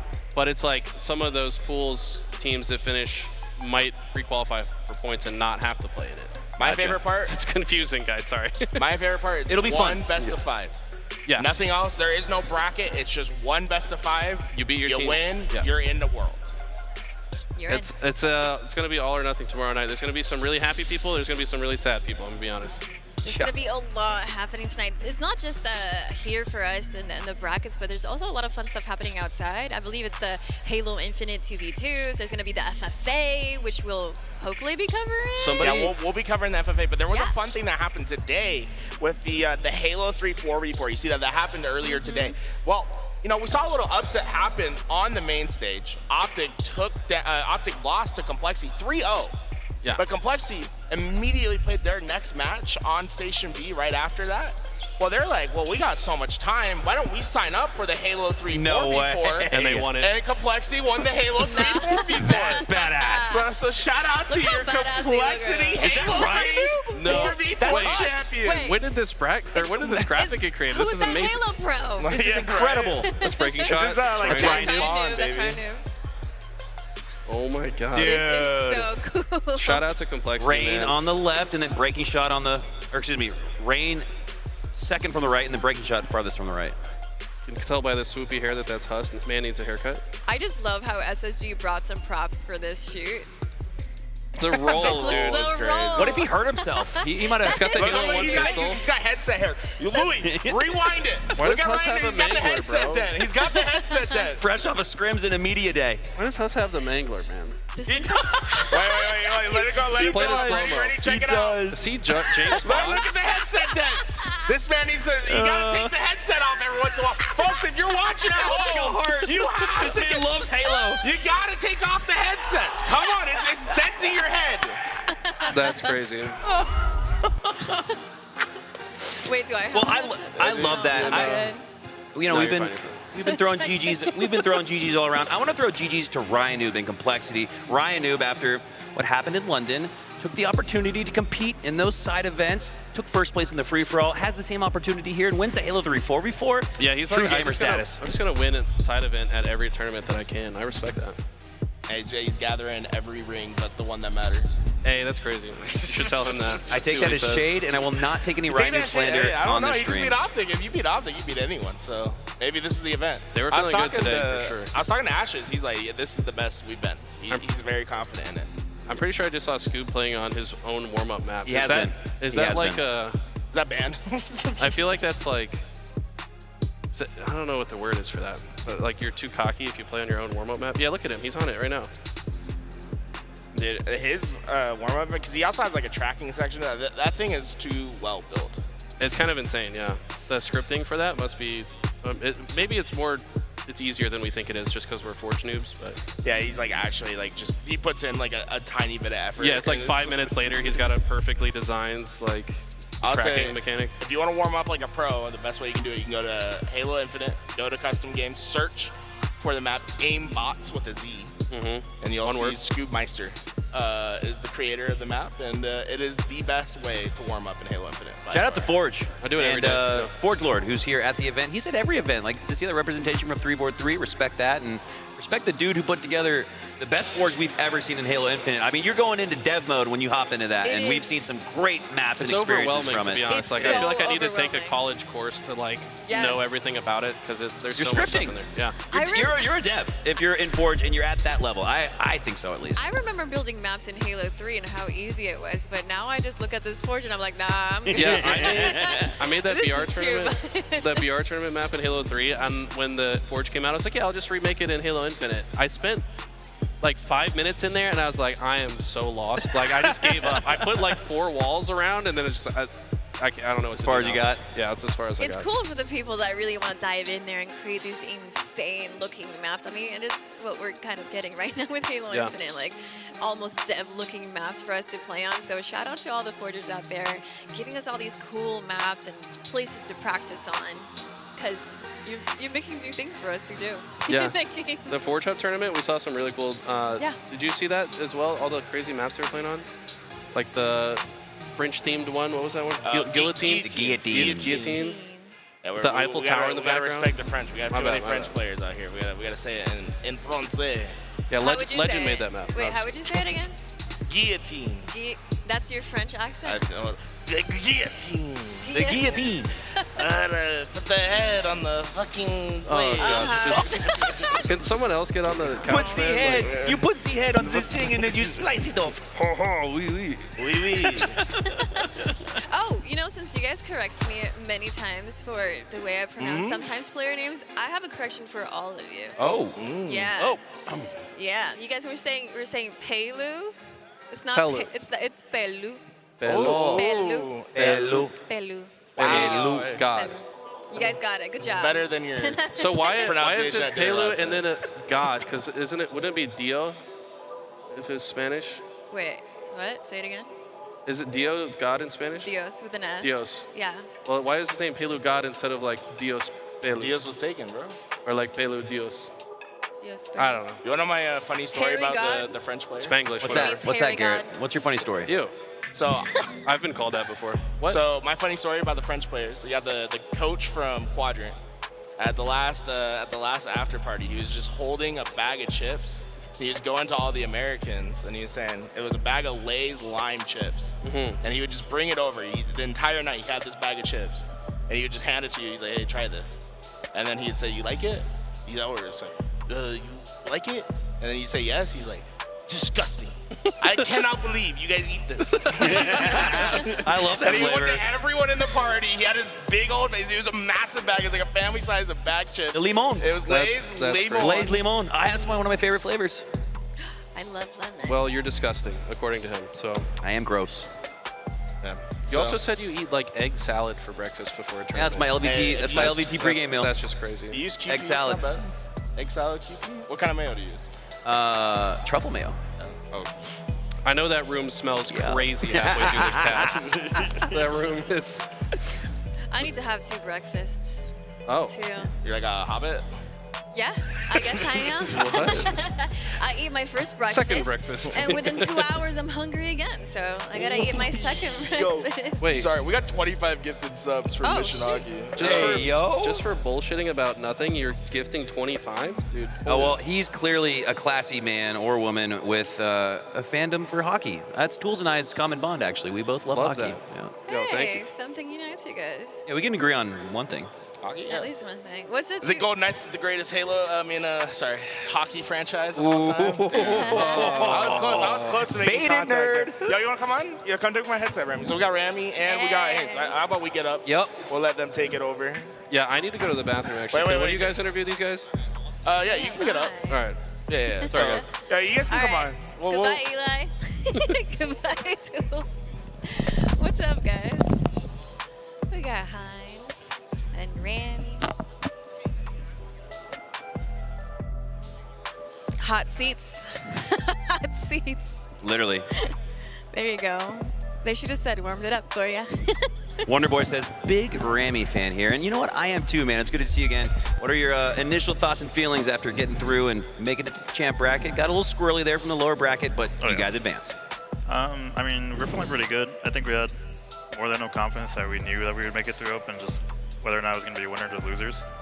But yeah, our main focus right now is really just Worlds and like qualifying for Worlds. Yeah, 100%. I mean, like you said, we've been here, we've done this so many times that it's like, you know, one way or another, you're probably going to get through. Like, you obviously try not to like overlook anybody, but like the expectation is the expectation kind of thing. So definitely happy we were able to close it up. I mean, the series and winners, it was a tough one to handle just because Forbidden is the worst map in the game. We're still playing it for qualifying matches, but we just spawned into the series down 0-1, and then we're down 41-31, game 2, come back, barely lose it 50-49, game 3, 1 minute left, down 2-0, bring it back to overtime. Like, so it's tough to go with that, but like because we have so much experience on the team, like it was nice to know like, all right, we're gonna bounce back from this regardless. So yeah, talk me through your preparation because, like you said, getting through to pool play, it's a notch in the belt. It's not the ultimate goal here this weekend. Making it to Worlds is. Common and Haynes, you guys are a duo. I'd love to see you guys actually split at one point throughout this season. Talk me through the process of reuniting and forming this team of 4 and why you guys are so primed for success and to make it to the Halo World Championship. Yep. So Chris and I, like you said, have been a duo for I mean, decades? Yeah, a long time now. We actually started as Forever? rivals, but now it's been like 5 years of being together. I split from him before Atlanta because I planned on not playing. Because we had Dylan. It was me, Common, Breaking Shot, and Super CC evades, and we were like playing really well. We played Cole like back-to-back days scrimming and beat him down bad, and then played him in the tournament and beat him. And Micklin walked off into the sunset, and then they poached Dylan, which was unfortunate. And then we tried a couple different people, and it just nothing felt right. And I was kind of down about losing Dylan because like last year was the year for me to have Dylan, and then I had a bunch of personal stuff, so had to quit playing. So that took a toll, and it was just like, I don't really need this.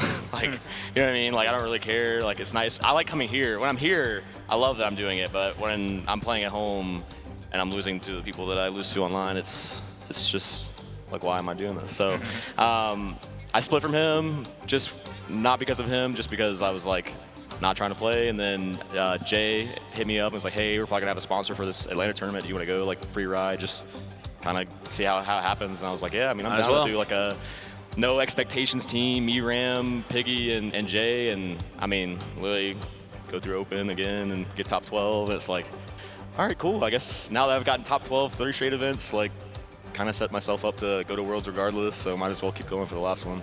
And I live here, so. Oh, it's perfect. Well, I always say legends never die and Halo pros never retire. So despite the tweets from you, Haynes, he just can't step away from the game. Speaking of someone who's been new to the game, Yaxon, a new fourth for you guys. Talk to me about him, Rami, and how he's fit in and gelled so well. I think Yaxon's just like a really strong individual player. Obviously, I played him a bunch of time. He's popped me a lot of times, like online. So it's just like the talent's there, but obviously with like such a young player, you have to kind of mold him. He has individual talent. He knows what to do, but the term overheating is very big in his vocabulary, I would say. So he does everything right, and he'll be like, oh, I can get 2 more here. And right. Then, but he's been doing so much better actually the last couple of weeks. How do you work to bring that down, like that overheating element? How do you work? I feel like that would probably be the best thing to have in a player, like a player that's not afraid to go out there and do what needs to be done. But how do you reel that back in when you have somebody so young to the team and to the game? I think we tried to show him more of the bigger picture in a sense. So it's like a perfect example of Solitude, right? You spawn, you want to trap them S1, you take Yard, you take Blue. So he would be our blue pusher. He would get the kills in Blue, and then he would push out of Blue into S1. It's like, no, we want them there. That's like the best spot for them to spawn.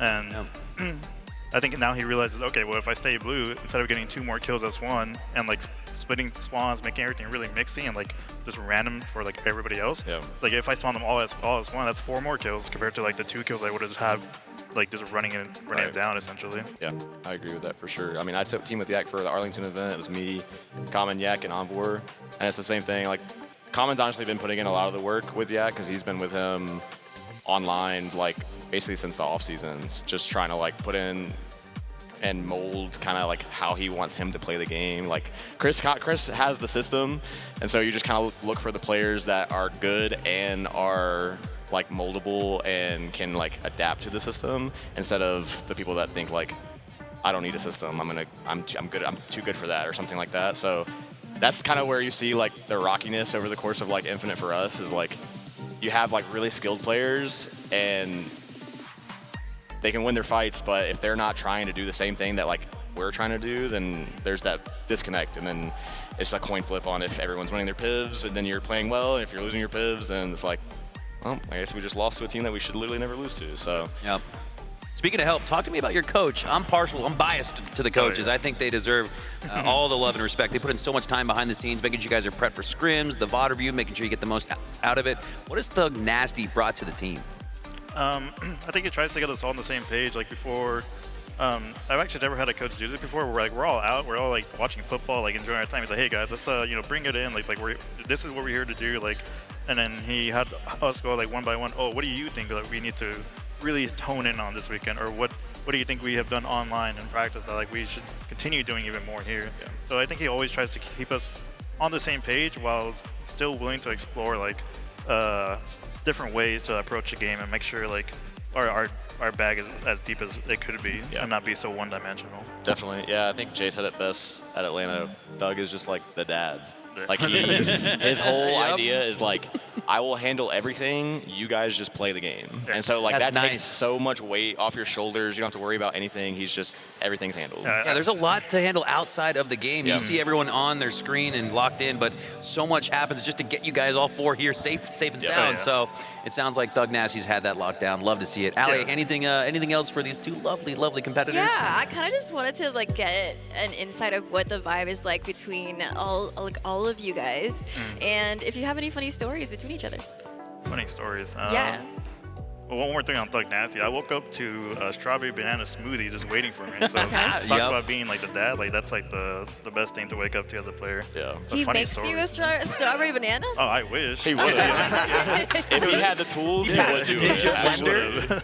He packs the fruit that he picks fresh himself. I mean, I wouldn't be surprised. Yeah, exactly. Funny stories, man. Not yeah, so I don't much. know. I think one funny story with Yak is at Arlington. That was his first time making it out, and so Yak, as a younger player and like a little bit less experience, he like cares so much, and he's such a like hardcore competitor that like sometimes it comes out in the wrong manner, which like towards your teammates or something like that. And so something that I've worked on with him is like, don't do that.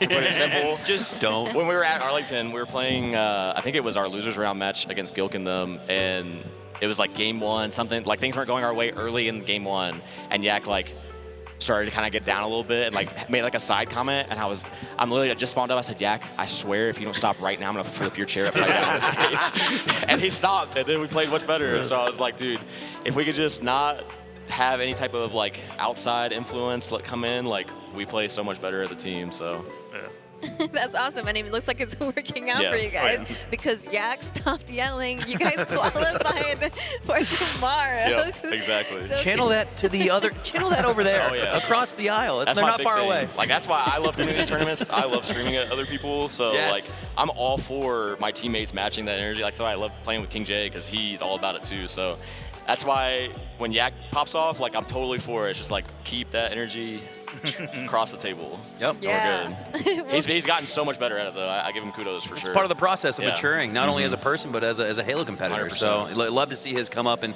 love to see you guys making it to day 2 and likely that Halo World Championship in just a month. I am very excited to see you guys compete. Ali, anything it looks like you guys have found a squad for this weekend, and I cannot wait to see what you guys do tomorrow in pools. So congrats, and thank you so much for joining us here in the LVT couch. Thank you for having us. I appreciate it. All right, guys, that was Rami and Hines. So cool to see them qualify for tomorrow. And we're actually getting set up for our next match, our last remaining spot in the pools. We'll be going right now. It's Alpha Esports versus Mind Freak again. This is the battle of the regions. Alpha representing the region of Mexico, and Mind Freak for Australia. Again, it's an international affair. It's an international affair. Yes, yes, it is. I cannot be biased. I want them both to win, but you said they're both winners equally, really aren't they? Eli joining us here on the couch as well for some thoughts too. And I think, actually, Eli, we are going to give up these headsets and let these two lovely gentlemen behind us. Ali, you've been holding it down all day, so you're going to stay, but we're going to take a quick break, and we're going to hand the headset off, or at least I will, to Active and Tools, who've got this next match. Let's do it.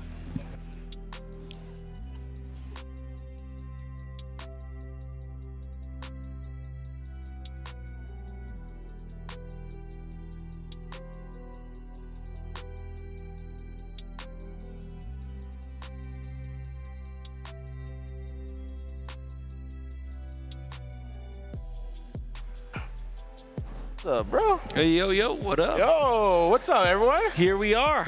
Yo, I saw Hines back there. Hines, come sit on the couch, bro. I see you. He worked all day, man. Let him he's be. working. He just wants to chill out. Good, just let him be, man. I wanted to talk to him about Halo 2 because we played all that Halo 2 stuff. I was like, easy. Like back in the day, OG, right? Yeah, he was an OG. It's always great to go to Halo events and just see everyone, you know? Someday these guys will be OGs on our screen here. Yeah. Someday. We'll be, you'll probably die by that point. Wow, I am not that Pretty old. far gone. You know? I am not that old. I am 36. Bro, I thought I'm dyslexic. Sorry. You thought I was 60. I must have saw it one day. I thought you were 63. I got you. My bad. Do I look old? Yeah, I thought you were a spry 63. Okay. All right. Oh. For sure, but you know, you get some vitamins in me then, I guess, huh? Yeah, I mean, but you know, the kids keep you young. I guess you can say that. I'm excited about this match. This is Mind Freak are always on the cusp of getting into that. Yeah, play. like the one time we did see it happen was London, right? So London, they got top 12, were able to win a fantastic series against Monster and their team to qualify through the open bracket, and then they were able to beat the third-seeded European team in the lower side to eventually get through and get a top 12 finish, the highest that Australia's ever gotten. They're trying to match that or get better. Once again, top 8 really the goal for every team here. That way you can qualify for Worlds out of the bracket. Yes, sir. I'm excited, of course. Got to be a little biased on the Mind Freak side of things just a bit. You know, you got the 2 M&K players, and excited to see how that turns out. You talk about Rice all the time, and I think Rice is the best mouse and keyboard player in the game. I think individually, I could agree with that. I think Woodham is the best Halo mouse and keyboard player. Okay.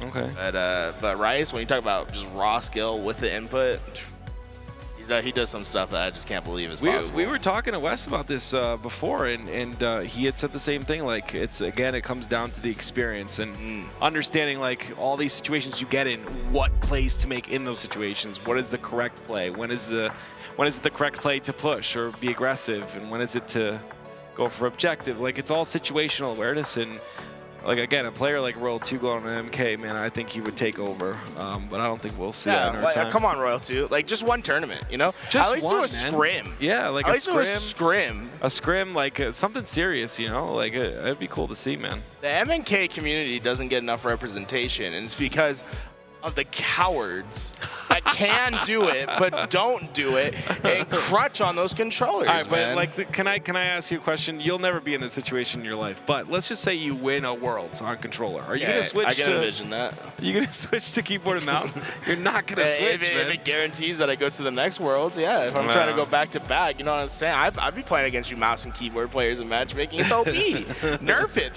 I think the 3-4-3 people are here. All right, so I'm done dying to keyboard players. So this is interesting on our screen. We actually have this on our screen right now. Scoob plays on a very fast sensitivity, so you see he's not really like utilizing his arm. He's utilizing his wrist a bit more. Rice has his keyboard literally vertical, and that's so he can have more room to utilize that mouse. So like he removed the what do you call it? You know, the thing that goes on the desk.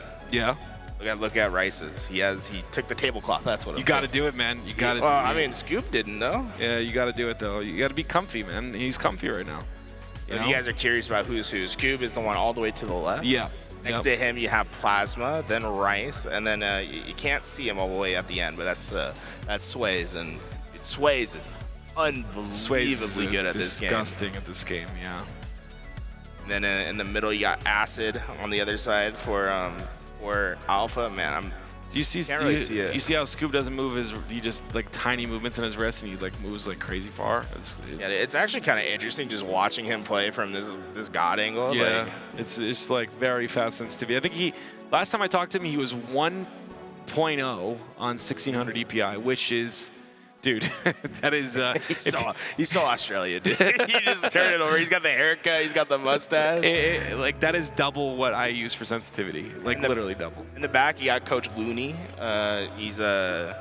He switches time between Europe and Australia, so he's, like, familiar with both the European and the Australian scene. He's got a little some camera. success. That's pretty cool. Yeah, like he's recording it all. I love it. That's kind of cool. I'll say Looney does some great content on YouTube. If you guys ever want to know about, like, sort of historical moments in Halo, yeah, go check him out on YouTube. He's been doing some great work over there. That's cool. We need somebody covering the history of Halo, like going through all the stuff. That's really cool to see. He did a really good video about Shady and like the allegations. Oh, okay, cool. I think Shady's playing again, by the way, on a different tag.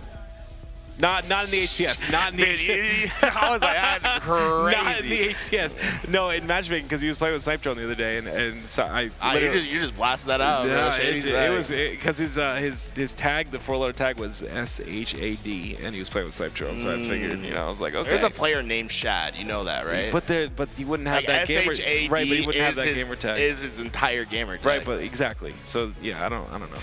I was like, because he's also from Europe, so I was just making sure. Yeah, I mean, maybe, dude. I don't know. I just like. It would be cool if Shady's back. One thing I liked about Shady was at the DreamHack that they had year 1 in Spain.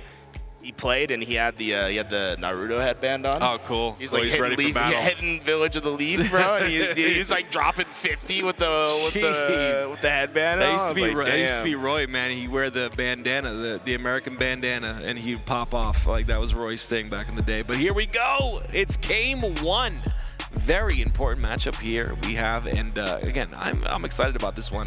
Mind Freak, the last time in Atlanta, it was against Native, going to a Game 5 and losing out in that Game 5 Slayer to make it into pool. So this is their chance to kind of have that redemption. It's an important match, man, especially with Worlds coming up. Like you got to bring it all here. Bring it all you got. Alpha, on the other hand, had a devastating loss on the winner's side, 0-3 against the lowest seeded team to ever make it out of pools in Halo Infinite. They didn't look good. They need to fix out whatever that mistake was. They need to fix it this time. Folks watching from the Halo stream, we have these HCS tags. Those will eventually be accompanied by gamer tags of these players. Just give it a couple seconds. It takes production a little bit to punch that in to make sure that it's all there for you, but you'll get to know who is who on each of these tags.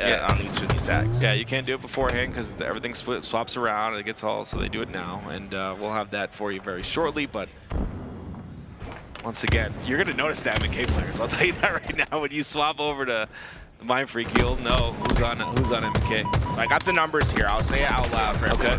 But over on Alpha Esports, which is your red team, 355 is going to be Leor. 356 is going to be Acid. 357 is Noble, and 358 is Drift. Mind Freak, we got 351 as Scoopmeister, 352 is Plasma, 353 is Rice, and 354 as Sways. Okay. Sounds good. A little bit of hill time here for the side of Mind Freak. Push comes out on the pipe side, and it's really just up to Scoop to just try and live there. But unfortunately, just a lot of pressure. That Battery's Hill very exposed. So far, we're seeing long routes for Alpha to try to get back towards this hill, and Mind Freak's going to meet them in the back pipes. This is all the fight to get possession of this hill, trying his best. Leor standing strong, but the nades eventually catch him out, and Mind Freak starting to get those back spawns. Almost everyone's down. Mind Freak go 4 down. Alpha have the spawns. Player in hill and A. They can force the spawns of Mind Freak towards C and Long Haul. They're going to be prepared for this next push. Yeah, that push is coming from Long Haul. Like you said, it's a lot of hill time here for Alpha Esports, but once again, you got to take care of that player on the top of A. That player on the cross, you can get through towards A, pressure in, but once again, it's Sways who's backed off. I love the double dilemma that Mind Freak presents to Alpha Esports. They know that spawn's happening at C and Long Haul. 2 players shoot out immediately, put that pressure in, and make the focus of Alpha on them. On the other side, Mind Freak sent 2 players towards Tower and A. They split their resources, divide and conquer. All of Alpha Esports fall. They have control of White Tower, and they know the next set of spawns. The flank is in. Beautiful teamwork from Mind Freak that is getting them the first hill. Sways is locked in here. He is not missing a shot. You love to see it. It's the first hill that goes in for Mind Freak, but it's Alpha Esports in that secondary hill. Sways still on that tear, and I love this curb slide towards the back of what was previously that sword spot. He's going to do a lot of damage to that hill player. He will end up staying alive as well. Now they're preparing for the push on the long haul side. Here comes great shots from Sways. Is going to prevent that push from really materializing in the first place. It's just 2 spread out into the wind. 1 by 1, Alpha Esports comes and Mind Freak bats them away. Sways 8 and 2 2 to start this game. The best player in Australia already making his impact known. It's crazy because he has 4 assists as well. Finally, he does fall, and that's going to force Scoopmeister out of the hill. They've got to get this pressure towards the tower side dealt with, but that pressure is going to be a bit too much. It is 4 down for Mindfreak. That expansion for Mindfreak feels good in the moment, but as players go down, suddenly Alpha Esports find themselves in a fortuitous situation. They get control of White and the hill. Mindfreak had the kills, they had the space, but it slips away from them. Alpha chunking away at this hill. This is a great moment for them to tie this up. That's going to be really tough to break here. Once again, it's Acid towards the top of tower, trying to play his life. The trade does come through. It is Noble putting in some damage as well. He gets his own kill, and once again, they've got to take care of this player on the back of Hydro, and they do just that. Noble also not missing his shot here. Late into the tournament. All these players are warmed up. Committing to the slays. Alpha Esports understands they have to slay first before getting into this hill. They're so close to getting it done, but being disciplined, making sure they get every kill, getting the camouflage, and ensuring that this is going their direction. Mindfreak will rotate into the next. We're tied 1 apiece. You'll love to see that answer back from Alpha Esports, and with that tie, things get a bit antsy here. That hill towards the Needle side is 3 down for Mindfreak, so that'll be immediate elevator control here for Alpha Esports, and you see creating space on that elevator side to make sure those spawns are contained. Hanging from the rafters, it caught Acid by surprise, but all of Mindfreak trapped over by the seaside. There's no great way for them to contest this hill right away. They're going to try to coordinate a push out from multiple lanes, but it's the shock rifle that's keeping them in check. Noble was able to take down 1 before Mindfreak find the answer. Most of this hill going to be going into the way of Alpha already, and with these players being cut down before they can get to that contest, this almost feels surefire for Alpha. They're just continually rotating perfectly here. They've got control of this hill, like you said. About 3 ticks left, and then they'll take it. But it is 2 down for Alpha Esports, so it comes down to Lior staying alive in this situation. The pressure is going to be coming from the tower side. He has to live, and that pressure does come through. But they're getting the trades, and the damage output is absolutely insane. Noble with a lot of damage output there. You just got to check your corners. Mindfreak, they see the situation. Hill almost captured. They know that it's a desperate moment for them. They don't check their corners running into the hill, and once that first player goes down, well, the rest of the bush is dead on arrival. The rotation being won by Alpha as well. Rice last alive, last to go down. 4 down for Mindfreak, and Alpha Esports have taken firm control of this game. You can hear the energy as well. They are into this. Of course, it's a very important situation here. Qualifying for pools. Camo does come up, though.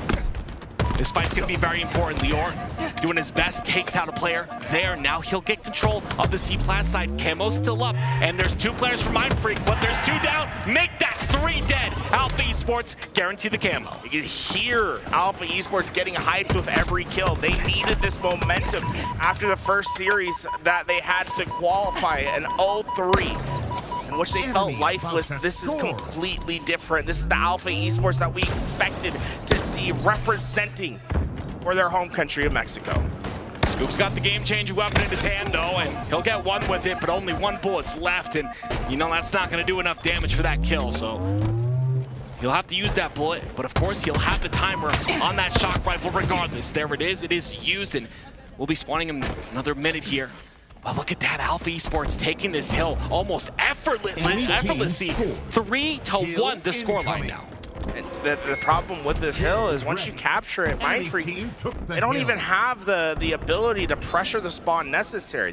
The same spawn anchor that you have for that last hill is the same for this potential final hill for Alpha Esports. They're going to be able to chunk away at this, get 25 to 50% of the way there before there can be a real push to develop for Mindfreak. They finally get them out, but look at the time that Alpha Esports was able to accrue.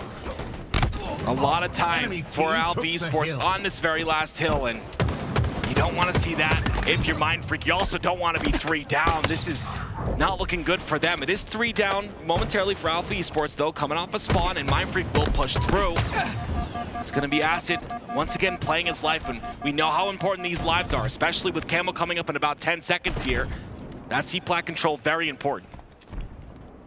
Gotta be patient. Noble knows that he has to be able to get through. He thrusts through the player, but recovers his teammate there to save his life. Mind Freak struggling on being able to have the numbers to even contest. It's another 4 down. And now you can feel the desperation from the side of Mind Freak. It's desperate plays that have to be made in the final moments of this game. Yeah, Alpha Esports aren't even playing time at this point. They're going to go to 4, and they're going to secure game number 1. You heard them get loud. They feel as if they're playing as a team. That was something that I felt was missing in their previous series against Eclipse Solar. Maybe took them a couple hills to figure it out at the beginning of this game, but once they did, man, they just never looked back. That's the best I've seen Alpha Esports all day. It's crazy. If you're Mind Freak right now, obviously you've got this Slayer coming up, and it's on Solitude, which makes that Slayer just a little bit more difficult. You've, of course, got those spawn traps. You've got the shock, you've got the camo to worry about, things that need to be controlled, and you need to see a little bit of a pop-off out of the Mind Freak side. Alpha, you heard their energy just after every kill. Dead! Like, you know, that type of energy flowing through the comms of a team really help facilitate the, you know, the vibe in the game and help you feel dominant. And when you feel dominant, you start to dominate. It's a 4-1. That's very dominant, as you can see. 5,600 damage at the top there of Alpha Esports, and they just weren't missing the entire game. It's important to keep that energy up, especially understanding the position they're in. This has been a long day for both these teams. We're in the waning hours of Friday, and you know these tournaments they go on a while, but being able to keep that energy up throughout the entire day was an important aspect of the game, and that was a pretty kill from Sways, but unfortunately it wasn't enough for Mind Freak. And they got off to such a hot start, but when this hill was stolen away by Alpha, it felt like the game changed. Everything changed at that point. You got to keep your mental stabilized. And you talk about endurance throughout the entirety of this tournament, day 1, and it's 100% a big factor. I don't think a lot of people really give respect to some of these pro players and top AM players that don't stop playing and play at 100% the entire day. We'll see if it's Mind Freak that can answer back in this series. Alpha, like we talked about, up 1-0 and already 2-0 or 2-1 in the game. It was a heavy commit from Alpha Esports into Yard, understanding that they're going to not have the numbers over by camouflage, but neither team went for it, and instead, Alpha Esports gets the big benefit. They won the gunfight, they got the thrust, but they also get away with camouflage. Everything seems to be going right for them off the start. That's what we need to see on the side of Mind Freak. Plasma getting a kill there, but again, it's traded out instantaneously, and now it's Drift with that camo and shock rifle combination. On top of that, a thrust to use as well. He'll use that thrust, but he will get taken out. Beautiful kill there by the side of Mind Freak. Still a very close game here, 7-5. How Ass is working back towards his team. He found himself on an island there and understands he needs to help solidify his team's effort, and well, he gets rewarded. The one shot just can't get away. Too many players from Alpha are pestering, and well, one turns into 2. A dicey angle turns into a massive double kill. Acid having a hell of a performance early on. He continues on as well. He has the information on the spawns onto blue, and he'll provide that information to his teammate in Lior. Lior's objective here is just to stay alive and make sure that he prevents that push through so they don't get control of that side of the map. They have a very sizable lead here. They don't want to toss any of these kills away for free. It's really just about getting trades for Alpha Esports at this point in time. Here comes the push. Great kill by Rice there. He gets a double. And Freak only down 4 at the moment. This is certainly position where you can find yourself quickly back into this game, but you want to do it now. You want to get these kills as you have position towards loop. You have the better angle for camouflage. Find the kills, work this camouflage, break down this deficit, but Leo are making things difficult, and this is a mistake you just cannot afford. You had the better position, but you do not get the camouflage. Running away with it is Leor, and well, he's already gotten 1 kill. Let's see if he can stack more. Yeah, the fact that they couldn't kill him there is huge, and we'll see what he's able to do with this, what value he's able to extract from this.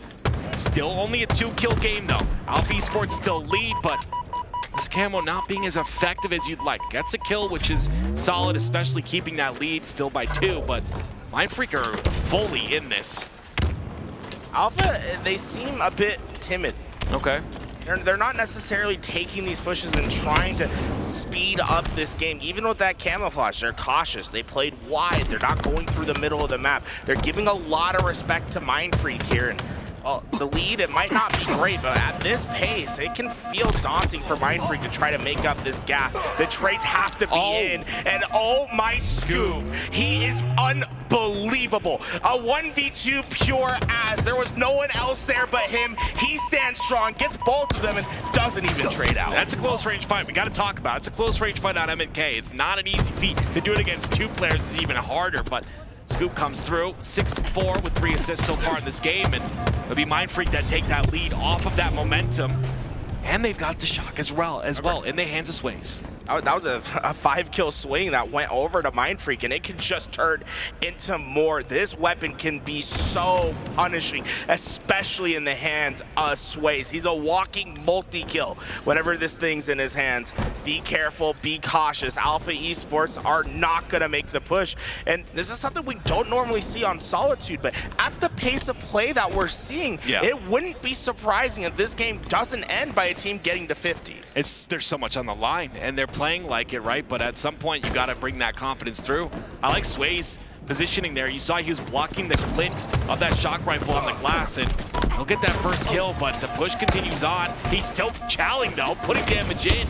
Stays alive as well, but finally gets taken out, and that will be shock rifle down in the hands of Alpha. Scoob was a monster on the other side as Sways was having himself a moment trying to live. Scoob broke it open for his team, got the double kill, and while the rest of Mindfreak start to collapse, Acid was last alive, and the score starts to expand. Scoob double positive for his team. Keep an eye on his stat lines this game. He is in the flow, finding the moments that matter for his team. You know what I'm starting to hear too? I'm starting to hear a lot of energy on the side of Mindfreak, and that's exactly what they need. It's Rice and Scoob getting loud in the comms, and again, very important to have that type of energy this late into a tournament. Anything to jolt your team into action is what you use. Look at the 2 mouse and keyboard players from Mindfreak. We talked about Scoob double positive at the moment, but Rice is keeping up right there with them. 9 and 6, just got his 7th death on, but the mouse and keyboard players coming in big for Mindfreak so far. Still a 6-kill lead here. You see the push coming in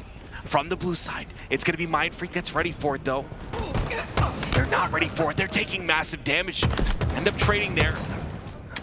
It's going to be Noble who gets an assist again. The push comes in a little bit late from the back of yard. Another 1v1 situation again, and that's what you can't have. Too many 1v1 situations. A great coordinated push by Alpha that gets solidified by the lurking player of Leor in the back. He stayed towards Ness and was watching the escape routes of Mindfreak. So as they pushed in and Alpha was able to shut them out of yard, it was Leor that benefited from it, was able to get a couple kills for his team, and now just down 1. Well, we know Scoob got the last camo. Camo's coming up very shortly here. Should be up already. Might be in position here. Mindfreak, they're on that poster side. Dangerous. Very important to get that shock rifle shot to work, but again, it's another kill. The trade comes out that time, but it's 2 down for Mindfreak, and that camo potentially picked up by Alpha here. Sways being awfully aggressive. Did not want to let them be able to get away with that camo for free, but there just wasn't anything he could do. Alpha, they're going to have at least a little bit of invisibility to work with, but they're going to have to find an angle. They've been slow on the pace all game. So far, that camo is not really playing much of an impact. I like how Space is playing this, though, and puts a lot of damage in with those body shots of the shock rifle. Unfortunately, can't clean up anything. It's 2 down for each side. Plasma's going to end up going down as well. 3 down for the side of Mindfreak, and look how Drift is playing his life. Scoob has to be careful. He dropped down to take this fight. He backs up, but he's trapped at the moment at the bottom. He's going to take a grenade to the head, but fortunately enough, it's a frag. It just bounces off. Scoob is ready to get into the front lines. Entry fragging. The punch doesn't come through, but the damage is done. Alpha Esports are going to the respawn screen, and Mindfreak has secured themselves the loop spawn. There it is, Plasma with his teammate on the bottom of driveway there. Lots of damage comes out. Great job staying alive. The stick trade comes out as well. 39-39. We're tied up at the 40 mark. This is where things get a bit crazy. It's the mouse and keyboard players from Mindfreak that have been holding them through. Scoob at 11 kills, Rice at 12. They're gonna finish strong. We need to see them continue on this trend. Alpha have taken the lead as we approach the end game. Can they capture the piece necessary and simplify this game state? So far, they're trapped over at yard. They don't have great angles, but they're just looking for the pick. They're looking for Mindfreak to make the mistake. Pace slows heavily here. Here comes the push from Lior. Lots of damage on the top center. They've got information on the player inside a dip. Lior doesn't want to drop for this. He understands there's also a player on that U-turn side. The information is given here. But there's the kill. There's the second kill. Plasma and Rice end up falling. They're going to push the rest here. They're going to isolate them. 3 down. Sway's the last player alive. This is where this map can get dangerous. Once you go 3 down, the game simplifies. They know the spawns, and it's simple to collapse and repeat. Mindfreak are in a fragile position. They have to ensure that they get the first pick. Notice how they're condensed. They are stuck at blue and yard. There's nowhere they can move. They have to outgun their opponents. Here comes the push on the top of gold, and this is going to be really bad. There's a lot of damage that was output here. It's all about that positioning. There's a player on the bottom, though, ends up maybe getting a little bit of damage, and gets the double as well, but it's still 44-46. Alpha are leading. Hidden, lurking underneath. He did not let his position be known, and now Alpha find themselves on the other side. 3 players trapped at blue. 1 that lurks underneath Shock Rifle. He needs to have the correct timing. They know where he's at.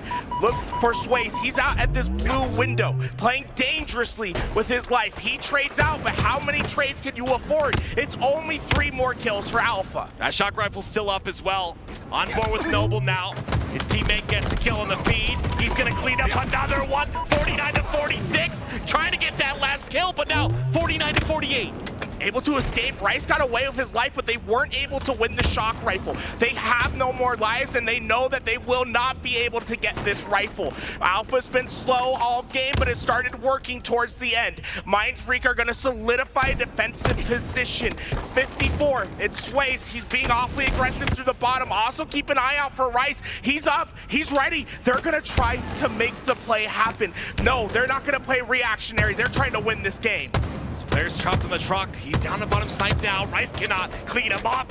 Focus on something else. You cannot get caught up on the one-shots. You're such a dangerous position, and they find him. It was a risky maneuver from Rice. I like it, but it just did not work. Alpha Esports stayed strong, made sure that they collapsed on that player once they knew the position. A very tense game to start this series. High risk, high reward positioning there by Rice, and you know what? He got a body shot on the shoulder as well. That, to me, it looked like maybe one more shot, and that would have been a kill on the bottom of snipe. But even if he got that kill, I think he still would have died from the guy bottom dip, and that's the problem. You put yourself in an exposed spot, you're really not able to get out in time, and you end up going down, especially when it's only 1 kill needed. You can't be in that position. We're talking about thin margins being the difference between victory and defeat there for Mindfreak. When we look at the end of this game, what you're going to see is Rice having the opportunity for the one-shot player. He had frames of opportunity to get that kill. If he gets that kill, Alpha Esports can't be sure on their commitment to that fight. But because they get away and it forces Rice to overcommit for that fight, suddenly they feel confident that they can spring out of their positions, get that final kill. I don't hate the play. People look at it, they say bottom mid, that's crazy to be, especially in that situation. But they're searching for their opportunity. And I like that they would rather play for the win rather than try to play not to lose. Let's take a look at how this conspires. Look, Rice at the bottom. He's going to have his opportunity. We're going to slow it down when he gets into this fight. Notice how weak this player is. They start it. He goes out to the right. He spots his prey. He's going to have a little bit of opportunity as he tries to hit him underneath. The shot doesn't land, but here we go. One shot just misses it right there. That single frame of that shot hitting the shoulder instead of the head was probably the difference between the comeback of Mindfreak and the victory of Alpha. What I'm curious was there was another player on the driveway side when he made that play towards that guy bottom snipe. I'm curious where his teammate was after that play, because that player pushing down on the dip took 3 shots of damage, you know what I mean? And I'm curious, you know, maybe there was a miscommunication for that teammate on driveway, or maybe, like you said, they wanted to try and back up and make sure not to lose a life since they only had 1. One thing that could have been different is knowing how much information Mindfreak had. Did they know how much position Alpha had on the left side towards this? There was one player. The way that Rice plays it is he's trying not to expose himself too heavily towards his left side. But if he would have known that there was only one player to worry about on that side, he could have backed up behind that pillar, hit the ghost jump to double up, to isolate himself from nades and potentially stayed alive. Though that would have been very quick thinking and a very hard maneuver to pull out. It's not an envious position that Mindfreak was in at the end. And just a couple things that could have gone different for them to get that win. This push was the big thing for me. That's what gave them that 3-kill lead towards the very end. And then all this damage output into the players inside the yard. And this is a beautiful play right here. Waiting for the player drop down. It ended up even being a double kill at this point in time as well.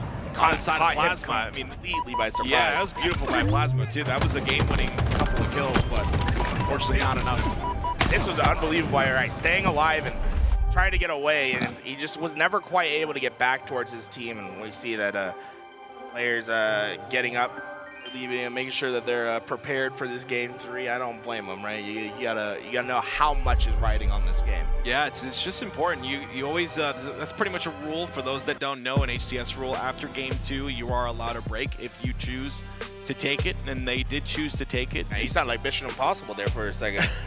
If you should choose to accept this mission. To accept the mission. But yeah, I mean, it's very important. You need to, especially being down 0-2, you need to just take that moment. I think as a team it should be, but take that moment as a team and, you know, just relax, get back into the focus mode, sit down. You have a long game here without a live fire oddball. This is going to be a very long match, so you have a chance to kind of recollect yourself and bring the series back and reverse sweep. We've seen a couple today already. Should be a long game, right? I mean, yeah. Be ready for the battle of attrition. Get yourself prepared. It's oddball is always well, what are the Americans like? Slobber knocker. I don't know. American broadcasters love the slobber knocker. Is that what they say? Bro. Yeah. Get yourself ready. I think this is going to be one that's going to go to a round 3, and it's going to be a deep game. Yeah, I think the break is important, and they'll take that break. I think I honestly think Alpha Esports look really, really solid. That game 1, they looked great. Even in that game 2, when you know it came down to the wire, when it was a close game, they stood strong. They didn't overpeak. They had high ground too, which I think is so important. If you look at the positioning of both teams there, Alpha Esports was in a win condition position. That's just it. Like, they were ready to win that game. You got bars today, man. Win condition position. Condition position. Rhymes. Yes, sir. Bars. Let me tip. Yeah. I think they're getting themselves up there, locking up. That was an insane live by Rice. This is just, I mean, again, this is so, the shock is up, trapped at bottom snipe, but they're just, like, they're all on the lower side of the map here as well. Just constantly. Yeah, I'm wondering, maybe Rice just could never get away from bottom mid, or like just wasn't confident enough to get away. See, they're still on the driveway side. Rice is still on that U-turn. He's stuck on U-turn. He's been in U-turn for a while now. But I still think there's a way to get away towards your teammates on loop. Yeah, I felt like he had the timing too, which is like, in the moment, I was saying like, man, it felt like they're being aggressive by Rice staying forward.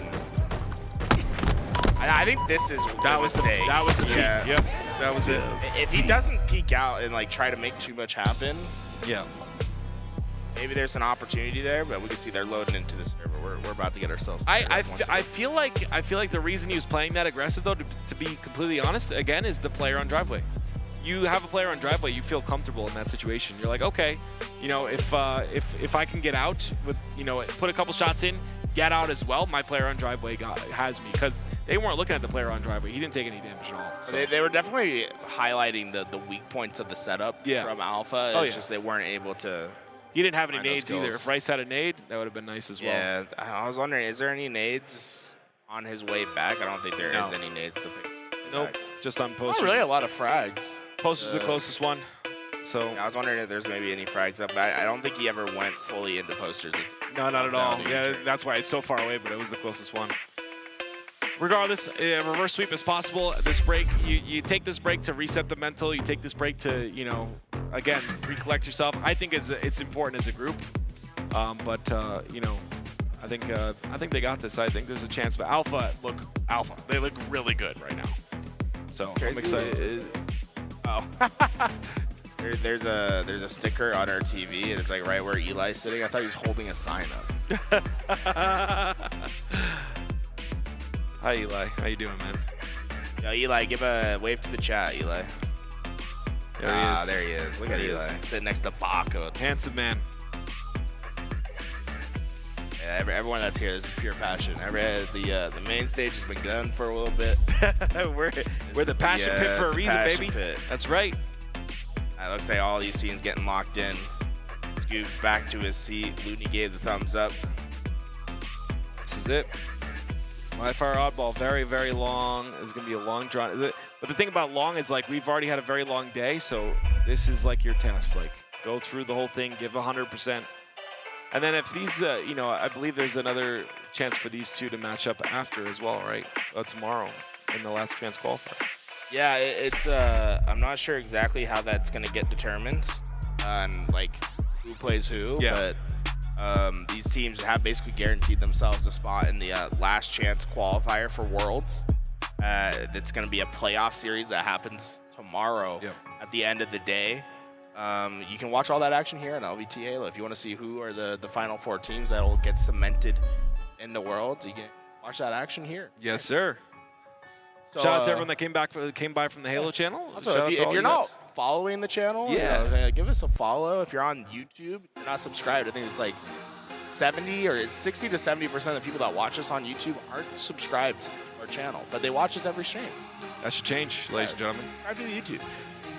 Up on the Twitch or follow if you have the opportunity to. We do, if anyone's watching from the Halo stream and is checking us out for the first time, we cover everything Halo. If you ever want to watch any of the online tournaments, we haven't missed an online tournament. No. That there has not been a missed online Halo tournament since Halo 5. And sometimes we have our own that we do. And we stuff throw too. our own every once in a while, some 2v2s, some Money Tuesday. Come check it out. It's a great time. Get involved in the community and watch some grassroots Halo. Yeah, it's always great. It's always great to see the twos, the passion that comes in the twos.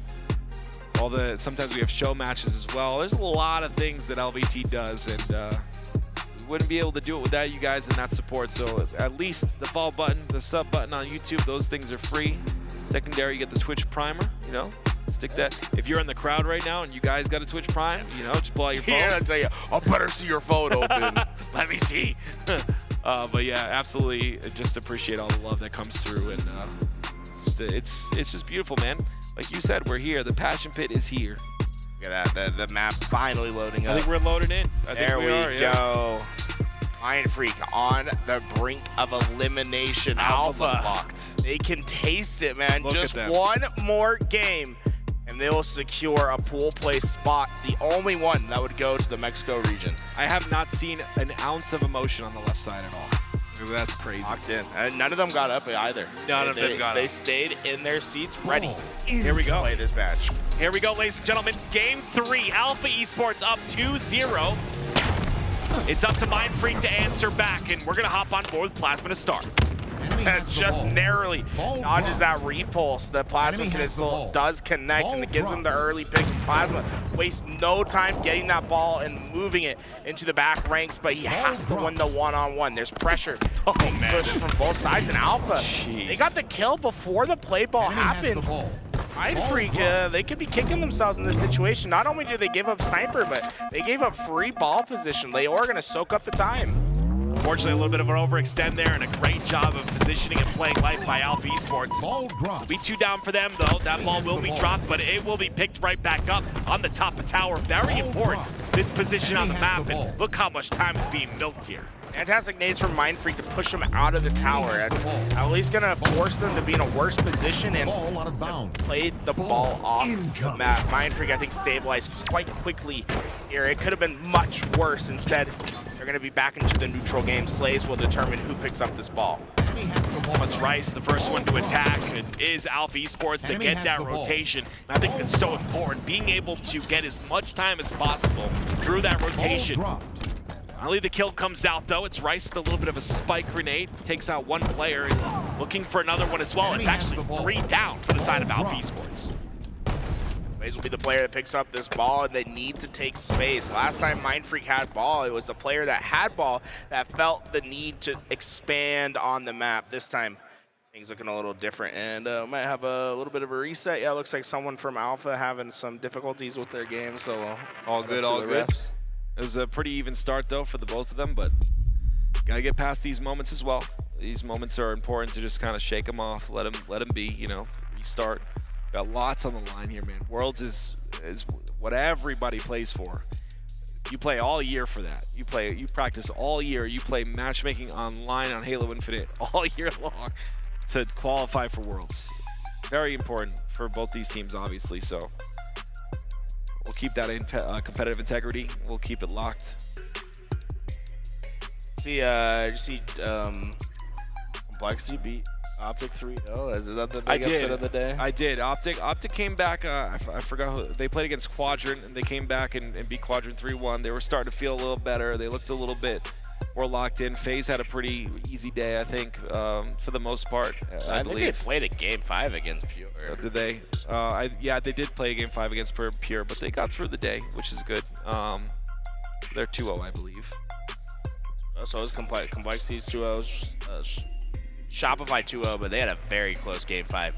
Complexity's technically 3-0 if you count the Halo 3 tournament.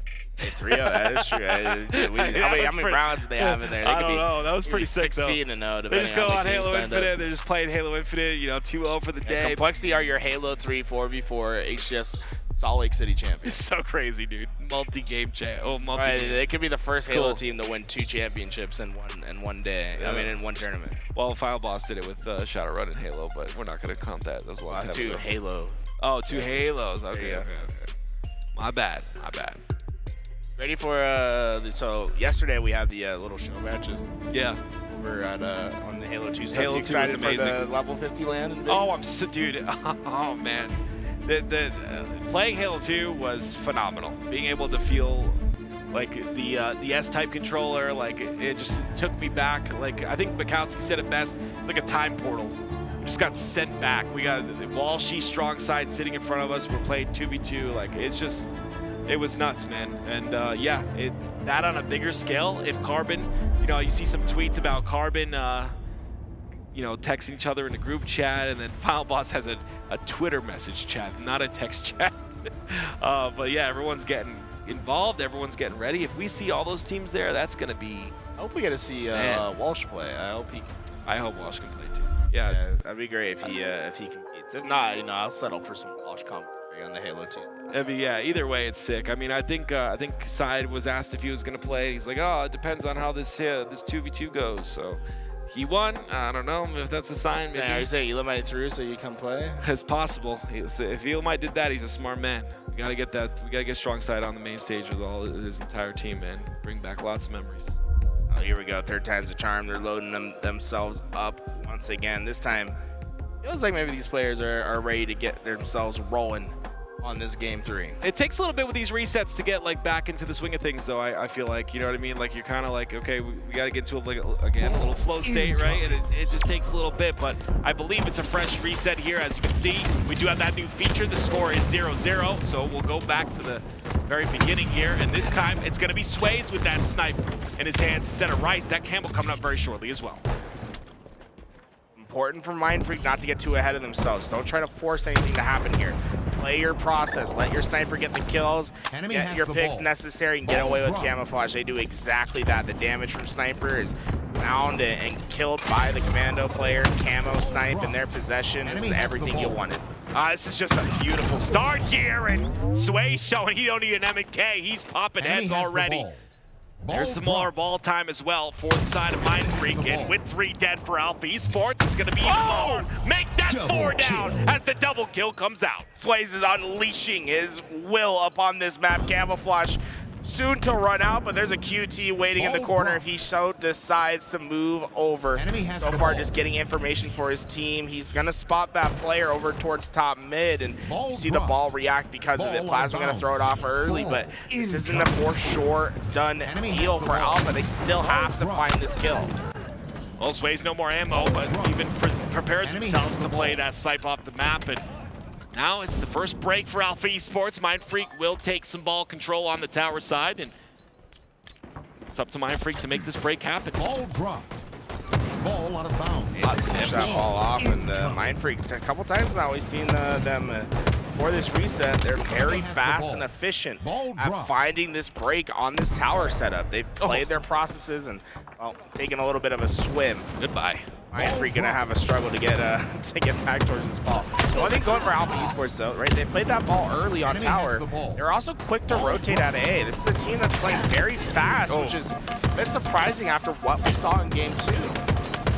Yeah, Slayer slowed down the game a lot. Now you see that pace quicken just a bit. Still a 10-point lead here for the side of Mind Freak, but that will go away very, very shortly here as Alpha Esports have that control, and they had 3 dead momentarily as well. Ball drop. You got one player towards Nest for Mind Freak that's trying to give information to their team. Here comes the fight. It will be won. That's Scoobmeister winning the outside, but the real fight's going to be happening towards these screens. Camouflage is up. All the players of Alpha are around this ball, but he's had no contest for Camouflage. It's going to be Sways that gets away, and with a couple kills coming in from the feed, Rice puts them down. Alpha Esports, they see themselves 4 down for just a brief moment, and this is tough for Leor because he has to really hold back off his spawn. This is dangerous. Notice how they're going down. Alpha is going down as the last player respawns. This is the worst case scenario. Yeah, you got to understand when to slow down the pace of the game. Like you said, pressing that back button, very important. Not every time players are going to catch that kill feed out of their peripheral vision. Beautiful shots by Sways. The second time he's had the snipe in his hands, and that's a double kill with the 2 bullets. We'll have 6 left to work with here. 2 down for the side of Alpha Esports. Make that 3 down, and you're seeing what a break can do for a team. Mind Freak look very different here coming to this reset. They have just been enforcing their will on this map so far. Sway's been a big part of that double positive, and the player having that sniper in his possession. They're getting loud over there on the side of Mind Freak too. You can hear it, and again, it's very important to do so. You gotta jolt your team with as much energy as possible. Finally, Alpha Esports, though, have a bit of a rotation on that A side. QT coming up very shortly as well. Snipe still in the hands of Drift. Ball dropped. Enemy has the ball. Way back Alpha chunking away at this. This is a big run to start this round by Mind Freak, but Alpha quickly finding their way back into this. There's the push on that rat tunnel. He's gonna back that player off with a shot. They'll push on the window side as well, and that's a great push out of the side of Mind Freak. They will go 2 down, make that Alpha 3 down. Mind Freak successful push. They won't take care of the QT player, but they need to push him so those spawns don't happen. It looks like they do happen on that Brute side. That could be a double dilemma that Mind Freak just is not prepared for, having that push happen over on the dummy side while expanding out and trying to find that player at green. It's a tough situation for them to try to survive, and Scoob does his best, but it's just damage that goes down. No kills swing their way, and Alpha remain 4 strong. On board with Sways now. You see the push coming through here from that big door side, and a little bit of a setup here on the A side. Alpha does. There is also a player on that nest bridge as well, being just a pesty player, and he's going to get taken out, which is a good call to make. Maybe the 3rd camouflage that Mind Freak's going to be able to get possession of. Alpha have just not been able to stop this reign of terror. Mind Freak have just out-rotated and have been able to outplay them simply when it comes to getting this utility. Camouflage has been the big difference maker so far in this game. Oh, they look locked in. Beautiful shots at the bottom center of the map. That does make it through towards the bottom, and honestly, it takes the attention away from the Camo player, but Leor, as the last player alive, gonna get a couple of kills there. He will get taken out finally. That's a bit nifty from Scoob. That was a nade that was sitting on the ground next to Leor. He shoots it, mouse and keyboard, has that precision, able to find that kill, and well, Alpha, it's a desperate push. They have to fly through to try to get these kills. Mind Freak drops the ball momentarily, saying, hey, we'll get these kills. If we get you 4 down, we guarantee the game. It is 2 down now. Make that 3. It's Acid, the last player alive, trying to shoot the nades himself. Gets a massive double there. 3 down for Mind Freak. I love the play from Acid. He's pre-firing at those nades on the pad. Yeah, he doesn't get that remote detonation, but he was ready for that push, and it shows that punch might have just been enough to save this first round. Scoop's looking for a way in here. You His teammates are not there. He does get the snipe from his teammate, though. Cleans up that body shot. Puts in a ton of damage as well. The nade damage comes out. That's a kill, and it's 3 down for Alpha. Make that all 4 dead. That's the first round for Mindfreak. 1 round in, the voices get a bit loud for Mindfreak. They understood that the job is halfway done. Just 1 more round. Sways, so impressive with a sniper this time around. Expect to see him have that thing glued to his hands. He's been having a fantastic performance, 15 kills, and he's been leading that slaying responsibility for his team. Sal reverse sweep starts right here. You got to win this game. They won that first round. Let's see if they can continue on. It's going to be Sways once again with that snipe in his hands, like you just mentioned, but unfortunately, it's 3 down for the side of Mindfreak. Scoop does get a double as the last player alive, which will slow things down, and that's very impressive because that camo is coming up. First time Alpha's really had a chance to fight for this camouflage, but Mindfreak well set up, and Mindfreak wait for Alpha to make the mistake. 3 go down, Drift's position is known, and honestly, Scoop pops that camo right away. I think there's an argument to be made that Scoop could have held that camouflage for another 5-10 seconds to try to maximize a bit more value from it. Enemy has the ball. Well, you see those spawns do come out into B. I don't see a rotation through, though, towards the Brute side. Maybe waiting for the spawns, but it's going to be Scoop on the mouse and keyboard with that snipe in his hands, trying to make something happen. The body shot is good, basically in a 1v2 right now. Can he survive? No. It's taken out pretty quickly there, and that'll be the first kill and may allow Alpha to push through. Great work by Alpha not to get caught up in that moment and try to trade out with Scoop. Instead, wait for the teammate, get the damage, and stay alive. Your life much more valuable than any kill on the map. That repulse spawned at a perfect time. Helped Mindfreak get out of dodge there. Lots of repulses and nades coming through. It is 2 down for each side, but 3 down go Alpha Esports. As the last player alive, he's on your screen right now, and it's going to be Mindfreak who milk a bit of time here. Those spawns should happen on B. Alpha have quick access, but that doesn't necessarily mean this ball is just going to be able to go in their possession. They still have to do the work of getting these slays. Great positioning from Acid, gets lots of damage. They're able to find 3 down. Rice forced to play, and he's not going to be able to find any value. Brilliant collapse. Love how they played their process. It wasn't about just getting into the first engagement. Found players with their back towards them. Once you got that extra damage in, the job was done. Well, it's Alpha now catching up to the score here. It's a 1v1 you don't like to see, but it is a trade out. Which is better than nothing at this point. And now you see Scoop does go down as well. Plasma on your screen now. They're trying to find this player inside of B, but look how difficult of a kill he's making himself. Teammate also spawned on the Bud side. He comes through, he's got the QT to work with. This strafe's good, but not good enough. Plasma takes him out. Plasma's working quickly to try to get the help of Scoob, but Scoob ends up not needing it, winning his fight, securing their spawns. Damage is in, and Scoob's been just a mop, cleaning up all the leftover damage for his team. It's unfortunate right there. Tries to get the beat down, gets repulsed away. He'll take the damage from the wall as well. Sniper's up 2, and Plasma the last player alive on the side of Mindfreak, and Acid's got that camo to work with as well. It'll be Alpha Esports with all the toys to work with here. Close to that ball instead. Another fight for position. Drift able to get the damage in, but there's no one right there quick enough to clean it up. And a couple times now, Scoob has lived in important moments, is able to pull that sniper back for his team, and there's plenty of ammo. I'm surprised at how aggressive Scoob is here. With how much ammo he has, you almost want to see that sniper in the back lines. Yeah, normally on the mouse and keyboard, you use that sniper as a shotgun, but right there, it wasn't very good. 4 down on the side of Alpha Esports. It'll be Mindfreak that pick up that ball pretty quickly, make sure to maximize that time, and get towards that top tower position. Now they've got to fend off the spawns on the B side. Need to identify these spawns quickly. Scoob was over at Ness. He got quickly overwhelmed, and unfortunately for Mindfreak, there was no cohesion to those players on the perimeter. The middle player is not quite able to help them right away, and it looked like a fantastic opportunity for Mindfreak. With 4 players down, position at tower turns into one of the quickest smash and grabs from Alpha. They instantly got 2 kills, throw that ball off map, and reset themselves. Yeah, it seems like time and time again, the setup of Mindfreak is paper thin. It's broken through so quickly. You see right here, It's going to be Scoob, the last player alive once again. Evens the odds, gets a kill, slows down the enemy team, even gets his teammates spawn onto A. I believe they get split spawns onto C as well, so it's going to be a fight to the finish here on the A side of the map.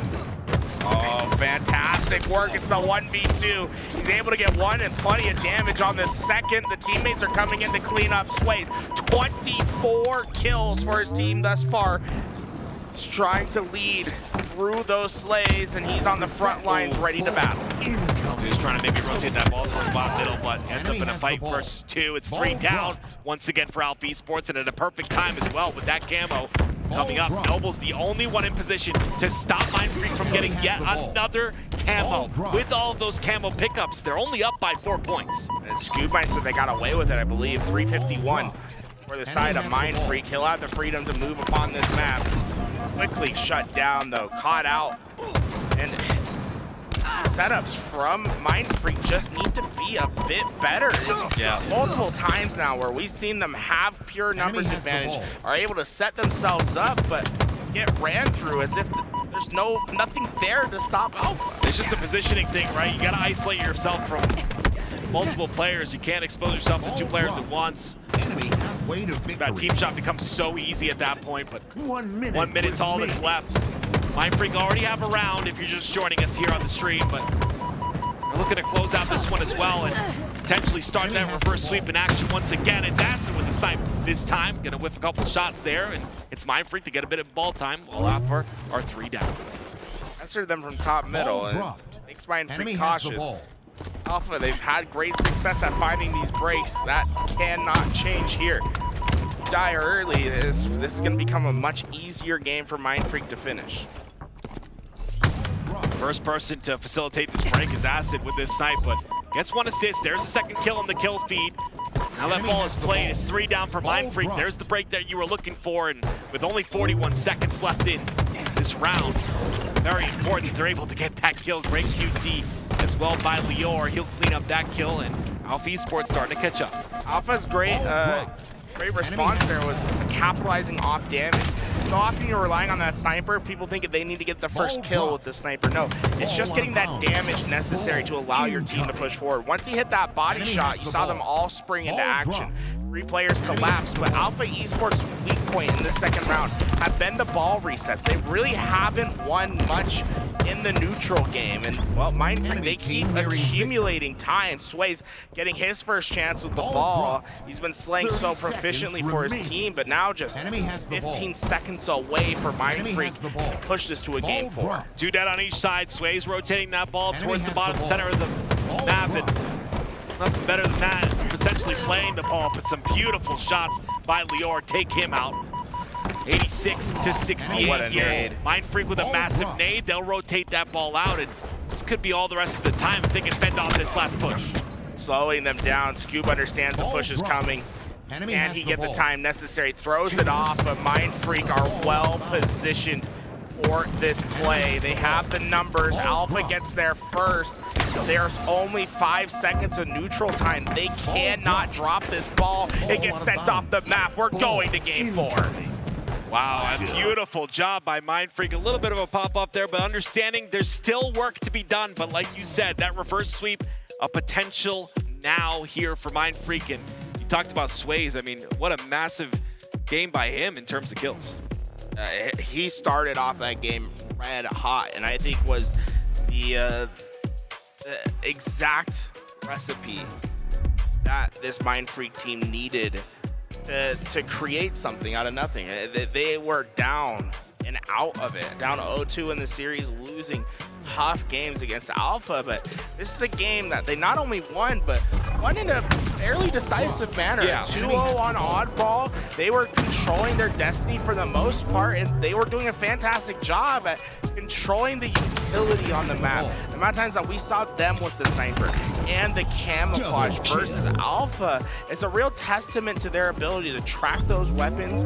Shout out to Looney in the back that's coaching them, and just well communicated in position to play those fights. There were things that we could have seen better from them, i.e. their setups. It seemed like Alpha was having a fairly easy time at breaking those, but there's a lot to take going as the positive for Mindfreak going into this game 4.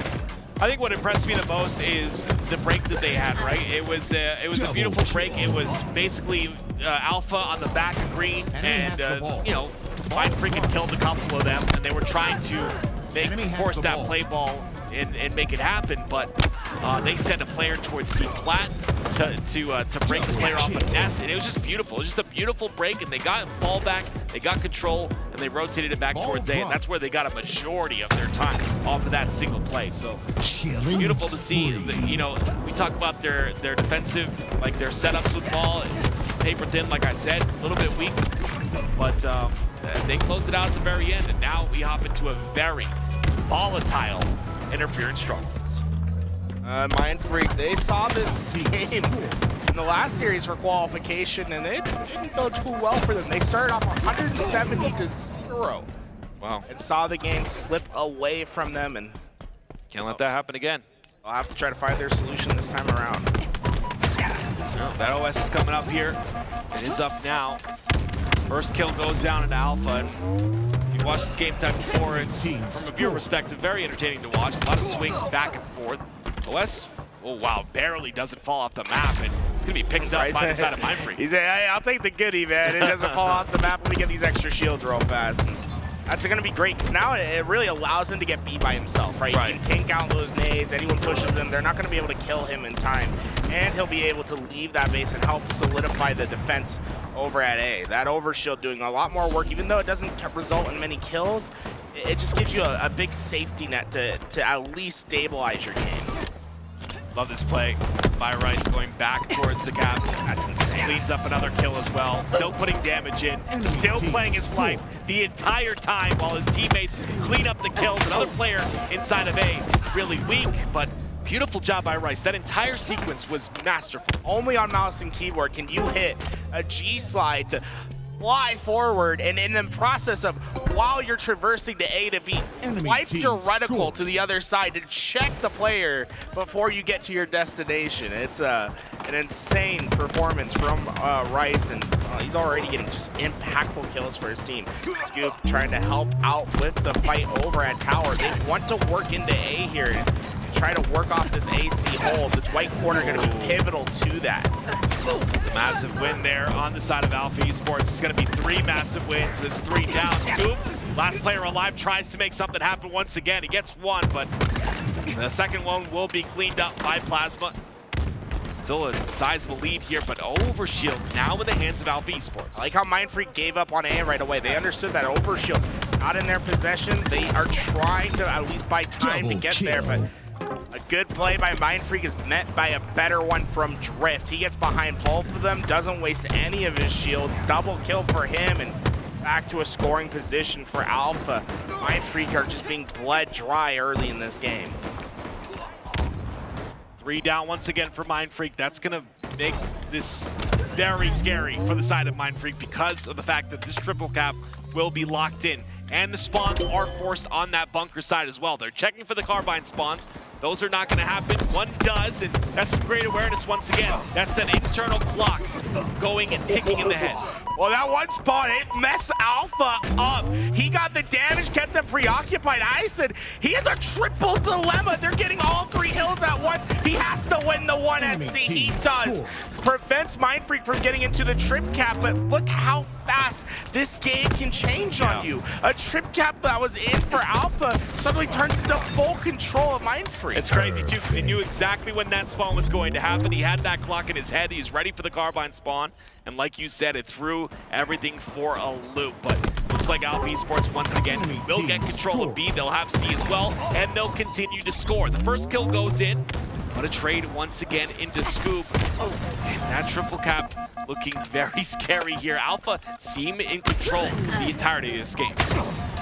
Mindfreak just hasn't been able to get the spacing necessary to force Alpha into one spot on the map. That's been the big difference in this game, is Mindfreak, they often find themselves condensed in needing space, whereas Alpha, they just have free passes to travel where they need to, and well, unexpected damage is costing Mindfreak, just players catching them off guard. And overshield not going to be going into the hands of Mindfreak. I'm not sure if it got played off the map or not, but the trip cap is in once again. Mindfreak are in a fragile position.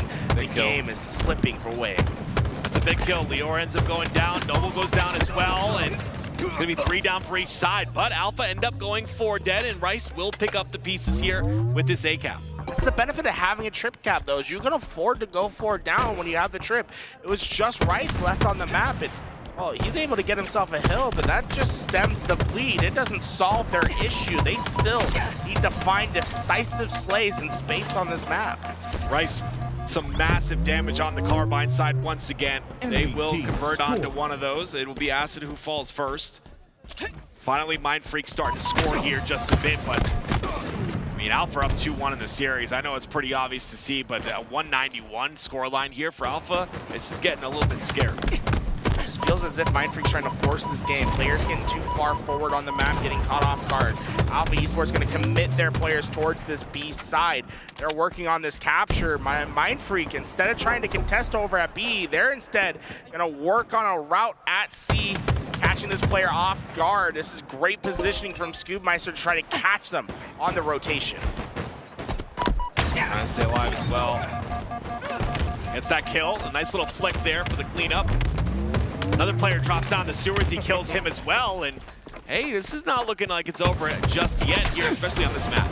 This is a making lemonade out of lemon situation for Scoob. Not a great position to be in on the map, but he was able to find 2 kills, 2 important kills for his team. Mindfreak, though, still just not able to sustain these scoring efforts. This overshield's up. This feels like a must grab for Mindfreak. And they're down numbers into this overshield grab. Very important overshield grab. Scoop does get a kill. Plasma ends up falling.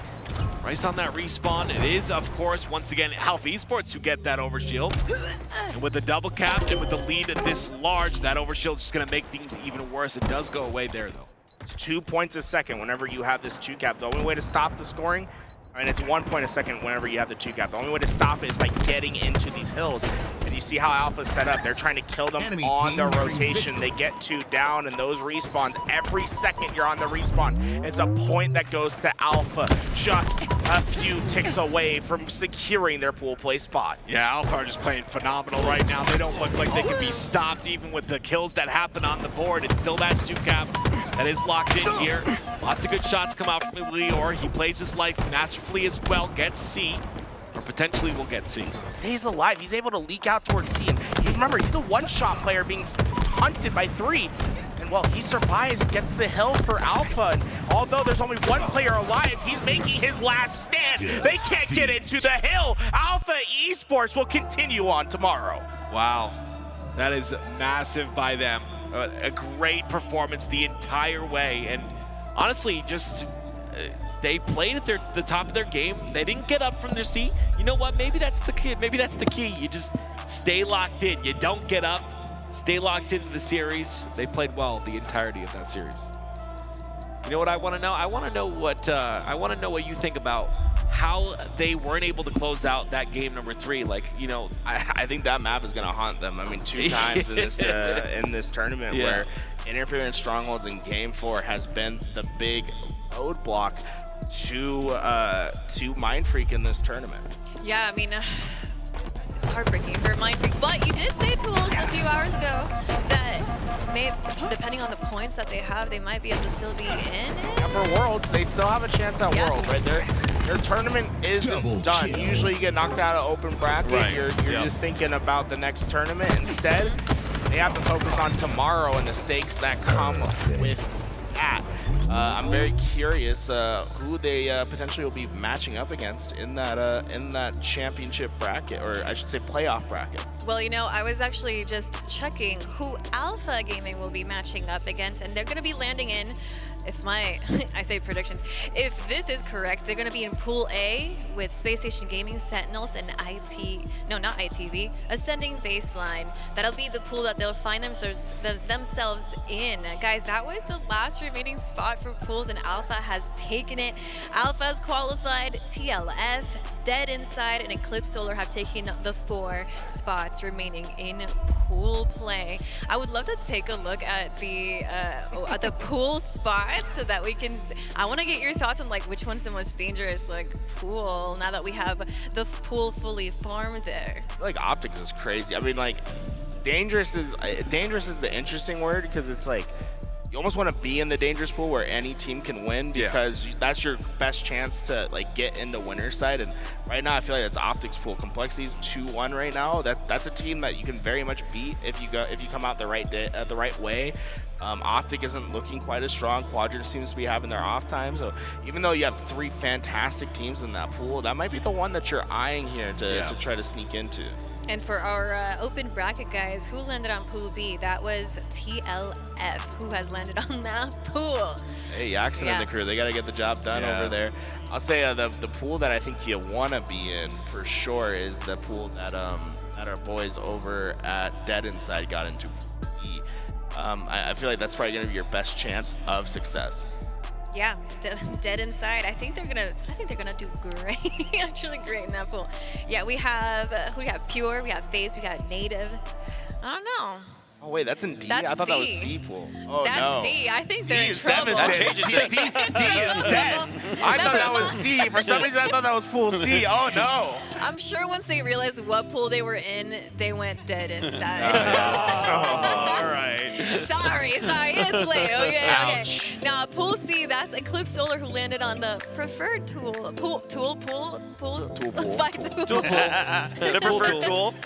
Yeah, that's Too much rhyming. Too much rhyming, huh? Don't make me get up. You got I'm some. just kidding. I was gonna do a hip hop. Wait, you're No, rap? get out! I don't want your hand on me. One last chance. Too late for that. Friday. Wait, you rap? No, I don't know You what don't that is. rhyme? No, You what's a don't- rhyme? I don't know what that Does he? I mean, what do you consider like? He rhyming? spits fire. What do we even? he There's no spits- question. I think one important love thing you to guys. note, and Tools, you brought up a great point earlier. A lot of teams that missed out on their qualification for pool play were devastated afterwards. However, unlike other lands this year, the road doesn't end here. They're gonna have a chance in those LCQs tomorrow night. Those are gonna be the most fun ones of the weekend. Yeah. And we get to cast them. Isn't that cool? And I get to host them. And then you get to host them, I and watched Tools gets to I gotta be here. be here. Daisy You chain. gotta be here. Daisy, I'll daisy chain with you. I feel left out. Let's go! Let's The LVT daisy chain is strong. That's Let's the only go. time we're doing that this weekend. I'm not doing that anymore. Well, it's a good thing I enjoyed every second. Me too, guys.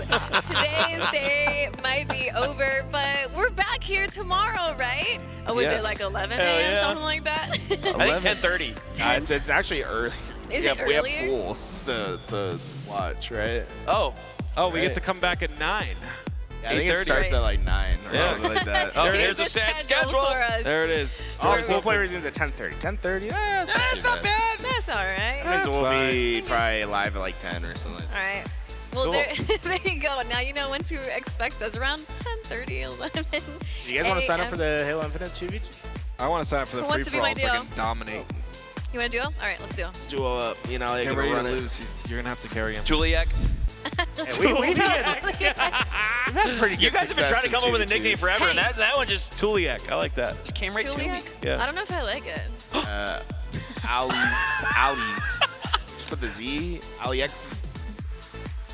But that just sounds like Alex. one person. You need the duo hybrid name to sound like two that comes Tuliak. into I mean, one. it goes. Sure. We'll work with it. Maybe I'll just rebrand it. We'll work with it. It just- What are Okay, you alright. and Eli? What are you and Eli? Makowski the Ninja. that might be I the like worst that. one. I We're like talking about Or like, Eli the old man. Maybe that's even more so, fit. so both are nicknames of one person is what you're saying. There you go. Ooh. So look at the day one results, ladies and gentlemen. Let's see what we got here. Look at Sentinels, Complexity. Complexity 2-0. Yeah, it's I crazy. hadn't seen this yet. I heard about the Complexity beating Optic Gaming in pools, but I hadn't seen that they actually had 2-0'd the pool so far. Yeah, that In pool half B is the gonna be pools, crazy. the one seed gave up their one seed. That's I don't think that's ever happened before this year. They forced the other team to change their name. Wait. Wait, Look at full D. Look at the open bracket D. team. I was really hoping for Alive outside. it's dark inside, bro. That's great. That's tough. Okay, dark inside. Wait, why Live isn't it inside. light inside? What the heck? Heavy side, bro. The dark side is a little bit more. That's dark. Dark side. Why is there The dark 3? There's side. like 4 Spartans too, or something. Is that wait those stormtroopers? I don't know. I can't tell what they are. Did you just call Spartans stormtroopers? No, those look like stormtroopers. I don't know. Kind of. They're pretty. Guys, I'm blind. Okay, I'm freaking old, active. man. This is Halo. Okay, yeah, They're my bad. Spartans. My bad. Okay. My bad. Pool D looks like the pool of death, so it's appropriately alphabetically named. Space Station Gaming, I think they're my favorites to win the whole event, actually. It's their home. It's their home. Like, it's their home. They have the home team buff. I think they won what, 3 out of 4 events or 3? Does it make me biased if I wear my Space Station jersey tomorrow? Wear the space. I mean, I don't know. Yeah, that's not a biased thing, right? Because it's like the Space Station event, so it's not. I won't get biased casters in the I chat, guess right? it's like, why are you wearing They it? already is the know. question. Oh. You're biased already. I am. Like, are you wearing it to? I'm wearing it because of the Space Station event. Oh, okay, then you're fine. Yes, and then on Sunday I'm gonna probably Can't wear root my for- LVT but jersey. You can wear it, but you can't root. That's just Okay, okay. I hate this team. You have to be wearing it, but like rooting for the other Yeah, team. you can wear the jersey, but you have to predict that they lose in a sweep, and that'll even out the bias to balance. Yeah, get a whole Pat McAfee or whatever, get the chant going. All right, well, we'll see if Active does wear his, not LVT, his That's Space on Station Sunday. Gaming. Oh, is that Sunday? Yeah, I'm gonna do that on Sunday. All right, well, now we know. I can't find the yellow one. I'm sorry. Now we know Active's outfits for the whole weekend, can. and what's going on here? Wanted alive. Is that Tools? Tools, is that you? Wait a minute. That's not What are you doing? Tools. That's we had to put a wanted poster because you know there was Impersonating a I was. clergyman. I was. No, that's Frozone. That's Frozone. Yeah, you got it. That's my Frozone. favorite guy from what was that? Invincible. I am.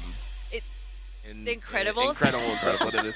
Invincible is a great movie about Mark Wahlberg becoming an NFL pro player. The Incredibles. Is I didn't know that, but I know now. They're both Disney movies. We've gone off the rails. We have. I was trying to close the show. Yeah, I thought we were waiting Can we for let Allie Alpha. do her job, Can Tools? I Come on. just close I the thought show? we were waiting for Alpha. My bad.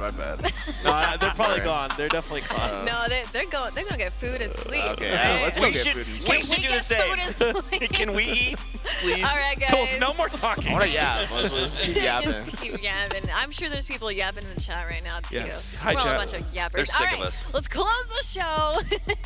We'll be back tomorrow at 10:30, 11 a.m. if 10:30. we wake up to cover pool play and also some FFA. So we'll see you guys tomorrow, guys, and stick around for some highlights. Bye, guys. Snipe.